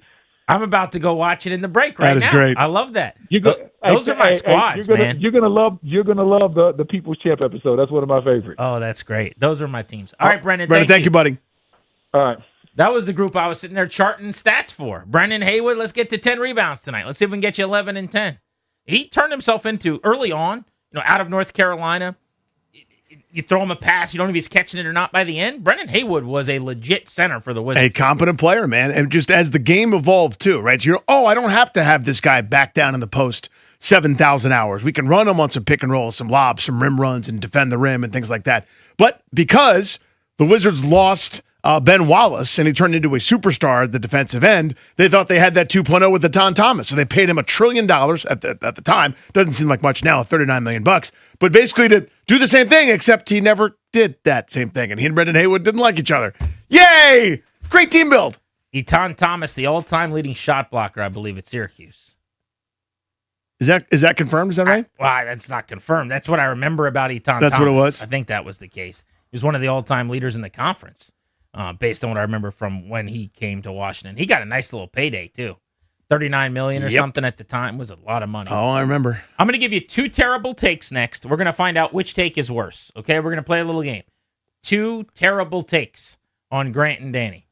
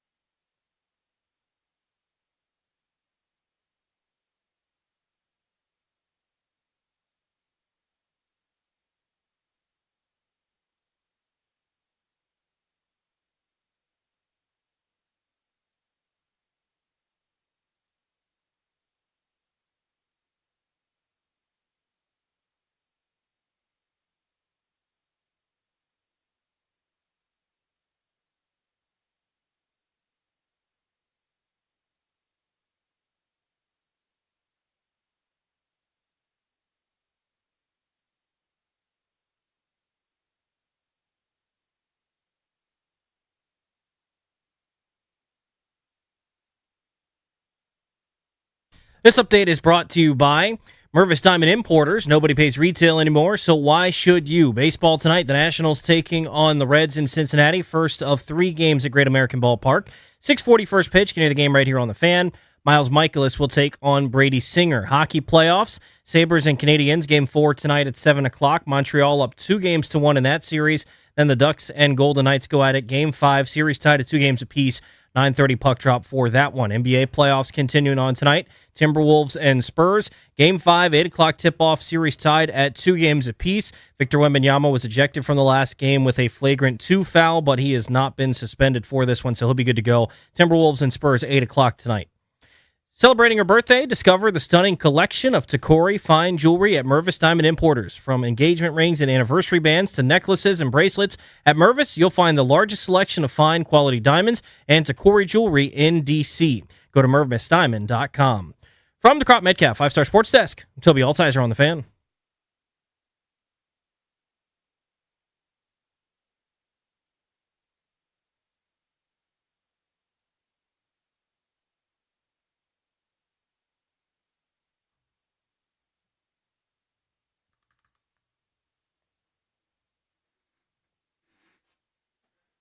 Double play coming up in 15 minutes at 3:45. We are blitzing at 4. That's when we're giving away tickets to go see Russell Peters in D.C. Remember to spread the word. Sonny Styles is on the show today at 5:20. We're pumped to have him on the station. Text a buddy. If you're on a Commanders thread with some friends like I am, go ahead and let them know. Tune in to G&D at 5:20 today for Sonny Styles. All right, I got 2 terrible takes for you, and we got to figure out which one is actually worse. Okay. One is Stephen A. Smith, and the other is Tony Kornheiser. Okay? So who had the worst Wizards take? Ooh, here we go. We'll start with Stephen A. Smith on whatever, was this First Take or another bad TV show on ESPN? This is First Take. This is Stephen A. Smith talking about the Wizards. I looked at this, and I felt sorry for him. I've interviewed A.J. DeBonza 3 times. He came on First Take and announced that he was going to BYU right here on this show. We got a lot of love for him, a lot of appreciation for him and his daddy. The Washington Wizards have lost 64 games at least over the last 3 years. They are a basketball abomination. The only reason we don't take time to insult them more is because of the stench emanating out of the nation's capital for stuff other than basketball. That's the only reason. If it was not for that, we'd be focused on them. They are horrible. And so when I look at him, I know that he can play, but do you really believe in the word culture and growth and development when it comes to what's going on in the nation's capital? I'm not saying they don't have some players. Because I know they do. I just don't believe in them organizationally. That's my issue. So that's Stephen A. Smith talking about the Wizards like Michael Winger's not running the thing, like Will Dawkins doesn't exist, like they haven't been a completely different organization doing things very differently over the last 3 years. But he says things like basketball abomination, they are horrible. The record's horrible for sure. Sure, they've not won that many games. That was the whole point. 50 wins over 3 years on purpose so that they could get to the top of the draft board, so that they could get in A.J. DeBonza, so that they could add him. He talks about culture and growth, things that, having looked under the hood, Anthony Davis seems to be pretty impressed by. Don't ask me, ask C.J. McCollum, a veteran who's been everywhere. Don't ask me, ask Anthony Davis. Ask guys that are communicating with those dudes from afar and figuring out, hey, this is actually something. They're turning a corner here. He's asking about what do they know about development. Well, I don't know. Keyshawn George is a pretty interesting guy to ask, or Will Riley. There's a ton of young talent here that they have been developing. So that is just a tired take. It's a guy that I think refuses to update his file, either because he's not putting in the work to do it because he's busy doing other things or talking about other things, and then the Wizards come up on your rundown and you got nothing to say because you didn't do your homework, or just because it's easy and it's the layup line. Sure. You nationally talk bad about the Wizards, no one's going to call any attention to it or stop you in your tracks, but it's just not updated. It's not relevant to the current way that they've operated, which is to bat nearly 1,000 over the last 3 years. And everyone around the NBA who follows this thing will tell you they've done a really, really good job. So that's a pretty terrible take. Okay, so we'll set that one to the side. Then we've got the second of our 2 terrible takes. This was Pardon the Interruption, a show that I love on ESPN with Tony Kornheiser and Michael Wilbon. And this is Tony Kornheiser, a D.C. guy, talking about the Wizards. I want the Washington Wizards to be a good team, but I find it disgraceful that after deliberately losing games for years, after deliberately tanking, that they end up with the number one pick. They cheated the people who buy tickets. They cheated the game. How does that separate They cheated them from league. the others? I'm not. You asked me about them. Okay. I'm not separating them from Utah or somebody else. I would say the same thing had somebody else won the number one pick. They did this with complicity with the owner, who would have said, "I don't want to do it this way," like they say in the Pittsburgh Steelers. We try to win every game. That didn't happen here. All right. But now that they have tanked and gotten this pick, what happens? They get the reward, which stinks. Let me go a little bit further here. Adam Silver makes an announcement that tanking is bad, and next year we're going to change it. No. Change it this year. The rule is bad. Change it this year. What happens? Everything depends on who they pick. Michael Winger, who runs a basketball operation, is being congratulated for getting the number one pick. He'll be run out of town if he picks badly on the number one pick. Hard to pick badly this time. They had, a lot of last time they had a number one pick was John Wall, who scored a lot of points, didn't make his teammates better, and ended up being paid not to play by another team. Before that, Kwame Brown, disaster. That was a disaster. So it's, yes, there are a lot of really good players here, but you got to get the right one. I don't even know where to start on this one. The slight of John Wall there. It didn't make Marcin Gortat better? John, that's news to me that John Wall didn't make Bradley Beal, who ended up getting paid like a superstar, better. The way that he would penetrate, kick, drive, get guys shots, set them up, run the pick and roll game with bigs, didn't make people better. That's interesting. Well, they started some guy named Willie Mays and eventually ended up not playing that well for the Mets later on. That's what he just did with Wall. Now, I'm not saying Wall's Willie Mays, but you know what I mean? Like, he eventually got paid by a team not to play. Yeah, 15 years into his career after he was injured a bunch. Like, there were some pretty good moments in there. You glossed over pretty gentle there, TK. Didn't you? Man. Disgraceful. Deliberately tanked. True. Yes. Cheated the people who buy tickets. No, they didn't. They were very transparent. If they lied to those people and said, hey, we're trying to win a championship, buy your tickets now. They didn't. Every step of the way. They called it the teardown phase. This is the deconstruction phase. You are opting into seeing young players lose. They were very, very transparent about what they were doing. It's part of what I loved. Finally, by the way, and most of the fans, most of the Wizards fans, wanted them to do it. There are some that I'm sure didn't like it. You know, every correct fan has an opposite Chris Russell out there who thinks that they should keep, hoping that a 36-win season will get them where they need to go. But cheating the game, that's the anti-tanking view. Cheating the people who buy tickets, wrong. Absolutely not. They made it very, very well known what they were doing. They didn't force anyone to buy tickets. And by the way, very few people did, because they were so transparent about how bad it was going to be for an extended period of time.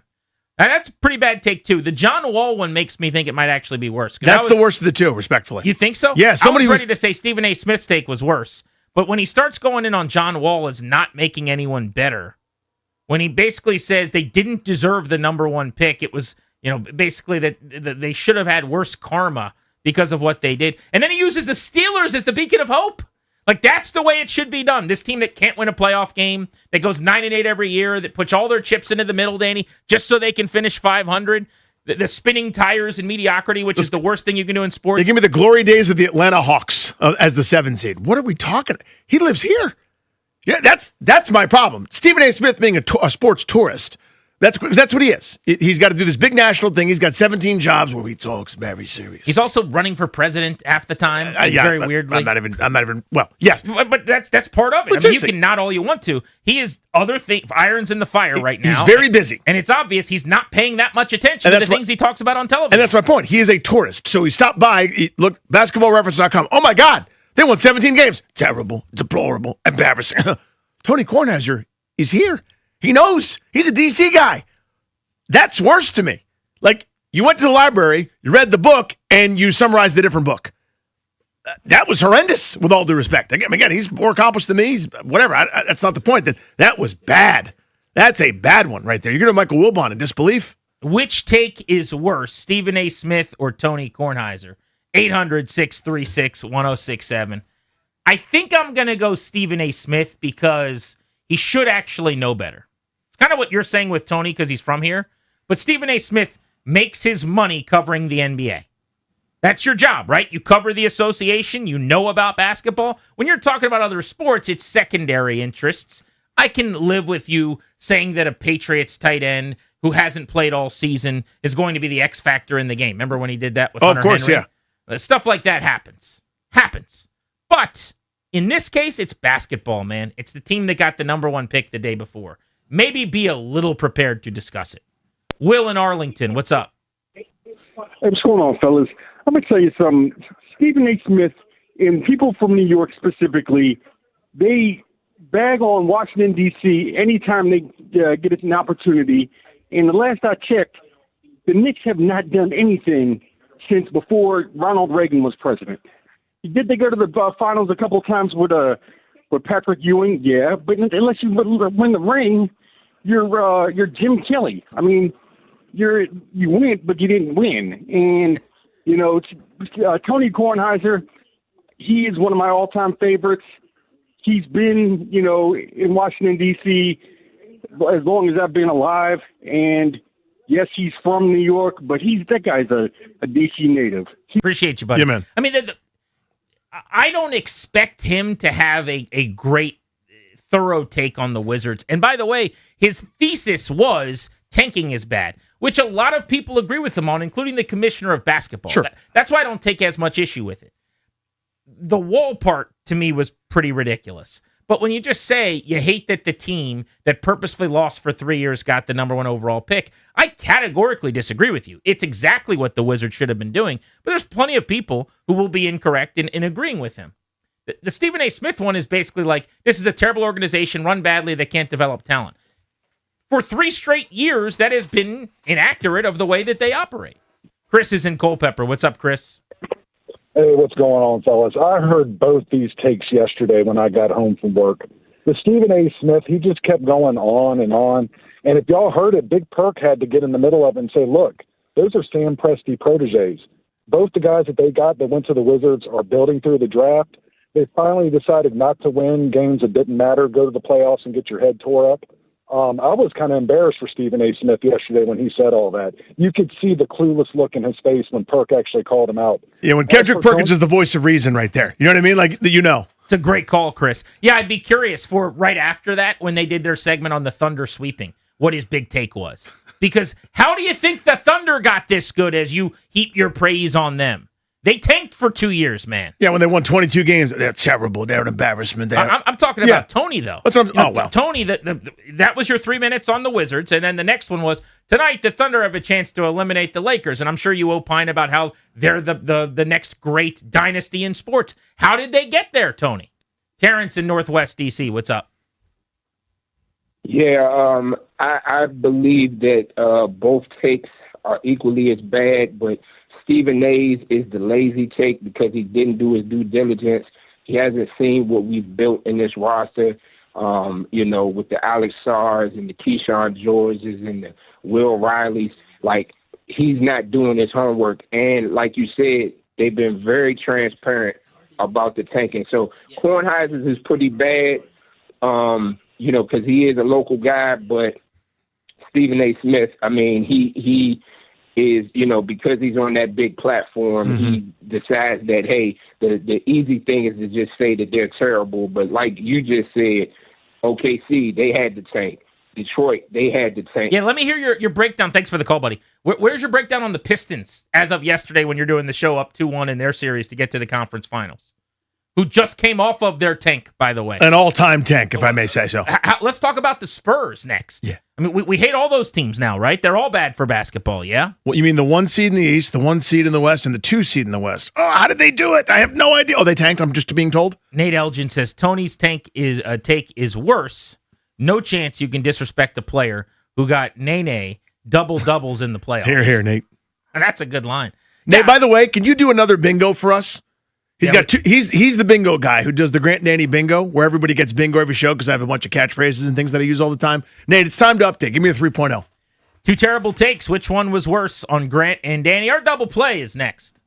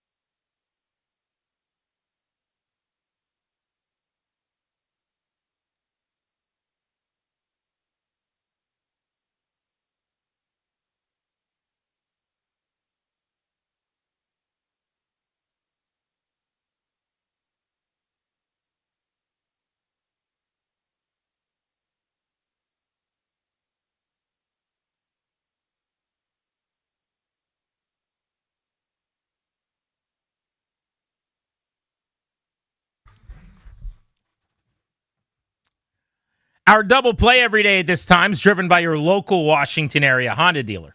Now's the time for a great deal on a new Honda. Visit your local Washington area Honda dealer today. Grant and Danny with you on the Fan. Now that the season is wrapped up, I'll give you my final review. Daredevil Born Again there on Disney+.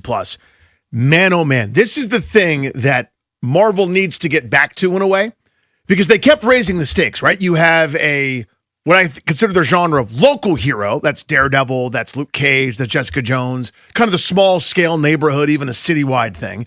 Then there's planetary scale, which is like the first Avengers, right? Where it's, oh no, here come the Chitauri and Loki and Earth's in danger. Then it's the Avengers, bigger scale, where it's like the galaxy. Then the even bigger scale after that is like all of reality and then the interdimensional stuff. And that's kind of where they've lost a lot of us, to be honest with you, is this reality versus the next reality. And that's kind of where they're going. And it's like you have to keep raising the stakes somehow. And it kind of loses some stuff. What makes Marvel so special? This show gets back to that gritty, street level, tete-a-tete, man-on-man, character development. The hero is fascinating, but so is the villain. Usually, heroes are static and boring, right? You think of Superman. All he does is roll in and say, truth, justice, American way, and knocks out the bad guy and he wins. But there's not much development there, usually. Here, Charlie Cox is Daredevil, the blind lawyer from Hell's Kitchen who has no fear. This is so well done. They weave in kind of the ancillary characters. Jessica Jones makes an appearance. The Punisher makes an appearance. No spoilers there. It is a fantastic season of television. Really, really good. As good as anything Marvel has done in a long time, in this reporter's humble opinion. I'm willing to go. I usually don't do this, Grant, but I'm willing to go. 9 out of 10 carbohydrates for Thank you very much, Dares. Do you agree with me, by the way, on this? Oh, 100%. For this season, that finale was unbelievable. Of Daredevil Born Again, it felt grand and huge, but also street level and gritty masterpiece. I'm glad you liked it. I'm not trying to yuck your yum here. You'll never watch it. The TV numbers on this are nubs compared to season 1, for the record. It looks like number of viewers is down? Yeah, I'm just quick Google. It says there were 8 million plus people season 1. It's down at about 4 million now. About half of season 1. I don't know why. That stuns me. They're saying a 50% decline in viewership. It may have taken too long, honestly, to get everybody back together. I'm telling you, that's as good a season of a Marvel show that's ever been turned in my view. It's fantastic. If you are like me and you have children who like going to the movie theater, I got one for you. The Sheep Detectives. It looks really good. It is actually entertaining. So Logan Paulson, we did take command today. It'll be out tomorrow. He was asking me because he likes taking his kids to the movies as well. Although what's really funny is we have very different times at the movies. I'm getting a Coca-Cola Classic. Yeah, he's not doing any of that. Well, Coke Zero, I guess. He brings in his own bone broth. He actually, legitimately, he will not get popcorn. He'll bring in his own trail mix. You know, he'll do a little Ziploc bag of trail mix, or what was the thing he said that he does that's just so embarrassing? Oh, God, I wish I remember. Yeah, he has like the dumbest snack. Like a bone to gnaw on. That he likes to do. But yeah, so The Sheep Detectives, this is a Hugh Jackman film. He's the main character. He is a shepherd who reads a murder mystery, among other books, to his sheep like every single day. And he imagines and pretends as if they're listening and can understand, even though he knows because they're sheep that they don't. And then he suddenly dies and he's found dead in this little town. And the sheep, who then you can tell actually do communicate and talk and things in the movie, realize that this was not just a death. This was a murder. And based on all of the murder mysteries, the whodunits, like Whodunit Paulson, that he has read these sheep, they've got to help solve this crime now. My kids were steamed up. So good news, bad news situation for me. Good news was we went and saw it on Sunday, and they loved it. Bad news was we saw it at a point where I had to duck out for 30 minutes because the Wizards draft lottery. Yes. Was at 3 o'clock, so I spent some time in the hallway during Sheep Detectives. So I did miss a couple of scenes, so I can't give you a whole lot of insight on those. But I saw 90% of the movie, and I thought it was very entertaining. I think if you've got young ones, they'll really, really like it. I actually think if your kids are a little bit older, honestly, it's very funny. They'll like it, young teens or preteens or whatever. And I could see like my parents going and watching this and liking it. It's got a pretty awesome cast. In addition to Hugh Jackman, obviously, but I guess the voices of all the sheep, very favorably reviewed. Everyone seems to be enjoying it. You know what I think, too? Now, I could be wrong, and it was a book, and I'm going to make a dumb point here. It feels to me like this is just a new, creative, original idea. Like, there's not really that many movies anymore. Yeah. That are like, where did this come from? This is kind of interesting. And these people that wrote this film and directed, it's Kyle Balda, I think, that did it. But it's like The Bumbling Detective. It's an animal adventure. It's a whodunit. It's action. It's comedy. It's all that stuff. But it's fun. It's a good little movie. So if you got a kid, you want to go see a flick, and you want to eat some popcorn, you will not be disappointed, I don't think, in Sheep Detectives. So the dude, one of the main guys behind it is Craig Mazin, who I know from a million things. He's done he did The Last of Us, one of the TV adaptations. He did Chernobyl. I think he wrote this. Yeah, so he's done really serious stuff, serious turns, and he took that, but also kind of in this. I mean, obviously it's serious enough that somebody passes away, but it's also still lighthearted because the sheep are talking to each other. But so there's enough grounded realism in there, if that's even a way to put it. I don't know if it's the right term. I'm not one of those film critic guys that uses these sorts of things, but it's got enough gravity, it sounds like, to actually carry the film instead of it being so goofy and stupid. Sounds good. As soon as we return on Grant and Danny, we'll give you a Beltway Blitz, and we're giving away tickets to see Russell Peters plus an AJ DeBonsa update. He's on the floor doing some work right now at the draft combine in the NBA, so we'll get you some deets on that next.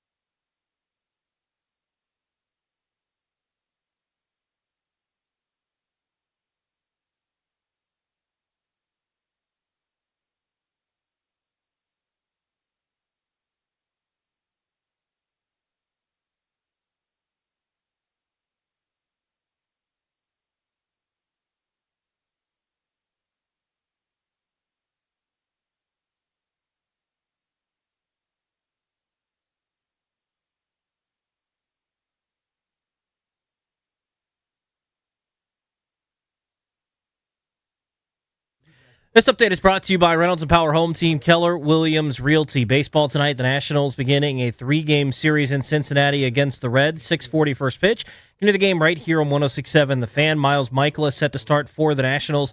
He's 1-3 on the season with a 7.44 ERA. Brady Singer gets the ball for Cincinnati. He is 2-2 on the season with a 5.63 ERA. Nats and Reds 6:40 right here on The Fan. Hockey playoffs continuing tonight. Sabres and Canadiens, game 4 at 7 o'clock. Montreal up 2-1 in that series. Ducks and Golden Knights, series tied at 2 games apiece. Game 5 at 9:30. Basketball, game 5, pivotal for the Timberwolves and the Spurs. Series tied at 2 games apiece. That'll tip off at 8 o'clock. Want to hear the fastest way to know what your home would sell for? Reach out to Empower Home Team. Simply text your address to 800-763-3000. No phone calls. Text your address to 800-763-3000. That's 800-763-3000.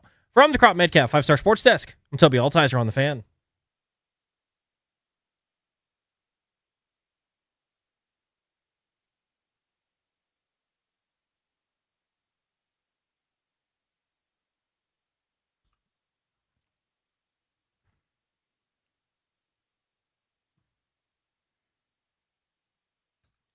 Caller number 10 at 800-636-1067. Congrats, you are winning 2 tickets to see Russell Peters. It's the Relax World Tour. Friday, May 22nd at the Theater at MGM National Harbor. Tickets are on sale now.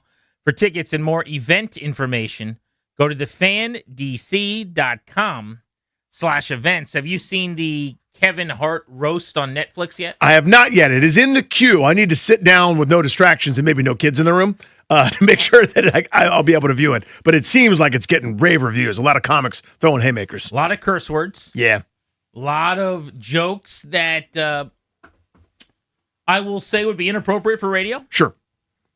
Very funny. One of the things I've seen about it is all the lines that we thought were there, kind of the informal guardrails, those have been obliterated again. Like we're back to comedy pushing the envelope I don't want to say without fear, but with much less fear. It certainly which I think seems is good. That way. They assembled the Avengers of people who say inappropriate jokes publicly, and we're going to test out whether or not cancel culture still exists. It's kind of the idea of the night, I think. But it was very, very funny. All right, it is time for the Beltway Blitz on Grant and Daniel. We'll cover the NFL and the Commanders, but let's start on the hardwood. The party is still going in D.C. The Wiz win the draft lottery. They have the number 1 pick, and one of the people I thought about shortly thereafter they won pick number 1 in the lottery was Glenn Consor, who's done so much great work over the years on Wiz Radio, Wiz Television, and watched a lot of bad basketball here lately, but times are changing, aren't they? Glenn, thanks for a few minutes. We appreciate it. How about the Wizards getting pick number 1? You know, I was so happy for Danny Roulier because I don't think there was a guy happier on the planet than Danny. I saw some of the stuff on social media. He was ecstatic with all this stuff. But, you know, it was pure joy getting that first pick and getting somebody that, you know, really could be a transformational type player in a period of time where, you know, I think this is where the rebuild turns in the right direction. And, you know, to the credit of Michael Winger and Will Dawkins, you know, those guys had a strategy. They put it in place. It was intentional. It was purposeful. And now the organization is reaping the benefits.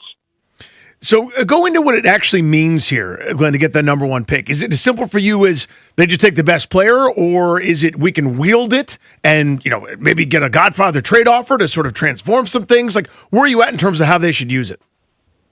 Well, this all comes down to due diligence. Yeah. You know, they got to do due diligence on all these players. And then you make a decision. You know, I used to be an NBA scout, and, you know, all the interviews and the combines going on now. So you got to take a deep dive into all that and then make a decision. So, you know, look, the reality is, Danny and Grant, the Wizards hold all the cards. You know, the ball's in their court, and they can, you know, they could select who they think is going to be the best player possible. Glenn, tap into your, you know, the days of you being a scout and just the difference in this sport now with a kid like AJ DeBonsta. We just had this, you know, we're watching in studio here, and he goes 42 inches with 42-inch vertical. You know, My no gosh. step vert is almost 34 inches. He's 6'9", gets buckets the way he did against 22-year-olds all year in college. Like, what a league this has become. But compare that to some of the guys you were scouting when that was your role. Yeah, well, when I was scouting, Danny Rouillet was in diapers. Yeah. So, I think times have changed. You think about this year's draft, the top 14, 15 players picked this year could all be freshmen 19 years old, 20 years old. That's where it's changed. The players are so young now, and it's hard to project. But when you get a guy like Debanza, who is a freak athlete, combined with a tremendous skill set, he's got that quick twitch game where he catches it and stop and goes and blows by you and will dunk on you, and his improved 3-point shooting, he has the possibility of being a generational player. That's why this draft was so important for the Wizards organization. Glenn, is this draft as good as they say it is? It's easy to let our imaginations run wild, as you said, for a bunch of teenagers that haven't done anything in the league yet. But people are comparing this to some of those all-time great ones. In your view, is it that good? It could be, but we won't know until 3, 4, 5 years from this summer. We won't know that. We'll take a look at it then. That's the only way to answer that. Yeah. Of the players currently on the roster, let's talk growth this past season. What did you see from some of the high upside kids that they have? Sarr, George, notably. And then Danny and I were talking yesterday about Will Riley. I'm enamored with him. They found something there, Glenn. He could be really, really good. Me too. I love you guys, by the way, because we all three of us think alike. I was on the Will Riley bandwagon early on. He could be the steal of that draft. Like the question you just asked me. Well, we're going to take a look at this when 5 years from now, when what his game is going to look like when he puts on weight. He has that natural feel of going by people in the open court. He can go by anybody. He's got great footwork. I love his jump shot. He's got a beautiful stroke. He's just going to get stronger, which is going to help his shooting. He's a unique talent. So the great thing about this year, guys, was the fact that all those young players that you just mentioned, it was gold for them because they got a ton of minutes. It's rare. Ace Bailey didn't get the type of minutes in Utah, for example. A lot of these young players, they got to sit the bench. They got to come off the bench. These guys, Will Riley got minutes. Bub Carrington got minutes. Alex Sarr got minutes. For the last 2 years, those guys. Keyshawn George got minutes. Trey Johnson started a whole bunch, got minutes. All these guys, there's no substitution for the amount of minutes that they got this year to improve. And I think you're gonna see the organization, and for the fans, they're gonna reap the benefit of that this past season, even though obviously it was painful because of the wins and losses. Glenn, always great to catch up, man. It's a good time here. The arrow is pointing up and the future is bright. Appreciate you as always. All right, guys. Thank you, Glenn. Let's talk about the National Football League, please. Our pal Mike Jones of The Athletic to talk about the National Football League here on the Beltway Blitz. This Steelers waiting for Guffman thing with Aaron Rodgers. What's going to happen? How does it end? I really don't know. I thought that by now, they seemed to think that they were going to have this resolved by now. Rooney had said it, and then they were hoping by just before, after free agency, just before the draft, and here we are after that. He was in town. I don't know that this relationship with Mike McCarthy is going to wind up working. They didn't really part on the best terms there in Green Bay, and I don't know that, it's been something. Aaron Rodgers is a guy that kind of holds grudges, so I don't know if he can put whatever differences they had behind him and make this thing work, or he's an unpredictable guy. He could just stall until the mandatory minicamp, which is in June, and then go ahead and sign then. It's really hard to predict. Mike Jones of The Athletic. Mike, I saw a video today of Kyler Murray throwing 3 interceptions in 5 practices at Vikings camp. which is irrelevant and doesn't matter at all. Everyone will overreact to that. But I am curious, just as a talking point, what do you expect from him in Minnesota? If he's good, they could actually be a contender. They missed the playoffs by 1 game last year. Yeah, I mean, that's if he winds up being their starter. They do still have J.J. McCarthy, and I know last year was a rough year for him, but he hadn't played football in, basically, a year plus because he was injured. We'll see what happens. I know that there's intrigue. Kevin O'Connell is very intrigued by Kyler Murray, and if he winds up getting that job, I think we'll see a lot of creativity. He's short. It's hard for him to see, but we're going to see Kevin O'Connell move him around, use his mobility as an asset and another dimension to that offense. And so, he's got talented wide receivers to throw to. He's got one of the best in the league. They've got a good defense. I think that they could make some noise, not only in their division, but in the conference as well, if he's able to stay healthy, because that's one thing that has also been a challenge for him because he's so small. Speaking of talent, I think the Giants have had kind of a whisper quiet, if that's possible, for the New York market. Pretty damn good offseason. I don't know that they've caught up to Philadelphia or Dallas or whatever. Obviously it all depends on Jackson Dart and whatever you get out of that. But all of a sudden you look at that defense. There's a lot of people that I wish played here. There's some pieces on offense too with Malik Neighbors coming back. Are the Giants going to be sneaky okay with Harbaugh in charge? I think they'll be okay. Now, okay doesn't mean that they're going to challenge for that division, but they have some scrappy, gritty type of guys to them. They have talent, and we'll see how it all comes together. We'll see how long it takes for them to catch on with the system, and offensively and defensively. But I think they have talent to work with. Again, like you said, Dart is a big question mark.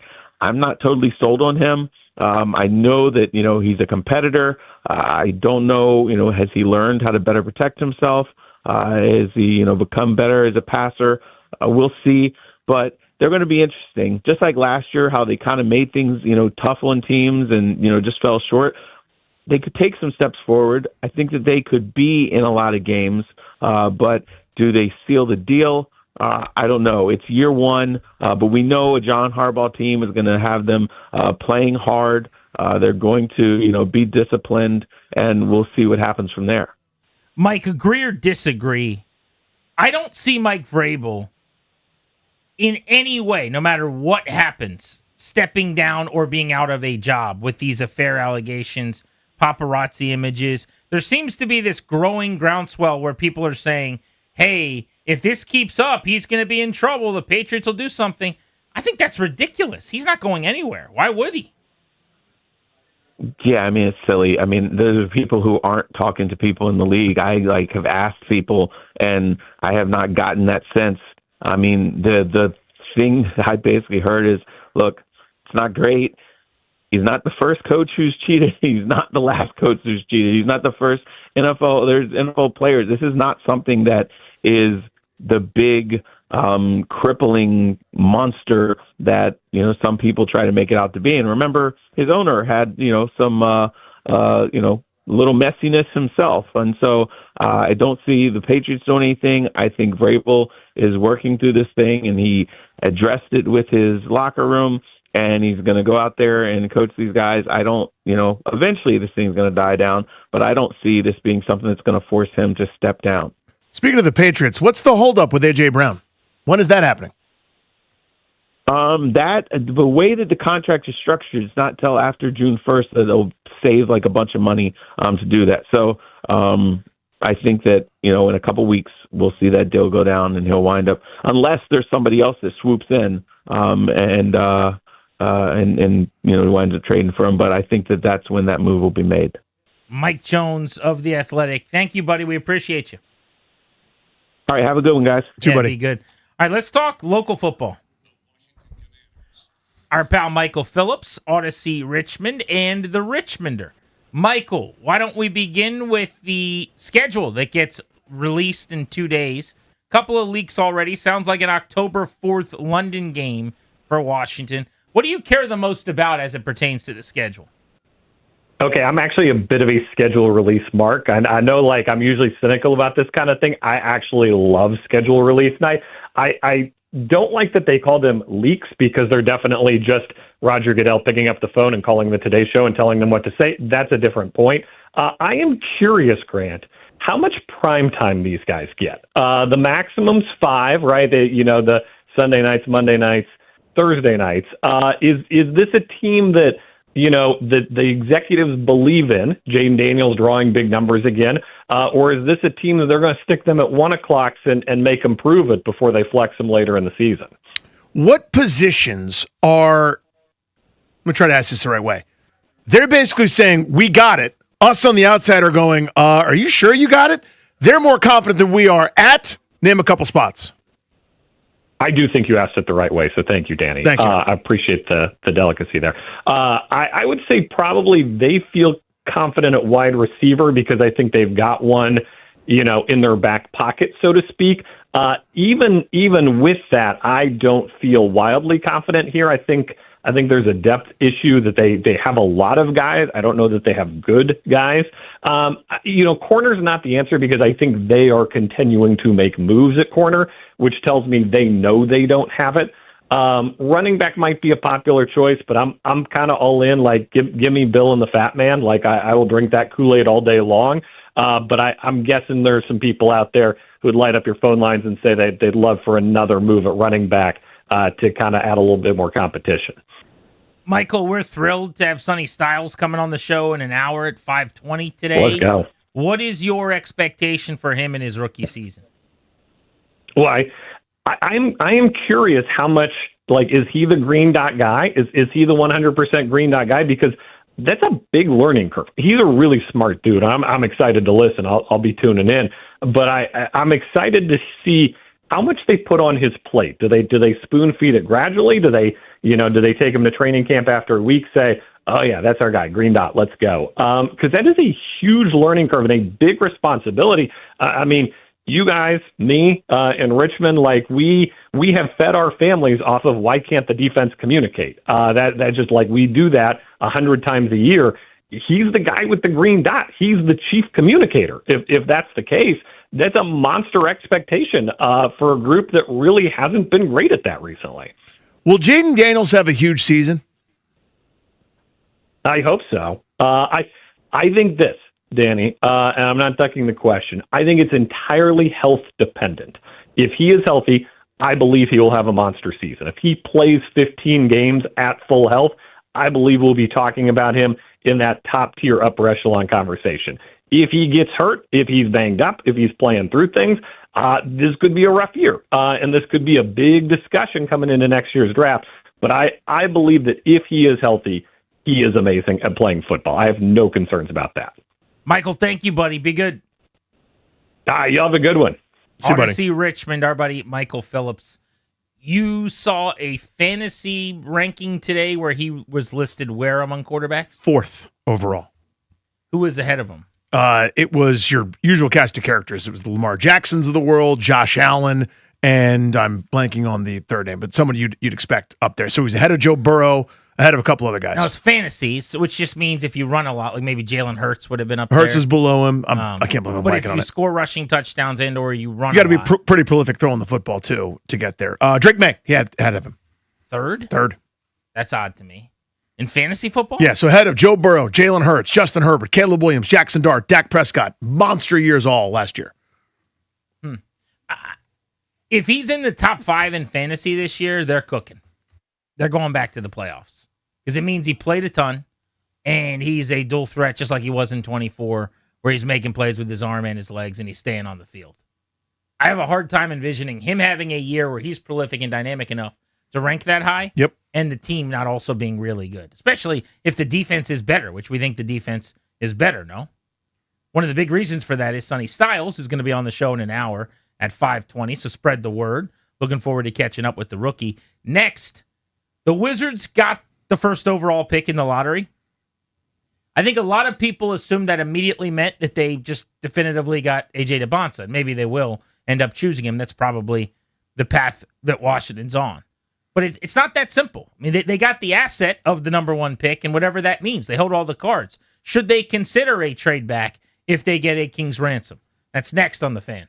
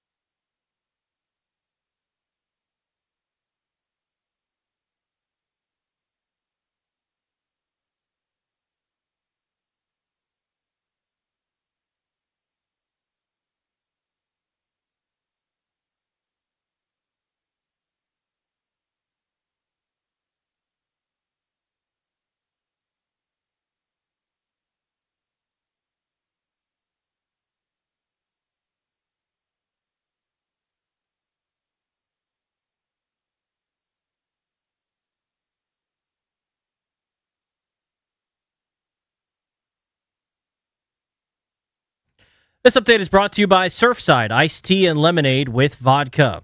In baseball, the Nationals begin a 3-game series in Cincinnati tonight, taking on the Reds. 6:40 first pitch. Can do the game right here on the Fan. Miles Michaelis takes the hill for the Nationals. He's 1-3 on the season with a 7.44 ERA. He'll take on hard-throwing righty Brady Singer, who is 2-2 with a 5.63 ERA. Nats and Reds, 6:40 right here on the Fan. Basketball playoffs tonight. Timberwolves and Spurs, Game 5, 8 o'clock. Series is tied at 2 games apiece. Hockey playoffs, Sabres and Canadiens, Game 4 at 7 o'clock. Montreal up 2-1 in that series. Game 5 for the Ducks and the Golden Knights. That series tied at 2 games apiece. 9:30 puck drop for that one.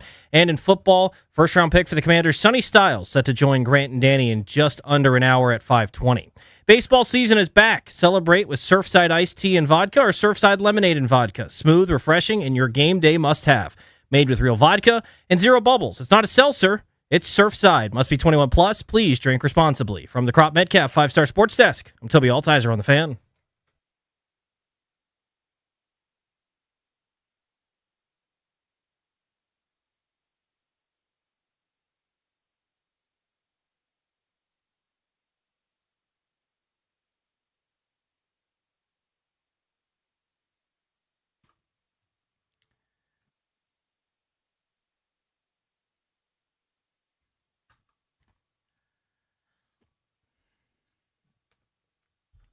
Grant and Danny on the Fan. The NBA Combine is ongoing.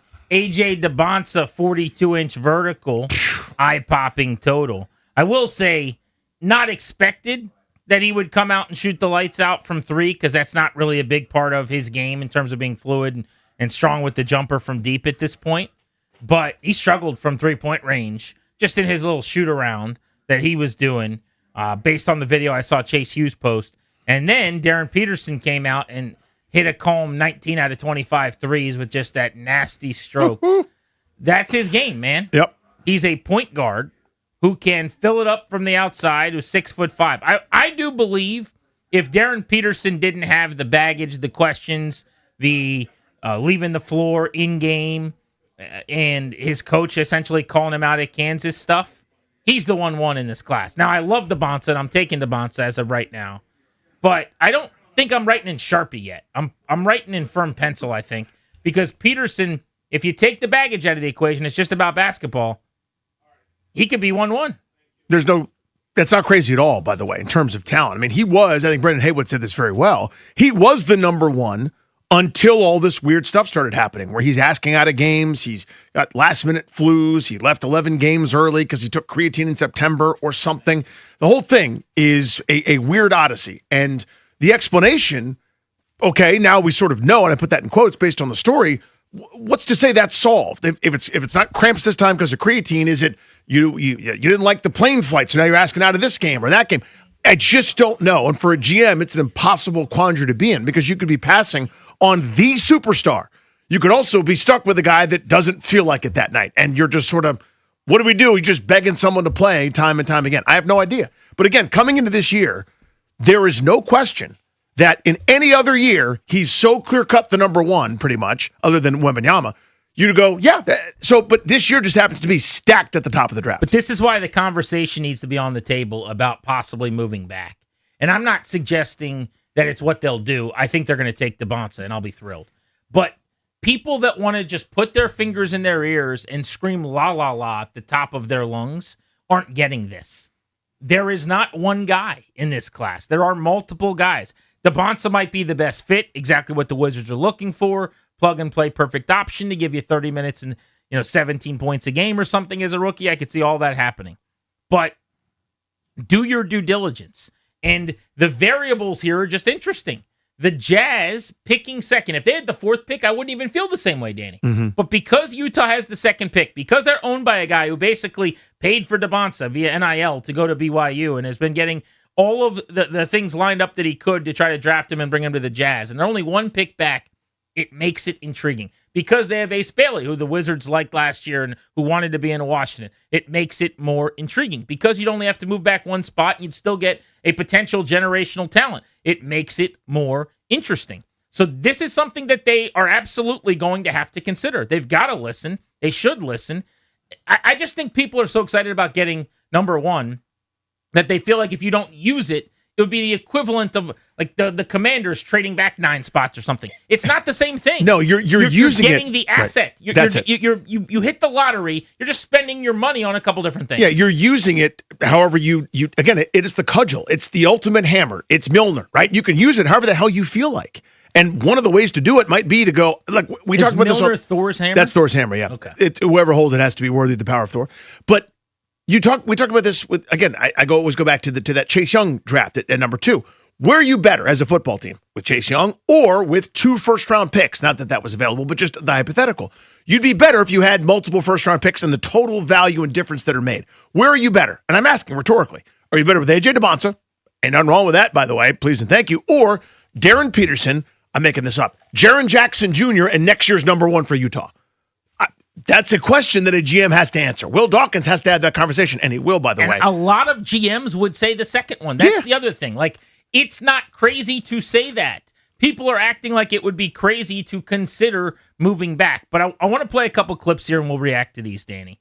Starting with Sean Farnham, who covers college basketball for ESPN, on the Jazz potentially being interested in trading up with the Wizards. This is what he said. I think they're going to try to trade, Jimmer. They'd have to give up a good piece. They'd have to give up a piece that Washington would want. If they want AJ and they think AJ is going to be their guy and they want to keep him in state, from Utah Prep to BYU to the Utah Jazz, there's a price to be paid. And as Ted DiBiase, the $1 Million Man, said back in the day, everybody's got a price for the $1 Million Man. And for the Washington Wizards, they have a price. I was talking with Ace earlier today as I saw him in the lobby with AJ, and he's like, what's going to happen? And I said, well, the church rarely loses. I know that. We'll see what they want to give up. And is Washington willing to deal?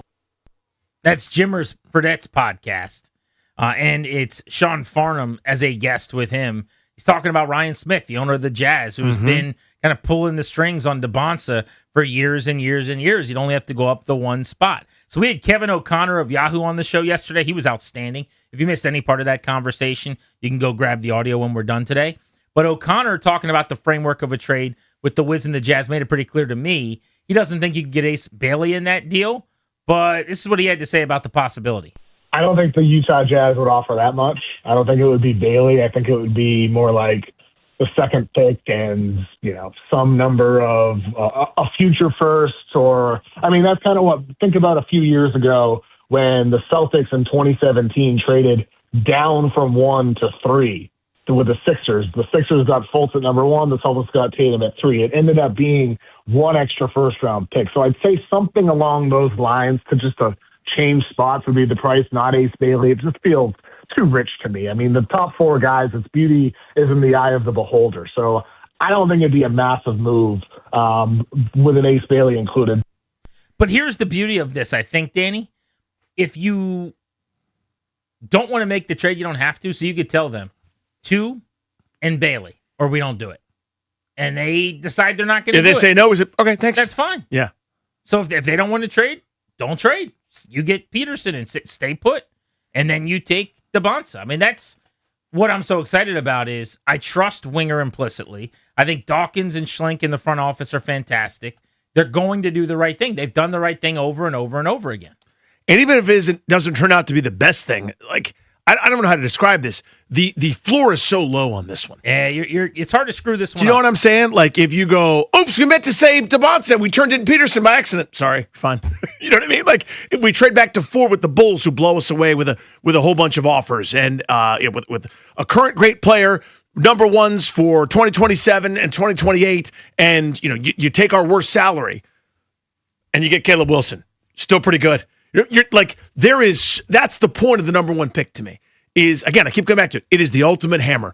You don't have to do anything. Everyone has to wait on you. You get to decide. You set the tone.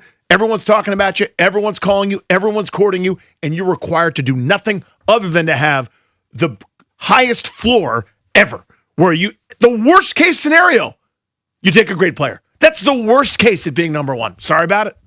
I've been surprised as a DeBonsa guy by how many people, not just already that we've talked to, but just around the NBA and people whose content I've been consuming the last couple days, actually think Peterson is better or every bit as good. This was Jonathan Gavani, who was on Zach Lowe's podcast. I have Darren Peterson going 1, and I was a little bit surprised, how as the consensus has shifted. I mean, I know that Darren Peterson didn't have the season that he wanted, but I've seen those guys on the same floor in person probably 8 to 10 times, playing against each other, in a lot of different settings over the years, dating back to the under 16, USA basketball training camp. And not once did I come away thinking AJ Dybantsa is a better prospect than Darren Peterson, including when they played each other this year. I think there's going to be a 2 month, less than that now, I guess, because it's late June 24th, but 5 plus 6 week lead up here where people are going to be going round and around on this. I think we'll find out well before what the Wizards plan on doing if they're not trading it. I can't imagine this is a secret up until the final minute. If they're going to roll with Dybantsa, we're going to know it. But there's a lot of people in another camp, which I'm surprised by. But I understand if you're going just the upside, or just what we've seen, because Giovanni goes back to high school talking about the two, and I think he goes, I've seen a version of Peterson that was way more explosive than this guy that was at Kansas. But again, the thing he doesn't go into in that game is he took himself out of that game too. In the first half, yes, he was better than AJ Dybantsa, but Dybantsa didn't have a great game in that one. Credit to Bill Self, by the way. They put a pretty good defense together and left another guy alone who went for 30-something. I think Richie Saunders, I think is the name that comes to mind. But Peterson did the Peterson thing. That was one of the 11 games where he just left. Now, again, there's valid reason for it. You can excuse it or whatever you want to do, but that somehow gets glossed over there. I don't know how you could have that discussion without putting a thumb on the scale, all of the weight, 1,000 tons on the, yes, in addition, he was great when he was on the court, but he left the game early. Again, it sounds like I'm ripping Peterson. I'm not. It's just we're talking about number one here. That's got to be way more of the discussion than I saw him in high school at the under 16 thing. That's adorable, and you know more than I do. He left the game early. You're citing a game that he left early when they played together. You got to say that. You just have to. Constantly. And maybe you get rid of the creatine, which apparently led to the cramps, and now there's no issues. The part, you're very focused on the number of games he left early, and you should be. That's fine. The part that bothers me is the relationship with his head coach, Bill Self, which was tattered at some point to the point where the head coach came out publicly and kind of threw his hands in the air like this and said, I don't know, man, talk to him. Remember that? Yeah. Remember when that happened? With one of the highest paid, most respected coaches in the country where he's like, yeah, I don't know what to tell you anymore. I didn't know he wasn't going to play tonight. I mean, the coach was annoyed. He was over it. No one seems bothered by that. And that's crazy to me. But I want to know what you guys think about listening to a trade, specifically from the Jazz at 2, and your interest in possibly moving back from 1-1. 800-636-1067. It's not crazy. The owner of the Jazz is the guy that brought Dybantsa to BYU. We know he's going to want him. What if they want to hop up to 1? Grant and Danny on the Fan.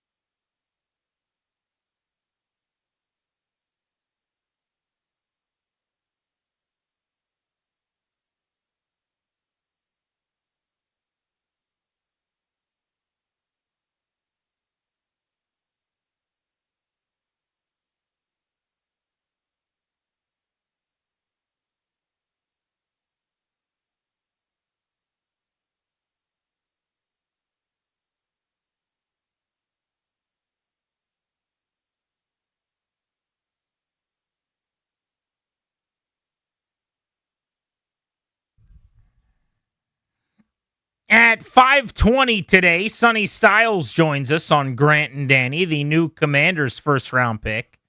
But it's another first-rounder that we are discussing right now, and that is whomever the Wizards are going to add at 1-1. Welcome back, G&D on the Fan. I've been surprised by the pushback from Wizards fans about the possibility of moving off of number 1 to move back to 2 if the Jazz are willing to come up, because if that happens, you get to hold their feet to the fire. You get to make a lot of demands. And in a world where you're viewing this draft as there's a LeBron, there's a Steven Strasburg, there's a can't miss one, and then everyone else is distantly behind that player, it would make sense. You got to just take Bonsa, who's probably the guy eventually I would take anyway.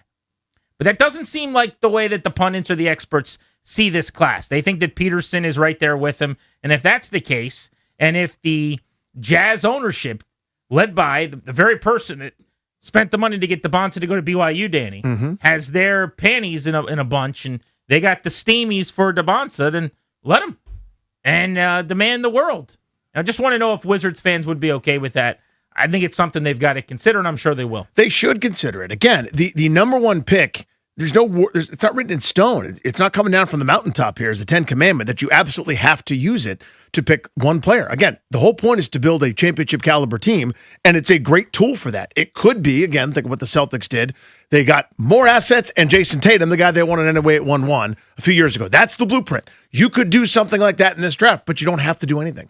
Again, the worst case scenario, that's why it's so delightful to have the number 1 pick. The worst thing that's going to happen is you draft an excellent player at the top of the board. That's it. That's the bottom line. That is the single worst thing. And if you trade back a couple spots, here's the newsflash. You're still going to draft a really good player and get more assets to boot because someone's got the steamies, as you said, for the guy that might go 1-1. Let's go to the phones. Chris is in Upper Marlboro on Grant and Danny. What's up, Chris? Hey, what's up, fellas, man? I feel like we hold the cards, man. Yep. If we can get Utah to give up Ace Bailey and number 2 for number 1, I think it's a no-brainer. Peterson, to me, is the best in the draft. I feel like it's a no-brainer. We hold the cards. And then, look, we can hang up the phone. If they won't meet our demands, we can get on the phone with Memphis. Maybe they want to move up and get some assets from them. So that's all I got. Thanks, buddy. I would be leery about moving back further probably than 2 with Utah because I think those 2 guys are the tier of their own, as Brendan Haywood said on the show earlier.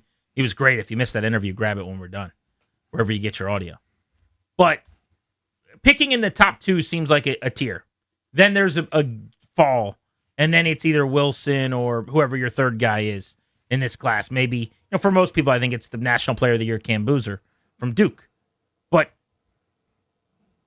it's a different conversation when you're talking about only moving back the 1 spot to 2. What's funny to me is also everyone acts like it's either a binary, well, they'll do it or they won't, with somebody like Ace Bailey and the number 2 pick, for number 1. Well, it's not like the Wizards can't then sweeten the pot if they need to. Like, okay, let's say Bailey and the 2 are too much. Well, if the Wizards really want Bailey and the 2 and Peterson, and I'm just throwing out a name, but like they throw in Bub Carrington or something, and now there's picks on the other side. Like, you could do some kind of crazy blockbuster to get there where if the points aren't adding up from each organization to be even, all right, what player do you like? And you could have your untouchables. They're not trading Sarr. They're not trading George. Maybe they don't want to trade Riley, but maybe you could pick between, maybe it's Bilal or, whatever it is. Yeah. So you could find a way, if Bailey is a guy that you have to have and the Jazz are saying no, you could find something. It could be your Anthony Davis finagle. I mean, again, the caller said it best. You hold all the cards. You have the trump card. You've got everything. You've got all the aces and whatever you want to do. If they don't meet your asking price, thanks. I'll just go take the best player that we think. I'll take the guy that we got number 1 on our board. One of those 2 dudes. Again, there is no downside here. John's in McLean on Grant and Danny. What's up, John? Hey, how you guys doing? Good, dude. I tell you what, I have a hard time trading back if they really believe in somebody, but I would do this. I mean, that guy's not a good 3-point shooter. Boozer is a 39% 3-point shooter. So if they can get can they get a guarantee that who Utah is going to draft? I don't know that they can, but maybe if they can, well, I think that makes a difference. Appreciate you, buddy. It's hard for me to shake the fact that Peterson had all the issues where he was coming off the floor constantly, and Bonsa would have been you have to drag that guy off the floor. You have to demand that he ends up sitting on the bench for 4 minutes. Like if it's really even, and a lot of people think it might be, bet on that kind of character, bet on that type of demeanor. But I stopped short of being fully confident on Peterson because we just don't know if it was a physical thing, as has been speculated. He's suggesting it's the creatine or whatever they've figured out. You'll look foolish if you look back in 10 years and it's a distant memory. Totally. And again, it could be a thing in the past. They need to get their investigative hats on, right, to figure it out if it's over. I heard the explanation. I read the very sympathetic ESPN piece where they went inside and how scary the incident was in September. If you haven't read it, here's the story in a nutshell. They have these hell weeks, these like boot camp type things to kind of get ready for preseason practice. They're dumping all the supplements and stuff into these guys to get them to bounce back, maximum performance, and so on. They think now it was the creatine that he took, which in and of itself isn't necessarily dangerous, but it can dehydrate you. It absorbs all the acid, pretty much any moisture, to allow you to do a little bit more exercise-wise to recover. Well, the danger is, part of that moisture is water. You can get dehydrated. You get dehydrated so severely, he had to go to the hospital, apparently, because his full-body cramps were happening so bad, things were kind of shutting down. And everything after that, again, according to this article, he would experience the first little twinge of those cramps and get scared to death. That whatever this was so miserable, it's happening again. I'm empathetic to that. That sounds scary. I also have the future of my franchise here that I have to figure out. So it sounds, okay, I'm sympathetic, but it doesn't require me to draft you. I need to know that stuff is behind you in a distant memory. He left or didn't play in 11 of their first 26 games and couldn't be counted on a regular basis. And the Wizards are spending millions of dollars as a billions of dollars entity to make sure that they can get to the bottom of that. And not taking other guys, right, who could really, really, really help. Ian's in Vienna, or Ian, I guess, is probably in Vienna. What's up, Ian?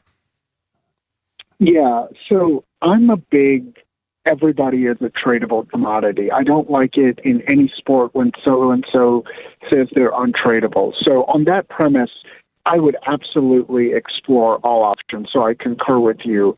And in this particular option, I would say, given Utah's almost over desire to get Devonsa, you take that emotional high, if you will, and put it to your advantage. Forget maybe Ace Bailey, but what about Markkanen or another all-star caliber player? So I would absolutely do that.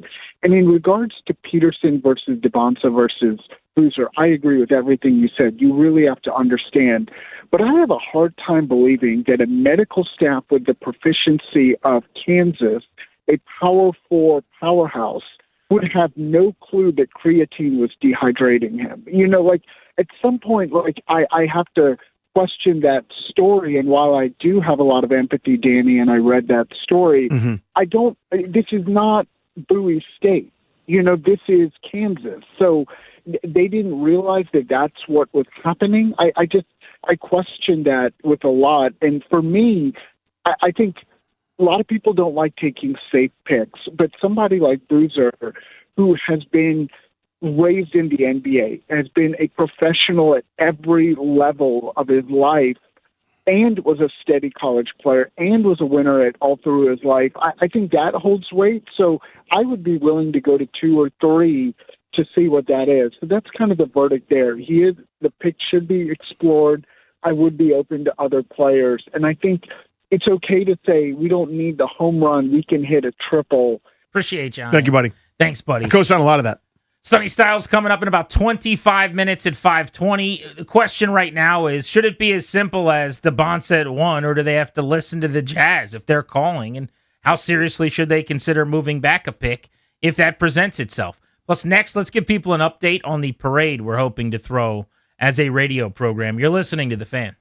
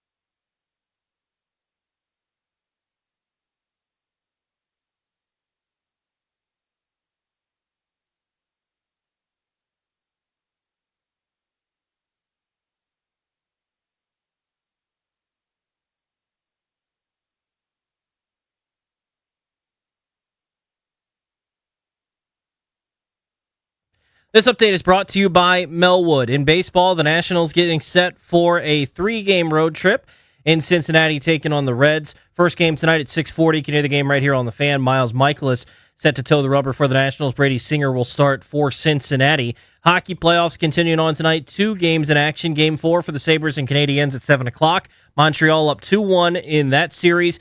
Ducks and Golden Knights to follow at 9:30. Game 5 of that series with the series tied at 2 games apiece. Another Game 5 in action on the hardwood tonight. Timberwolves and Spurs. 8 o'clock tip-off for that one. That series also tied at 2 games apiece. And football, Commanders' first-round pick Sonny Styles set to join Grant and Danny in about 20 minutes right here on The Fan. Donate your unwanted vehicle to Melwood and support people with disabilities in your local community. We can pick up as soon as tomorrow. Visit melwood.org or call 1-877-MELWOOD. From the Crop Metcalf 5-Star Sports Desk, I'm Toby Altizer on The Fan.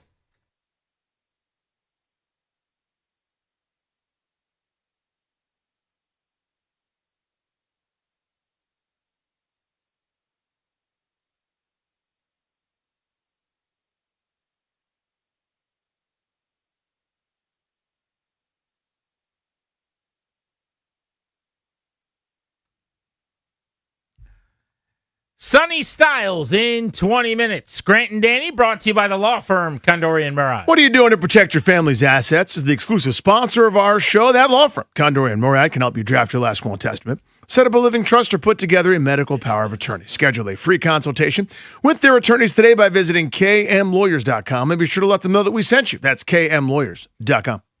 The Nationals are 19-22, 3 under 500, and they've lost consecutive games. They lost both on Saturday and Sunday in Miami against the Marlins.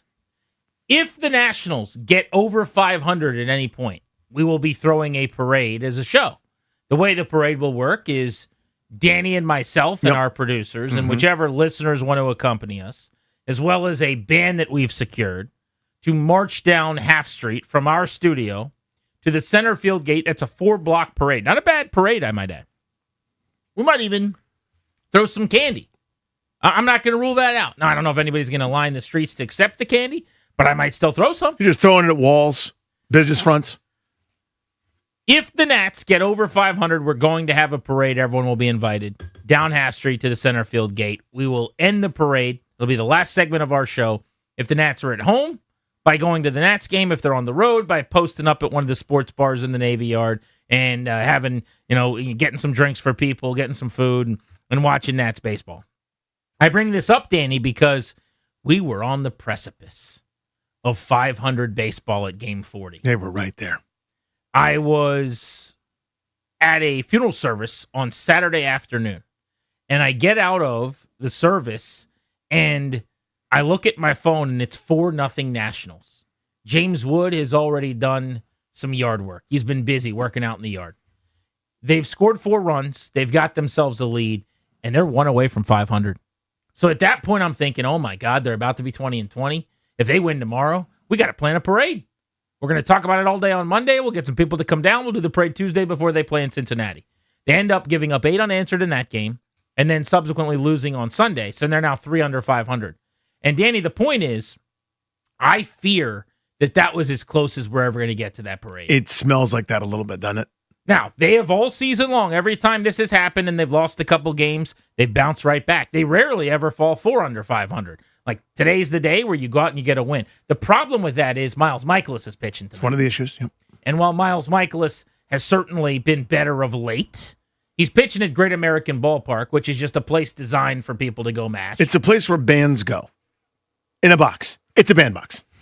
Oh, is that what you meant? That was the bit. Oh, okay. I wasn't quite understanding. It's a bandbox. 19-22. Do we need to kiss the parade goodbye, or do we still have a shot here? Because every time you think it's over, John, the Nats do something crazy, and they redeem themselves. They rip off a couple in a row. They're right back within a game or two. I could just see this going the other way. In fact, the last time they were over 500, like 30-plus games into the season, not quite this late, but close, they were something like 19-18 in 2024. And then they proceeded to lose like 6 in a row, and that was the closest they ever got. And the rest of the year was just a shabingus of epic proportions. Cincinnati's lost 8 of 10. They're not playing good. And they won their last 2, but that's not important. They had just lost 8 in a row. It kind of feels like they're ready to surge a little bit. Yeah. Maybe they're ready to get rolling. Who's pitching for the Reds tonight, Tobes? Singer. Brady Singer season. Former first-round pick out of? I'm looking for the University of Florida. Florida. He's a Gator. Said it first. Looking for the University of Florida. I don't know. Do I need to stop worrying about this? I mean, Singer's got an ERA up over 5, whip of 1.6. If you think you can accurately predict this whole ebb and flow of a major league season in baseball, but good luck to you. I'm not trying to go game by game here. I'm just telling you in Junkie general. style with wins and losses. Yeah. I'm saying, can they win 4 more than they lose at any point in short order? It doesn't feel like that right now. But let's not count it out. If they win today, the sweat's back on, though. They're within 2. It's kind of about today. Not even doing a bit. Like the Orioles have stunk, by the way. They're coming in here for a series when the Nats get home. Coming up at Nationals Park. I know Dad's going over there with his friends. He's going to be hanging out on Friday. Do you see what they're giving out on Friday, by the way? Is it the hot dog hat? Yes. Yeah. This is an awesome homestand for giveaways, for the record. Not being paid to tell you this, just telling you. Friday, the Nats hot dog hat thing that they're doing is awesome. It's not a stupid hat, like a hot dog shaped hat or something dumb. It's an actual hat, and it's got a hot dog on it, and it says it's a bad day to be a hot dog. That's really funny. That's a pretty good hat. Like, I don't know who came up with it. There was a meeting at some point where a bunch of people were sitting around twiddling a pencil or whatever, and they're like, hey, Clark, what can we give away? We need something for mid-May against the Orioles. Someone's like, what about a hat that says it's a bad day to be a hot dog? And then everyone eats as many hot dogs as they can. Yes. That's a great idea. Promote Clark. And then on Sunday, they always do the kids run the bases bit. That's my birthday. I'm going to be taking the fam, and you know what they're doing for kids? Is the little slider glove thing. Oh, the oven mitt? The oven mitt. Kids' oven mitt, slider glove. Nice. Yeah. You just skip right over Saturday. Alex Ovechkin bobblehead. Oh, is that Saturday? Yes. I didn't even know that. Here we go. By the way, Tobes like ripped his head around. He's like, what the heck's the matter with you? So annoyed at you. I honestly had no idea that was Saturday. Why are they... I almost said something I'm not supposed to say. Blowing their stack. How about that? Why are they shooting all their bullets now? What? Huh? Why are they doing all of the stuff at once? I'm just trying to is there a better phrase for it? I'm trying to clarify. I know I sort of see what you're getting at. Is there one concise? What if they saved some of their prizes to give away for later in the season? Still not getting it. There's one for you. Why are they loading up all of their laundry in the washer at once? Oh. Why not do 2 loads? Okay. See what I'm saying? Yeah. So Friday I is the get hot dog hat. Saturday, it's a big weekend. Ovechkin bobble. Mhm. By the way, I've already got one of those. Like I'm gonna just let people know. Whoa, that now. whoa! What's that about? I don't know how it happened. I was at a game like a couple weeks ago. Someone like was texting me like, "You at the game? I want you to see this and talk about it on the post game show." They brought it to me. It is awesome. It's so good. You've already got the Ovechkin bobblehead. I do. I own an Ovechkin bobblehead. And then Sunday, the kids, like my son's definitely going to rock that. He's getting the oven mitt. All he wants is swag when he plays baseball. He's got a Nats wristband, a bunch of other stuff he doesn't need. He wears, as he calls it, black eye. Doesn't need black eye, I promise you. But he's got eye black that he wears. You got to get rid of the glare. You're going to be Rick, because the other day he wanted me to do it like down his face a little bit. Like No, I don't mind that. You don't mind war paint? No, I do. Yeah, of course you do. It's a baseball game still. Right. You know what I mean? Like, it's still a baseball game. I told him, I said, we can't do that. We got to go just lines. And then he like used his finger to like pull it down. Yeah, he went ahead and made it himself. He war painted himself. Easy there, Braveheart. Quite a giveaway. By the way, the Nats know more than I do. They do some like research. They do some market research, yeah. Isn't the Orioles series one of their biggest series of the year as it is? Why are you... Oh, I can't use that. What's the phrase that you're thinking of? Because I want to understand you exactly. Why are you using up all of your best treats on the Orioles series when there's already going to be 14,000 guys who say oohs coming from Maryland? The Oreos are in town. I never left and didn't abandon when a new franchise came in there, hon. You're getting 27 to 32 every game. I think it's a nice gate already. Save those for Tuesday against the Marlins. This is one of those, the thing that I don't know. I'll never understand. Maybe it's like... If you want to do one, like if you you want to got do a hot dog hat on Friday because Dad's coming with his friends from the Frostburg State University, fine. Maybe one of those things. Again, this is, as you said, they know more than we do. But like, you ever play blackjack? You got an 11 and the dealer's got a 6. You're going to win that hand in all likelihood. The odds say you're going to win it. You double down on that hand, though, because it's a rare opportunity to really capitalize. That may be the thought, right? If you're going to get 30, maybe you can get 37. And maybe they feel like that's better than going from 15 to 19. What do I know? You think they're getting 37? I'm just making up numbers, Grant. Biggest attendance drop-off in baseball this year, by the way, which is weird. This is a bit weird. Because, I mean, the idea that they had that many to lose. They were already bad. It's not like people are like, oh, now they're bad. No. They've been bad. They haven't been good since 2019. I think the offseason was deflating for sure. You didn't sign or bring in anybody notable or interesting. But you have a new Pobo. You've got a new manager. There was at least some shifting philosophically that I thought would lead to a little interest. This is another one of those I can't prove. I don't know what the difference would be year over year. But it feels like fewer people than ever are like, I'll just leave the office and go to the game because no one's in that office. Now, I think that's been trending that way, and I think now especially, nobody's in their office in D.C. You're saying downtown urban D.C. ballpark, they got a lot of foot traffic from people that were just working? Not even locally in Navy Yard, but just like if you're in D.C. on Capitol Hill, which a lot of people go to, you're in D.C. You're like, I'll just go over to Upper Northwest. It's like it's not that hard to get there if you're already 80% of the way there geographically. Well, this in is not a Nats problem, but my theory is there are so many more getaway days in baseball than there have ever been. Like when I was a kid, do you know how rare it was that the Orioles would be playing a day game? It was a handful of times a season. It felt like, a couple times a month. Special occasion it was, yeah. Every single Thursday at this point. And I know this because they're always in our time slot, which is awesome.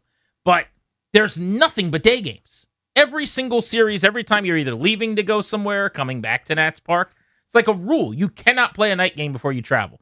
And I get it. We're smarter now, and we know about sleep schedules and whatever the science of baseball and sleeping and all this stuff that these teams pay a lot of money for. But do you remember it that way when we were kids? Nobody did this. It was very rare. You would see it on a team at the end of a road trip that's got to go back west. Yes, that's true. Like if Seattle was playing in Baltimore, their final stop of the road trip. By the way, you would be playing the next night. So it's a 7:05 game at the Mariners. The Orioles are hosting the Red Sox. You might get like a 4:05 or a 1:35 start, maybe. And it was so rare. It was a cool thing. It's like, wow, they're playing. It's not under the lights tonight. Okay, that's kind of awesome. It'll be in the fourth inning when I get home from school. Yeah, and I'm old enough where it was pre-lights at Wrigley. So every game was a day game at Wrigley Field. So, you're home, and if you watch The Price is Right till you couldn't anymore, then Harry Carey, everybody, on WGN. And that was always great. But the occasional, you got to go cross country, so we'll allow a few extra hours to do that. Oh, let's play a little guessing game here. So Danny has to sit this one out because he's old. Darius, you can play because you're a stadium guy. Toby can play because he is a young person, as Ken Strober. The game is called, when did Wrigley Field install permanent lights? Closest to the pin wins. I actually don't know the answer.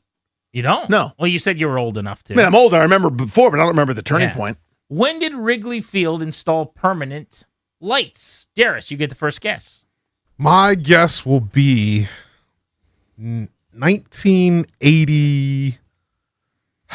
I'll go 87. 1987. Interesting guess. Strober?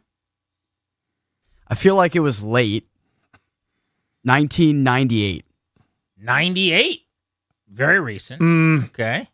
This isn't the smartest for getting closest to the pin, but I have a feeling about this year, 1995.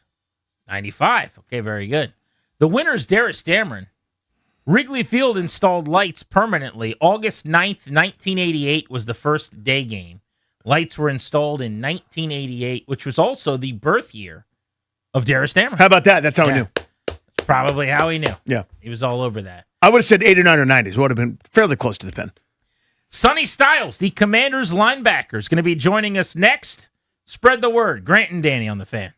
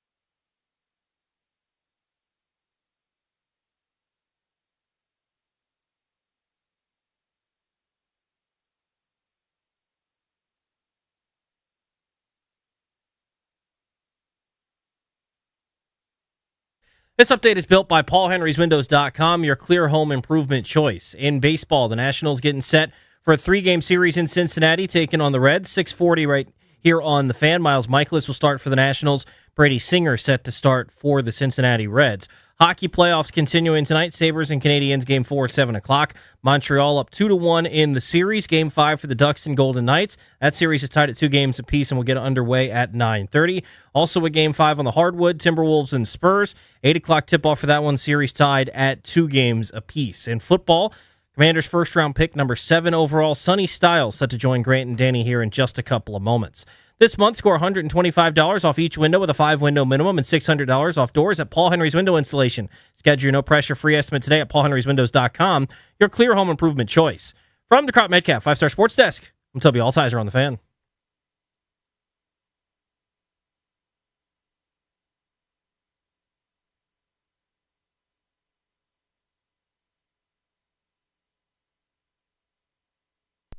With the 7th pick in the 2026 NFL Draft, the Washington Commanders select Sonny Styles, linebacker, Ohio State.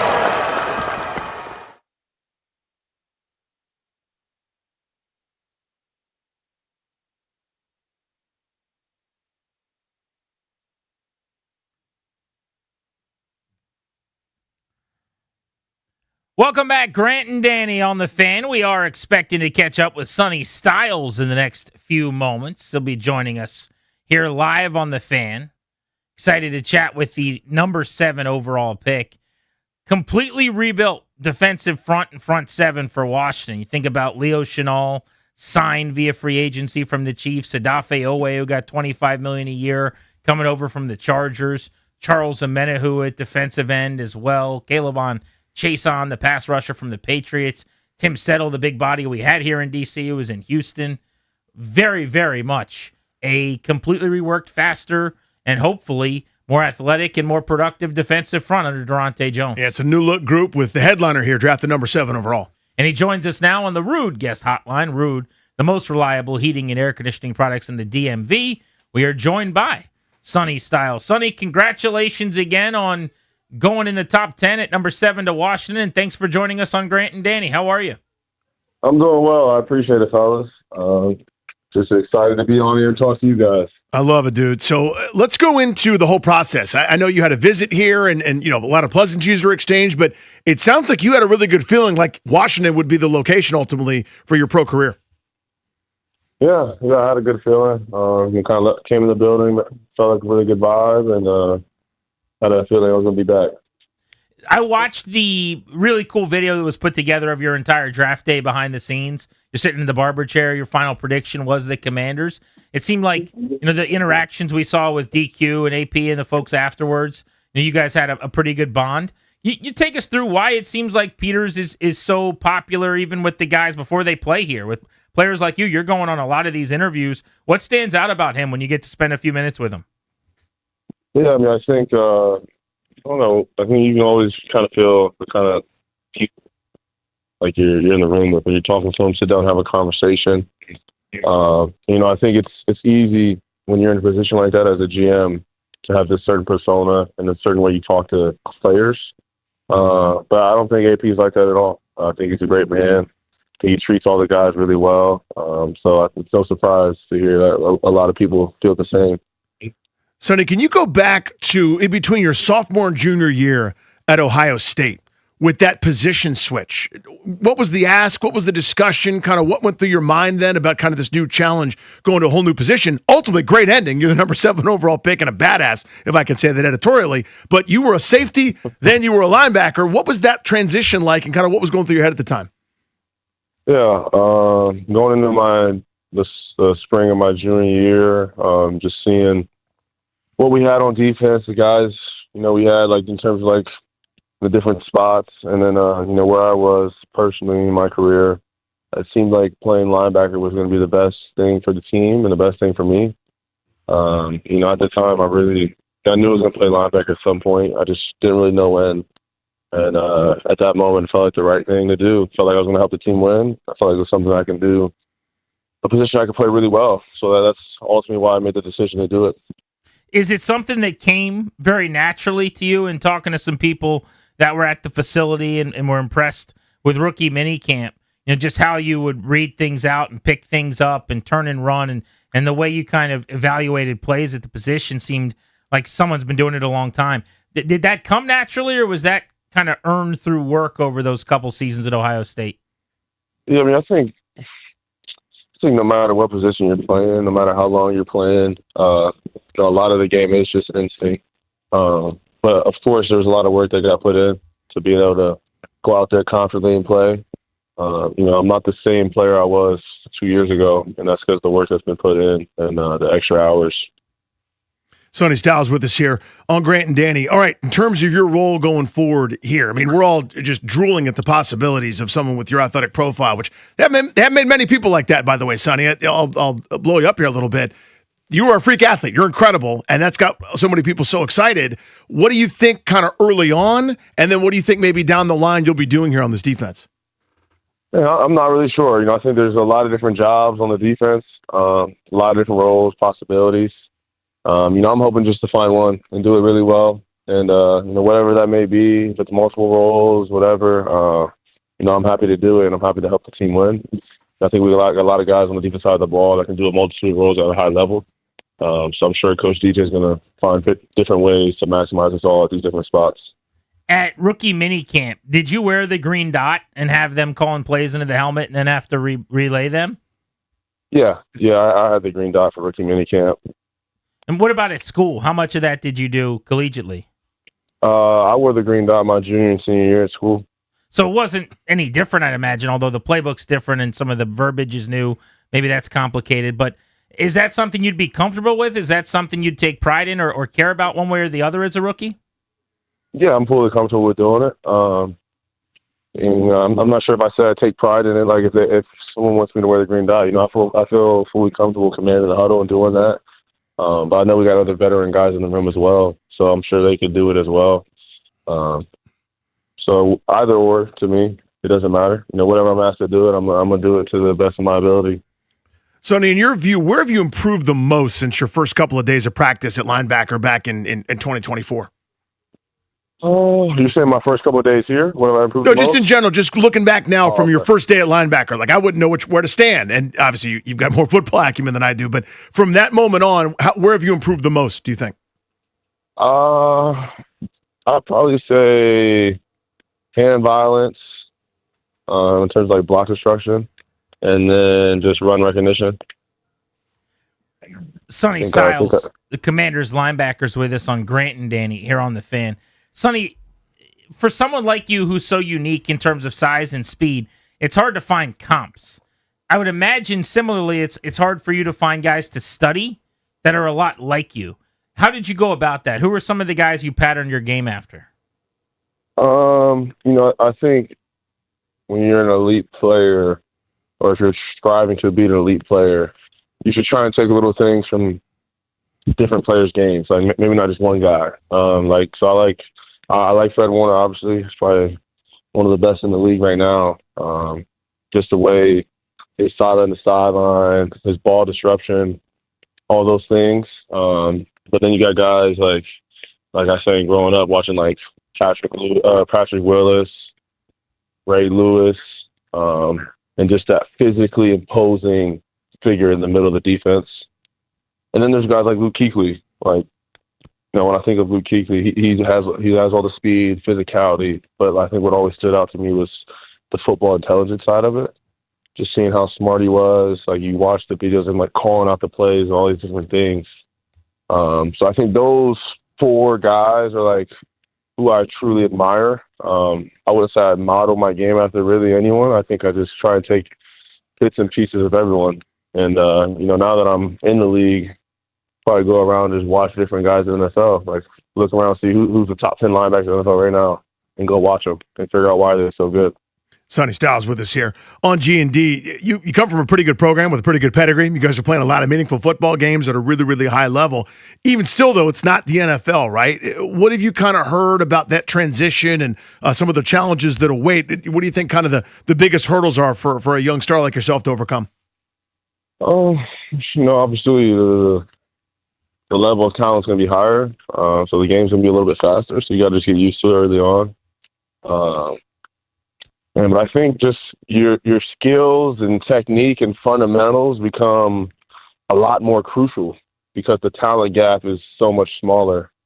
You know, like when you're in college, you might go play a team where it's guys like you're way better than them. Like they might never play in the NFL, and obviously that's okay. But now you're here in the NFL. We're all NFL players. We're all really talented. We're probably one of the best player or the best player on our teams in college. So what's going to separate you? So I think that comes down to like the fundamentals, technique, all the little details, the hours you spend studying film. And, you know, those are things I was already doing, already trying to focus on. Now you got to just keep enhancing that. It was one of the things pre-draft that we heard a lot about you, Sonny, was in terms of the film study and the mental stuff, that you were so advanced, and we've already seen it, just how you act and conduct yourself around the last few weeks post-draft. And I give your parents a lot of credit. Danny was making fun of me for sounding old because I'm like, his parents must be so proud. And here I am in my 30s saying that, which is kind of funny. But tell us about your parents, if you don't mind. I know your father played in the league, was a standout linebacker. I'm not overly familiar with your mom, but obviously she didn't play in the NFL, so I don't have that football card to look at. But what can you tell us about the Styleses? Yeah, my mom, she graduated from Ohio State.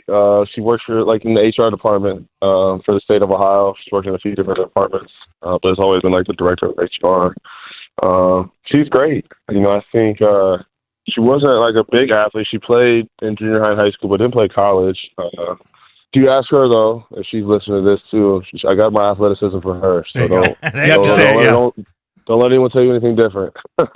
But, yeah, I think she's instilled, like, just hard work, giving your all, the way you treat people, all these different things. Same with my dad. You know, obviously, my dad played in the NFL, played at Ohio State, played linebacker. So I think for him, like, one of the best things he ever did was growing up. You know, he made us choose the game and made us decide why we wanted it for ourselves. I think he didn't force us into playing football or force us into wanting to go in the NFL. But once we showed him that's what we wanted, you know, he helped us get there. He helped show us what it looked like to put in all these extra hours. Like I remember him telling me when I was younger, like, you want to go to college, you want to go to the NFL, like, you can't do what everyone else does. You can't just go to practice and just do the workouts. Like, you got to do extra stuff to separate yourself. So I think they just both instilled hard work, you know, doing things the right way, treating people the right way. And, you know, I think everything else follows from that. Well, you mentioned athleticism, Sonny. No short of that for you. As high as they can measure, pretty much, is the way you scored at your size, your speed, your quickness, and everything else. All the He explosion. probably didn't want the combine to end. Seriously, like if there was another test, you'd ace that too. At what point in your development did you kind of go, I think I might be different than everybody else? Because, like, there's plenty of good athletes out there that, like, I could dunk in high school, or like I ran a sub 10-second 100. You're like, that's adorable. Watch this at my size. Like, when did you figure out I might be a little bit different here? That's a funny question. I'm not really sure. You know, I always have my brother, who he's a great athlete. Always chasing him around, so that always humbled me. I never really had a chance to, like, kind of soak in my athleticism, if that makes sense. Yeah. He made sure I was pretty humble, so I attribute a lot of my athleticism to him because I was always chasing him around, trying to be better than him and everything, and took a lot of losses growing up. So that definitely helped my development. That's always the story, right? That's good for you. Yep. No doubt. The graphics I'm sure that you've seen out of the combine where it's like you're the size of Calvin Johnson, you're the speed of Bijan Robinson, it's like this Megatron built player. I'm sure you've seen those that we were all passing around. But did you know going to the combine that you were about to put on a show? Like, did you know it was going to be that good? I was confident what I was going to do. You know, I don't think I really had like too much of a big emphasis on it. I just knew I was like, hey, I'm going to go out here and I'm going to do really well. Like I knew I was confident in my ability. You know, I don't think that meant everything to me though. I think what was more important to me was like the meetings and just showing these coaches, like when I was at the combine, like hey, I know football. Like I'm an intelligent guy. You know, I spend a lot of time, you know, devoting that to my craft and my mental IQ. Speaking of the meetings, I'd imagine you were at the Top Golf event with the Commanders.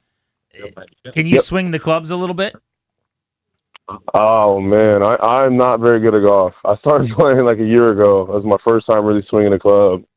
So I'm not very good. I'm getting better, though. I can make some contact with the ball, but I can't really do too much after that. That's pretty much it, right? Yeah. That's all you got to do. Who, do you remember any of the, like, who was the best player at actual golf? Where, like, if they made that pick based on golf, whose name are they calling? Do you remember? Probably Caleb Downs. He's really good. I feel like there was one of the quarterbacks or something that looked pretty good. I forget. Probably Caleb, though. I'm just knowing him personally, he's really good at golf. Speaking of Caleb Downs, he goes to the Cowboys. Arvell Reese goes to the Giants. You're with the Commanders. 3 guys, 3 buddies from that elite defense under Patricia in one division. That's got to add a little fuel to the fire and some flair for you guys as you compete in the league, all in the East. Yeah, it's pretty cool. 3 Buckeyes on the same side of the ball, on the same division. You know, it's awesome. You know, but I'm sure we're all just going to work right now, not even thinking about that. So we got Tony Styles with us, hanging out for a few more minutes on Grant and Danny. Let's get to know you a little bit, okay? So one of the things that I'm fascinated by is that the NBA Combine's going on right now. Not quite as successful, if I can say, in terms of a televised event as the NFL Combine, but still it's happening. A guy that might go 1-1, AJ DeBonsa, has a 42-inch vertical. That's less than yours, right? Weren't you 43 and change in high school? Do you think if you pursued that, you could be a professional basketball player? Oh, man. Being in the NBA is hard. I'll say that. I don't know if I would have been a professional basketball player. I didn't really have much of a jumper, so that wasn't going to work too well at 6'5" in the NBA. Favorite sport and team to watch as a fan outside of football when you're just rooting on the couch? You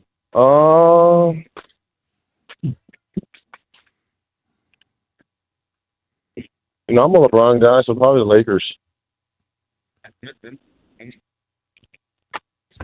So here's what I always like to ask. In terms of weightlifting, you have to, like, a space alien comes down and challenges you to a liftoff in one exercise. What are you going to win? What would you beat him at? What's your specialty? I'd probably say probably squat, but I'd change the rules to where you have to move the bar like a certain amount of speed. I feel pretty confident about moving heavy weight fast. Oh, like an explosive squat or something where you're like a jumping, like a cat squat, kind of like that? Yeah, you don't really jump. You just explode on the way up. Cheat meal. Nobody's judging you. You get to be as fat as you want to be. What are you eating? Oh, probably Arby's. I've never gotten that answer. What is your Arby's go-to order? Roast beef. Yeah, what's your order? It's like I think it's like a full pound roast beef sandwich or something like that. Mm-hmm. With the curly fries and a milkshake. I haven't had it in a while. No, of course not. You're in training. You could celebrate post-draft with one of those. But you go to Arby's, okay, and they go, it's going to be a minute for the curly fries. Do you wait? A minute? Like how long? 2 minutes. Yeah, I'm waiting. I'll probably wait 5-10 minutes. What's the most you would wait? Would you wait 7 minutes? Yeah, I'd wait 7 minutes. I'll probably the most 15. How about this? 14 minutes. I'm waiting. Oh, my God. Wow. Okay. A man after my own heart. One. 17 minutes. I think 17. Because you're done with your sandwich at that point. Yeah, I might wait, though. Sonny Styles. Sonny Styles. All right, I'll let you out on this one. First off, I have to say, our producer, Darius Dameron, and myself, we are big on numbers, okay? We're like 100 years old, but actually in our young 30s here. And we hate people who wear the single-digit numbers when they're at positions where they shouldn't. And when I thought for sure, because you're young and you're Gen whatever you are, you're going to do like something where you're going to wear single digits. You went with a 50s number, 52. And I'm so excited about it. And your logic and reason on it was amazing, where you looked around the room, you see London Fletcher, and you're name-checking Redskins greats like Monty Coleman. It's the coolest thing ever that you're doing that. I absolutely love it. Are you sticking with 52, or is that just the number for now until you figure it out when the numbers become more available? No, I'm gonna stick with it. Yeah, I think it fits. Like I said, I feel like all the great linebackers I think of, they're all in the 50s, all the Hall of Famers. So, obviously that's what I want to be one day. So I think just 52 fits. All right, so I want to buy my son's 5. I'm going to buy him a Sonny Styles jersey. So if I get him a 52, you're rocking that for keeps. Yes, sir. All right, let's go. Love Sonny it. Styles. Danny, how good is this? That you're very happy A about number that. in the 50s. So, Sonny, for the record, I'd love you no matter what number you wore, dude. You could wear 0 through 99. I would love him as well, but it would just be like, Sonny, why'd you do this to me? But I don't have to do that. You don't have to. You don't have to deal with it. Sonny, thank you for the time, man. We really appreciate Appreciate you, bud. Yes, sir. Appreciate you guys. Best of luck. Go get him. There's Sonny Styles, Ohio State Buckeye. We didn't do the thing where we yell OH and then he has to say IO. We didn't do that. We didn't get to that. Remember when Wes did that out at the facility and we joined? I do now. Our buddy Wes is hilarious.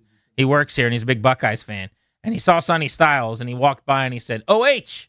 And then Sonny Styles said, IO. And that was, I wanted you to start the segment that way, Danny. Yeah, I was thinking about doing that, but then I was like, wouldn't that be totally bad if I did that? So then I didn't. But that's why I didn't want to do it. Right. I say you wanted someone to do it. I could have just enjoyed it. Yeah. And then you could have been the one to do I it. could have worn the awkwardness. Yeah. Big DC sports anniversary came and went yesterday. 10-year Annie. We'll tell you what it was next.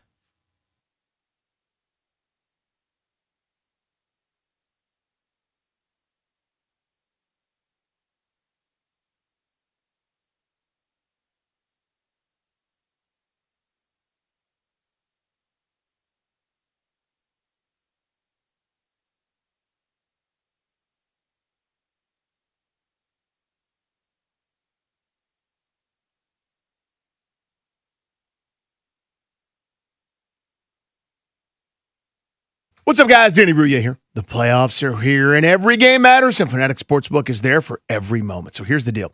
You guys have heard me talk about Fan Cash, and remember, every time you bet with Fanatics Sportsbook, you're earning up to 10% Fan Cash. That's win or lose. So even if your bet misses, you're still stacking Fan Cash. Fan Cash unlocks value you simply cannot get with other sportsbooks, like more bets, unlimited profit boosts for your favorite player props, authentic NBA gear, game tickets, and access to exclusive Fanatics events like Fanatics Fest in New York City. But that's not the only play. The good times roll on with Fanatics Fair Play. It's an injury protection policy that turns losses into wins. You heard me talk about it. It's the best thing going. So if you love player props, your legs are protected across the entire first half of every game if an injury takes place. If your guy goes down, you're getting your money back or your parlay plays on. Make the switch to the sports book that gives you more to play with. Winning hits different here. Must be 21 plus. Gambling problem? Call 1-800-GAMBLER or 1-800-MY-RESET. MD visit mdgamblinghelp.org.